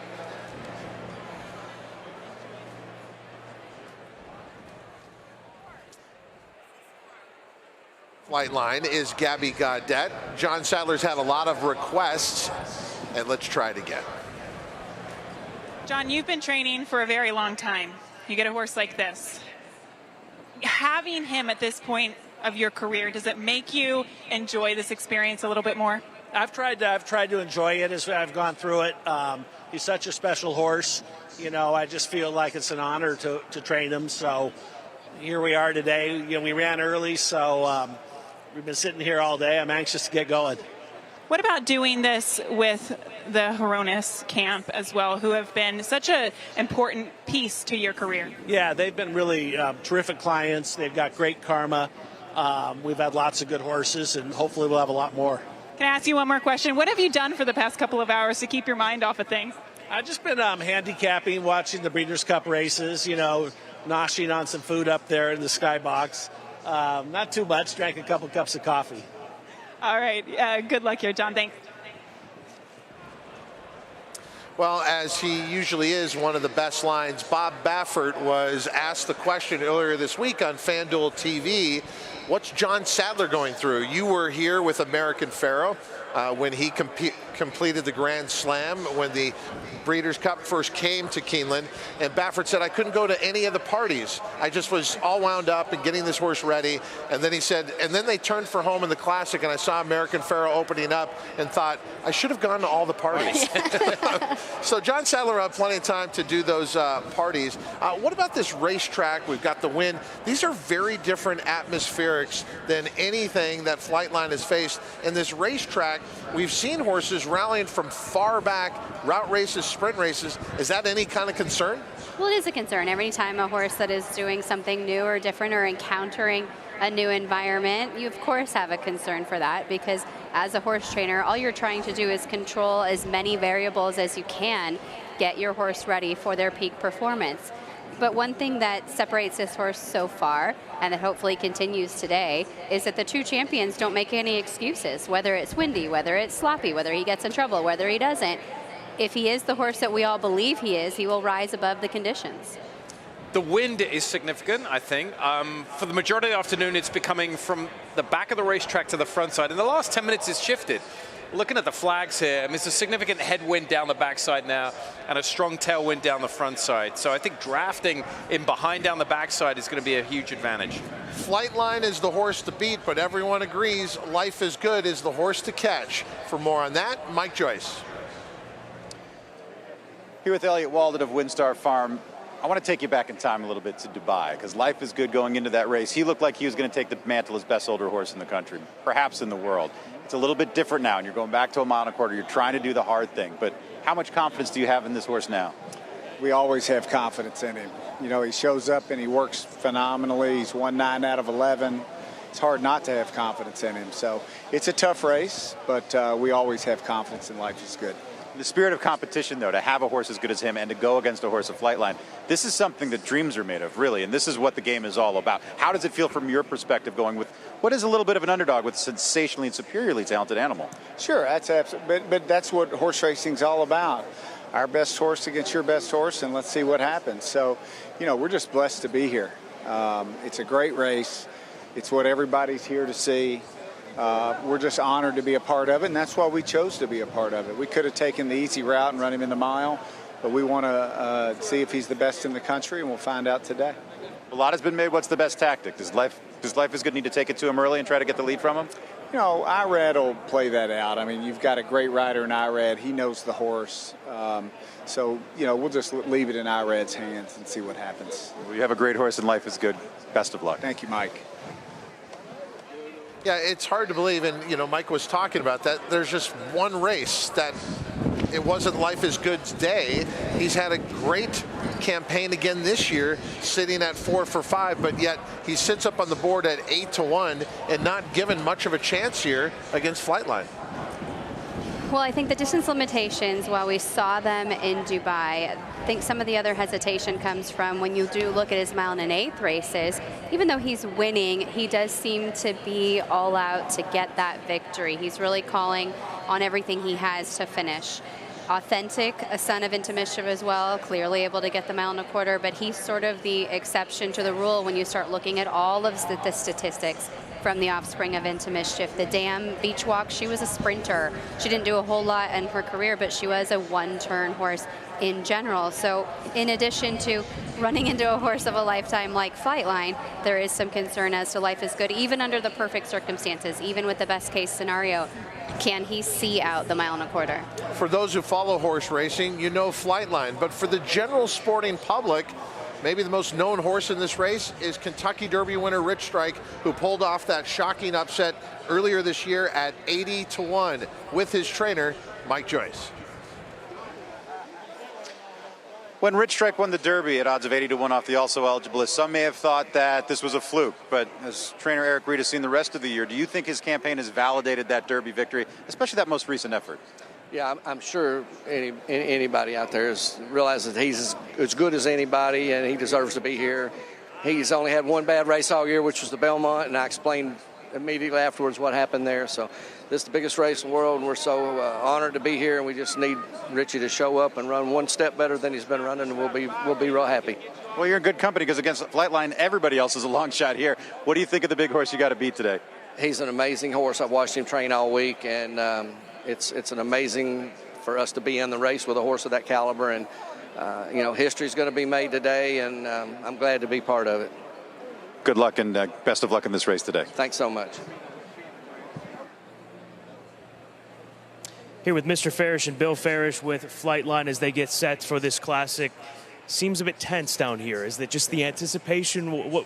How are you feeling right now, Bill? Yeah, I'm a little tense. Yeah, definitely anticipating what's to come. It's never easy. It's a great field of horses, and we know how incredible Flightline is, and we're all just hoping to see it today. Lane's End has been in big positions. The Ferris family has been in big positions in the past. Is there a previous experience that compares to what you're going through right now with Flightline for the Classic? Well, we've been lucky enough to be in some other classics, but with Flightline, it's just very different. He's been so dominant, and we're just hoping we can see that again. You've been observing him since he's come down here. What are you seeing from Flightline? Well, he's been great all week. John's been thrilled with how he's coming into the race, and so just hope to see what we've seen in the past. And it's tricky, shipping across country for the second time this year, but horses handled it great, and we can't wait. Enjoy the moment. Great, thanks. And a reminder that on Monday at 12:30, before the start of Book 1, Keeneland November, 2.5% of Flightline will be auctioned off at the Keeneland November sale. Thank you, Scott. You can stay for another sale. All right, there is a look at Flightline in his saddling stall, and there's John Sadler watching over, but watching his groom there, the interaction, it's really kind of truly an intimate moment. There he is with the horse he takes care of every day, and they get their moment by themselves, because now Flightline's going to come out to this adoring crowd. Well, you think of the nerves and the anticipation, and we've talked to some of the owners, we've talked to the trainer, but it's right there for the groom as well. It's right there for the hot walker as well. These are the people that are closest to him day in, day out. The first person to check on him in the morning, the last person to say goodnight to him at the end of the day. So it's just as nerve-wracking and exciting for him as well. And also, he's a key part of the behavior that we're seeing from Flightline. Is this a horse that is maintaining his composure as we come into not only the biggest race of his life, but also just in terms of the environment? As far as Racelands goes, I didn't think it was very helpful to start really pulling too many statistics on Flightline himself. But in terms of the pedigree and in terms of the sires represented in this race and how their horses have fared at the 1.25 mile distance, these are the numbers, these are the percentages. Perhaps you can use this data to help you if you're playing any exactas, any trifectas. Who are the horses in here that are bred to excel at the 1.25 mile and to be closest to him late? I want to go overhead in the paddock because the crowd you're looking at is not the crowd outside the paddock. That is the crowd in the paddock. And so you look at that crowd in the paddock, that would qualify as a good attendance at most racetracks. They have lined up as deep as they possibly can. The chalets around the paddock, those who are down around the paddock itself, and they all want to get a glimpse of Flightline. And Simon, he's only traveled east of the Mississippi one time. We talked about the Run Happy Met Mile.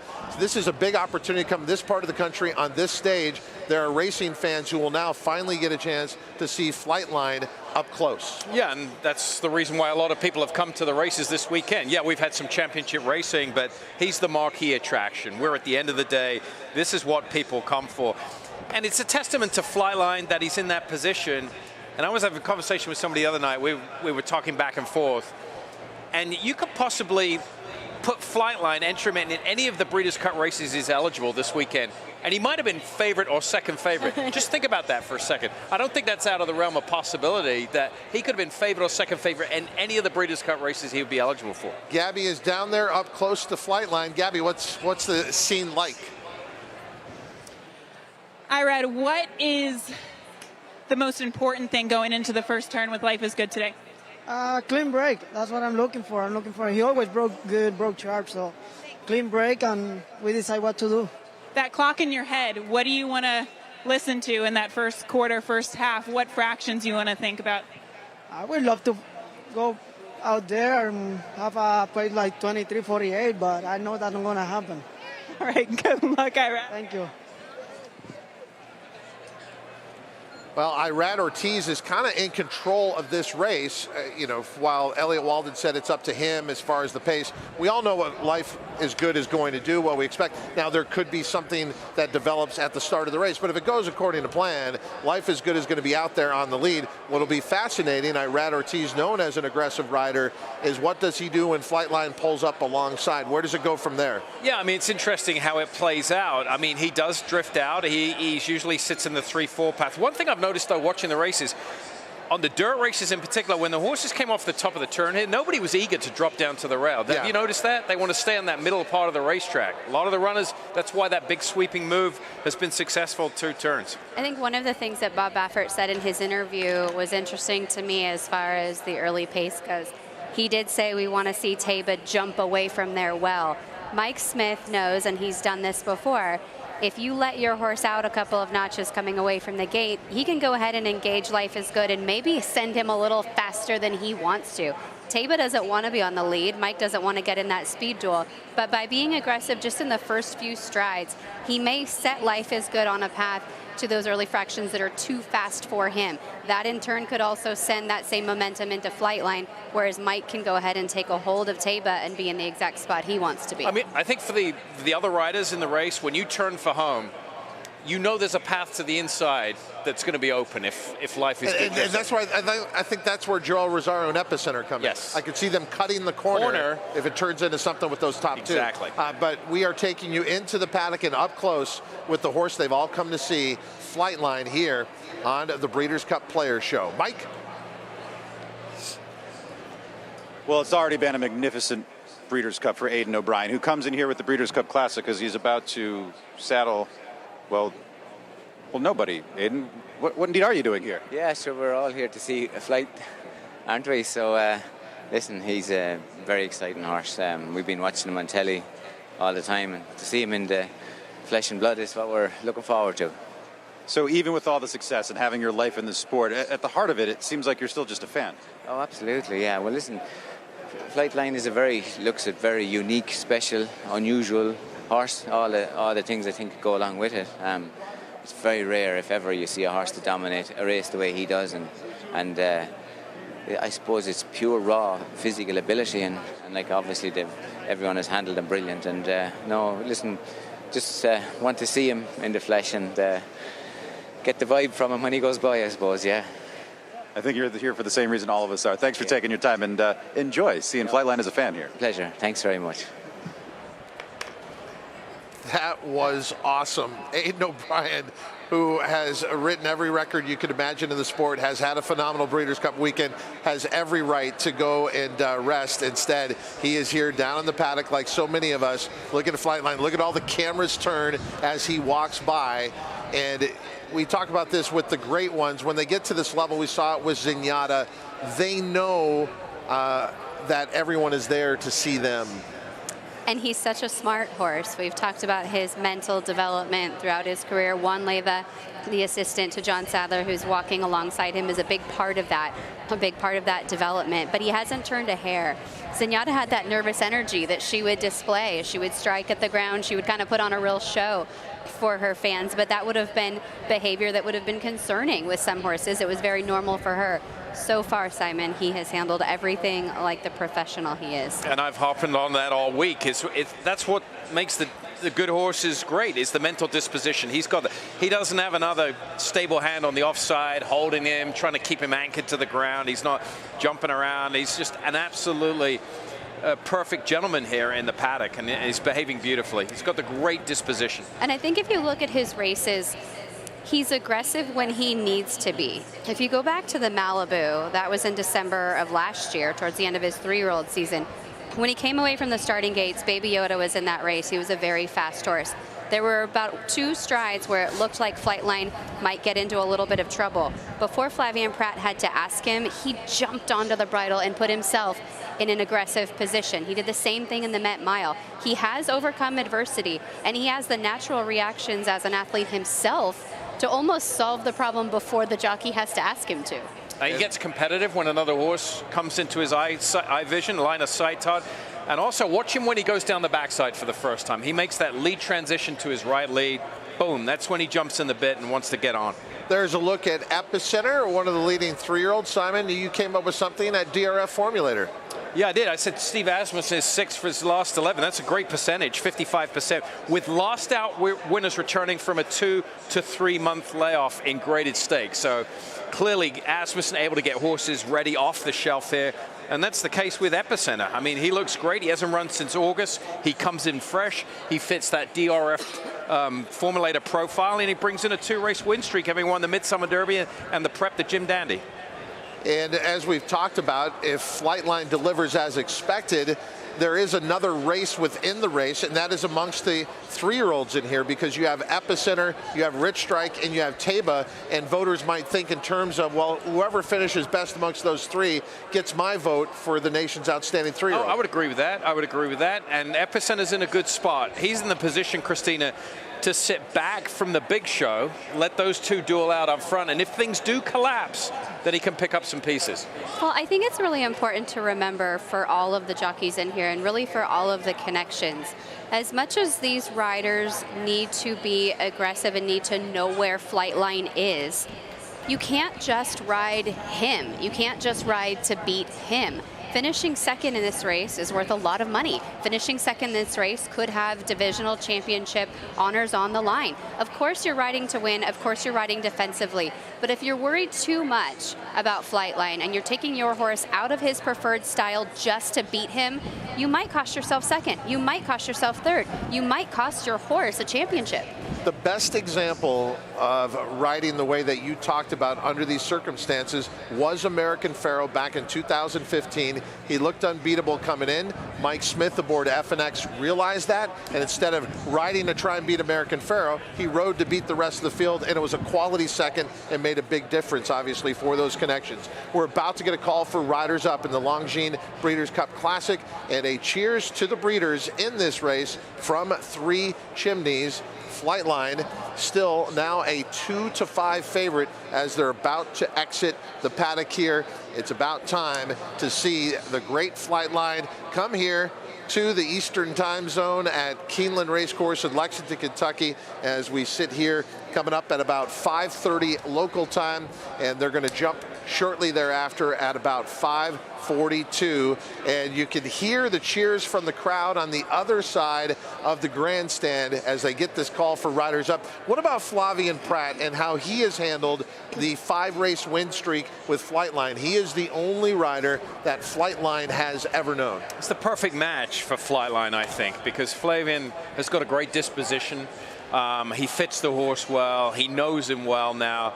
I mean, they're a match made in heaven. I mean, I think it's reciprocal, right? The horse appreciates Flavien, but Flavien appreciates Flightline as well. I mean, it makes his job a lot easier, I think, having a horse like Flightline underneath his legs. Flavien has had a lot of success. He's had a lot of success on the West Coast. He's had a lot of success since coming to the East Coast, but he's never had a horse like this. Nobody has, but he's never been under pressure like this. He's never had a horse where all eyes were on him in this manner as they have been in the last couple of starts. And I think it really speaks to everyone's confidence in his abilities and in his timing and his disposition and his decision making, that never along the way has it come up as if, is Flavien going to know what to do? Is he going to make the right moves? Nobody is questioning him because he's always in the right position. Well, and the best example of that in this 5-race win streak was the trouble they encountered in the Run Happy Met Mile. Flavien Prat never panicked, and a lot of that ties into the confidence that he has in Flightline to overcome adverse situations. What are we in store for here today? That is part of the intrigue of thoroughbred racing all the time. Simon, the standard in the Longines Breeders' Cup Classic was set by Ghost Sapper, the fastest 1.25 miles. He set the track record back in 2004 at Lone Star, going 159.02. The last time we were here for the Breeders' Cup at Keeneland in 2020, Authentic set the track record here, 159.3. So this is a 2-pronged question. Are they beating the track record here today if we're talking about a Flightline win? And will he go lower than Ghost Sapper, who is recognized as one of the greatest modern horses of all time? I think there's absolutely a great chance of breaking the track record here. Again, some of it might depend on the win margin. Yeah, right. If he's opening up by 15, he might not be persevered with. Whether he goes lower than Ghost Sapper, I don't know. But the one thing that him and Gossap have in common. You know, Gossap was a Grade 1 winning sprinter, Grade 1 winner at 1.25 miles. Flightline, Grade 1 winning sprinter. He's got a chance to be a Grade 1 winner here at 1.25 miles, back-to-back trips here after the Pacific Classic. So I think that is what puts those types of horses in just a different stratosphere. Christina, Flightline kind of teased this last time, and I know he won by 19.25, but the track record was there for the taking, and they didn't. So it belongs to Candy Ride at Del Mar. Do you think they are going to maybe just ask more today no matter what? After all, it is the Longines Breeders' Cup Classic. There's no such thing as running up the score. I do think that Flavien will turn him loose a little bit more today and put on a show, especially if he is, you know, that far in front. We are hopeful that we will see him next year and continue to compete, but that hasn't necessarily been guaranteed. And so perhaps that comes into play a little bit in what they allow him to do moving forward today. Let's meet the field for the Longines Breeders' Cup Classic. We start with the 3-year-old Teba. Teba is a son of Gunrunner. He is already a multiple Grade 1 winner, having won the Santa Anita Derby in just his second career start. He was also the winner of the Pennsylvania Derby most recently, beating some of the better 3-year-olds of his crop. Sand and Cyberknife finishing behind him that day. Hall of Famer Mike Smith will be aboard. We'll get a look at him in just a moment as they've made their way down to the track. 11-1 right now on Teba. And Teba and Mike Smith have some decisions to make. As Bob Baffert said, Teba a little better when he can get away from the kickback. We saw that in the TVG.com Haskell. And he was second beaten ahead that day, but he rebounded with a win, as Christina mentioned, in the Grade 1 Pennsylvania Derby last time out. There's a good look at Teba. Boy, so much has been asked of him in such a short amount of time, from maiden win to Santa Anita Derby win to right into the Kentucky Derby. And now here he is at the end of the season in the biggest race of all, the Longines Breeders' Cup Classic. The only blimp on his radar was in the Kentucky Derby. He rebounded from that. His life is good. The two who the 1.25 miles could be the question mark. Winner of the Woodwood last time out, and certainly going to be a key factor in this race early and decide the pace. Happy Saver up next for Todd Pletcher. He's had a few hiccups this year. He also had a little hiccup in his training earlier this week, suffering from a quarter crack, patching that, getting him back out to the races today. 0 for 4 this year, but finished second on 3 occasions. I mean, what more is there left to say? There's no more adjectives or superlatives left to say. Flightline, here he is. He's been odds on in every single start, 5 for 5, looking to cement his place in history in about 8 minutes. Hot Rod Charlie up next. Tyler Gaffleone has 2 Breeders' Cup wins. There he is with Lava Man for the last time. Lava Man bringing him to post and through the post parade. He will be heading to Old Friends after this. Hot Rod Charlie, a 5-time winner in 18 starts. He's danced every dance. That's his ownership group screaming behind us as Christina gives her analysis of him for the 6th epicenter for Winchell Thoroughbreds. He comes in off the layoff here for trainer Steve Asmussen. To the 7, Olympia, the son of Speightstown for Bill Mott, to the winner of the Jockey Club Gold Cup last out. He's fresh into the race today, and he looks ultra focused in the post parade. Rich Strike, he has 1 win on the year, and yes, it was in the Kentucky Derby. So 80-1 in that Kentucky Derby, but 20-1 in the Longines Breeders' Cup Classic. This, to me, would be a more shocking upset, would it not? Right, exactly. Yeah, I mean, don't you view him as 100-1 against this field? That is your field for the Longines Breeders' Cup Classic. You're watching and listening to the Breeders' Cup Players Show. The winner of the Breeders' Cup Best Turned Out Award for the Longines. And the anticipation is now building and building and building. Something we've been talking about now since his win in the TVG Pacific Classic. How would Flightline get to the Longines Breeders' Cup Classic? And John Sadler, not long after that, laid out the roadmap. We're going to train up to the race. He wanted 5 workouts. He only changed his mind on one thing. He originally thought it would be 5 workouts in California. He made the last workout here in Kentucky. How good was that workout? Phenomenal. A+, A+. I mean, he runs, or he works like he runs in the afternoon. Just a tremendous athlete. And the thing I'll say is that you look down at this horse's resume, how lightly raced he is this year, but that was always the plan. It wasn't like, oh, we had a race, he had a hiccup, and we had to back off. This was always the plan. And I tell you, this is going to be a tremendous, the way they break here for the 1.25 miles, there's a little bit of a turn before the top of the stretch there. And there's that big corporate chalet at the top there. There's going to be a huge crowd cheering him as he comes by the stands for the first time. The lowest $2 win payout in the Longines Breeders' Cup Classic was right here at Keeneland the first year they hosted the Breeders' Cup. The great American Pharoah pulling off the Grand Slam, having won the Triple Crown, and then finishing off his career and that campaign with a win in the Longines Breeders' Cup Classic. He returned $3.40. That's 3 to 5. We have Flightline at 2 to 5. If he wins, that's $2.80. So he'll own that record.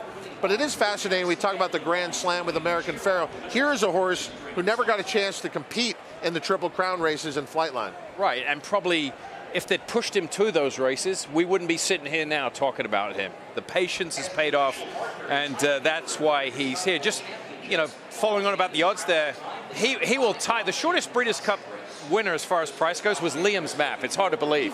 Liam's Map went off at the same price Flightline is going off here when he won the dirt mile here at 2 to 5. Gabby? Guys, just to talk about the fans that you can see on the apron right now, it is just a sea of people here in Lexington, Kentucky, a sea of people on the apron and a sea of people in the grandstands as well, all here to see one horse in particular, and that is Flightline. And it's very reminiscent of when American Pharoah won the Triple Crown. Guys, I happened to be there, and it was just a sea of people, and they were all holding up their phones. I can imagine that you guys remember that iconic photo when all of the people on the apron were holding up their phones, and that was exactly the case when Flightline was walking out of the paddock and onto the track. And even right now, as all of these fans are hugging the rail, just trying to get one glimpse at this magical equine. There's one unfortunate part to the win that just occurred to me. The trees have gone bare. We saw fall in full bloom here at Keeneland. Now with this wind today, I'm looking at it, it looks like we're already at winter with some of these trees. In fact, that year that American Pharoah won the Longines Breeders' Cup Classic, the Eclipse Award went to a picture of him in the mornings out here on the racetrack. It is still a beautiful scene here, even with the overcast skies. And now Flightline has taken a pause here in his warm-up to take it all in as the 2 to 5 favorite as we now sit 2 minutes away from the Longines Breeders' Cup Classic. I mean, if you're sitting in the stands and you're John Sadler, I mean, how can you not be? I mean, this is exactly what you want to see right here. And Christina, I go back to a line that we mentioned before, but I think it bears repeating for the audience that is listening to us now. Costa Hronis, who's obviously involved with the partnership here that owns Flightline, Flavien Prat is wearing his silks. He said, well, a lot of people talk about that John Sadler is fortunate to have a horse like Flightline. He goes, I view it this way. Flightline is fortunate to have John Sadler. Absolutely right, because in other barns or in other hands or just at a different time, some other trainers might have pushed him a little more, might have asked for more in the early stages, might not have backed off when they needed to, may not have spaced out the races the way that John Sadler has. John Sadler recognized the talent that this horse had before he ever set foot on the racetrack in the afternoons, watching him work in the mornings, called him the next man of war at that time, seeing how good he was. And remember, they had Rock Your World at that point, headed to the Derby as one of the horses that everybody was asking about and kind of focused on. And he would say, you wait until Flightline comes out to compete in the afternoons. He knew what he had. And it's as if he's treated this horse like gold dust. He knows how special he is, and he's done everything right by him so far. Every decision has been the right one. They are cheering the field approaching the starting gate for the Longines Breeders' Cup Classic. 1.25 miles to a championship, to greatness, to so much on the line, to history. And that's Flightline coming to the starting gate at 2 to 5. Does he win Simon Bray? And if he does, how does he do it? He wins. He sits just off the pace. Life is Good will set the pace, and he'll not only win, but he'll win by a margin of about 7+ lengths. Christina, are we going to see the expected? Or are we going to see the unexpected? We're going to see the expected, and it's going to be one of those races that we all remember and feel privileged to be here for and to see with our own 2 eyes. I was watching Flavien Prat in the last few moments, and I can imagine he has to be nervous. I think sometimes as an athlete, if you're not a little bit nervous, you're not ready because you haven't rehearsed all of those circumstances in your head. But the confidence that this horse has, the confidence that this horse must be giving him, I think levels that energy as you go in just knowing that you're on a supreme athlete today. Every sport has that defining athlete, an icon, and when they perform, everyone stops to watch them. Horse racing has their defining athlete, and there he is. He is Flightline, coming in with an undefeated record of 5 for 5. But now the biggest test of his career, he takes from his Southern California base out here to Keeneland Race Course in Lexington, Kentucky on this fall day, the highlight to the 2022 Breeders' Cup World Thoroughbred Championships. You're watching it live. Flightline will move into line in post position 4 in this field of 8 at 2 to 5. Will we see a historic performance, or will we see a historic upset? We're about to find out. Flightline is ready for takeoff. Let's go up to track announcer Kurt Becker.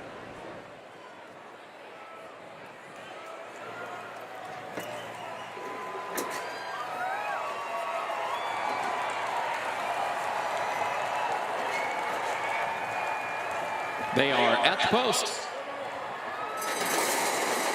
And they're off in the Longines Breeders' Cup Classic.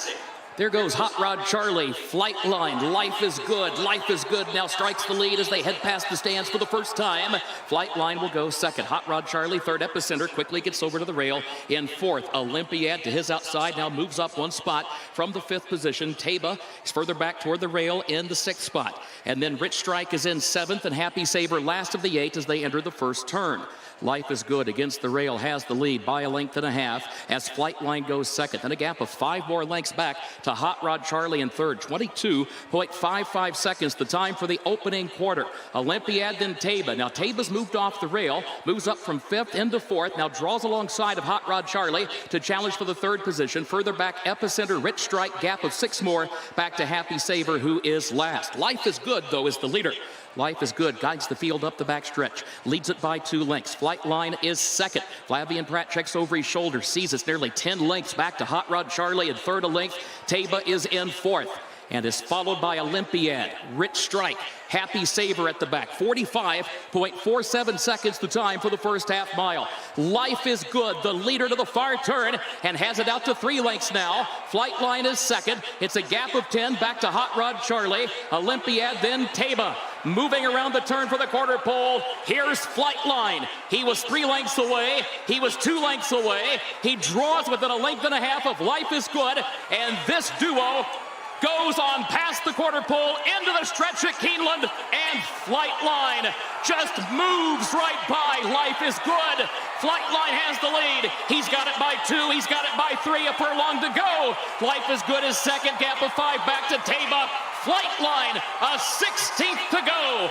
World-class racehorse, world-class performance, and a world championship event. Flightline has won the Breeders' Cup Classic.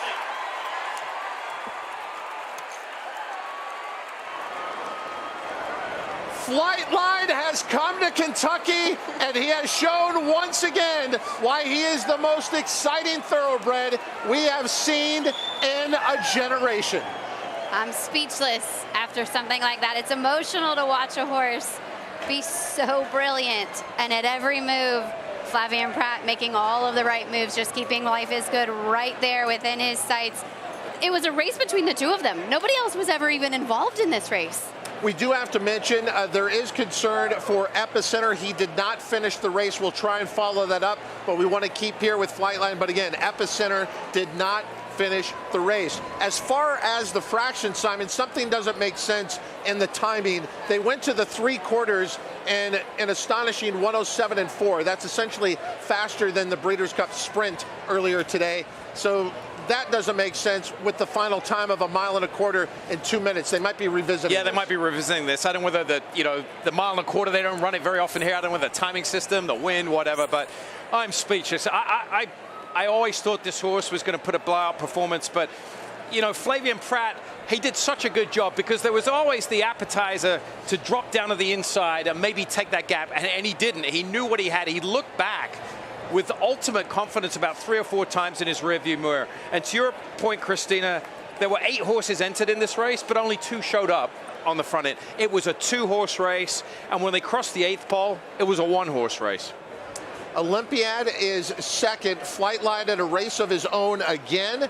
Your order of finish on the board, 4-7-1-8-2. Taba will be third. Rich Strike will be fourth. Life is Good, who is your pace setter, ultimately is fifth. What's it like to be aboard the fastest horse in the world? We're about to find out. This is our jockey cam review. Flavien Prat aboard Flightline. He knows he's going to catch the pace setter, but he wants to know what's behind him. So a quick look back to the left. Well, he had to look back twice because he knows that inside path is open with Life is Good being always running in the 2 or 3 spot. He wants to make sure that nobody is going to come up the inside and he's going to get caught flat-footed. He had everybody covered that was coming to his outside. He just wanted to double check. And again, I mean, the bottom line is Life is Good does not get a mile and a quarter. You know, they tried, and I applaud them for trying it. He backs up to finish fourth. He did all the heavy lifting, but Flightline, I mean, just unbelievable. No words. You can see the acceleration on the jockey cam, too. As soon as he comes up outside of Life is Good, you watch him kind of kick clear. Flavien's a very stoic person, even in victory, but that was about as much emotion as we've seen from him afterwards, raising his finger in victory, hugging him on the gallop out. This is a great view here. This is a phenomenal view. Because this is about when he's about to take over at the top of the stretch, and then watch how quickly he dispatches of everyone. Yeah, and don't forget, he ran a mile and a quarter. Well, he probably ran just over a mile and a quarter, right? He was parked 3 wide the whole way around there.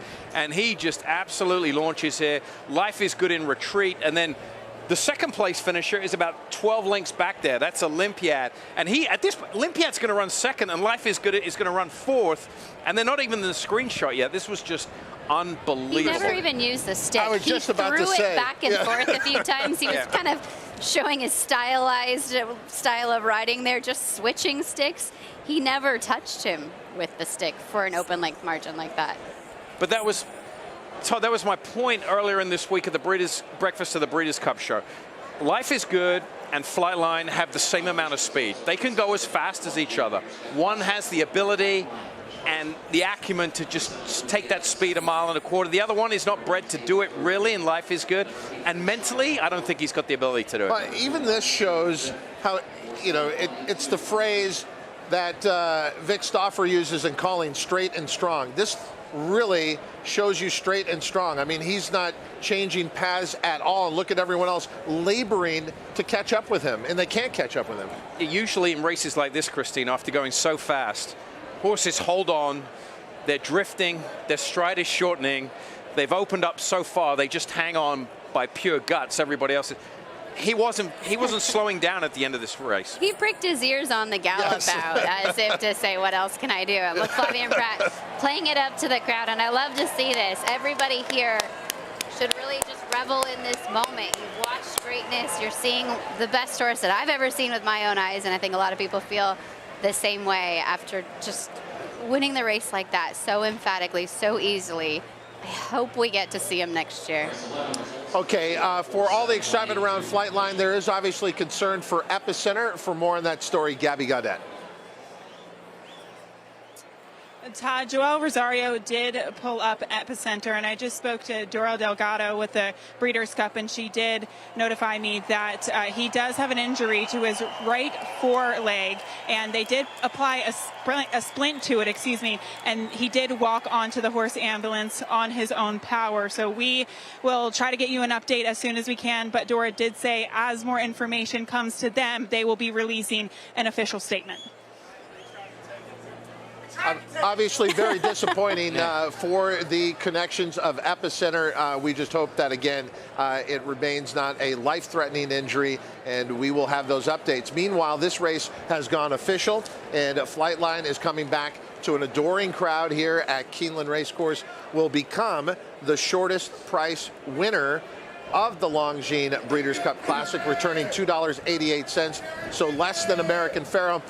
We wondered, would there be a track record? Well, at least with the time they posted, no. Would there be a Longines Breeders' Cup Classic record with the time they posted? No. But like I said, looking at the fractions in relation to the final time, I think they're going to be looking at that. It's almost as if the wind had tipped off the beams somewhere along the way. But time is irrelevant. It's what you see on the racetrack, Simon. So Christina's willing to put that out there and say, best horse I've seen in my time in racing. Speaking for her, what about you? You were around Cigar. I was around Cigar. I was around some very good horses in Europe, like Indian Skimmer. This single-handedly is the best racehorse I've ever seen in my lifetime. There's not even a question about it. I mean, you know, he's winning races. He's just obliterating his competition. He's doing it with consummate ease. And it's just, I mean, he's total perfection. The biggest concern for me right now is my fingers are crossed that he stays in training next year. I mean, I'd love to see that. And that's still a possibility. Well, and it's my understanding, even if he were to go off the stud, the plan would still be to go to the Pegasus Cup and look at that. Yeah. So we could at least have one more start. But I believe, Christina, in listening to these connections, and we heard a lot of them before the race, this is quite a partnership. This is a partnership made up of people who are industry stakeholders and realize that we have to advance the cause of horse racing. And now they have the perfect vehicle. They have a horse that people will come out to see. I think, even though they can't improve the value of this horse when it comes to going to the stud barn, they realize the value to the sport and would do another year as a campaign. It's longevity that brings fans back. It's being able to continue to experience greatness and win streaks, whether you are a horse racing fan, you know, day to day, or just a general sports fan that kind of parachutes in on the big days. You appreciate perfection. You appreciate a win streak. You appreciate a horse that is undefeated. For every time we get to see him run, for every time we get to see him win, the legion of fans grows. And here is Flavien Prat dismounting Flightline and walking over to his mount to let him know you did a great job today, my friend. And Flightline really punctuates what has been a very satisfying Breeders' Cup here at Keeneland, returning for the third time. And next year, it would be at Santa Anita, his home base. And there's been only one horse who has ever won back-to-back Longines Breeders' Cup Classics. We visited him earlier this week at the age of 25. That is Tiz Now. There are other worlds for this horse to conquer. And one of them, Simon, is, you said, most likely if they did do a campaign next year, they've got to think about going overseas. I think they do. And I mean, obviously the Dubai World Cup is always an option in that department. The Pegasus World Cup, the Dubai World Cup, those are races at the end of January, end of March. That would fit from a timing perspective if he stayed in training, could get a break, and then play a home game for the Breeders' Cup with Costa Arona's California-based owner would be, I mean, very, very fitting. By the way, real quick, as he left the winner's circle, Christina, there was a jet that took off. Yeah. I mean, the timing, you couldn't have scripted. It was like flying line. Like the rainbow at the end of the day. Oh, we were talking about that breakfast at the Breeders' Cup because we have Bluegrass Airport over here. Sometimes flights would overwhelm us. I'm like, he's leaving the barn. We can hear him. Something else worth remembering, you mentioned the owners. We talk a lot about Costa Aronas. We talk a lot about the Farishes. But how about West Point as well? Yes. A partnership. Think of how many people were able to get in on the ownership of the greatest racehorse we've seen as a fractional owner, as a partnership, and being able to participate at the highest level. We've talked a lot about how the partnerships, whether it be micro share ownership like My Racehorse or the Little Red Feathers, the West Points, the Eclipse Thoroughbreds, to bring this many people along for the ride, along for the journey as owners of this horse is really special. Okay, I mean, again, take in what you're seeing right now. We should be satisfied with that for a moment. But he's so exciting, we can't wait until the next spot we get to see him. But his campaigns have been 3 starts, 3 wins, 3 starts, 3 wins. So even if he stays around for another year, maybe we get him 4 times. And that's why I think it's going to be fascinating if they do it, what races they look at, and if it is all about advancing the cause of thoroughbred racing. Obviously, you'd like to see him here a lot in the States. You'd hope at least 3 races over here, 1 race overseas. Well, the program could be, I mean, I'm just thinking it could be Pegasus, Dubai World Cup, right? Pacific Classic, into the Breeders' Cup. Taking him to some of the most populous centers in the country and in the world. How long do you think because they're going to get peppered with these questions afterwards, whoever speaks on behalf of the partnership of Flightline. How long do you think they will take to assess and make a decision? I think within a week, I would think. Yeah, they wouldn't make us sit there for a month and wonder. No, because here's the thing. The breeding stock sale comes here. There's a lot of key players and breeders. If you're making a key decision to send this horse to stud, I think you want to let them know the breeders when they're in town. They can go look and start making some plans if that's going to be the decision. I mean, they can still say, well, we're going to breed him, but we're going to race him in the Pegasus if they want to do that. I don't know whether, it depends. And they've got the Virtue sale, that 2.5%, by the way, that the price of that's just gone up. In the metaverse. Yeah, exactly. Right. You want to buy a headset and start bidding? There's still more to come from this Breeders' Cup. In fact, we have one more race. We'll be stepping on the turf for the final. Coming up is the Fall Harvest Stakes. But he came through, Flightline, and then some, worth a look back. Flightline, and may never witness again what we witnessed today. Remember where you were, $6 million Longines Breeders' Cup Classic going to Flightline, one of the most incredible racehorses we've seen in a generation. So for the trophy presentation from Longines, Brittany Garcia, these beautiful timepieces, and of course, the Breeders' Cup Trophy.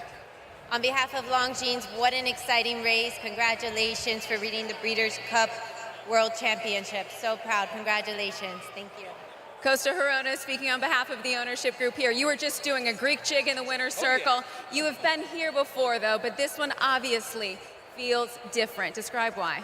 Yeah, this is a very special animal to our sport. He's brought something special to the industry for the last couple of years. We need a hero. We need a champion. We need an undefeated horse and somebody that can really go out and do his thing, and that's Flightline. I know it's undecided whether or not he will race again, but I would love a round of applause from everyone here at the grandstand in Keeneland. Who would like to see Flightline run again?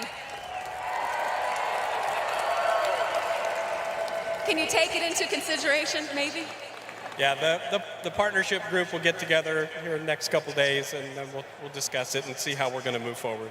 A big congratulations to each of you, a remarkable equine athlete we just witnessed here at Keeneland Race Course. Congratulations to all involved with Flightline. Thank you for sharing him.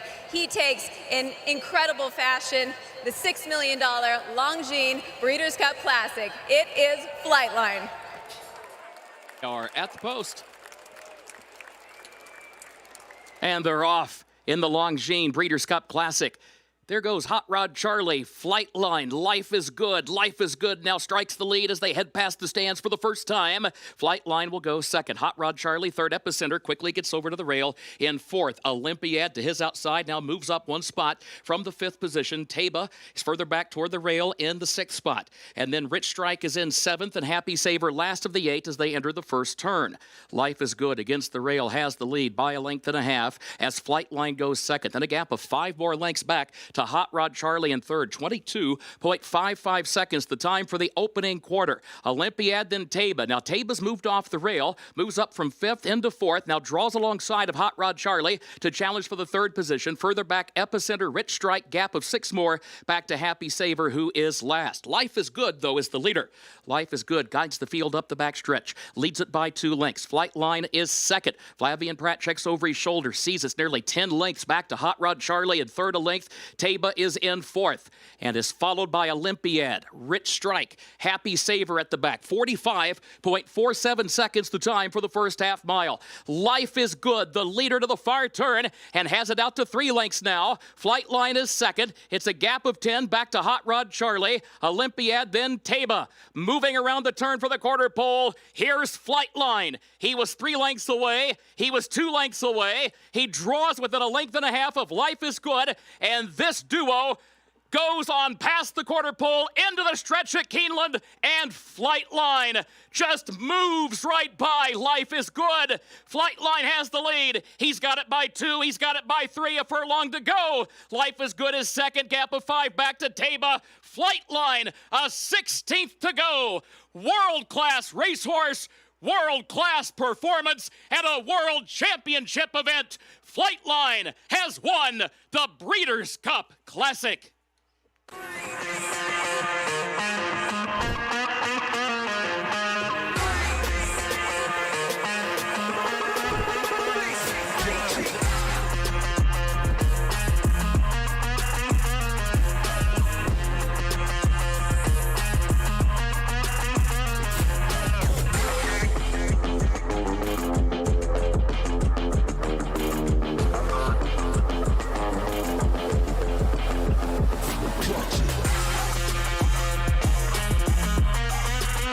Let's get the call for the biggest race of the year, the Breeders' Cup VR Stakes. And they're off.